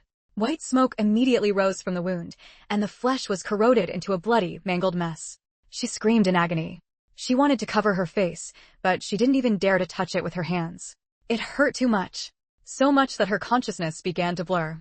Guyuni rushed over, and seeing the scene, his eyes nearly burst with rage. His eyes bloodshot, he frantically dashed to Xin Jiao's side, took her from Xia Li's grasp, and held her tightly. He shouted anxiously, Sis, how are you? Don't scare me like this. Everything had happened in an instant, and the outcome left everyone caught off guard. Without wasting words, Xia Li delivered a chop to the neck, knocking out the person who had thrown the sulfuric acid and tried to run. She then turned and hurled a stone at the back of the head of the man who had feigned surrender, striking him to the ground. Without the protection of the sulfuric acid, these men's combat abilities weren't particularly high. After dealing with them, Xia Li turned her cold gaze to Guyuni and said urgently, You take her to the hospital first. I'll handle things here. They couldn't just kill everyone. Xin Jiao was injured to this extent, they had to take someone back to interrogate and find out who was behind this. Right now, the most important thing was to get her to the hospital. As for the two accomplices who had also been splashed with sulfuric acid, sorry, but in her book, malicious attackers had no rights. Guyuni had now calmed down somewhat. Without bothering to give Xia Li any further instructions, he replied with okay, his hands trembling as he picked Xin Jiao up and sprinted toward the hospital. Xia Li's gaze swept over the people on the ground, some screaming, some unconscious. She clicked her tongue and walked over, starting to dislocate their limbs one by one. The crack sounds were particularly grating to the ears. The leader, who had been half-strangled by Xia Li earlier, had just recovered slightly, his eyes barely able to focus. Seeing this demoness step by step approaching him, he was scared out of his wits. Trembling, he sat on the ground, his terrified gaze fixed on Xia Li's face as he scrambled backward, using both hands and feet. What are you going to do? How could their superiors have sent only 5 of them to deal with such a brutal woman? Even if they had given him 5 more men, given this woman's skills, they still wouldn't have been able to take her back. Chapter 963, It's hard to judge. Xia Li ignored the boss's terror, walked up to him, squatted down, and expressionlessly reached out to pat his shoulder. The corner of her mouth curled into a sinister arc, her voice also icy. You'd better think carefully about whether you want to confess the person behind you and everyone above you in your chain during the interrogation. Don't think that just because someone can pull you out, you can keep your mouth shut and go out to cause trouble again in a couple of days. If you don't confess everything clearly, even if you are released from the military, I guarantee you won't survive. How could someone who hurt others escape punishment so easily? Where in the world is there such a good thing? After saying this, Xia Li ignored the boss's horrified look at her as if she were a ghost, raised her hand, and chopped down cleanly, giving the boss a sharp blow to the neck and knocking him out. Before losing consciousness, the boss was filled with fear and deeply regretted accepting the mission to take Xia Li away from Nan Island. If they had known this woman was like a monster, they would never have been so careless. Xia Li squatted on the ground and skillfully dislocated the boss's limbs. She sighed, resigned to her fate as a porter, and found a hidden spot to stack the men in a pile. The street was deserted, so she couldn't ask a local to help her call the military. She had to go to the post office herself to call the military regiment and have them come pick up the men. All this took 2 or 3 hours. It was only after much persuasion that Xia Li managed to convince Regimental Commander Bai, who was worried about her safety and wanted her to return to the base with him, to leave. Finally, she had time to go to the hospital to check on Xin Jiao's condition. Hospital, outside the operating room. Guyuni sat on the bench opposite the operating room, head in his hands, elbows resting on his knees, his entire being radiating despair and helplessness. When his father had explained the operation's details earlier, he had been afraid that his father's subordinates might again do something against orders, and had immediately rushed to the scene to support Xia Li. At the time, He was worried about Xia Li, but not overly so. Because he knew very well that with Xia Li's skills, even if something unexpected happened, if those people really tried to harm her, she should be able to handle it. But he never imagined that this kidnapping operation targeting Xia Li would ultimately victimize his innocent sister. Was this retribution? He was so close, just a little bit closer, and he could have arrived in time to prevent this disaster. If only he had run just a tiny bit faster, he wouldn't have had to witness the entire attack on Xia Li and his sister, powerless to help. The injury was on her face. She used to care so much about her appearance. Could she psychologically accept how she looks now? When her husband returns from the battlefield, would he dislike her because of her appearance, causing discord at home? His father clearly said they wouldn't actually throw sulfuric acid, yet his subordinates repeatedly disobeyed orders. Was his father truly unaware of this? Or was their family pro-Soviet, but actually aligned with another faction? Family bonds, political struggles, uncertainty about the future. These thoughts swirled chaotically in Gu Yuni's mind, intertwining like a ball of yarn tangled by a cat, impossible to unravel, pushing his thoughts increasingly towards pessimism, even making his blood run cold. When Xia Li found him following the nurse's directions, this was the scene she saw. The man who usually had a demeanor as gentle as a spring breeze now looked utterly dejected, his whole body radiating an aura of remorse, confusion, and despair. The atmosphere in the hospital corridor felt oppressive and suffocating due to Gu Yuni's low spirits. Xia Li frowned, strode over, and asked, "How is she?" Gu Yuni raised his face to look at Xia Li, his eyes red, his voice hoarse. "The doctor said the injury is on her head. She's not out of danger yet and needs surgery. But even if she survives, her probably won't recover." Gu Yuni's voice carried deep exhaustion, along with a touch of fragility and bewilderment. Xia Li sighed inwardly. Anyone whose family member ended up like this would feel terrible. She reached out and patted his shoulder in comfort, sighing, "As long as she's alive." "I've heard skin grafting technology is more advanced abroad than here. Maybe there's a chance to restore her appearance in the future." Gu Yuni knew in his heart that Xia Li's words were meant to comfort him. Everyone knew how difficult it was to go abroad nowadays. The possibility of going abroad just to restore one's appearance was almost zero. He closed his eyes tightly. When he opened them again to look at Xia Li, the earlier fragility had faded from his gaze, replaced by an exceptionally serious expression. "Can you tell me in detail what exactly happened today? I want to hear the process, down to the details." Only with details could he judge whether those people had resorted to throwing sulfuric acid at Xia Li in a final, desperate move, or if they had harbored such malicious intent from the start. If this was his father's order all along. Gu Yuni didn't dare to think further. Regarding what happened today, Xia Li actually didn't know what to say to Xin Jiao and her family. Say that Xin Jiao getting splashed with sulfuric acid had nothing to do with her? But Xin Jiao's lunge was clearly out of good intentions, risking herself to save her. Denying that the other was injured while trying to save her seemed somewhat cold. But to say Xin Jiao took the disaster for her? She herself had already moved away. She didn't need anyone else's help. To fully accept this, life-saving. Chapter 964, is this retribution?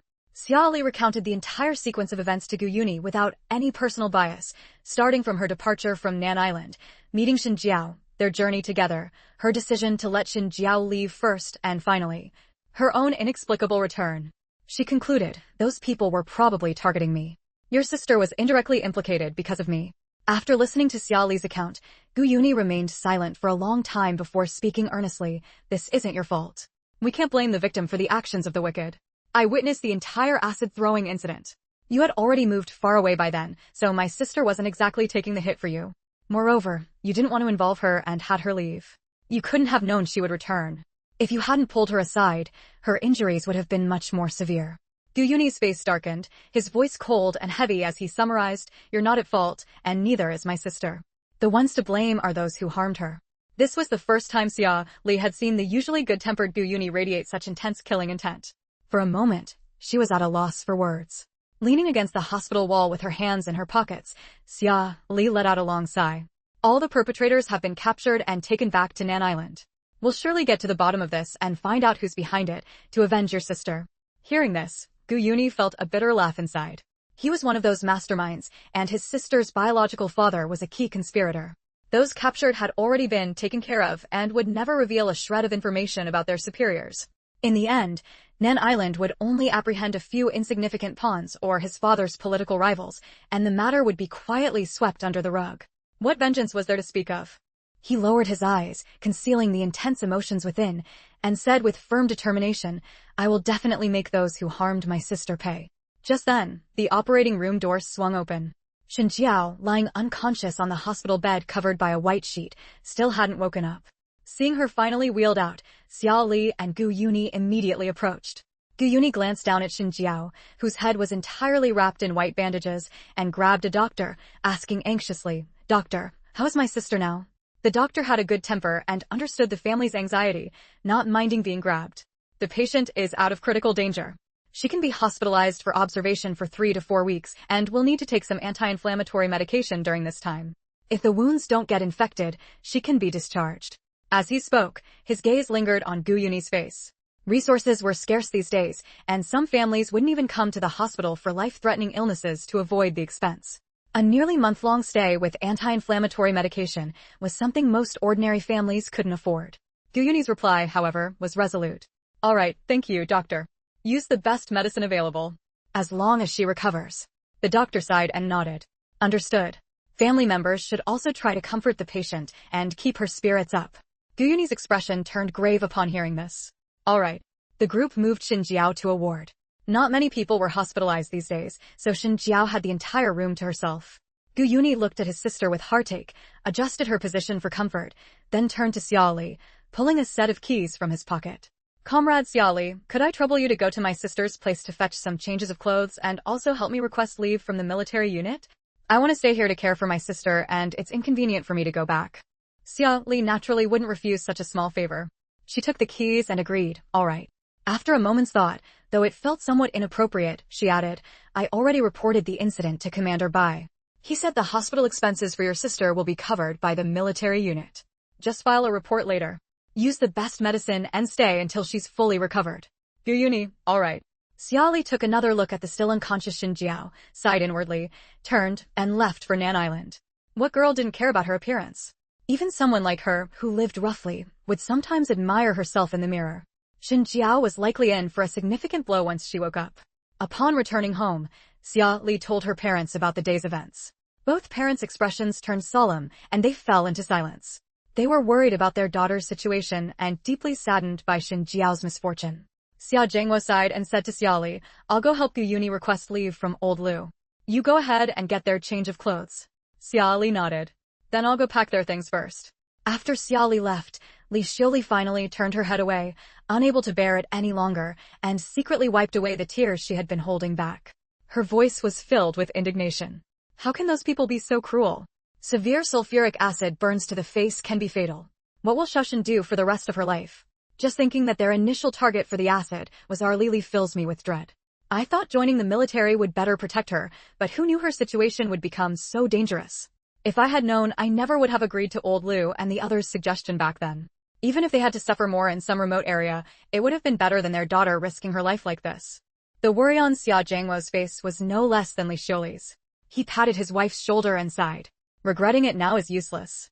In the coming days, prepare extra food for those two siblings when you cook. While their injuries aren't our direct responsibility, they are somewhat connected to our Lili. Those siblings are pitiful too.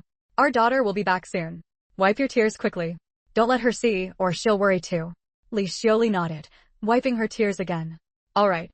That evening, when Xiaoli delivered the supplies to Gu Yuni, she also brought the food Li Xiuli had prepared for the siblings. Considering Shen Jiao might only be able to consume liquids, Li Xiuli thoughtfully packed a pot of thick. Chapter 965, You're Not a Sincere Sister Complex. After Xiaoli left, Gu Yuni had been pondering the entire sequence of events, and the more he thought about it, the more he felt something was off. So much so that when Xiaoli came back again, he set everything else aside and directly invited Xiaoli for a private talk. Xiaoli didn't refuse. His gaze fell on the hospital bed. He glanced at Shen Jiao, who still hadn't woken up, and nodded slightly. Let's go. After the two left the ward, Shen Jiao, whose head was wrapped like a mummy and who had been lying still without any movement, trembled her eyelashes slightly and opened her eyes, which held a cold indifference. Who would have thought such a tiny movement could aggravate her wound? The pain instantly twisted her expression, and then pulling on the wound sent a second, even more severe wave of agony. That kind of sharp, drilling pain made her whole body tremble involuntarily. Her hands at her sides clenched into tight fists. She kept telling herself in her heart that all of this was worth it.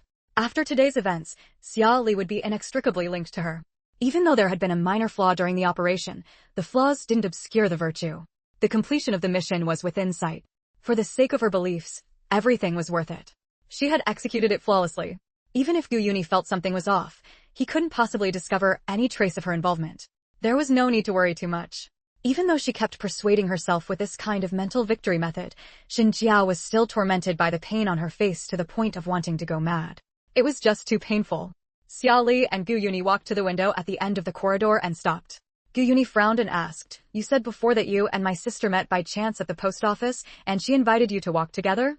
Xia Li didn't quite understand why Gu Yuni wanted to ask about Xinjiao instead of those who had thrown the sulfuric acid. Could it be that he suspected she had intentionally harmed his sister? Even Xia Li himself felt this speculation was somewhat absurd. Without hiding anything, he replied, "Yes. She asked me what I was going to do later. I said I was going back to the military unit, and she invited me to walk together." Gu Yuni, when you arrived at the textile factory, you wanted to climb over the wall, but my sister told you she still had things to buy and wanted to go to the supply and marketing cooperative with you? Xia Li continued nodding, yes. Gu Yuni felt somewhat irritable but pressed on, what things did she buy? The more Xia Li listened, the more he felt something was wrong. Gu Yuni's tone didn't seem like he suspected her, it seemed more like he suspected his own sister. If Xinjiao really had a problem, would she have risked her life to save him? What would be the point? That sulfuric acid was the real deal, something that could take a life. If things went badly, at best it could cause disfigurement or disability, at worst, infection and death. What kind of operative would go to such lengths? Setting aside his own speculations, Xia Li answered, she didn't really buy much. Mostly just some snacks, pastries, oil, salt, soy sauce, vinegar. Gu Yuni gritted his teeth and continued, the first time you told her to go back to the supply and marketing cooperative and wait for you, she didn't agree. What was her reaction at that time? Did she show any signs of urgency? Xia Li was now almost certain that Gu Yuni suspected Xinjiao, even suspected that Xinjiao had led him into the ambush. Wasn't he a sister complex? How could he start suspecting his own sister now? Recalling the events at the time, Xia Li answered without adding his own interpretation, impartially, she didn't show any urgent emotion at the time, but when I stopped, she didn't stop her forward steps. Hearing Xia Li's answer, Gu Yuni's face turned somewhat pale, and his heart sank to the bottom. At that time, when Xia Li and the others took the shortcut to the textile factory, there was actually more than one route back to the military regiment. They could have turned back and headed towards the supply and marketing cooperative, or they could have gone north and taken a detour through the residential area. Chapter 966, Xia Li, I knew my notebook wasn't just for drawing maps. Gu Yuni didn't want to suspect his own sister, but there were too many suspicious points, forcing him to harbor doubts. Was his father truly unaware that those people would throw sulfuric acid, or had he long been in cahoots with them? That still wasn't clear. And now, he had discovered questionable behavior from his sister. Gu Yuni's mood was utterly dreadful. After asking Xia Li for some more details, the two returned to the hospital room together. Xia Li, uncharacteristically considerate, didn't disturb Gu Yuni. If the sister he had worked so hard to find back truly was a spy, that would be just too distressing. Returning to the room, Xinjiao on the bed let out a soft hiss and appeared to gradually regain consciousness. Gu Yuni immediately rushed to the bedside, looking at Xinjiao with concern, his voice carrying a hint of urgency. Sister, you're awake? Does it hurt? Are you uncomfortable anywhere else? I'll go get a doctor. A rapid-fire string of questions poured out as Gu Yuni turned to fetch a doctor. Xinjiao grabbed Gu Yuni's wrist. The movement pulled at her wound, making her hiss in pain. Her voice was muffled as she said, I am fine. Don't go.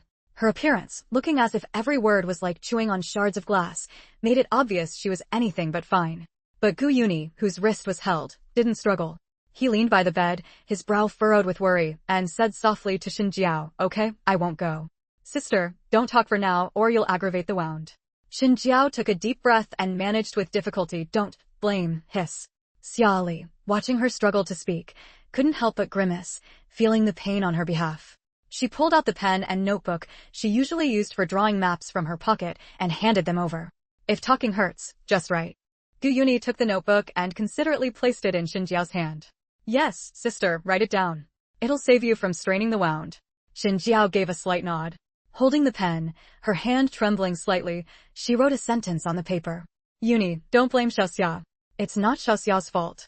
The expressions on Gu Yuni and Xia Li's faces grew momentarily complex upon seeing Xinjiao's written note. If Xinjiao had no ulterior motives, this sentence was purely kind, not wanting her family to implicate Xia Li because of her injury. But if Xinjiao did have issues, then this sentence carried the suspicion of deliberately stirring trouble, shifting focus onto the act of saving Xia Li itself and pushing the responsibility onto Xia Li. Realizing what she was thinking, Xia Li silently looked up at the ceiling. She felt her own train of thought had been influenced by Gu Yuni's, subconsciously starting to view Xin Jiao as a suspect. Gu Yuni held Xin Jiao's hand, tucked her blanket in, and soothed her in a gentle voice. Sister, don't worry. I was there when they attacked Comrade Xiaoli. I saw the whole thing. Comrade Xiaoli had already dodged by then.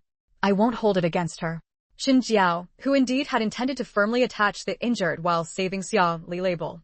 Was her brother being a bit too calm today compared to usual? Xin Jiao's face beneath the bandages stiffened slightly.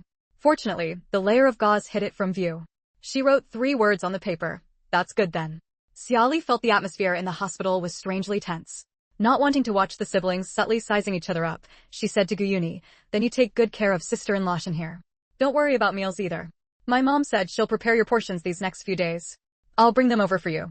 As for the potential inconvenience of a grown man like Gu Yuni caring for Xin Jiao, Xiaoli never considered staying to help. Their relationship wasn't at that level, and besides, she could barely take care of herself properly, let alone someone else. If it really became inconvenient, Gu Yuni could find a nurse or a caregiver himself. Gu Yuni also thought about the potential awkwardness of personally attending to Xin Jiao and didn't refuse Xiaoli's offer. Then we'll trouble Auntie these next few days. Once I find someone suitable to care for my sister, we won't impose further. Xiaoli didn't say much more, just nodded. To Xin Jiao, she said, then rest well, sister-in-law. I'm heading back now. Let me know if you need anything, I'll bring it over. Chapter 967. Rumors run rampant. Gu Yuni didn't want to interrogate Xin Jiao while she was seriously injured. If his suspicions turned out to be false, it would only hurt his sister even more. He didn't want to hurt her. Xin Jiao naturally noticed the strangeness in Gu Yuni's attitude. She had been meticulously trained as a special talent since childhood, so her ability to read people's expressions and moods went without saying. Knowing that she couldn't let his suspicions take root, she wrote on a piece of paper, "Can we go to the supply and marketing cooperative? I think I lost my money near there. It's wrapped in red cloth." Gu Yuni was taken aback by what was written on the paper. Could it be that his sister went back not because she had ulterior motives, but simply to look for lost money? Gu Yuni's suspicions lessened slightly, but they didn't completely disappear. He replied, "Let me feed you some porridge first, then I'll go look later. There are so many people at the supply and marketing cooperative. If it was lost there, someone would have taken it long ago." Xin Jiao didn't refuse and nodded slightly in agreement. Gu Yuni had always been a man of action. After learning of the clue, he went to search near the supply and marketing cooperative. Finally, under a pile of near the cooperative, he found a stack of money wrapped in red cloth.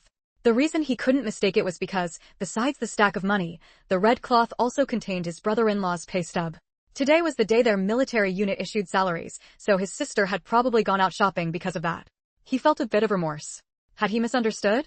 Gu Yuni thought for a moment and still inquired with some of the residents living along the road from the incident location at Xiaoli's place to the military compound.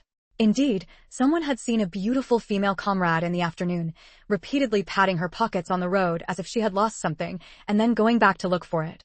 With so much evidence found, Gu Yuni's heart, which had been on edge since he began suspecting Xin Jiao, finally settled back down. Thank goodness it wasn't his sister. He felt both relieved and annoyed. He cursed himself inwardly. How could I suspect my sister? I need to apologize to her when I get back. When Xiaoli returned to the military compound, she sensed a change in the atmosphere. The entire military compound felt extremely tense. Even ordinary soldiers had added night-running training. As soon as Xiaoli arrived home, she saw Division Commander Lu, who had been waiting for her at her house. Division Commander Lu looked Xiaoli up and down with his gaze. Seeing that she was unharmed, he finally breathed a slight sigh of relief. It's good that you're unharmed. Although we had received news earlier that those people were planning to cause trouble, we never expected them to be so brazen as to carry so much concentrated sulfuric acid on them. Unfortunately, Xiao Mu's wife suffered this undeserved disaster. For a woman, having half her face disfigured, one could easily imagine that her future days would not be easy. Those people were simply insane. Xiaoli said frankly, it is indeed quite unbelievable. Although sulfuric acid isn't exactly a prohibited substance nowadays, for them to produce 5 large bottles at once without anyone noticing beforehand is unreasonable in itself. Such a large quantity, it couldn't possibly be that they refine the stuff themselves at home, could it? Division Commander Lu sighed. They claim it was stolen from a chemical plant. Our people interrogated them, and they confessed quite readily to the minor details. After investigation, it was indeed confirmed that the chemical plant they mentioned had a large barrel of concentrated sulfuric acid stolen from its warehouse. But beyond that, nothing more could be found out. Everyone knew the story about the sulfuric acid being stolen from a chemical plant was certainly false. What chemical plant would be so careless as to let dangerous materials be stolen so easily? And a whole large barrel at that? Seeing the resolute demeanor they displayed during interrogation, Division Commander Lu knew that arrangements had probably been made long ago regarding matters after their deaths. This interrogation likely wouldn't yield any results. Xiao Li frowned. What about using some special methods?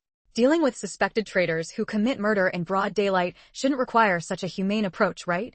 Division Commander Lu thought it unlikely to succeed, and besides, they couldn't possibly subject them to something like the 10 great tortures of the Qing dynasty. He could only say, let's interrogate them first. I'm just afraid that, even if we force a confession, it might not be the truth.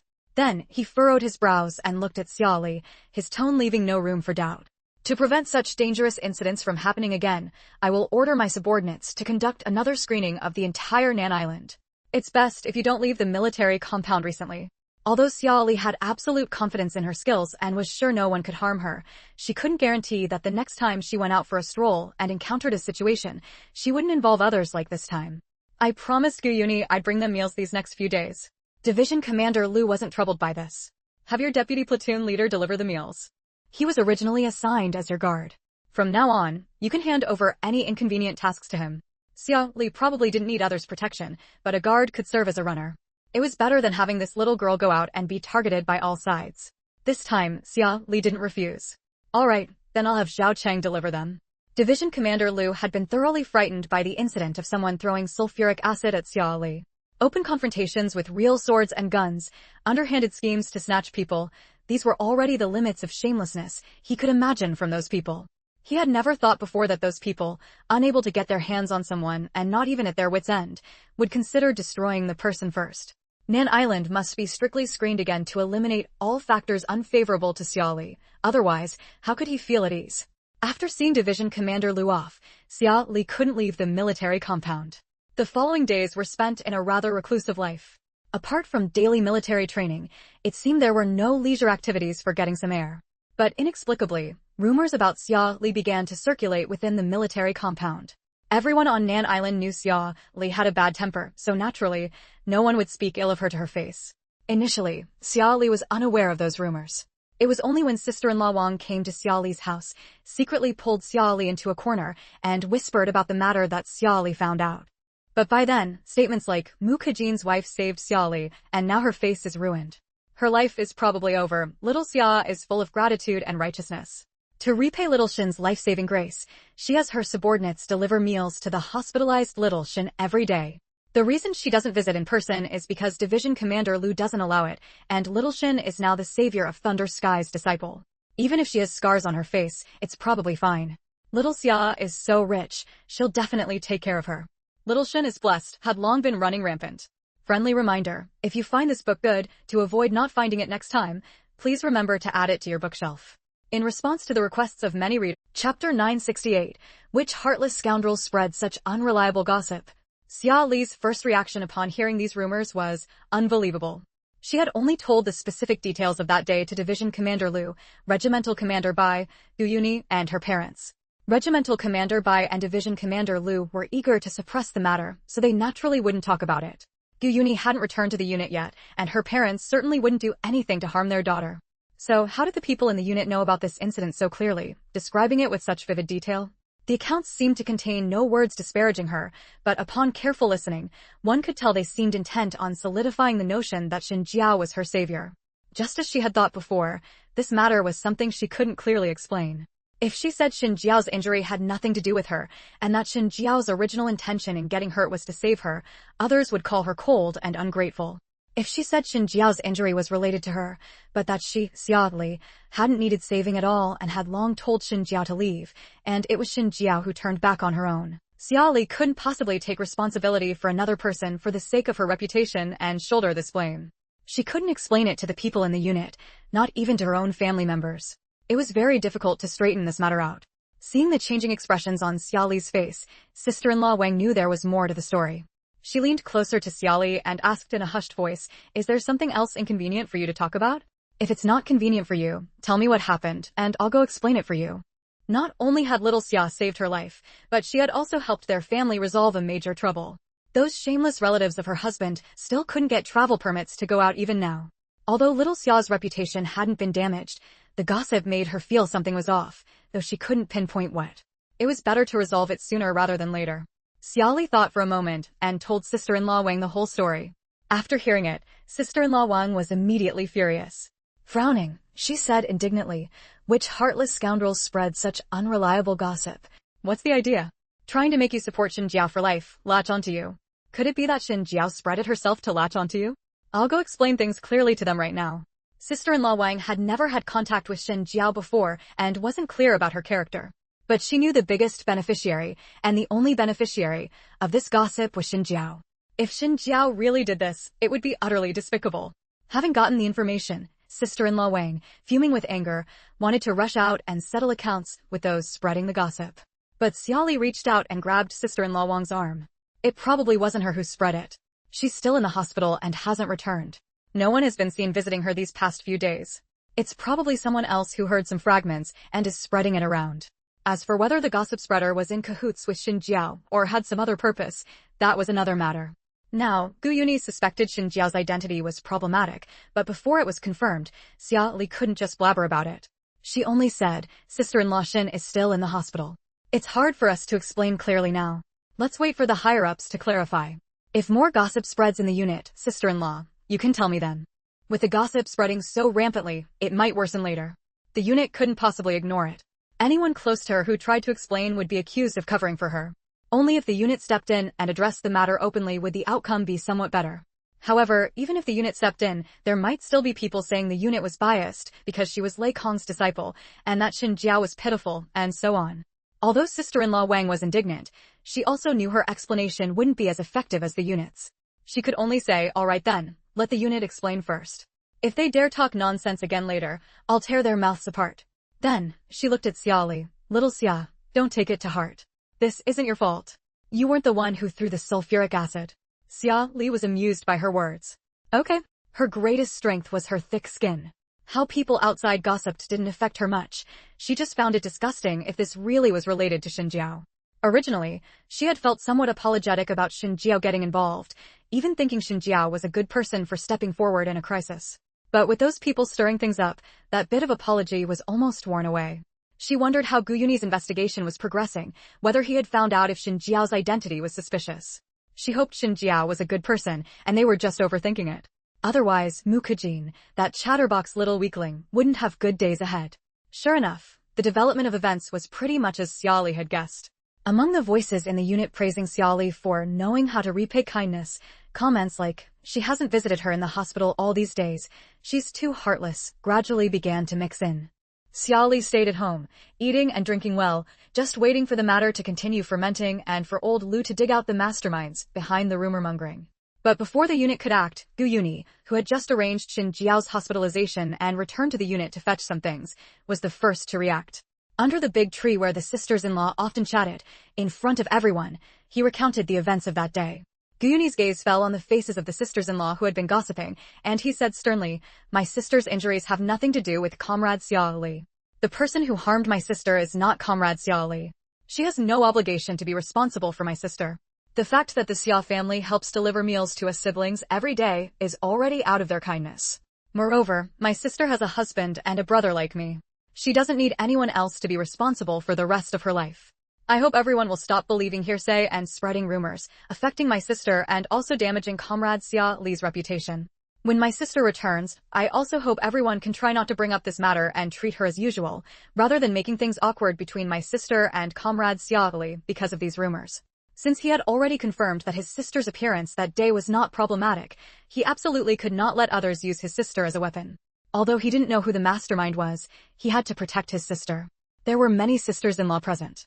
The usually noisy area under the big tree was today as silent as a grave. No one had expected that the first person to stand up and explain for Xia Li would not be Xia Li herself, nor a member of the Xia family, but the victim's brother. In the quiet air, a small muttering sound suddenly arose. But the surroundings were too still. Even though the voice was very— Chapter 969, Heartless and Ungrateful?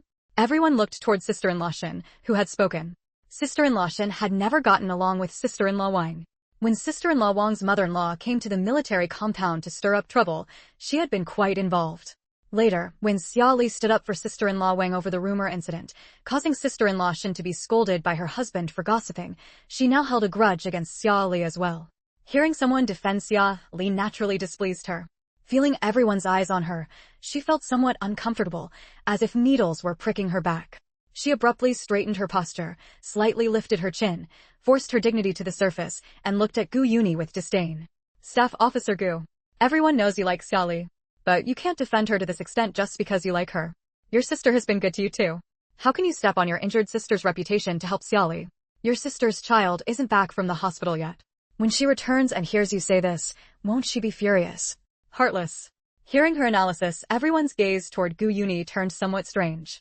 Indeed, Xin Jiao was still in the hospital.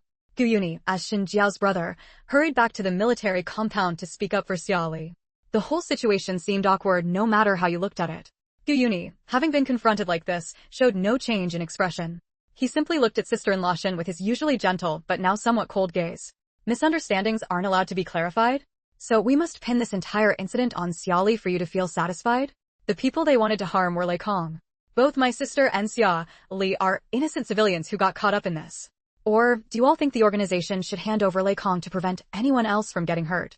Think of your husbands, your comrades on the battlefield whose lives were saved because of tanks and warships. Search your conscience before you speak. If it were you, could you have done better than Xiaoli or better than my sister? The entire place fell silent.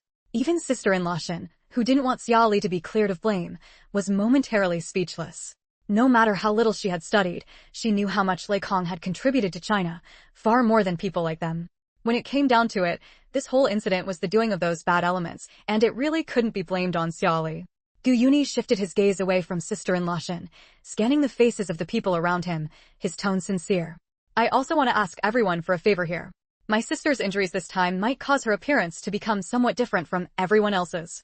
I hope when she returns, everyone won't treat her differently or look at her with strange eyes. Just treat her like an ordinary person. And please don't bring up her painful past, causing her more sadness. Thank you all. With that, he bowed deeply to everyone. His sister had suffered such a tragic event.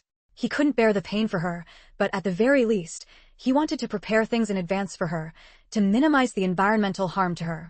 This was also one of the few things he could do for his sister. People in the military compound had long heard that Xin Jiao might be disfigured, but it was all hearsay. Now, hearing it confirmed from her own brother's mouth, they finally believed it completely. Seeing Gu Yuni's humble and pleading demeanor, and remembering their own previous actions, everyone looked somewhat embarrassed. Someone immediately spoke up, "Don't worry, people in our compound aren't the type who only care about appearances." Even though little Xin didn't succeed in sacrificing herself to save others, having that intention proves her good character. We definitely won't treat her differently. Another person promptly chimed in, "Right, little Gu, don't worry. We'll definitely treat little Xin like an ordinary person. We won't look at her through colored glasses." At the entrance of the Xia family home, Xiaoli stood with her arms crossed, leaning against the inner wall of the courtyard. Beside her, Zhao Cheng was half-crouched, sneakily leaning against the door. Chapter 970, The Extreme Egoist. Zhao Cheng pulled his head back from outside the door and turned to look at Xiaoli. "Platoon leader, are we still going to ask Division Commander Lu for reinforcements?" Xiaoli gave a slight tug at the corner of her mouth, straightened up, and brushed the dust off her clothes. Walking back into the room, she said nonchalantly, "He's already handled everything. What reinforcements would we need?" It was just that with Gu Yuni stirring things up like this, the big fish hidden within the troops probably realized the waters couldn't be muddied further, and would temporarily retreat, staying under the surface. She wondered how Division Commander Lu's thorough investigation within the troops was going. They had been letting this big fish run on a long line for so long, yet they still hadn't managed to reel it in.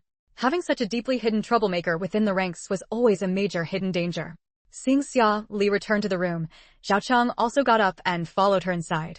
Never mind the scheming and infighting among the women in the compound.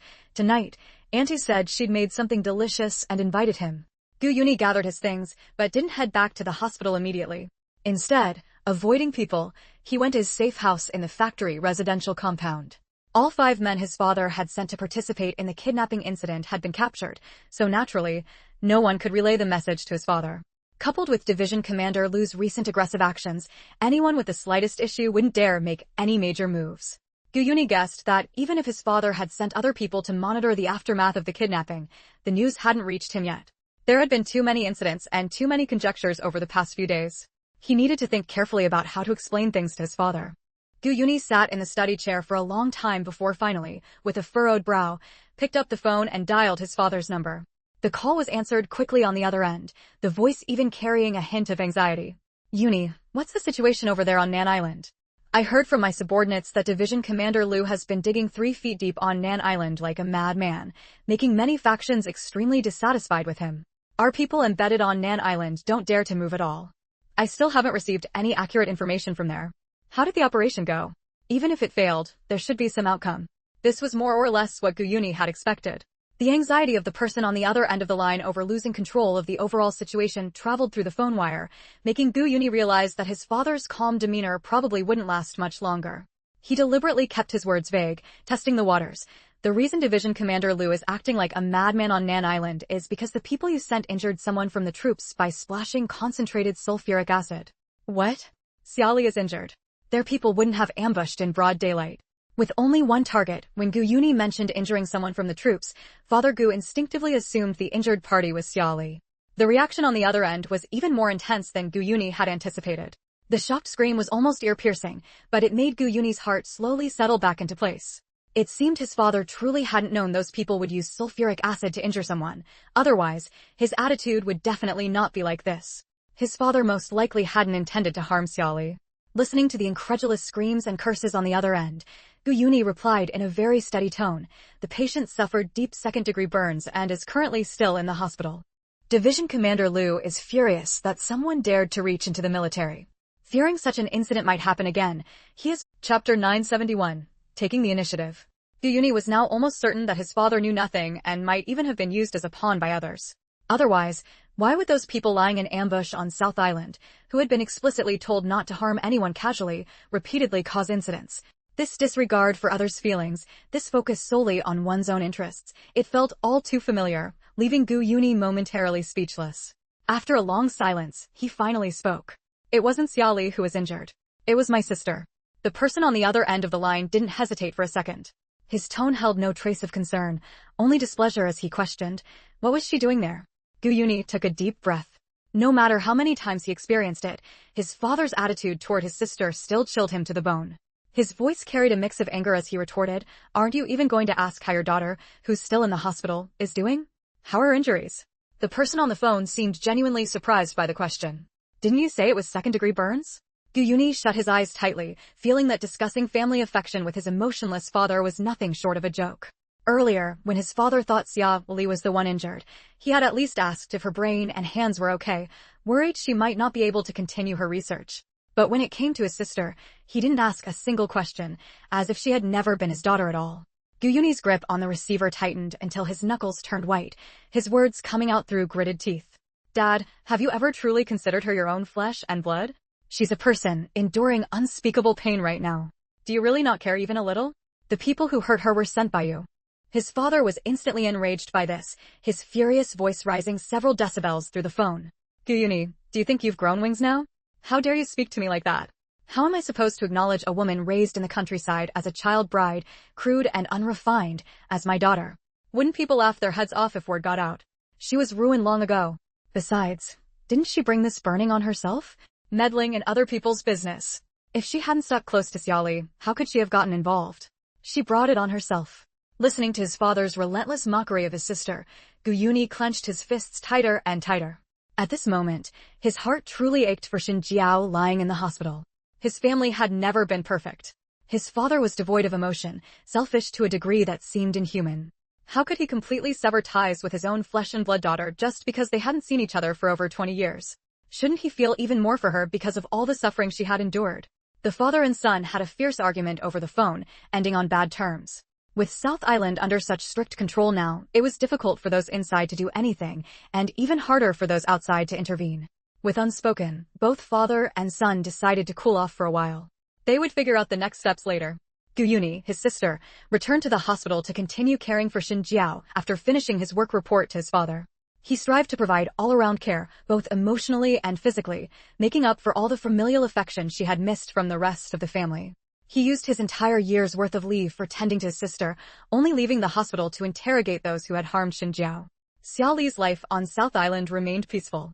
The storms brewing outside had little to do with her. Just as she had imagined, the big fish lurking behind the scenes spreading rumors was too frightened by Gu Yuni's actions to surface.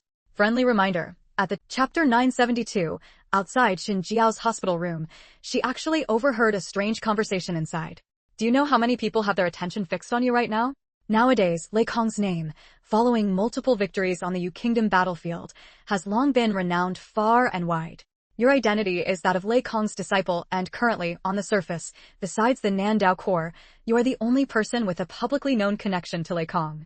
Who else would those people focus all their attention on if not you? To put it bluntly, compared to that Lei Kong who has never shown his face and is utterly impossible to catch, you, this Lei Kong disciple who has already surfaced and tangibly exists, are of far greater interest to them. Do you believe me? If we just leaked the news of your outing in advance, I guarantee you'd encounter over a dozen interceptions within a single day. Xia Li. Xia Li was somewhat speechless. She had originally thought it was a good thing to publicly discard the Lei Kong identity and admit to being Lei Kong's disciple. But looking at it now, how did it seem like she had dug a pit for herself? There might be less life-threatening danger than before, but her personal freedom was almost being restricted. Xia Li thought for a moment and still said, then let's just spread the news within the military unit and strictly monitor the entry and exit records on the day of the mission. Nandao had been thoroughly combed through again not long ago by Division Commander Liu. She estimated that even if someone got the news, they wouldn't dare leak it, and even if they did, there wouldn't be enough time to set anything up. Only someone inside would be in a position to make a move. Upon hearing this, Division Commander Liu frowned. The fact that the big fish could hide so deeply within the military unit proved he must be an extremely cautious and careful person.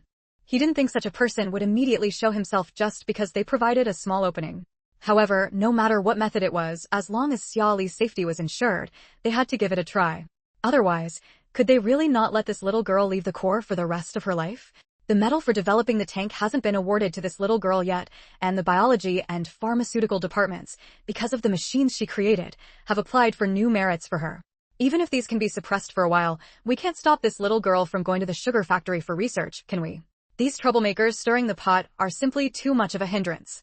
Division Commander Liu thought it over and still said frankly, I think the possibility of catching a big fish isn't high, but we can try to net some small fry. Then you find a reason to go out tomorrow. I'll have people protect you covertly. Xia Li nodded. Whether we actually catch anyone isn't the most important thing. The attitude the military shows them is what matters most.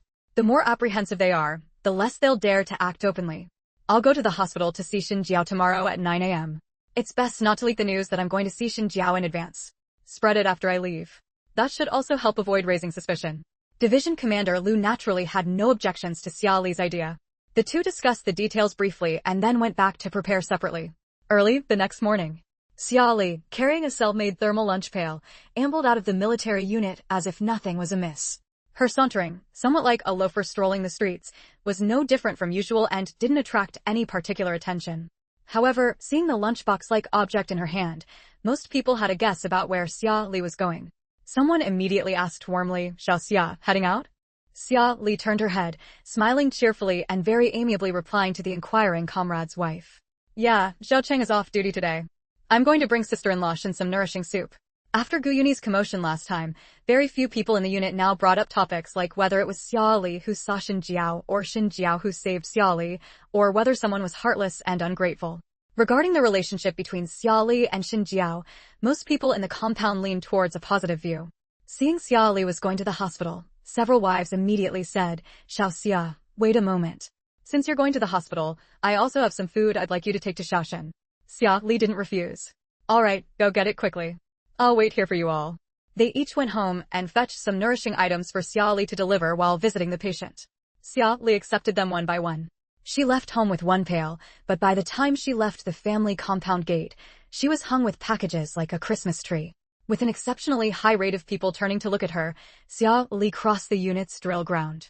As she approached the west gate area, she saw Gu Yuni walking towards her. Gu Yuni probably hadn't been doing well these past few days. He had lost a lot of weight. Although his eyes were still as gentle as before, the dark circles under them made his weariness evident. Xia Li looked at him somewhat puzzled. You're not at the hospital with your sister today? Gu Yuni, seeing Xia Li loaded down with large and small bundles, wrapped in so many cloth packages, had a complicated look in his eyes. Right, there's an interrogation of those people today. I want to listen to the details again. Are you going to see my sister? Xia Li looked down, using her hand to nudge a bag of apples wrapped in red cloth. Yes, Xiao Cheng is off today. My mom stewed chicken soup this morning. I'm going to bring some soup to your sister and also convey the regards of the other wives to your sister. Gu Yuni raised his wrist to glance at his watch, frowning. The interrogation is about to start. I can't see you off. If the things are too heavy, you can leave them at the reception room. I'll take them all back together when I return tonight. Xia Li, it's fine, not heavy. If you're in a hurry, go ahead. I'm heading to the hospital. Gu Yuni didn't try to persuade her further, nodding. All right. After they went their separate ways, Xia Li made a detailed exit record at the gate and walked towards the hospital. The moment she stepped out of the military gate, Xia Li sensed 7 or 8 presences following her. Xia Li's expression immediately turned somewhat odd.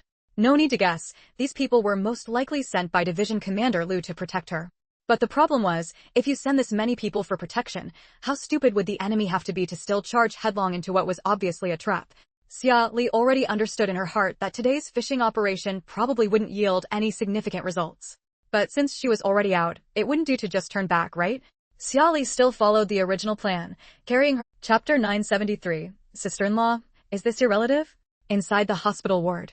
The white walls met the green waist-high baseboards, creating a cold and lonely atmosphere, with the faint scent of disinfectant lingering in the air. In the spacious ward, Xin Jiao was the only patient, her face wrapped in bandages. However, today she finally welcomed a long-awaited visitor. Xin Jiao looked at the man who walked in carrying a small net bag of apples. Her eyes, visible through the gaps in the bandages, grew slightly moist, filled with reverence and admiration. Father, you've come. The middle-aged man, dressed in tattered rural clothes, looked at Xin Jiao's current wretched state and let out a long sigh. He strode over and placed the apples on the bedside table, his brows tightly furrowed, his voice tinged with heartache. You've suffered so much to get close to him. Your sacrifice is perhaps too great. What will a girl do without her looks in the future? Xin Jiao looked at him with determined eyes. For our cause, it's all worth it. The middle-aged man said no more on the subject, only adding, you've done very well. This way, Xia Li won't be able to escape the moral obligation of her connection to you. I've already had people spread rumors within the military that Xia Li owes you. When the time comes, just act magnanimous and pretend you don't blame her. She will surely remember your kindness. Enduring the pain on her face, Xin Jiao nodded firmly.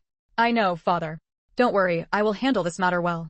Seeing that Xin Jiao had taken his words to heart and showed no signs of resentment, the middle-aged man felt slightly relieved. Gu Yuni is here with you every day. I can only visit when he takes time to go to the military base for interrogations. Time is short, so I'll be brief. The higher-ups are already aware of your actions. Your contributions will be recorded, and you will be commended upon your return. They said, you have done very well. The country will not forget your heroic deeds. Currently, there is a new directive from above. You should know that the Godfather is also one of our own. He has provided us with much useful information in the past. Now, the higher-ups have given us a new mission, hoping you can collaborate with him to complete it. Upon hearing this, Xin Jiao endured the pain on her face, her expression extremely resolute. All of this is what I should do. I will strive to accomplish it and will definitely not let you down. Not let who down? Just as the two were speaking, a woman's voice suddenly came from the doorway, startling them both. Xin Jiao, ignoring the pain on her face, whipped her head around to look toward the door. She saw Xia Li standing at the entrance, laden with various items and holding a thermos bucket that was recently very popular in the compound. Xia Li looked at Xin Jiao's father with a puzzled expression. Xin Jiao's heart pounded wildly, her mind almost going blank. She was so nervous she could no longer feel the constant burning pain throughout her body. Panic surged within her, her mind filled with the frantic rhythm of her own heartbeat, yet she forced herself to stay calm. At this critical moment, Xin Jiao decided to change the subject first, to see if the other party was just casually asking or if she truly had some doubts. Her voice became very gentle. Xiaoxia, you're here? Did you come to bring me something? Why are you carrying so much? Seeing that Xin Jiao could speak so fluently now, Xia Li felt somewhat surprised. A few days ago when she visited, Xin Jiao could only speak one word at a time. How could she form full sentences so quickly now? Weren't her wounds not fully scabbed over yet? These are things the other sisters-in-law asked me to bring along. Chapter 974, Being Coerced? I don't think so. A man and a woman alone in a room, with the other party talking about satisfaction, it felt like accidentally stumbling into some illicit transaction scene. Come to think of it, when she ran into Gu Yuni earlier, she forgot to ask him if he had found any results from his investigation into his suspicions about Xin Jiao. Day after day, all this was making her a bit paranoid. Xin Jiao had received professional training since childhood and was considered one of the elites, so her reaction speed was naturally quick. She immediately said with some difficulty, "This is my father." Xia Li? She had heard from the military wives' gossip that Xin Jiao had been abducted as a child and sold as a child bride, only to be heroically rescued by Mukujin in the end. As a result, Mukajin's reputation as a hero who saved a beauty was praised even by 3-year-old children in the military compound. The man in front of her was dressed so shabbily, no matter how she thought about it, he couldn't possibly be Gu Yuni's father. So, did that mean this was Xin Jiao's original father-in-law? Or perhaps her adoptive father? Hadn't they already cut ties? What was he doing here? Xiao Li's probing gaze made Xin Jiao's adoptive father feel a chill run down his spine. He had been paying attention to the footsteps outside the whole time and hadn't noticed anyone approaching. Why hadn't he detected this woman's arrival until she was already inside the room? Did she float in? Seeing that Xiao Li didn't immediately take action, he guessed that she might have overheard their conversation but not much of it. He deliberately put on a guilty expression, as if caught doing something wrong, yet tried to appear fierce and blustering. He glared fiercely at Xin Jiao and said, "Remember the condition you promised me." With that, he turned and angrily tried to walk out. Xin Jiao, lying on the bed, didn't make a sound, but one could see through her bandages that her lips were tightly pressed together, showing a weak and enduring demeanor. She repeated the sentence from earlier, "I will definitely work hard to achieve it and will never let you down." Xiao Li felt there was something off about these two. But even ignoring that feeling, this was absolutely a scene of coercion into something improper. Xiao Li reached out and stopped the man trying to leave, then turned to look at Xin Jiao. "Sister-in-law, is he forcing you to do something?" Xin Jiao remained timidly silent, looking like a bullied young wife. The middle-aged man stopped by Xiao Li, however, flared up in anger. He looked at Xiao Li with an unfriendly gaze and said angrily, "I'm talking to my daughter. What business is it of yours?" Xiao Li ignored him and kept her eyes on Xin Jiao. "Sister-in-law, if you're being coerced, just say it. With tens of thousands of people in our entire military unit, how could we let you be bullied?" This way of speaking, only saying half and leaving the rest for others to guess, was utterly annoying. Xin Jiao's voice was strained. "It's nothing, I can handle it myself." "Xiaoxia, let him go." Before Xiao Li could move, the man she was holding grew even more dissatisfied. He looked at Xiao Li with an unfriendly gaze and said irritably, "Why are you, a little girl, so annoying? I raised my daughter all these years, and now I'm asking for living expenses. Do I need to report to you? The military can control everything under heaven and earth, but can it stop a military wife from supporting her own father? Get out of the way, or don't blame me for being rude to you." With that, he reached out to push Xiao Li aside so he could leave quickly. Xiao Li immediately grabbed the man's wrist and squeezed hard. This elicited a sharp cry of pain from the man. Xiao Li turned to look at Xin Jiao, who didn't dare speak much in front of this man. "Is he coercing you, trying to get money from you?" Xin Jiao hesitated, looking as if she wanted to speak, but stopped herself. Finally, under the middle-aged man's glare, she said hesitantly no. Anyone looking at Xin Jiao's attitude would know she was being coerced, but Xiao Li fell into deep thought because of it. Their dialogue was seamless, perfectly fitting the template of a relative who couldn't cleanly cut ties coming to ask for money or take advantage. Normally, when encountering such family matters, most people wouldn't interfere further. But Xiao Li was certain that when she arrived earlier, the tone of "I will definitely work hard to achieve it and will never let you down" was filled with a strong sense of conviction, not coercion. This contradictory attitude, combined with the prior context of her mother and Gu Yuni suspecting Xin Jiao, made Xiao Li feel more and more that something was wrong. Warm reminder, if you find this book good, to avoid not finding it next time, please remember to add it to your bookshelf. In response to the reader's requests, we are now launching a VIP membership feature with no ad. Chapter 975, Can Instincts Be Controlled? Not wanting to alert the enemy, Xiao Li kept her grip on the middle-aged man's arm and said coldly, "Sister-in-law, I can tell from your attitude that you're being forced into this. It's all right. Your husband, Mukajin, is fighting for the country on the battlefield. The military certainly won't let you suffer this injustice. You rest well in the hospital for now. I'll take him back to our unit and let the leaders there have a good talk with him." With that, Xiao Li placed her belongings on the bed and dragged the man out. Middle-aged man. Xin Jiao. They were just discussing the money issue. Why was he suddenly being taken to the military unit? Although her adoptive father had been undercover in Nan Island for so many years, his identity shouldn't be a problem. But who knew if something unexpected might happen once he was taken to the military unit? Xin Jiao immediately panicked. She abruptly sat up, tugging at her wound and letting out a pained gasp. Xia, let's not trouble the organization. After all, he's my adoptive father. He bought me back from human traffickers and raised me. I owe him a debt of gratitude for raising me." While inwardly cursing Xiao Li for being cunning, after all she had done for her, Xiao Li still couldn't trust her wholeheartedly or listen to her. She was nothing but an ingrate. Xin Jiao had no choice but to explain gently to Xiao Li, as if she had made a difficult decision, even adding a pleading tone to her voice. "Don't take him back to the unit. Actually, over the years, I've been secretly giving him some living expenses behind Lao Mu's back. I don't want others to know, and I don't want Lao Mu to find out either. Xia Li. So she's switched from the tragic heroine persona to the willingly exploited by her family persona now? But if Xin Jiao truly was just stubborn, clinging to the good memories of her adoptive family and insisting on giving her father money behind Mukujin's back, then her earlier firm attitude of trying to please her adoptive family could make sense. Those who enable their siblings, those who understand, understand. Still, Xia Li felt there was something off about this man. The middle-aged man glared fiercely at Xia Li and shouted, "What business is it of yours what happens in our family? My daughter said she's willing to give me the money. Why are you, a female comrade, so meddlesome? Are you trying to stop my daughter from being filial to me?"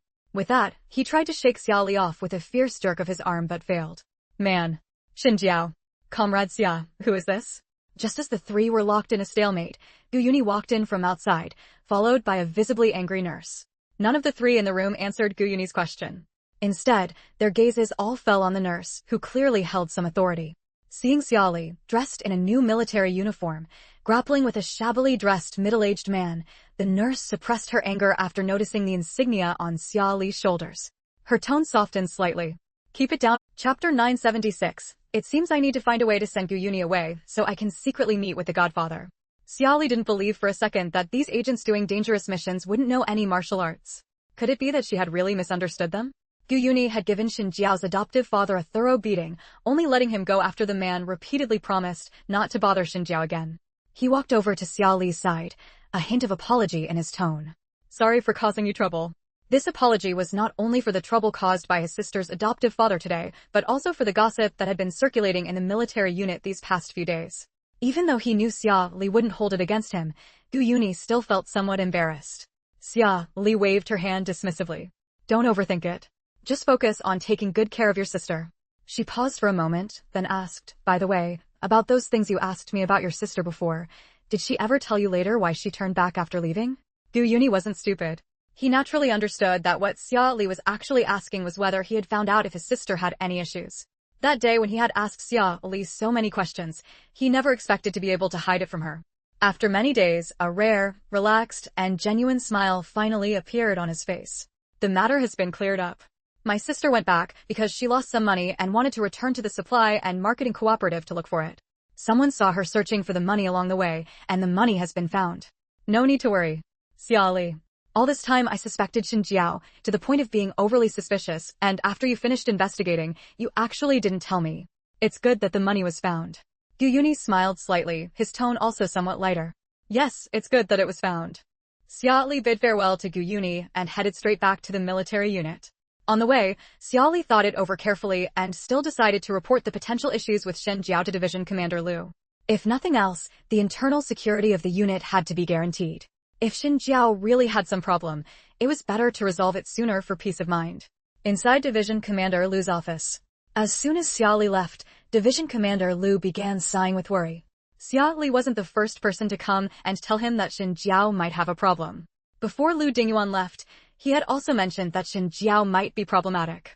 But he was about to head to the battlefield at the time and didn't have more time to investigate thoroughly, so he had passed the task on to him. The problem was, the last time he had ordered a detailed investigation into Xin Jiao, she genuinely hadn't shown any issues at all. Abducted at age 5 from a high-ranking official's home and sold to the Xin Ernia family in the 2nd Production Brigade on Nan Island, raised as a child bride. Suffered since childhood. Because the family was strict with their future daughter-in-law, she wasn't even allowed to speak an extra word to others outside. No one in the village had ever seen her in contact with suspicious individuals. By chance, she married Mukujin and had been quiet and well-behaved since. Apart from her workplace and home, she basically never appeared anywhere else. For someone with such a simple background, one that could be written on a single blank sheet of paper, Division Commander Lu truly couldn't find anything wrong with her. However, this was the first he had heard about her father secretly pressuring her for money. Could it be that the problem wasn't with Xin Jiao, but rather more with her adoptive parents? Second-generation agents were not uncommon, but Division Commander Lu was hearing for the first time about an abused adoptive daughter being a second-generation agent. It seemed he could expand the scope of the investigation and carefully check if Xin Jiao's adoptive parents had any issues. If they really had problems. Young Mu, coming from a rural background, had fought his way up to the rank of officer in the Marine Corps through his own efforts. His ability to endure hardship went without saying, and his personal excellence and diligence were undeniable. Wouldn't such a good comrade's future be ruined because of her? These agents planted by other countries were simply creating calamity. When Gu Yuni left the hospital, night was already falling. He remained constantly alert to his surroundings, cautiously making his way into a small alley. His eyes swept the area, confirming there was no one around and no strange sounds. He crouched down, pried a brick loose from the wall, took out a small bamboo cylinder from inside and slipped it into his pocket, then restored the brick to its original position. He stood up and left quickly. Inside his single dormitory room, only a dim, yellow desk lamp was on in the room, illuminating a small circle on the desk. Gu Yuni sat by the desk, his hand holding the note resting on the brightly lit surface, while most of his figure was hidden in the darkness, making his expression unclear. The message on the note was simple. A mission had been assigned, and they hoped he could cooperate with a special operative codenamed Jiehua to complete the task. The time was the day after tomorrow, specific time to be determined. He was to pass by Wuzhuang Road around noon the day after tomorrow, and someone would indicate the specific location. The people on the American side were always cautious. To ensure the safety of special operatives, their messages were always very convoluted, and the timing was always very tight. It was usually only 2 or 3 hours before a meeting that they would learn the specific time and place. This was the first time Gu Yuni was to make contact with an American agent other than his direct superior. He hadn't expected the Americans to be buried so deep. Even after Division Commander Liu had conducted so many investigations across the entire Nan Island, they still had other agents deeply embedded on the island who hadn't been found.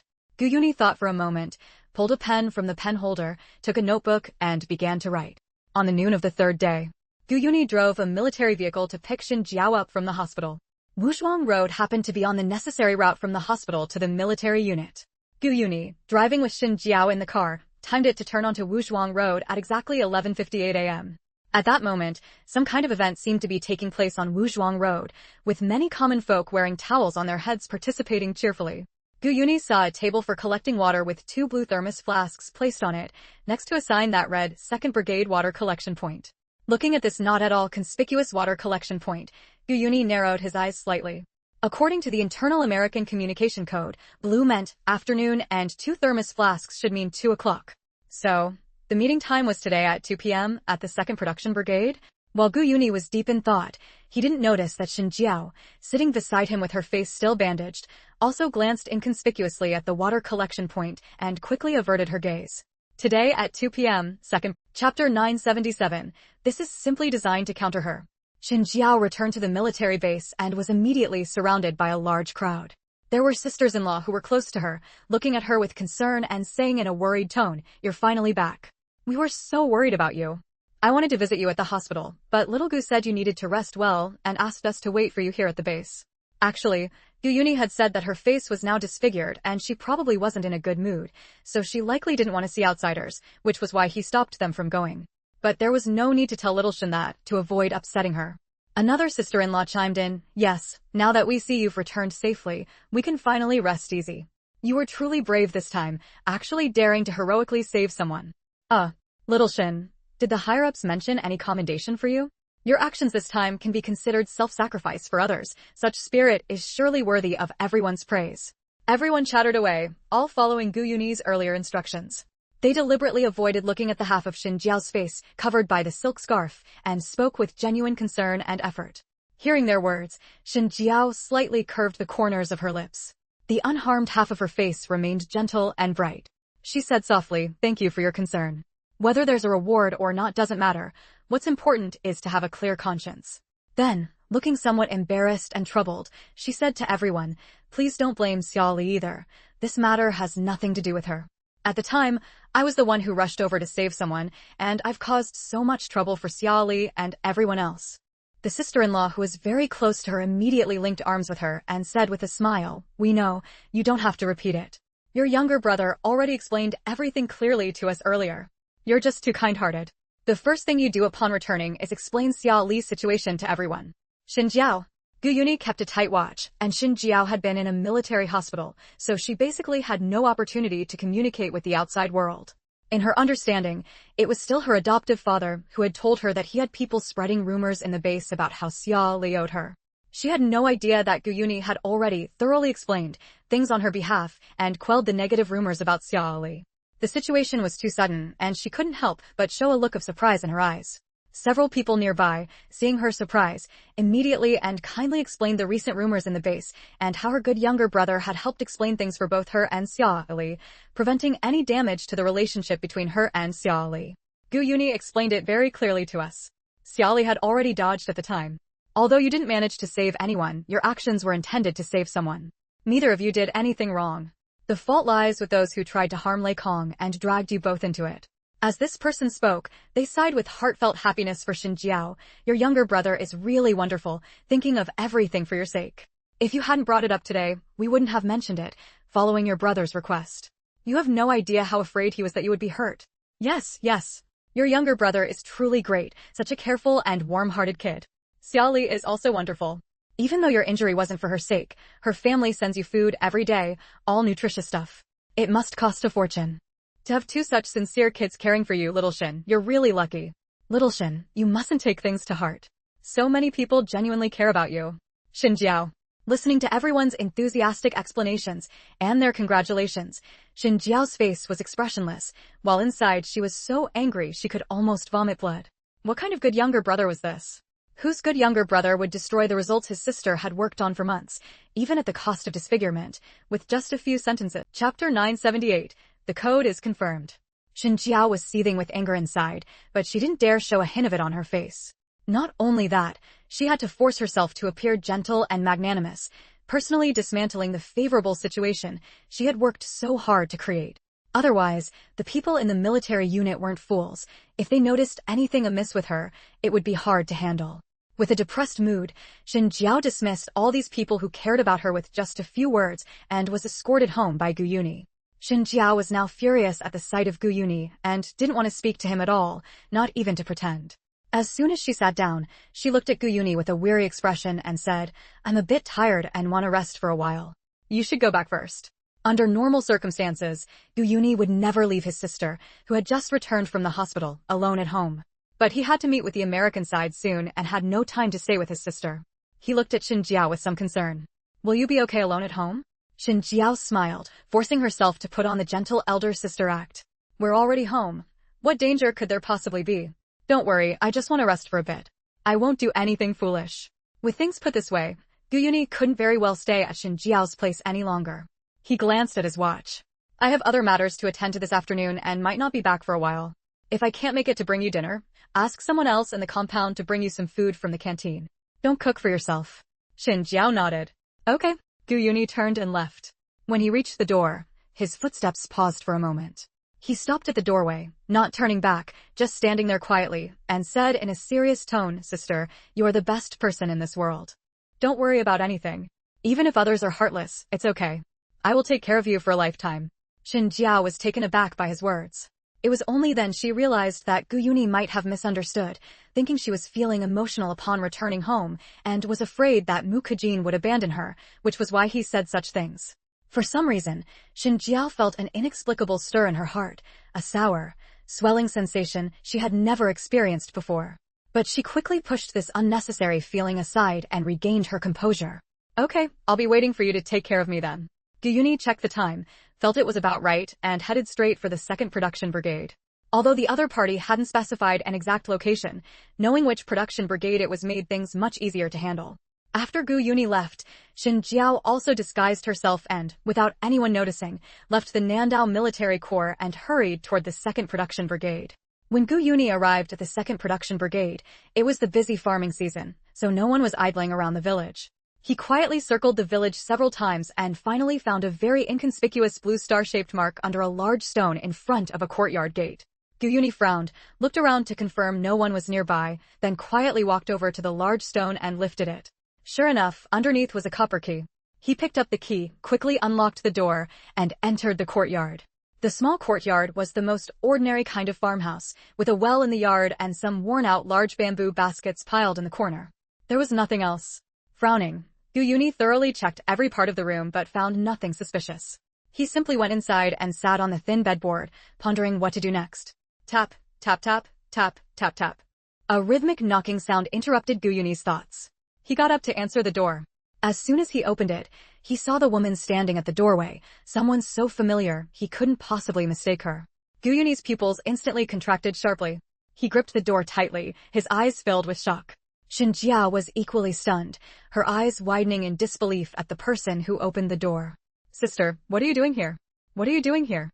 They both exclaimed in shock simultaneously, their voices filled with disbelief. Looking at his sister before him, Gu Yunyi's mind went completely blank. He stiffly twitched the corner of his mouth, not even knowing how he managed to make a sound. He only heard his own voice, trembling slightly, say, "Sister, why aren't you resting at home? What are you doing here?" His voice was filled with fear, hope, wishful thinking, and caution, emotions even he himself hadn't realized were there. Although shocked to see Gu Yunyi, Shen Jiao quickly regained her composure. She didn't answer immediately. Instead, she curled her index finger and tapped rhythmically on the door a few times. Hearing the code unique to American agents, Gu Yunyi's hand gripping the door tightened violently. The last shred of hope and the expectation of hearing a denial were utterly shattered. A buzzing filled his ears, and his heart felt as cold as ashes. He couldn't even remember to recall the code at that moment. In a hoarse voice, he said, "Jiahua." Hearing the other person respond with the correct code, Shen Jiao was startled. She pushed past Gu Yunyi, who was blocking the doorway, and quickly squeezed inside. Sticking her neck out, she looked left and right outside to make sure no one was there, then swiftly closed the door. Turning back to look at Gu Yunyi, her face showed genuine surprise and even a hint of pride. Chapter 979. A clear hint? Gu Yunyi let her pull him into the house, his eyes rimmed red. Shen Jiao was completely unaware of Gu Yunyi's unusual state. Only after pulling him inside did she turn to look at him with the emotional feeling of seeing a family member, praising, "I never expected you to be the godfather. I've heard about your deeds. Not only have you helped us protect our strongholds multiple times when those people from China were searching for us, but you've also provided the organization with useful information many times. Truly impressive. My little brother is indeed outstanding." Listening to Shen Jiao's praise, Gu Yunyi couldn't feel happy. His mind was buzzing, his hands and feet terrifyingly cold. It took all his strength to calm himself down.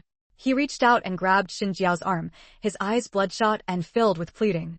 He asked in an extremely restrained tone, "Sister, being an undercover agent is too dangerous. Can you withdraw? With me here, let me handle everything. You go back and live your life peacefully, okay?" Shen Jiao glanced at the hand that had suddenly grabbed her, her brows slightly furrowing. The look she gave Gu Yunyi was full of disapproval. "What are you talking about? Once we finish handling all these matters, we can go abroad. Then we can have anything we want. Don't you have dreams? That is a free nation. Life here is almost suffocating me. Only by working together can we make that free nation even better, allowing its citizens to live without threats. Now that we siblings are united, we can definitely complete the mission faster." Gu Yunyi didn't show more emotion on his face, but inwardly he couldn't help but laugh bitterly. His heart felt desolate. He really wanted to ask her, "China is your homeland. You grew up in China, benefiting from its people, didn't you? How can you suck China's blood while being utterly devoted to another country and its people? Don't you think that's despicable?" By now, Gu Yunyi saw Shen Jiao's actions clearly. All those times she listened for gossip among crowds, repeatedly approached Xiao Li, even got injured saving Xiao Li in the end, and that father who came again to ask her for money. All of it, every last bit, stemmed from her duties as a spy. Gu Yunyi's heart was roaring incessantly, but he knew clearly, his sister was very sober/clear-headed, and she wouldn't change her mind. He stiffly pulled at the corner of his mouth. "I'm just worried about you, a young woman. Being out in the open is too dangerous. I don't want you to get hurt like this again." Shen Jiao had felt a sliver of alertness towards Gu Yunyi's earlier attitude, but hearing this, she finally put her heart at ease. She reached out and patted Gu Yunyi's head, saying somewhat amusedly, "As long as I can fulfill my beliefs and achieve my ultimate, ideal/aspiration, everything is worth it." Gu Yunyi forced himself to focus, discuss the next collaborative task/mission with Shen Jiao, then told her he needed to go elsewhere and left the small courtyard first. Like a walking corpse, he walked alone to the back hill, stood before a large tree, and was silent for a couple of seconds. Why? He suddenly let out a collapsed/breakdown, loud scream, wailed, and like a madman, used both hands and feet to pound the tree in front of him. He was like a young beast at the edge of despair, in a manner, venting his emotions. He kept asking himself in his heart, he had finally found his sister, with great difficulty, so why was she already so deeply mired, even completely assimilated to the point of unwillingness to come out? It was all his fault. Everything was his fault. If only he had found his sister earlier, if only his sister hadn't been abducted back then, if only he had been the one taken instead. Xia Li's work cooperating with Division Commander Lu in fishing the past couple of days, because there were too many people protecting her, indeed didn't catch any big fish, only a bunch of small fry. Coincidentally, she received a letter from Fang Jingwei today, saying the meat she sent was delicious. So she thought she'd go up the mountain to hunt some more, see if there was anything particularly nourishing to send to Fang Jingwei.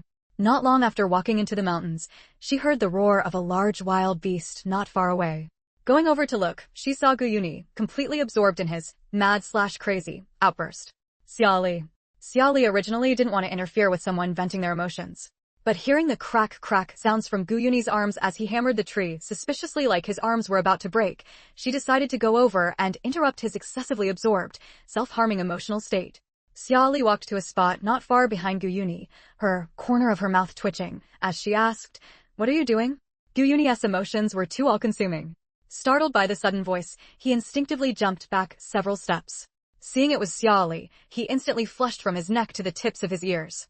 To act like a madman pounding a tree in front of Xia Li was utterly embarrassing. Naturally, he couldn't let others know about his sister being a spy.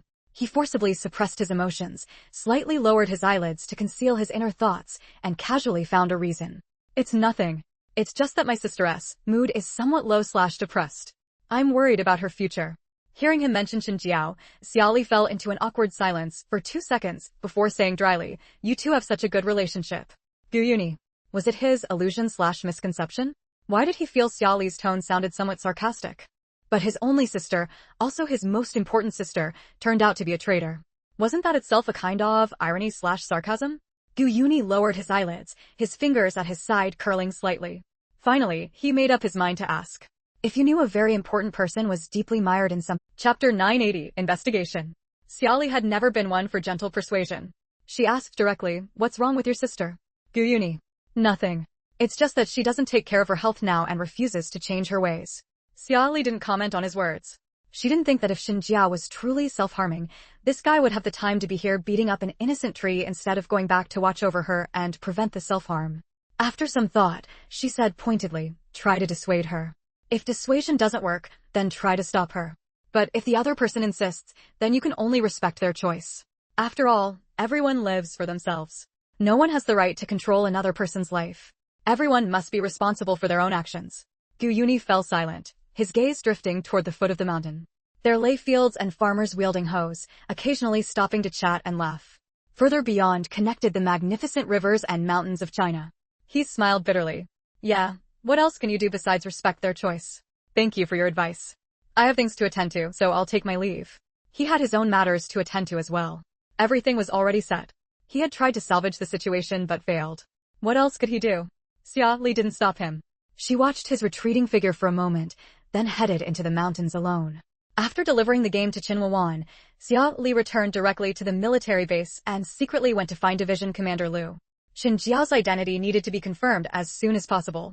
This person's status was too special, and there was a high likelihood that a bigger fish was behind her. The impact on them was too significant.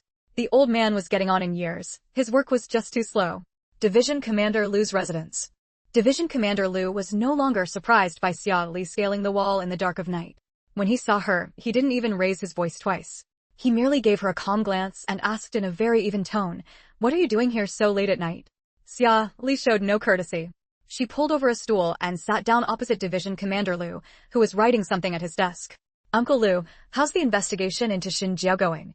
Hearing this name, which he had heard not long ago, a flash of anger crossed Division Commander Lu's eyes. "It's already been investigated. Her background doesn't show any major issues. However, since an investigation was conducted, there are suspicions. You should keep your distance from her from now on." Looking at Division Commander Lu, Xia Li said very frankly, "Judging by the look in your eyes, so furious it seems like you want to rip someone's skull open, I don't believe that's all you found." Division Commander Lu. Seeing Division Commander Lu's demeanor, Xia Li was almost certain the old man definitely knew something, but wasn't planning to tell her. She didn't press further, just quietly watched Division Commander Lu, waiting for him to speak on his own. Division Commander Lu took a deep breath. Originally, to prevent information leakage, he hadn't planned to let too many people know about the news he had just received. But looking at the little girl's determined expression, he was also afraid that if he didn't tell her, she might stir up trouble on her own. He could only compromise. Her identity does indeed have some issues. However, there is another one of their undercover agents within the military. Her superior is also a lead that the organization previously investigated but lost track of. The organization has unanimously decided not to alert the enemy for now, but to follow the vine to get the melon and eliminate both the undercover agent and her superior together. Only the two of us in the entire base know about this. Don't mention it to anyone, whether it's Mukajin or your parents. Be more vigilant yourself and don't have any contact with her. Do you understand? Xia Li. She had initially thought they might have found some clues, but who could have imagined that in just a few days, Division Commander Lu had managed to dig so deep. With this capability, what had he been doing all this time before? Which side is she from? Division Commander Lu, the United States. The organization now suspects that the person who leaked the information about you being a mechanical repair specialist, which led to you and Company Commander Wang's wife being taken hostage at the sugar factory, is also from their line. Xia Li, they can trace things back that far. The person who interrogated her back then was Mukajin, and she had repaired Regimental Commander Bai's radio. It wasn't surprising at all that Xin Jiao could have found out she was skilled in mechanical repair and passed that information on for someone else to leak. Xia Li tapped her index finger on the desk a couple of times. Although she didn't want to ask again, she still asked, what about Gu Yuni? Division Commander Lu's tone was quite certain. Gu Yuni shouldn't have any problems. Hearing this, Xia Li nodded slightly. Division Commander Lu didn't want to dwell on this heavy topic any longer and changed the subject. The frontline battle is currently intense. Xiao Lu's advance route is stuck at a religious county. The people in that county have been deceived by some high-tech methods from the United States. They regard the Americans as deities, not only unwilling to let our troops advance, but also attacking even their own country's dispatched forces. The cohesion of such religious groups is truly frightening when they gather. They all seem fearless of death. Coupled with the coordination of the U.S. Air Force, we are currently at a significant disadvantage. You usually have a lot of ideas. When you have time, you can give him some suggestions on how to break through such a situation. Letting this little girl shift her focus to other matters would also prevent her from being overly curious about Xin Jiao. Xia Li nodded in agreement. All right. After returning, Xia Li pondered for a bit and then started writing a letter to Lu Dinguan. As she wrote, the corners of her mouth unconsciously turned up. Looking at the somewhat unconventional ideas in the letter, Xia Li was quite satisfied with her own response. It didn't matter if the ideas were unconventional, as long as they worked. Putting down the pen, Xia Li listened to the battle reports coming from the radio beside her, feeling that the current situation on the battlefield really wasn't optimistic. The U.S. Air Force dominated. Chapter 981, even your eldest nephew is more steady than you. Although Nandao Island was poor, it had its own aircraft. Especially after American planes had passed by the island several times and dropped bombs, the higher-ups had specifically allocated a few planes for anti-aircraft use. However, the number of aircraft was not large. Describing them as rare as phoenix feathers and unicorn horns would not be an exaggeration. After a brief consideration, Xia Li went to secretly visit Division Commander Lu again at night. In Division Commander Lu's study, the old and the young sat facing each other. Upon hearing Xia Li's request, Division Commander Lu abruptly looked up, staring at her in disbelief, his voice trembling with excitement. You're saying you can even build aircraft? Modifying car and warship engines, or altering tank cannons was one thing. These were at least within the realm of traditional industries and not too far apart. But fighter jets were an entirely different mechanical structure, a very new field. How on earth did this young girl know how to do it?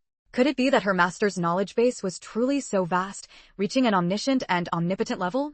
How deeply disappointed must such a giant have been with China to make him unwilling to contribute even a fraction of his effort for the country, not even leaving a single trace in the history of Chinese military industry, despite painstakingly spending time to teach a disciple as all-capable as himself. Hearing Division Commander Lu's question that had veered off by 100,000 miles, Xia Li's mouth twitched involuntarily. She forcefully steered the conversation back on track. I never said I could build aircraft. I only said I wanted to take a look at our fighter jets and also get some related materials. If possible, I'd like to make some improvements to them. Looking at aircraft and building aircraft were two completely different things, okay? In later generations, plenty of kids visited aviation museums to see planes. Did that mean every one of them could build aircraft? Could Division Commander Lu's ears automatically filter information? The difference was way too vast. Xia Li's subsequent explanations didn't register at all with Division Commander Lu. Previously, when this young girl said she wanted to see warships, China soon produced the Taodai. When she said she wanted to see tanks, China gave birth to the Xiaji heavy tank. Now she was asking about aircraft. Clearly, she wanted to create a new fierce divine beast for China. China's air force was inherently weak. If an ordinary person requested such classified materials, Division Commander Lu would undoubtedly refuse without a second thought. But now, the one making the request was Xia Li. Division Commander Lu didn't even consider how difficult it would be to obtain these materials. Similarly, without a second thought, he agreed immediately. All right, I'll get you some fighter jet-related materials in the next few days. You can study them on your own. Our Nandao has its own aircraft, so there's no need to go elsewhere to see them. Previously, during the air raids, the organization allocated 2 of the latest J-7 fighter jets to us, but for fear of damage, ordinary personnel are not allowed near them. I'll think of a reasonable excuse in the next couple of days to arrange for you to visit and see these planes. Xia Li thought for a moment and asked, can I take them apart? Division Commander Lu. Seeing Division Commander Lu's expression as if he had swallowed a fly, Xia Li kindly explained, with such large machines, you can't really tell much just by looking at the exterior. It's best to take them apart to see the internal structure. Otherwise, with so many advanced fighter jets from the US and the Soviet Union that various countries have seen, we wouldn't still be unable to build powerful fighter jets ourselves. Division Commander Lu realized that this young girl's mouth was like an embroidery needle in a skilled seamstress's hand, always able to prick people's hearts swiftly and accurately. He took a deep breath. If you take it apart, can you guarantee you can put it back together? Looking at Division Commander Lu's deeply troubled expression, Xia Li blinked, grinned from ear to ear, and gave a very ambiguous answer. Probably. Division Commander Lu. Having been a division commander for so many years and having met countless people, how could Division Commander Lu not see that Xia Li's mischievous smile clearly indicated she could guarantee reassembly, but was deliberately giving an ambiguous answer to annoy him? Instantly, he felt a surge of anger and frustration.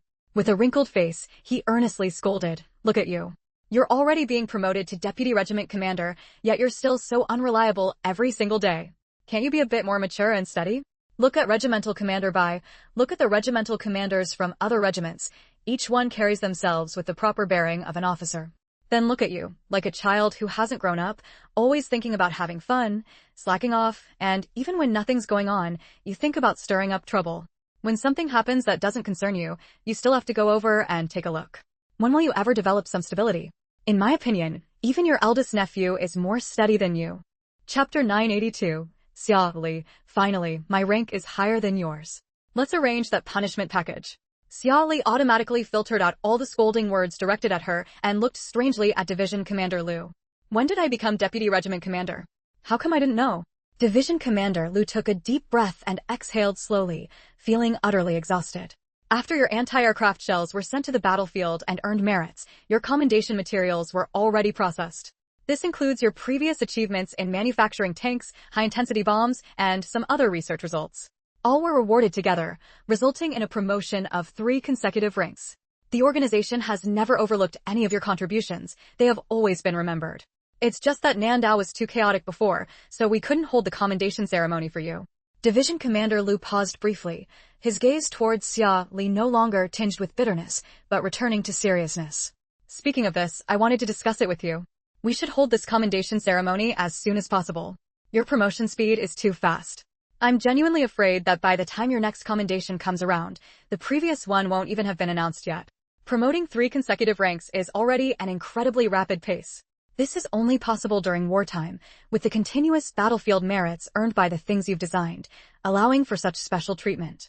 Under ordinary circumstances, it takes 3 years from lieutenant to captain, another 3 years from captain to major, and 4 more years from major to lieutenant colonel, a total of 10 years. Plus, you didn't serve the 3 years required for your promotion to lieutenant, so in just 3 years, you've covered a path that would take others 13 years. I'm truly worried that if you get promoted 4 ranks at once, even colleagues within the same research institute might feel a bit uncomfortable. Once the chaos subsides, someone might secretly stir up trouble behind your back. Division Commander Lu genuinely respected those patriotic old revolutionaries. But everyone has their own selfish interests and no one can guarantee that, under immense psychological imbalance, no one will act irrationally out of jealousy. Xia Li is a tremendous treasure in China's mechanical industry. He cannot allow anyone to undermine socialism or harm this treasure. Xia Li wasn't particularly surprised by her rapid promotion. One of the main reasons she joined the military was to get promoted quickly to rescue her father, and she also aimed to take advantage of China's continuous wars before the reform and opening up, using emergency appointments to secure faster promotions. Now, she's only been promoted to deputy regiment level, which is still far from her goal. Her father is a full brigade commander and still couldn't protect himself. To stand firm, she needs to rise even higher. Although the big fish hasn't surfaced yet, we've already identified Xin Jiao and her adoptive father. Presumably, that big fish won't dare act recklessly. Why don't we take this opportunity to go to the sugar factory and change my shoulder boards? Division Commander Lu nodded. I was thinking the same. Let me make some arrangements. How about the evening of the day after tomorrow? Apart from work hours, Xia Li was free every day. This was a great opportunity for her own promotion, so she naturally wouldn't put on airs. Sure. I'll go with Zhao Chang after the evening class. Will you come with us? Division Commander Lu shook his head. The two of us going together would be too conspicuous. Let's go separately. Xia Li nodded, her grin widening even further. A look of pure joy spread across her face as she leaned cheekily across the table toward Division Commander Lu and asked eagerly, "What's the military rank for this deputy regiment commander?" 3 consecutive promotions, does that mean lieutenant colonel? Deputy regiment commander is an administrative rank, equivalent to a deputy division level in the civil service. But in terms of military rank, it could be either major or lieutenant colonel. Even with 3 consecutive promotions, Xia Li was almost certain her commendation would be for lieutenant colonel. But remembering that the jerk who had been relentlessly training her before was only a major, she couldn't help but confirm with delight.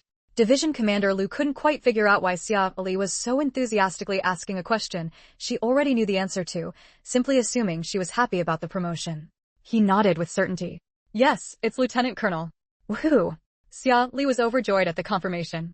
3 consecutive promotions didn't make her particularly happy, as her goals were long-term. But outranking Lu Dinguan by half a step, becoming his superior, and finding an opportunity to scold him would absolutely thrill her. Even though she couldn't write about it in letters from the battlefield, given the chance, this round of scolding, along with some extra physical punishment, definitely wouldn't be spared for him. A robust physique requires rich nurturing for the child. How can it be sufficient without piling on training to the extreme and ensuring he gets enough nutrition? Friendly reminder. The site messages function for logged in. Chapter 983. If you put it that way, it is indeed quite valuable. A roguish, mischievous smile spread across Xia Li's face as she said in a light, cheerful tone, "Then, Division Commander, I'll be off now. See you the day after tomorrow." Division Commander Lu. What kind of expression was that? Why did he feel like this kid was about to get up to no good again? With great unease, he said, "You better behave yourself. Don't cause any trouble recently. It's best to keep a low profile so I can figure out a way for you to go see the planes." Xia Li, okay? Division Commander Lu. He felt even more uneasy now. What should he do? 2 days later, Xia Li arrived at the sugar factory. The people in the research lab had already received the news that Xia Li was to be decorated again today. They had cleaned the lab spotlessly early in the morning and even set up a platform for the ceremony, adorned with large red silk flowers. As soon as Xia Li entered the room, she was immediately surrounded by a group of elderly men and women in white lab coats and ushered towards the platform. When Shuyu, holding a large enamel mug, walked beside Xia Li, his tone jubilant. "Xiaoxia, you're finally here. We've been waiting for you for a long time. What do you think of the platform? Do you like it?" Lu Xiaoying chimed in. "We started preparing as soon as we heard you were getting another decoration. You're the star of the show today. You must give us a good speech." Xiqiuyu also sighed with emotion. In such a short time, Xiaoxia has been promoted so many levels in a row. Truly, each generation produces its own talents. There's hope for our China to stand tall among the nations of the world. Listening to everyone's congratulatory and praising words, and looking at the freshly built, bright red festive platform, along with the large row of characters written with a brush on red paper and pasted on the wall behind it that read, "Warmly celebrate Comrade Xia Li's decoration ceremony." Xia Li's originally calm heart was suddenly warmed by the festive red and the flood of praise. She couldn't help but feel a bit happy herself. "It looks really nice. Thank you for your hard work, grandpas, grandmas, uncles, and aunties. No trouble at all. It's the least we could do. Hurry up, get on the platform." Xia Li was ushered onto the platform. Division Commander Lu strode towards Xia Li. He took a small box from the tray held by Zhao Chang, who was grinning widely, revealing a mouthful of white teeth. Opening the box, he revealed the shoulder boards inside. Addressing the crowd, he announced, "I hereby announce that, due to Comrade Xia Li's outstanding scientific research and technical expertise, as well as her research achievements such as the anti-aircraft missile and tank, which have made tremendous contributions to safeguarding the interests of the nation and the people, the organization has unanimously decided to exceptionally confer upon Comrade Xia Li the rank of Lieutenant Colonel. May she continue to strive and make even greater contributions to the nation's construction and security." Bravo! Thunderous applause immediately erupted from below the stage. Everyone in the Research Institute wore proud and joyful smiles. Infected by the atmosphere, a smile unconsciously touched the corners of Xia Li's eyes and brows. Division Commander Lu took out the shoulder boards and personally attached them to Xiao Li's uniform. As he replaced her shoulder boards, he said in a voice only the two of them could hear, "Keep up the good work. I believe your achievements won't stop here." Xiao Li looked down at the shoulder boards with 2 bars and 2 6-pointed stars on her shoulders and softly replied, "Okay." After attaching the shoulder boards, Division Commander Lu picked up another box, opened it, and revealed a golden medal inside. Continuing in a raised voice to the crowd, he said, "Comrade Xiao Li answered the call of duty during a critical moment. In the joint war with Vietnam against the U.S. military, she developed an anti-aircraft missile within a mere 4 days, effectively countering the U.S. missile attacks. After internal deliberation, the organization has unanimously decided to award Comrade Xiao Li the first-class medal for overcoming difficulties." Amidst even more enthusiastic applause, Division Commander Lu solemnly pinned the medal on Xiao Li. Immediately after, Division Commander Lu picked up yet another small box, opened it, and revealed a silver medal. During a period of national difficulty, to resist the United States and safeguard China's border defense security, Comrade Xiao Li improved and developed the Xieji-type heavy tank, effectively protecting China's national defense border lines and delivering an effective counterblow against the United States. She is hereby specially awarded the second-class medal for protecting national property and people's safety. Let's all applaud for her. Applause thundered once more. As medal after medal was pinned on Xiao Li, while everyone felt delighted for her, a sense of numbness also crept in.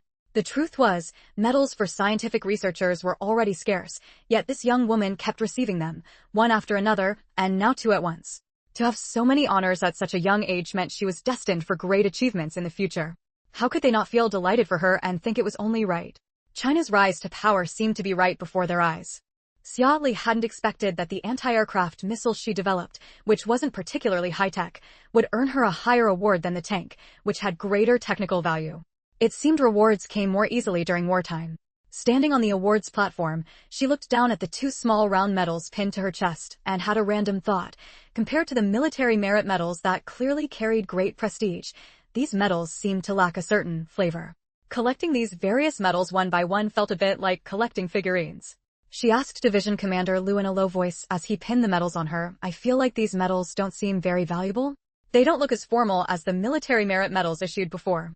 The names of these were XX Class Medal, while the military merit medals she received before were XX Class Merit. Just from the wording, one could tell which sounded more impressive. Division Commander Lu hadn't expected such a buzzkill comment from the girl on such a fine day. His hand trembled, nearly causing the pin to prick Xiao Li's chest. His reply carried a hint of gritted teeth. "What's wrong with these medals? How many people desire such honors but never get them? And you're still not satisfied?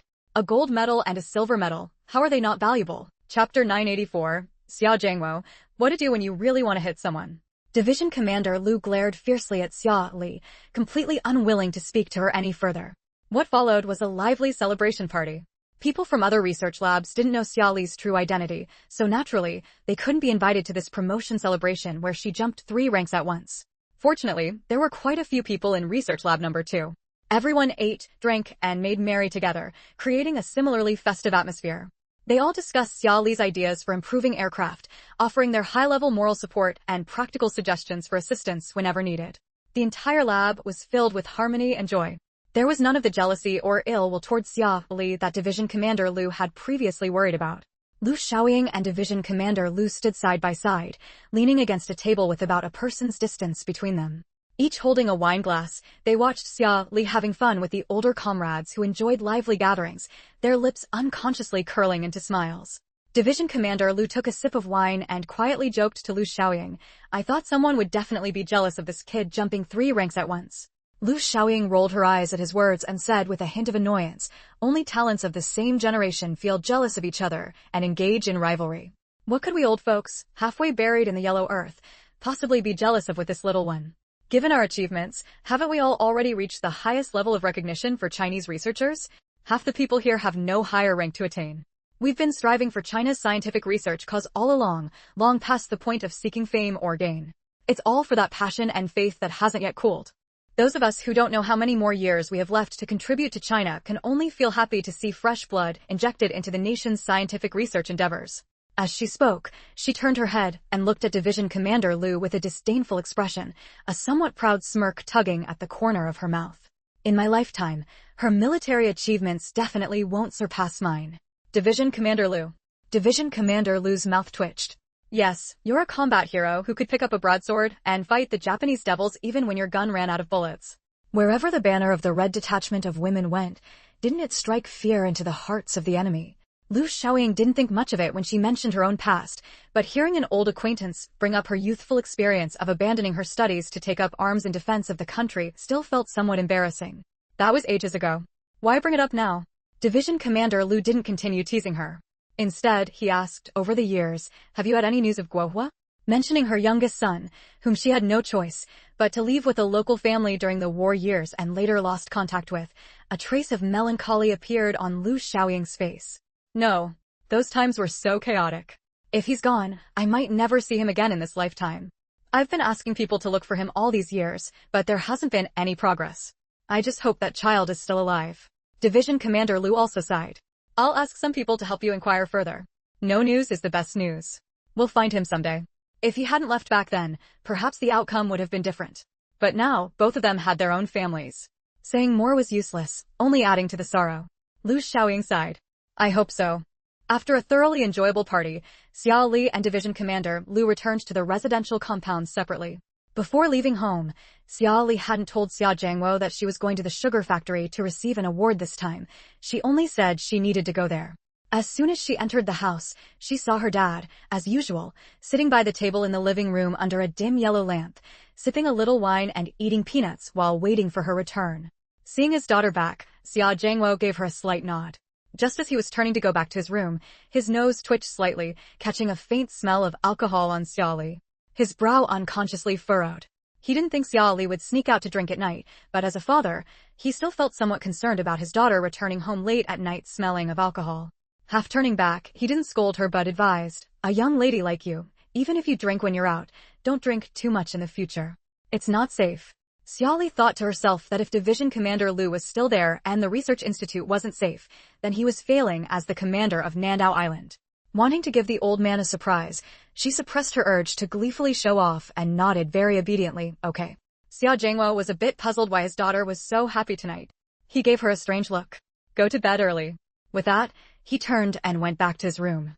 Watching Xia Zhangguo leave, Xia Li quickly slipped back to her room.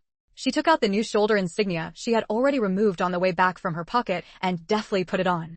It was still fastened with only one button, letting the insignia flap freely on her shoulder like a clapper. She pinned the two new medals on her chest, one on the left and one on the right, lined up side by side like frog buttons, resembling two external lung lobes. The main idea was to put everything she had earned tonight on her body, making it as eye-catching as possible. After doing all this, Xia Li quickly walked to the door of Xia Zhangguo and his wife's room. She raised her hand and knocked twice quickly. Hearing footsteps inside approaching the door, she pushed the door open directly. Her head whoosh shot into the room, wedged diagonally between the door and the frame. Her grin stretched from ear to ear, and her eyes were sparkling. Xia Zhangguo, Chapter 985. Today, I'll show you who's the boss. Xia Li didn't give Xia Zhangguo a chance to start scolding. She said excitedly, Dad, Mom, don't I look beautiful today? As she spoke, she squeezed sideways through the narrow door gap in one jump, launching into her signature flailing dance that swayed even more wildly than the infamous Subject 3, wriggling like a big loach. Whether it was the epaulets on her shoulders or the medals on her chest, they all started madly flashing open and shut like clam shells with her jumps, looking as if they were about to take flight. She even bragged delightedly, haven't you noticed anything special about me today? Don't you feel a strong urge to praise me? Li Xiaoxue. Xia Zhangguo, whose temple was throbbing. The urge to praise you isn't strong, but the urge to beat you certainly is. Why can't this darn kid ever wear her medals and epaulets properly just once? That's honor. Honor. Suppressing the irritation in his heart, Xia Zhangguo's gaze fell on the two-star epaulets on Xia Li's shoulders. He felt some joy and also a sudden realization that this brat had indeed come to show off a promotion. He gave his daughter a look of disdain, reached out to pull her towards a nearby stool, and directly pressed her down onto the chair to sit. All right, stop shaking. I know you got promoted. It's making me dizzy. Can you be a little more steady? Can't hold your excitement for 2 seconds. Li Xiaoxue glanced amusedly at her husband, whose eyes were full of disdain, but whose mouth corners simply couldn't be kept down.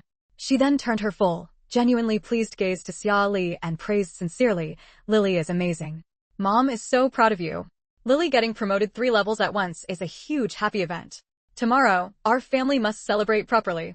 Xia Zhangguo forcibly suppressed his utterly unsuppressible, upward-curving mouth corners, adopting the posture of a strict father giving praise, and offered a seemingly begrudging compliment. Your promotion speed is fast enough. Worthy of being my daughter. Keep up the good work in the future. Don't become complacent. This is just a small step forward in your life. You must keep forging ahead. Seeing old man Xia saying somewhat deflating words, but with his mouth corners twitching wildly upward, clearly very happy, Xia Li felt annoyed. Her expression was one of utter disdain.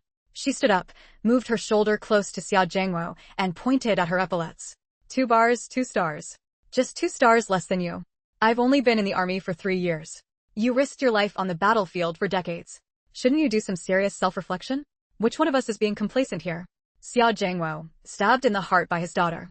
His face stern, he wasn't angry that his daughter was about to catch up to him. Instead, he said matter-of-factly, "What kind of education did you kids have growing up in peaceful times? What was life like for us back then? Being able to eat our fill was good enough. How could it compare to you having meat with every meal now? It's normal for the student to surpass the master. Do you really want things to go downhill with each generation? If you really couldn't surpass me, that would be a regression of the times. Xia Li, I just wanted you to reflect, not to resign yourself to decline. How come you didn't even try to compare and went straight to setting me up with that kind of flattery?" Xia Li glanced at Xia Zhangguo and immediately revealed a mischievous grin.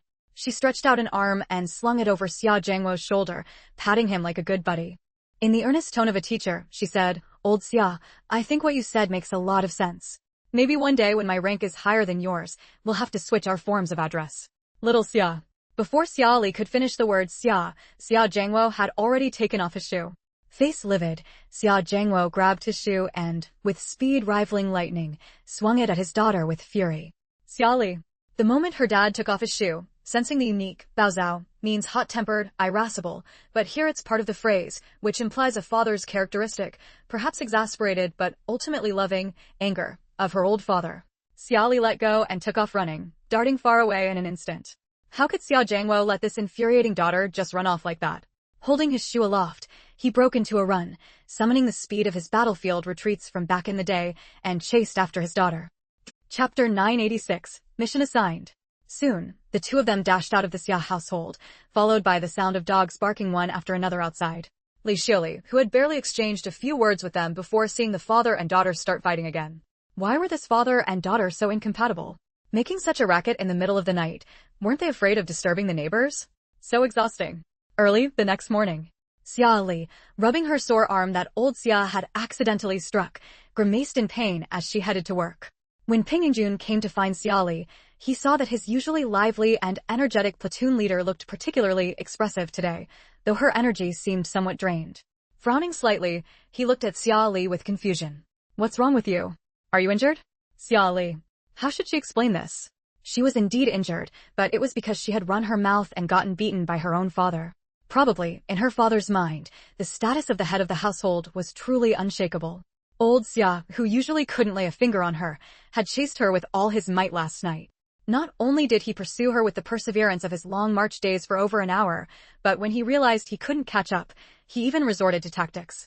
He pretended to be exhausted and went home, then waited until she thought it was safe to return before rushing out, locking the door and cornering her for a thorough scolding. Even now, her arm and back still hurt. Being beaten by a parent at her age, Xia Li felt somewhat embarrassed herself. She spoke with a straight face, spouting nonsense. "I slept wrong last night and got a stiff neck." Ping Yingjun. That's quite a novel stiff neck, even affecting your upper arm. Xia Li. My sleeping posture is terrible. As long as she refused to admit it, her version was the truth. Whatever. Captain, did you need me for something? Ping Yingjun felt a bit speechless. Wasn't it normal for any regular company commander to summon their platoon leaders every now and then to assign tasks? It was only because she usually had nothing going on that even her platoon leader showing up seemed unusual to her. Not wanting to argue with Xia Li over trivial matters, Ping Yingjun got straight to the point. Yes, there's something. A mission has been assigned to you from above to escort supplies to Guizhou province. Departure is at 7 a.m. tomorrow. Bring all your gear. Your entire platoon will go. Notify everyone about the mission later.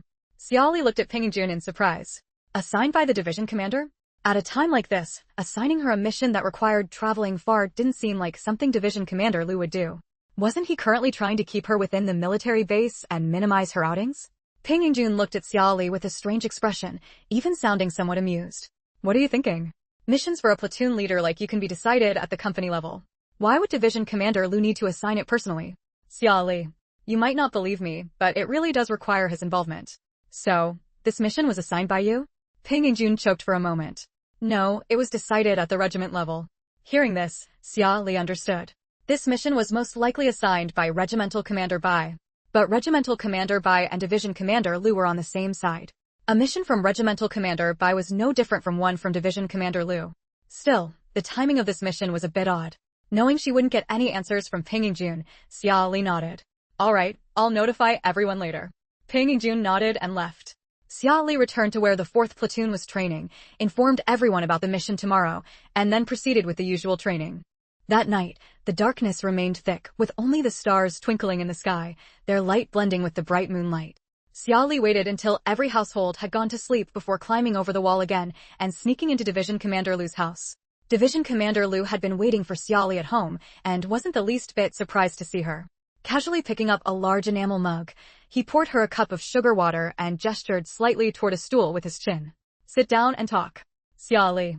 Your ability to remain as calm as an old dog even when someone climbs over your wall is truly unmatched. Xia Li pulled out the stool and sat down, looking at Division Commander Lu. Was the mission to Guizhou? Chapter 987. I don't like the sound of that. Division Commander Lu nodded. Didn't you want to see the internal structure of an aircraft? Those things are extremely precious. There are only 2 good fighter jets like that on the entire South Island. I certainly can't let you just dismantle one on a whim. But I applied on your behalf and the organization said you can go see one in person. Xia Li immediately understood. There's an aircraft manufacturing plant in Guizhou province? Division Commander Lu explained to Xia Li, the international and domestic situation has been very complex these past few years. The organization made the decision to build the 3rd front nationwide, relocating a batch of frontline factory equipment and technical expertise to the 3rd front areas. To achieve concealed manufacturing of fighter jets, specialized sub-factories for fighters have been established in several mountains across Guizhou province, forming the Aviation 011 industrial base. This time, on the surface, you're being sent to Guizhou to deliver supplies. In reality, it's to have you personally visit Factory 130, which developed the J6 and J7, to see what those aircraft parts and the assembly process are actually like. Compared to you dismantling one here yourself, seeing the existing ones is more straightforward. Xia Li's mouth twitched.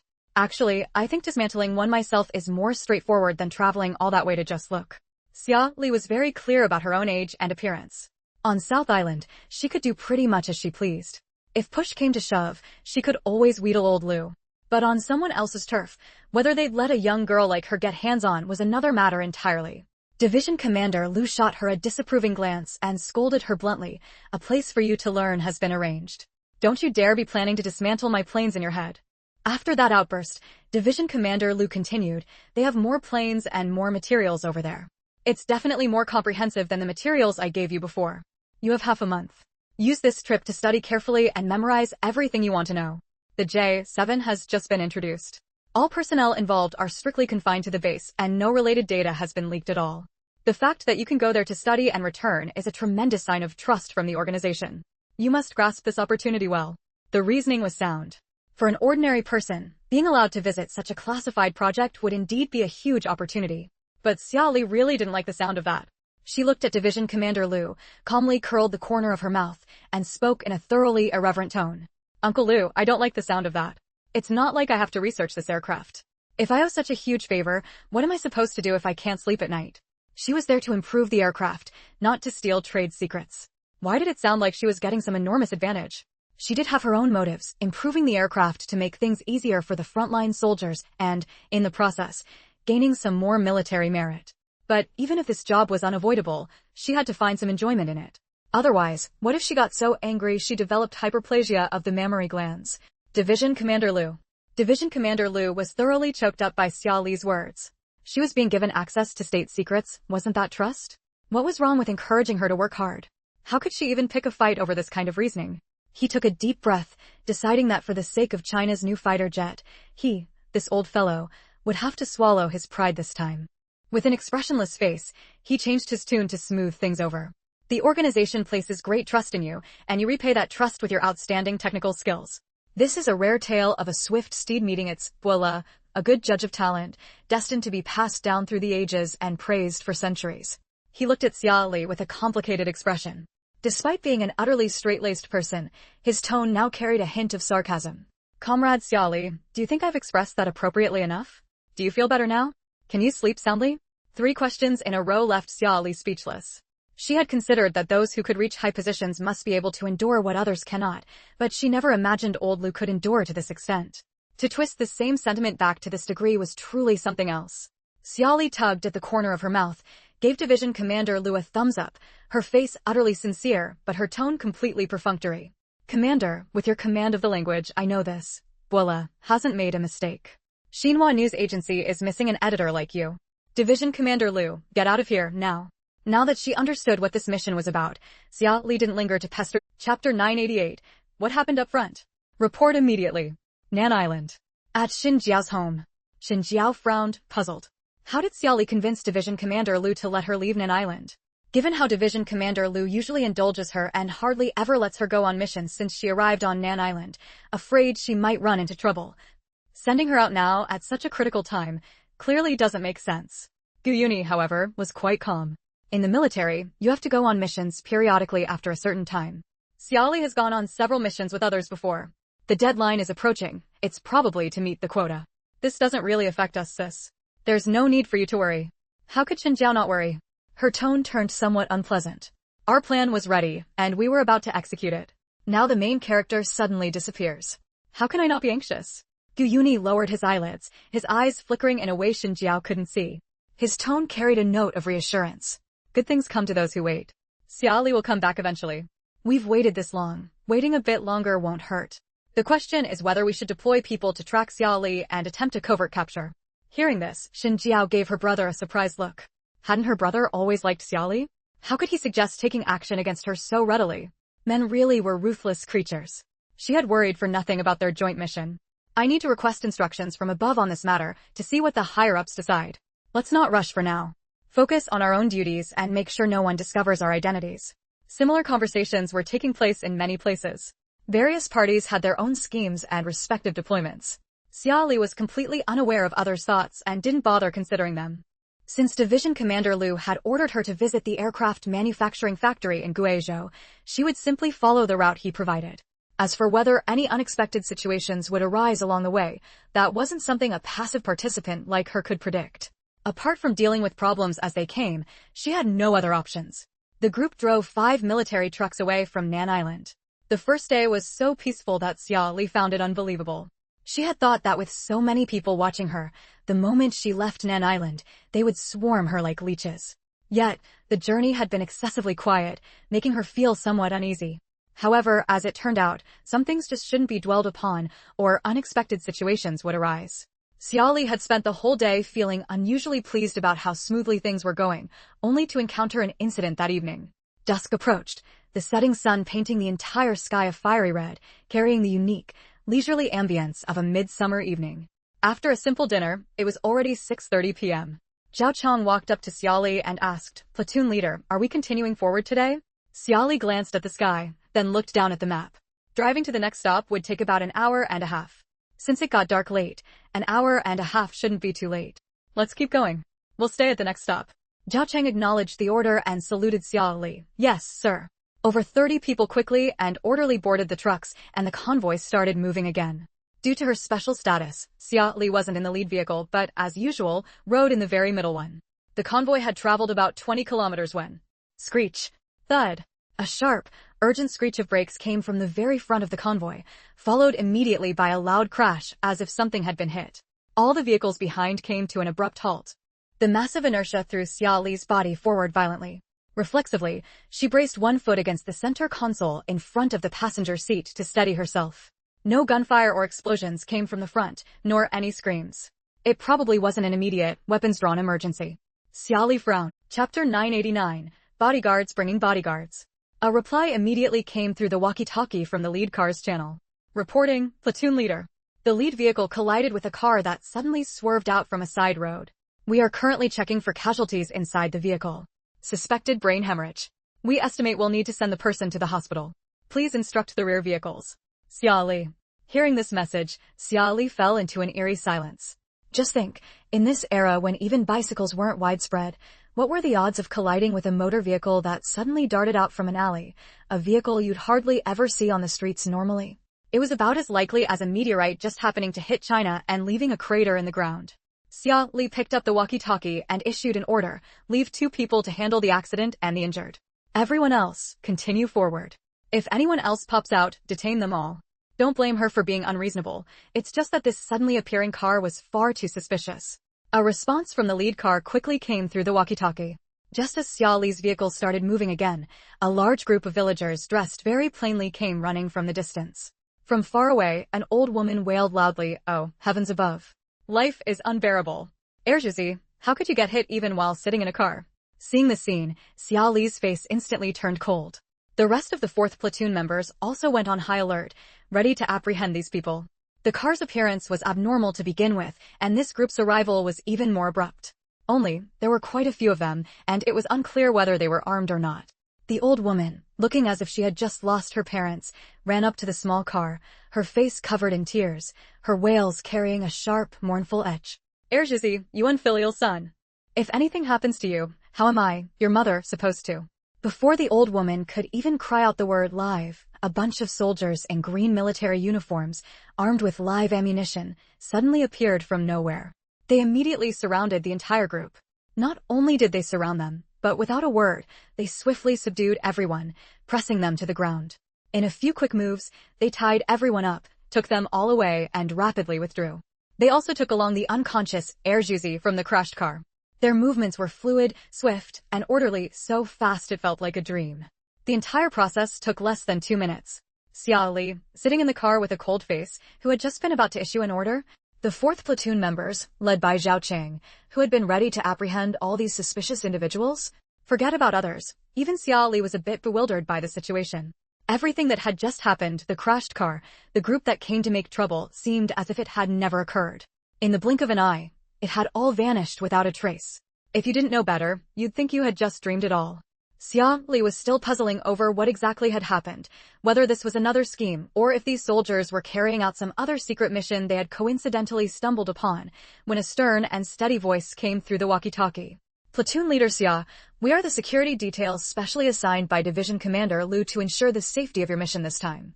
Our mission is covert, so we normally cannot reveal ourselves. We will be following behind your convoy.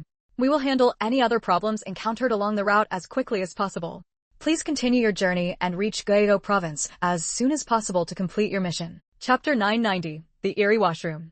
Xia Li picked up the walkie-talkie and replied somewhat speechlessly, "Okay." This was the first time Xia Li had encountered a situation where someone came to harm her, but they were dealt with by others before they could even act. It gave her a feeling like punching cotton, all her force had nowhere to land. Still, having someone handle things for her was ultimately a good thing, so she didn't dwell on it further. Speaking into the walkie-talkie, she said, "Continue forward. We'll stay at the next stop. Be alert to people and objects appearing on both sides of the road along the way. Try to avoid a repeat of the earlier problem." The group traveled for a whole day and finally, at 8:30 that night, managed to secure lodging at a guest house in a small county town. The people protecting them during the day were nowhere to be seen now. At the very least, they weren't checking into the guest house with them. The entire 4th platoon of 30 people, except for the drivers, was divided into 3 small squads of 9 each. They took turns standing guard by the grain to ensure the safety of the 5 large truckloads. As the highest-ranking officer and, by extension, a sort of national treasure, Xia Li naturally wasn't assigned any duties and went straight to her room to rest. By this time, various parties had already received the news that the Americans had plotted to abduct Xia Li, only to be wiped out by soldiers who suddenly appeared. Beijing. In a study furnished with rosewood furniture, 5 middle-aged men in Zhongshan suits sat scattered about. Guanbang had just received the news about the capture of American spies in China and the civilians they had duped. With an "I knew it" expression, he said to the others, "I always knew releasing Xia Li was definitely old Lu's deliberate move, just to catch some spies and claim military merit." Another middle-aged man curled his lip disdainfully, his eyes somewhat sinister. The Nandao area wasn't big enough for him to play in, and now he's reaching his hands outside. People who've been on the battlefield really do have big ambitions.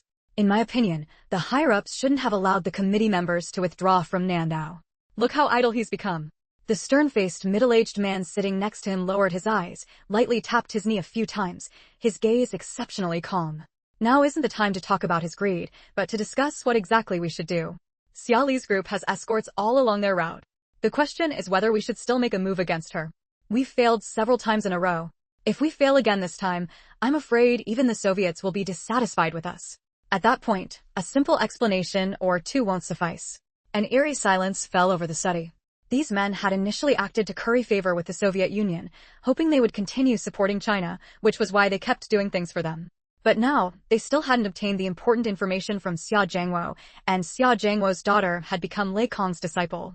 They had made military pledges to the Soviets, yet repeatedly failed to capture their target. If this continued, the Soviets would surely doubt their capabilities, even their loyalty. Then things would become truly difficult. Gu Anbong pondered for a moment and said, I think it's best we don't confront Xia Li head-on this time. That woman has something uncanny about her. We've surrounded and intercepted her alone several times with so many people.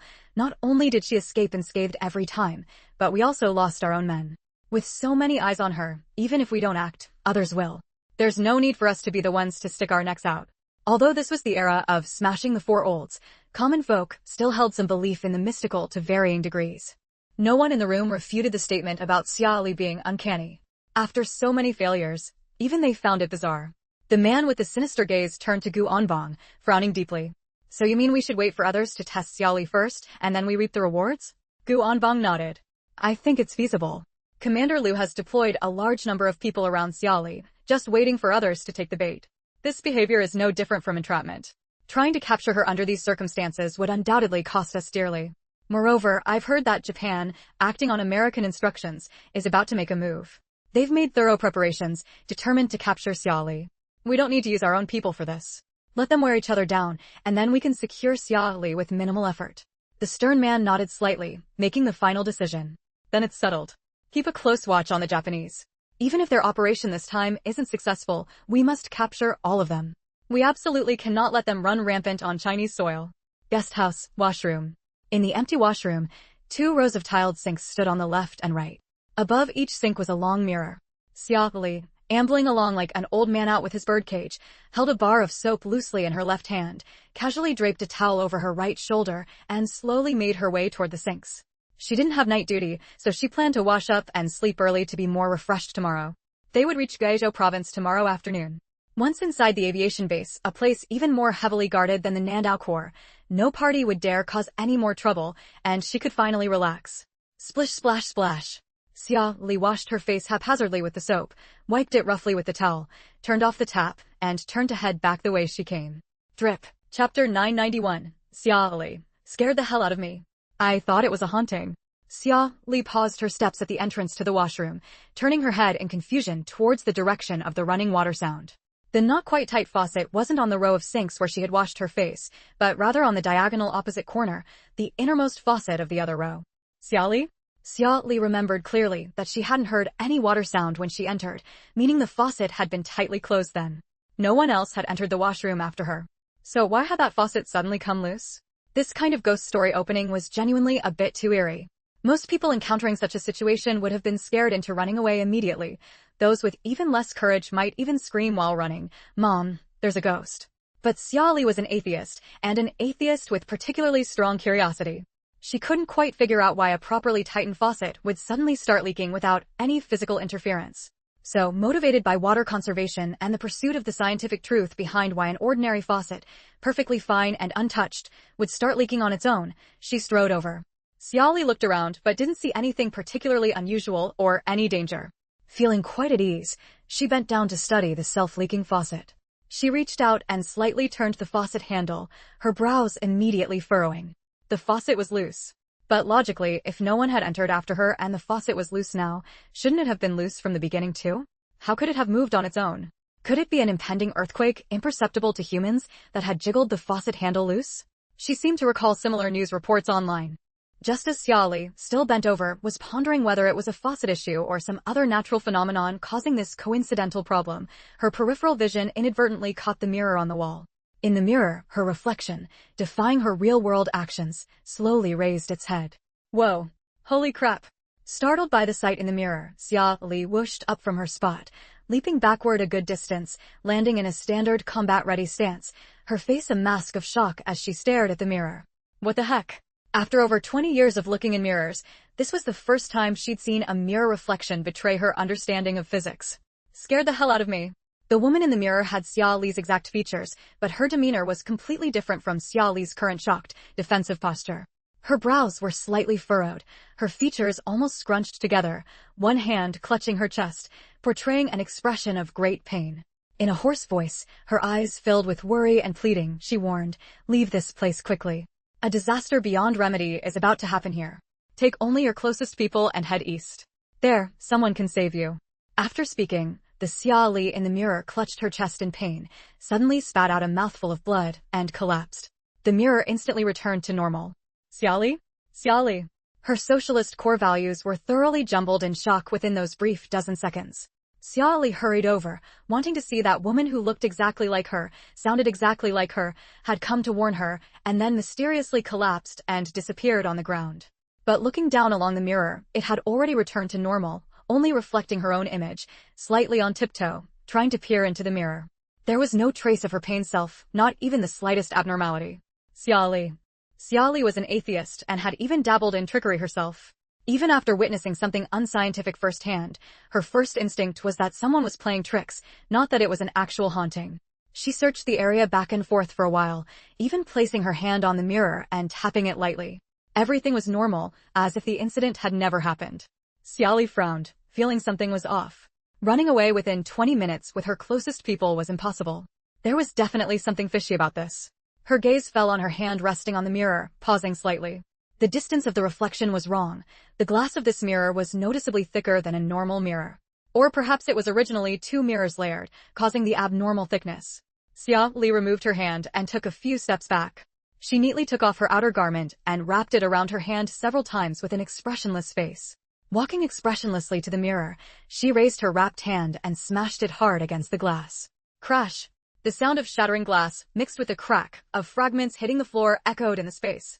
Behind the mirror wasn't a wall. After breaking, it revealed a hollowed-out section of the wall the same size as the mirror, directly connecting to the room next to the washroom. At that moment, several armed men were standing in the adjacent room, their gun barrels precisely and uniformly aimed at Xia Li. Xia Li.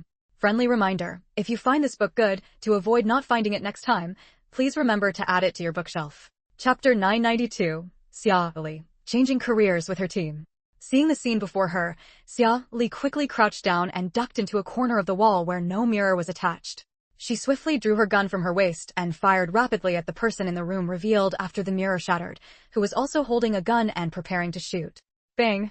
Bang! Bang! Bang! Bang! Gunshots erupted one after another as both sides exchanged fire. Xia Li quickly sought cover in the washroom, engaging in a gunfight with the 3 people behind the mirrored room. A series of hurried footsteps echoed in the corridor. A small team led by Zhao Cheng, hearing the sound of shattering glass and gunfire, quickly ran to the washroom. They saw Xia Li hiding under the sink, engaged in a fierce battle with several armed assailants in the room now exposed where the mirror had been. Zhao Cheng and his team immediately joined the gunfight without hesitation. Crouching in the corner of the washroom, Xia Li held her gun with one hand and shouted toward the door, "Break into the room next to the washroom." As soon as her words fell, the door of the room next to the washroom was suddenly kicked open with a loud bang. Lin Xiaoxue, who had led people into the adjacent room, roared, "Don't move. Hands up." Immediately after, another round of bang, bang, bang gunfire erupted. Xia Li's team simply had too many people, and every one of them was armed. Even though the opponents were well prepared, they were quickly all apprehended. Xia Li jumped onto the sink, bent over, stepped over the hollowed-out wall, and climbed into the room next to the washroom. Inside the room, 4 people lay in pools of blood. 2 of them had been riddled with bullets, their bodies already a mangled mess of flesh and blood. The other 2 were injured in the shoulder and abdomen respectively, pinned firmly to the ground by members of the 4th platoon, their faces pressed against the floor in a very state. One of the 2 was wearing a military uniform identical to Xia Li's. Not only was the attire the same, but even the facial appearance was strikingly similar. Xia Li's gaze swept over the person's face and realized this person didn't actually look exactly like her, it was a makeup imitation. Ignoring the imposter on the floor, she raised her eyes and scanned the room, her brows tightly furrowed. No wonder she hadn't immediately sensed something wrong with that mirror earlier, it was because the scene behind the mirror was an exact mirror image of the scene behind her. Those people had actually rented the room next door and temporarily decorated the entire room as a mirrored opposite of the washroom. Renovations couldn't possibly be done without making noise or bringing materials into the room. This was a state-run guest house. The fact that these people could carry out such extensive renovations in the room made it clear whether the guest house staff were involved or not. Xia Li pressed her lips together. We don't know how many accomplices these people have, nor how many guest house staff are involved. Don't alert them for now. Wang Wu, take a few men and surround the guest house first. Don't let anyone in or out. Zhao Cheng, take the walkie-talkie later and bring 2 men to find the People Division Commander Lu sent to protect us. Apprehend all of them secretly. The rest of you, come with me. Interrogating these suspicious individuals was indeed important, but these people were far less important than the 5 truckloads of grain. Moreover, they had no idea where the enemies were or how many there were. No one could guarantee they wouldn't cause more trouble. The best course of action was to set off as soon as possible, reach Guizhou province early, and ease their worries sooner. Zhao Cheng immediately stood at attention and saluted Xia Li. Yes, sir. With that, he ran back to his room to get the walkie-talkie. Xia Li led the others out of the room and said to everyone in the corridor in a hushed voice, Zhang Ming, go find 2 buckets of white paint and 1 bucket of red paint. Lin Xiaoxue, find a ladder. Everyone else, get ready. Change out of your military uniforms. We're leaving here overnight and heading to Guizhou province as soon as possible. No one had any objections to Xia Li's orders. They all saluted in unison and responded, yes, sir. In no time, Zhang Ming and Lin Xiaoxue brought back the items Xia Li had requested. Xia Li took the paint to the convoy, set up a ladder next to a truck's canopy, picked up a brush and began wielding the brush with gusto on the green canvas covering the military trucks. Soon, a large white circle interspersed with a red triangle pattern appeared on the green canvas. Everyone present. Lin Xiaoxue sidled up to Zhao Cheng, watching Xia Li painting alone, and whispered into Zhang Ming's ear, Brother, why do I feel like the pattern our platoon leader is painting looks so familiar? Zhang Ming looked at the pattern on the truck canopy, his mouth twitching involuntarily. How could it not be familiar? We passed by a pastry factory on our way into the city earlier. The delivery trucks from that factory had this exact pattern painted on them. Hearing Zhao Cheng's words, everyone present understood perfectly. Their platoon leader clearly intended to disguise the military trucks as pastry factory delivery trucks and then leave quietly for Guizhou province. Lin Xiaoxue thought for a moment, then ran over directly. Platoon leader, let us help you paint. With that, he took a bucket of paint and began boldly painting the pastry factory logo on another truck. Once they understood Xia Li's intention, everyone sprang into action. Someone even found black paint from somewhere. They first painted over the military truck's special license plates with white paint, then changed the letters and numbers using black paint. In no time, 5 pastry factory delivery trucks appeared blatantly at this guest house. Seeing that they had all changed into civilian clothes, Xia Li simply waved her hand and said, let Zhao Cheng and the others stay behind to handle the follow-up. We'll get in the trucks and leave now. Those who were seen during the day, go sit in the back. Let those who haven't been seen drive. With that, she herself jumped into the back of a truck, completely cutting off any possibility of others recognizing them. The 5 vehicles started under the cover of night and left the small town overnight. Being from a well-known factory with excellent sales in the city, the simultaneous departure of these 5 large trucks for deliveries didn't raise any suspicion. Xia Li and her team drove these delivery trucks all the way, arriving at the aviation manufacturing base deep in the mountains of Guizhou province by noon the next day. However, as soon as these 5 conspicuously eye-catching large trucks reached their destination, they were stopped by the guards of the aviation manufacturing base. Not only were they stopped, but rows of machine guns on the watchtowers were all aimed at them. Someone sternly shouted, which unit are you from? What is your purpose here? This is a military restricted area. Outsiders are not allowed. Turn back immediately. Xia Li. The members of the 4th platoon who hadn't had time to change back into Chapter 993. The door is knocked. Xia Li got out of the car, feeling somewhat speechless.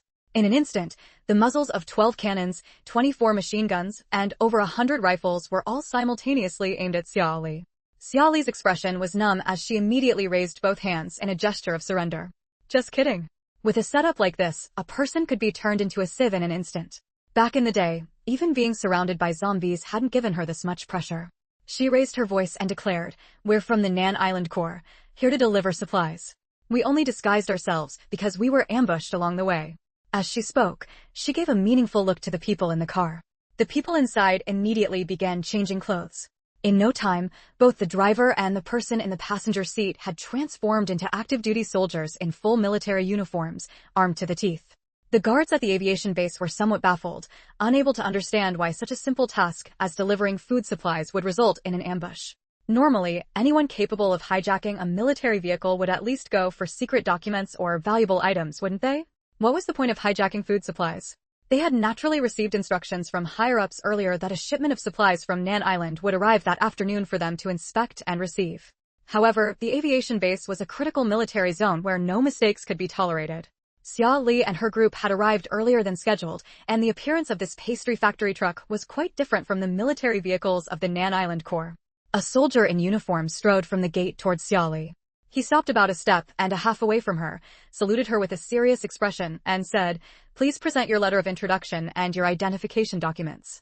At the same time, a small team emerged from the gate and ran toward the 5 military trucks to inspect their contents. Xia Li took out the letter of introduction and her identification documents from her pocket and handed them over for inspection. After carefully examining the letter and the documents, the guard's expression immediately relaxed. He saluted Xia Li again and said apologetically, "Sorry, comrade. Your vehicle looks quite different from the military district's vehicles, so we didn't recognize it." This time, despite being pointed at by so many guns, Xia Li didn't feel angry. It would be strange if a secret research base wasn't heavily guarded. If anyone could enter, the information would have been leaked long ago. "It's fine. You're just doing your job." With that, Xia Li waved to the people in the car, "Let's go." She then got back into the vehicle herself, and the group drove into the aviation base. They were soon led to Factory 130. Unloading the goods wasn't their responsibility, so the managing personnel arranged for Xia Li and her team to stay at the factory's guest house. As he was leaving, the managing personnel reminded Xia Li, "The items to be shipped back to Nan Island will be ready for loading in half a month. We'll have to trouble you all to wait here for a while. The factory area is off limits for casual movement, but you're free to go anywhere else." Hearing this, Xia Li thought to herself that Division Commander Liu and the others had been quite thorough. They had even prepared a reason for her to stay here for half a month to buy time. "All right, I'll instruct my people not to wander around." After giving his instructions, the managing personnel left. Once he was gone, Xia Li briefly reminded Zhao Cheng and the others not to go near the factory area, lest they get implicated if anything happened there. Then, she completely relaxed. She had originally planned to get a good night's sleep last night, but Chapter 994, Xia Li. This mental state is terrifying. Xia Li was woken up by the noise. She got out of bed and walked towards the door, casually running her fingers through her hair a couple of times to make it look less messy. Opening the door and seeing the person outside, Xia Li's eyes widened in extreme surprise. "Why is it you?" Hearing Xia Li's blunt astonishment, Li Yecheng's face immediately darkened. "Shouldn't I be the one asking that? I'm an aircraft mechanic. Isn't it perfectly normal for me to be here?" Xia Li. When she first saw him, Xia Li thought the person she was supposed to meet might be this Li Yecheng in front of her. After all, any mechanical expert involved in bringing back overseas students would have a background that could withstand scrutiny. But now, seeing his thoroughly displeased expression, Xia Li began to doubt her own judgment. This guy really doesn't seem like he's here for a rendezvous. He looks more like he's here to pick a fight, doesn't he? Xia Li fell silent for a couple of seconds before getting straight to the point. "So why did you come find me?" "Li Yecheng." Li Yecheng pulled a long face, gave Xia Li a sidelong glance, and radiated resentment like a vengeful ghost. "Naturally, to take you to eat first, and then show you around tonight. What else? Did you think I came to get revenge on you and that kid surnamed Liu? You two chopped my neck so hard it caused a soft tissue strain. The swelling took over 2 months to completely go down. I really don't know how you two managed to hit so hard and with such perfect coordination. Have you gotten together yet?" Li Yecheng had always thought this shameless pair had something going on, some improper relationship where they couldn't keep their hands off each other even in public. But later, after making some inquiries, he found out these two had absolutely no connection. When they went on the rescue mission, they weren't even superior and subordinate.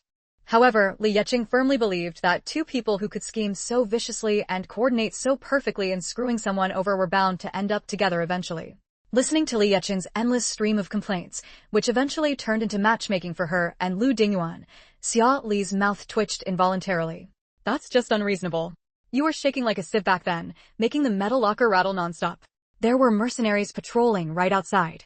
If we hadn't knocked you out, were we supposed to wait for you to attract the patrols?" After saying that, Xia Li curled her lips into a sarcastic smile. "Sorry, my mistake. Even after you were knocked out, you still managed to attract those mercenaries. Luckily you were unconscious then, so Lu Dinguan and I could safely get you out. If you hadn't been knocked out, with all the screaming and running, you probably would have been used for target practice by those mercenaries. Made in Huaxia, crafted with conscience, quality guaranteed." Li Yecheng. "Honestly, this girl is perfectly fine, so why did she have to grow a mouth? It's just too venomous. Seeing Li Yecheng's expression, which looked like he'd swallowed a fly, and considering she still needed him as a guide for the tour, Xia Li decided not to push things too far. She reached out and patted Li Yecheng on the shoulder, adopting a tone of profound earnestness. You attracted their attention back then. We saved your life, okay? If it weren't for your frantic shaking, we wouldn't have had to fight our way out so desperately later. We could have just slipped away quietly. Li Yecheng. Li Yecheng felt he was being manipulated by Xia Li's rhetoric. Clearly, he was the victim caught between two sides, yet she made it sound like he owed them some huge debt of gratitude. He fell silent for a couple of seconds. The more he thought about it, the more something felt off. Wait, forget about you guys ganging up on me. The real question is, why did you two hit so hard? I saw a doctor at the military district hospital after I got back. The doctor said the force you two used wasn't meant for knocking out a person. It was enough to fell an ox on the spot.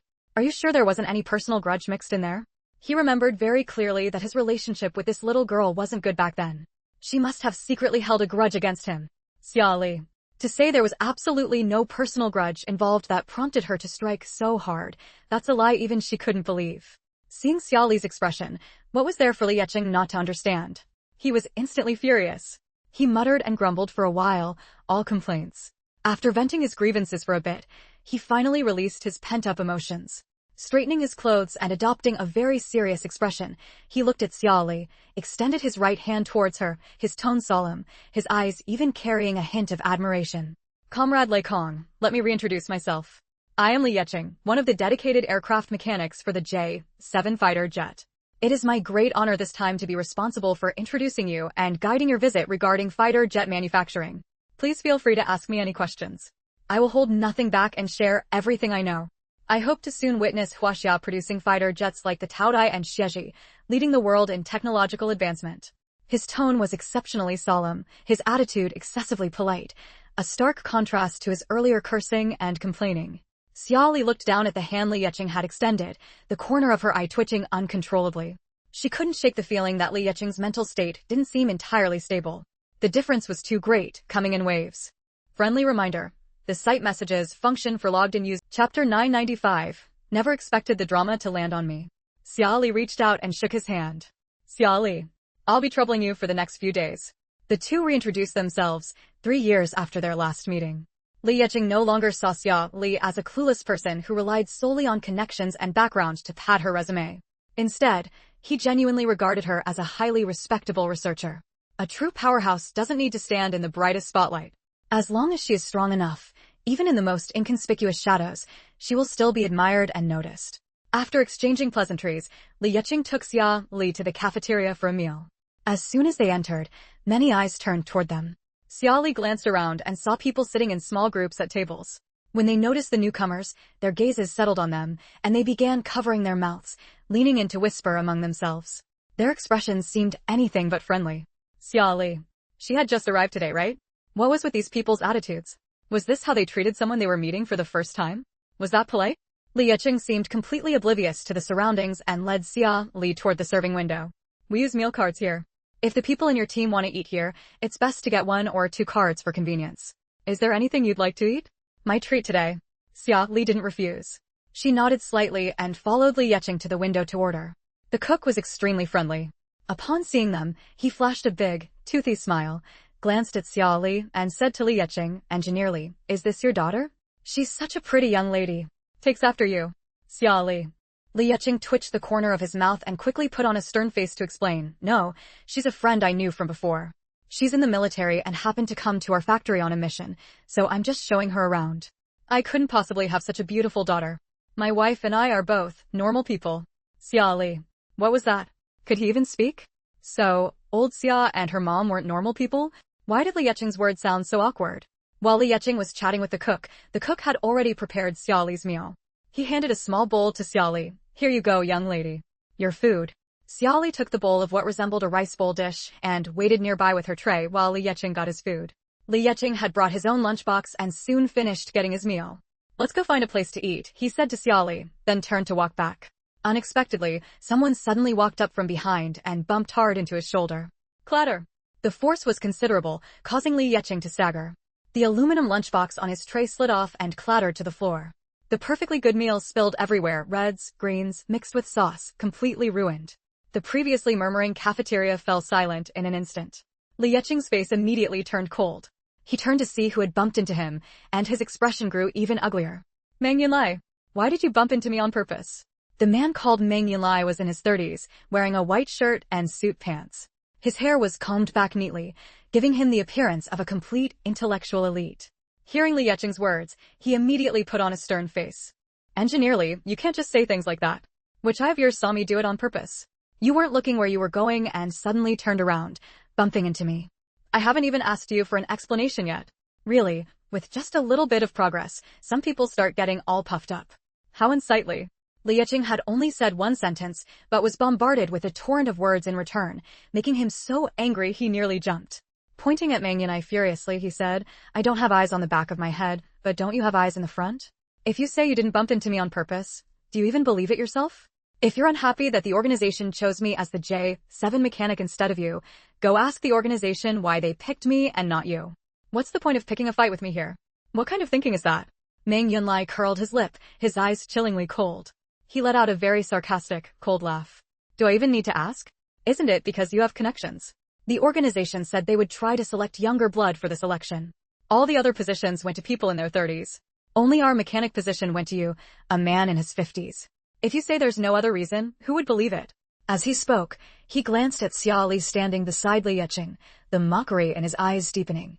Our factory is a restricted zone. To bring a clueless relative or friend to such an important place in our factory, you're really throwing your weight around, aren't you? If any secrets from our factory are leaked, will you take full responsibility? Li Yiqing was not good with words.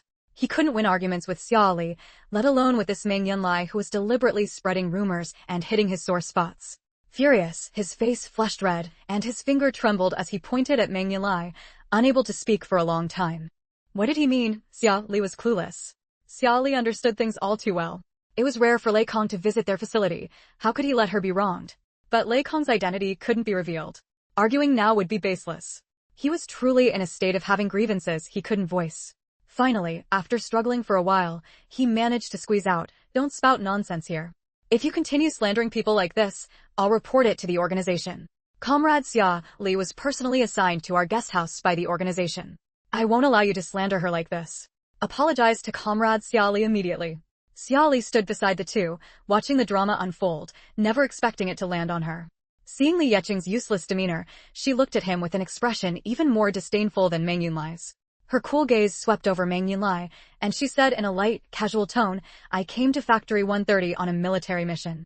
As for what that mission is, given your current position and status, you have no right to know. As Lei Kong's disciple, while I may not possess my master's level of skill, I do have some understanding of mechanics. Chapter 996. He is Heaven's chosen son. He absolutely will not lose to anyone. Xia Li wasn't stupid. Listening to these two argue, she had already figured it out. The reason this guy named Meng was picking on Li Yiqing was because he had lost out to Li in competing for a position. His resentment from not getting the promotion was this great. So if they were going to argue, naturally she should poke right at his sore spot. Who didn't know the great name Lei Kong these days? The moment Xia Li said she was Lei Kong's disciple, the entire cafeteria fell even more silent. Everyone's gaze landed on her, eyes blazing, tinged with astonishment, completely treating the troublemaker Meng Yunlai as heir. Meng Yunlai, already poked in his sore spot, now feeling the other's attitude, instantly felt his face burn, shamefully tight. He gritted his teeth, looking at Xia Li, forcing composure, but unable to hide the indignation in his eyes, his voice disdainful and scornful. Lei Kong doesn't build airplanes. Fighter jets are high-precision, cutting-edge technology, completely on a different level from those things that swim in water or run on the ground. Even if he's incredibly skilled in those other technologies, he can't get involved here at our Factory 130. Let alone you, a mere disciple of Lei Kong. If you have nothing to do, hurry back. Don't wander around here aimlessly. If any materials go missing, you probably can't bear the responsibility. Xia Li saw the man was practically using sour jealousy, yet still had to put her down, acting all unreasonable and obstinate. She felt a bit disdainful. If they were really talking about being unreasonable, who could outdo her? The corner of her mouth quirked up. She deliberately looked Meng Yunlai up and down with a suspicious and disdainful gaze, putting on a thoroughly unprincipled act. Her tone carried a teasing, sarcastic edge.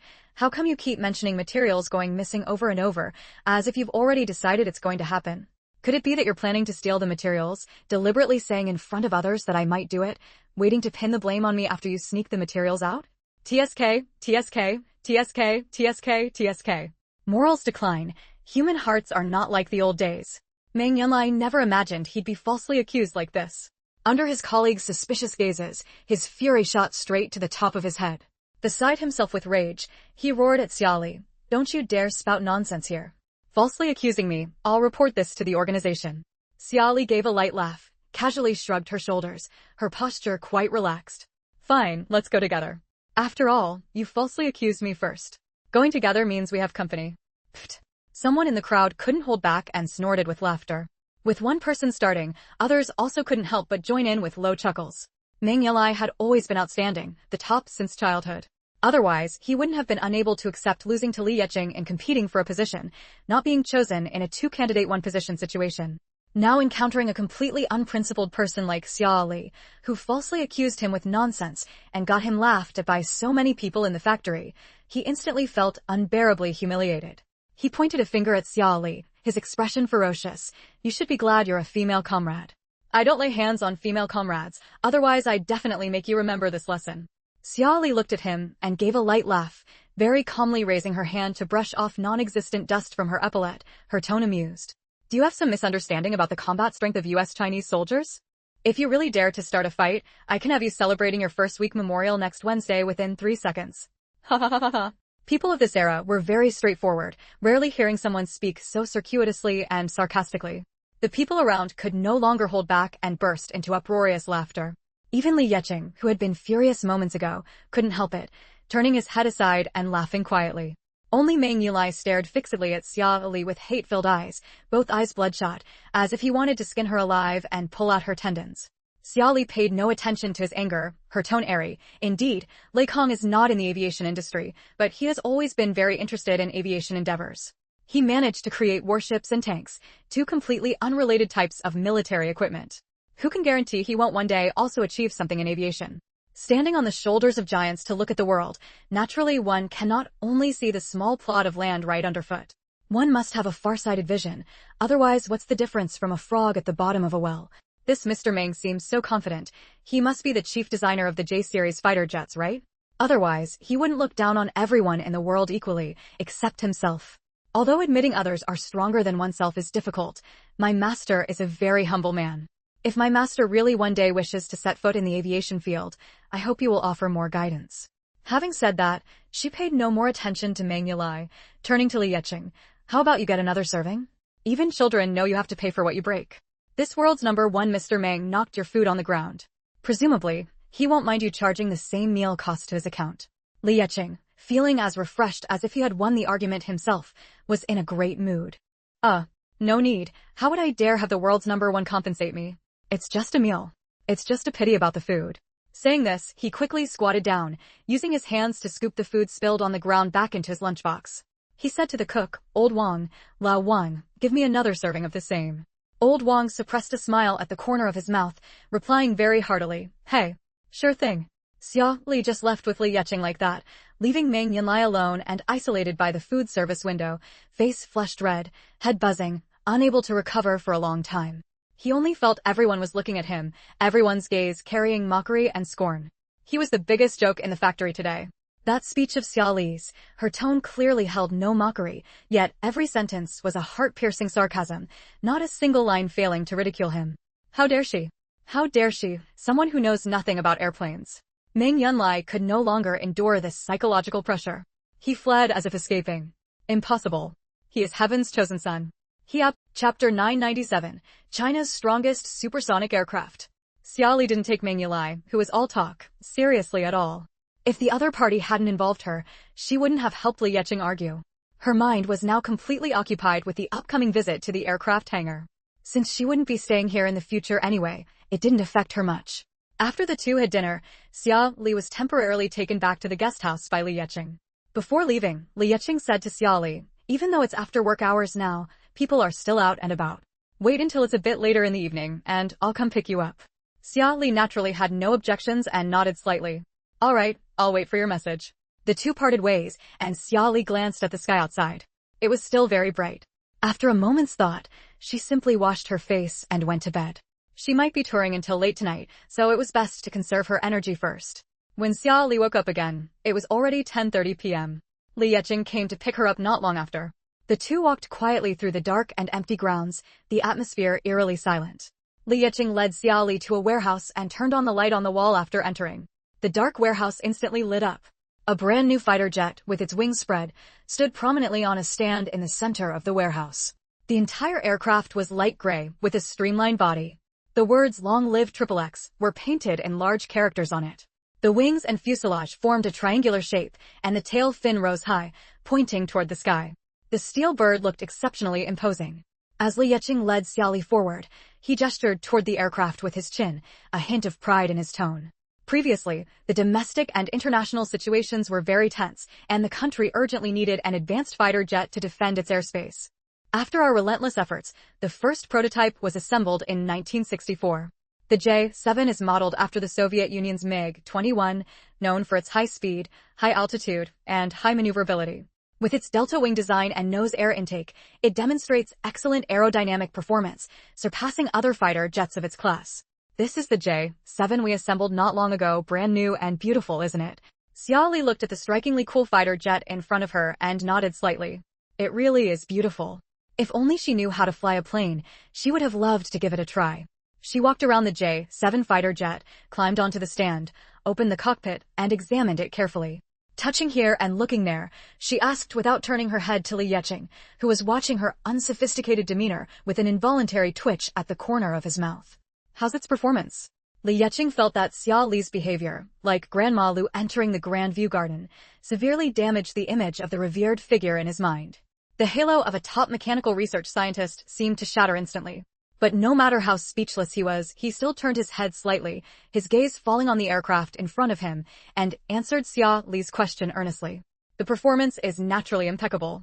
First, its high-speed capability. It can easily reach a maximum speed of Mach 2, making it a typical supersonic fighter jet.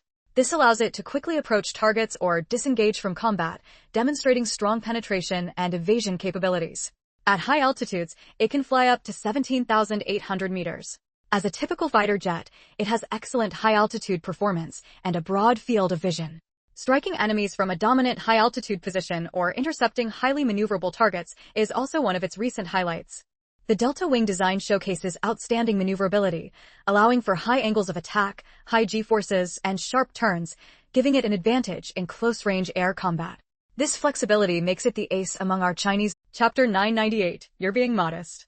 Li Yecheng changed the subject and continued, however, the shortcomings of the J-7 fighter are also quite apparent. Its maximum range is only 1,430 kilometers. Although external fuel tanks can be added, the total range only reaches 2,530 kilometers. This makes its long-range combat capability relatively weak, relying on aerial refueling and support from forward bases. Furthermore, its recent maximum firepower capacity is also relatively limited. Its maximum takeoff weight is only 9,100 kilograms, and it can carry at most 2 PL-2 or PL-5 air-to-air missiles, plus a 23mm twin-barrel cannon with 200 rounds of ammunition. Li Yecheng looked somewhat regretful. His gaze towards the J-7 was like looking at his own child born with congenital deficiencies, full of pity. Xia Li, however, fell into silence. She thought she had misheard and asked again, how much? Li Yecheng looked at Xia Li, puzzled. Couldn't she hear from this close? Range 1,430, maximum weight 9,100, can carry 2 missiles, 200 cannon rounds. Xia Li. Seeing Xia Li's somewhat numb expression, Li Yecheng also fell silent. Thinking that since Xia Li came to see the aircraft, she couldn't be completely unaware of the data of other countries' aircraft, he finally uttered dryly, China started developing fighter jets late. Currently, there is indeed some gap in the overall capability of our fighter jets compared to those major powers. But I believe, with our collective efforts, we can catch up to those major powers soon. Xia Li raised her hand and rubbed her face hard, replying just as dryly, You're being modest, sir. Hearing this, Li Yecheng quickly responded politely, I'm not being modest. There is indeed a certain gap, we can't catch up immediately. If nothing unexpected happens, it will take at least a few years, even over a decade, to catch up to those military powers. Xia Li gave him a strange look. I wasn't saying your soon was modest, I meant your some gap is modest. Their Valkyrie can reach 3 Mach and sustain flight for an hour. The 6 General Electric produced afterburning turbojet engines providing power each have an afterburning thrust of 14,060 kilograms. The bomber's payload is as high as 11,340 kilograms, with a maximum range of nearly 10,000 kilometers and a maximum takeoff weight of 250 tons. Comparing the two aircraft, speed is 2 Mach versus 3 Mach, maximum takeoff weight is 0.19 versus 250 tons, maximum range is just over 1,000 versus 10,000 kilometers. Payload weight is 2 missiles versus 11,340 kilograms. Is this just some gap? When you lay out the data, it's so utterly outclassed it's not even a fraction. Li Yicheng was choked speechless. His previous smugness about the J-7's production completely vanished, turning to dust and returning to Earth. He forced a defense, saying their Valkyrie cost $750 million to build. Our J-7 fighter only costs $29 million, and that's in Chinese yuan. At the current exchange rate of 2.46, that's a difference of nearly 64 times the cost. How can the finished products be the same? Give us that much ample funding, and we could build a good aircraft too. Xiaoli glanced at Li Yicheng, who was blustering and desperately trying to save face, and asked very sincerely, really? The little old man Li Yicheng's face flushed red with. He retorted irritably, no. Those in research and development all understand that while research funding is indeed important, core technology is even more crucial. Even if China had that much money now, its technology still couldn't keep up with the US's. Given the money, they still couldn't build another Valkyrie. This was what worried them the most. The country was still too backward. Li shook her head helplessly. The technological gap was too large. Although the Valkyrie had been coincidentally shot down by the Taodai before, the fact that China's latest combat aircraft was still the J-7 fighter, and not some Valkyrie equivalent, showed that China had failed to crack their technology. Not to mention, the US wasn't even focused on the Valkyrie anymore. They had already developed the F-4 Phantom fighter, which had similar performance, but a better cost-effectiveness ratio. In a few more years, they might even develop a fighter surpassing the Valkyrie. It wasn't just the US. The J-7 also had a huge gap compared to the Soviet Union's fighters. The recent fighter was modeled after the MiG-21, a Soviet fighter model from 10 years ago, and the J-7 fighter's performance wasn't even an improvement over the original. Thanks to Xiaoli's habit of browsing the internet for interesting news when she could, she even knew the Soviet Union would release the MiG-25 next year. That behemoth, once built, would be a mythical existence. A myth in every sense. It flew incredibly fast, up to 3.2 Mach, and no aircraft could catch it. In the autumn of 1971, on the eve of the Fourth Middle East War, the MiG-25 went to Israel for reconnaissance. The West's best fighter at the time, the American-developed F-4 Phantom, gave chase and tried to intercept. It even fired close-range missiles, but still couldn't catch. Chapter 999. If you keep dawdling, the J-60 will be built already. Back then, when the Russians discovered that this big brother Belenko intended to defect, they ordered an interception to shoot him down. However, the missile's attack speed simply couldn't catch up, allowing the defector to fly all the way to the island nation. Upon entering the island nation's airspace, he was detected by their radar. The self-defense forces dispatched 2 fighter jets to intercept, but the MiG-25 easily shook them off.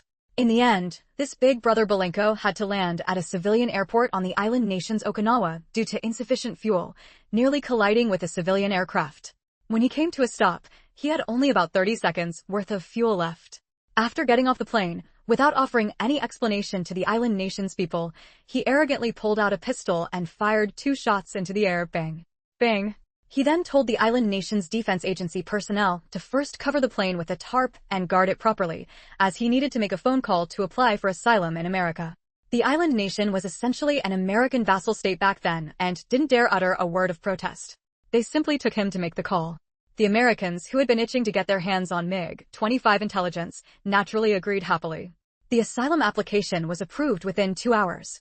But when the Americans got the plane back and conducted a thorough study, they realized its high speed came at a cost. It was achieved through a special airframe structure and by disregarding the immense heat generated during high-speed flight, essentially trading the pilot inside for a high-temperature roast. The slightest mishap could lead to the destruction of both plane and pilot. The Americans immediately felt they had been duped. They disassembled the massive MiG-25 into parts, packed them into express delivery boxes, and mailed them back to Russia. While this incident was comical, it didn't change the fact that the MiG-25 had a maximum takeoff weight of 37,500 kilograms, a maximum flight speed of Mach 3.2, and a maximum service ceiling of 24,400 meters. Just looking at these specs, it outperformed the Valkyrie, which cost $750 million to build, and was completely beyond the reach of China's current fighter jets. if you really want to upgrade China's current fighter jets to world-class levels. To be honest, it's really difficult. Even Xia Li herself couldn't guarantee what kind of modifications she could achieve by taking unconventional approaches to bypass those material and technical challenges. After learning the data, Xia Li didn't even suggest taking the plane out for a test flight. If the goal was truly to develop a fighter jet with performance comparable to those of the two superpowers, testing China's current one wasn't particularly meaningful. Xia Li closed the aircraft's weapons bay and turned to Li Yecheng. Let's go take a look at the Valkyrie. Li Yecheng. Li Yecheng's expression turned somewhat odd. How did you know the Valkyrie is here? Did someone tell you beforehand? That shouldn't be the case. The Valkyrie's presence here was known only to a few top researchers and senior managers. It was the aviation base's biggest secret. Higher-ups wouldn't have disclosed it to Nandao.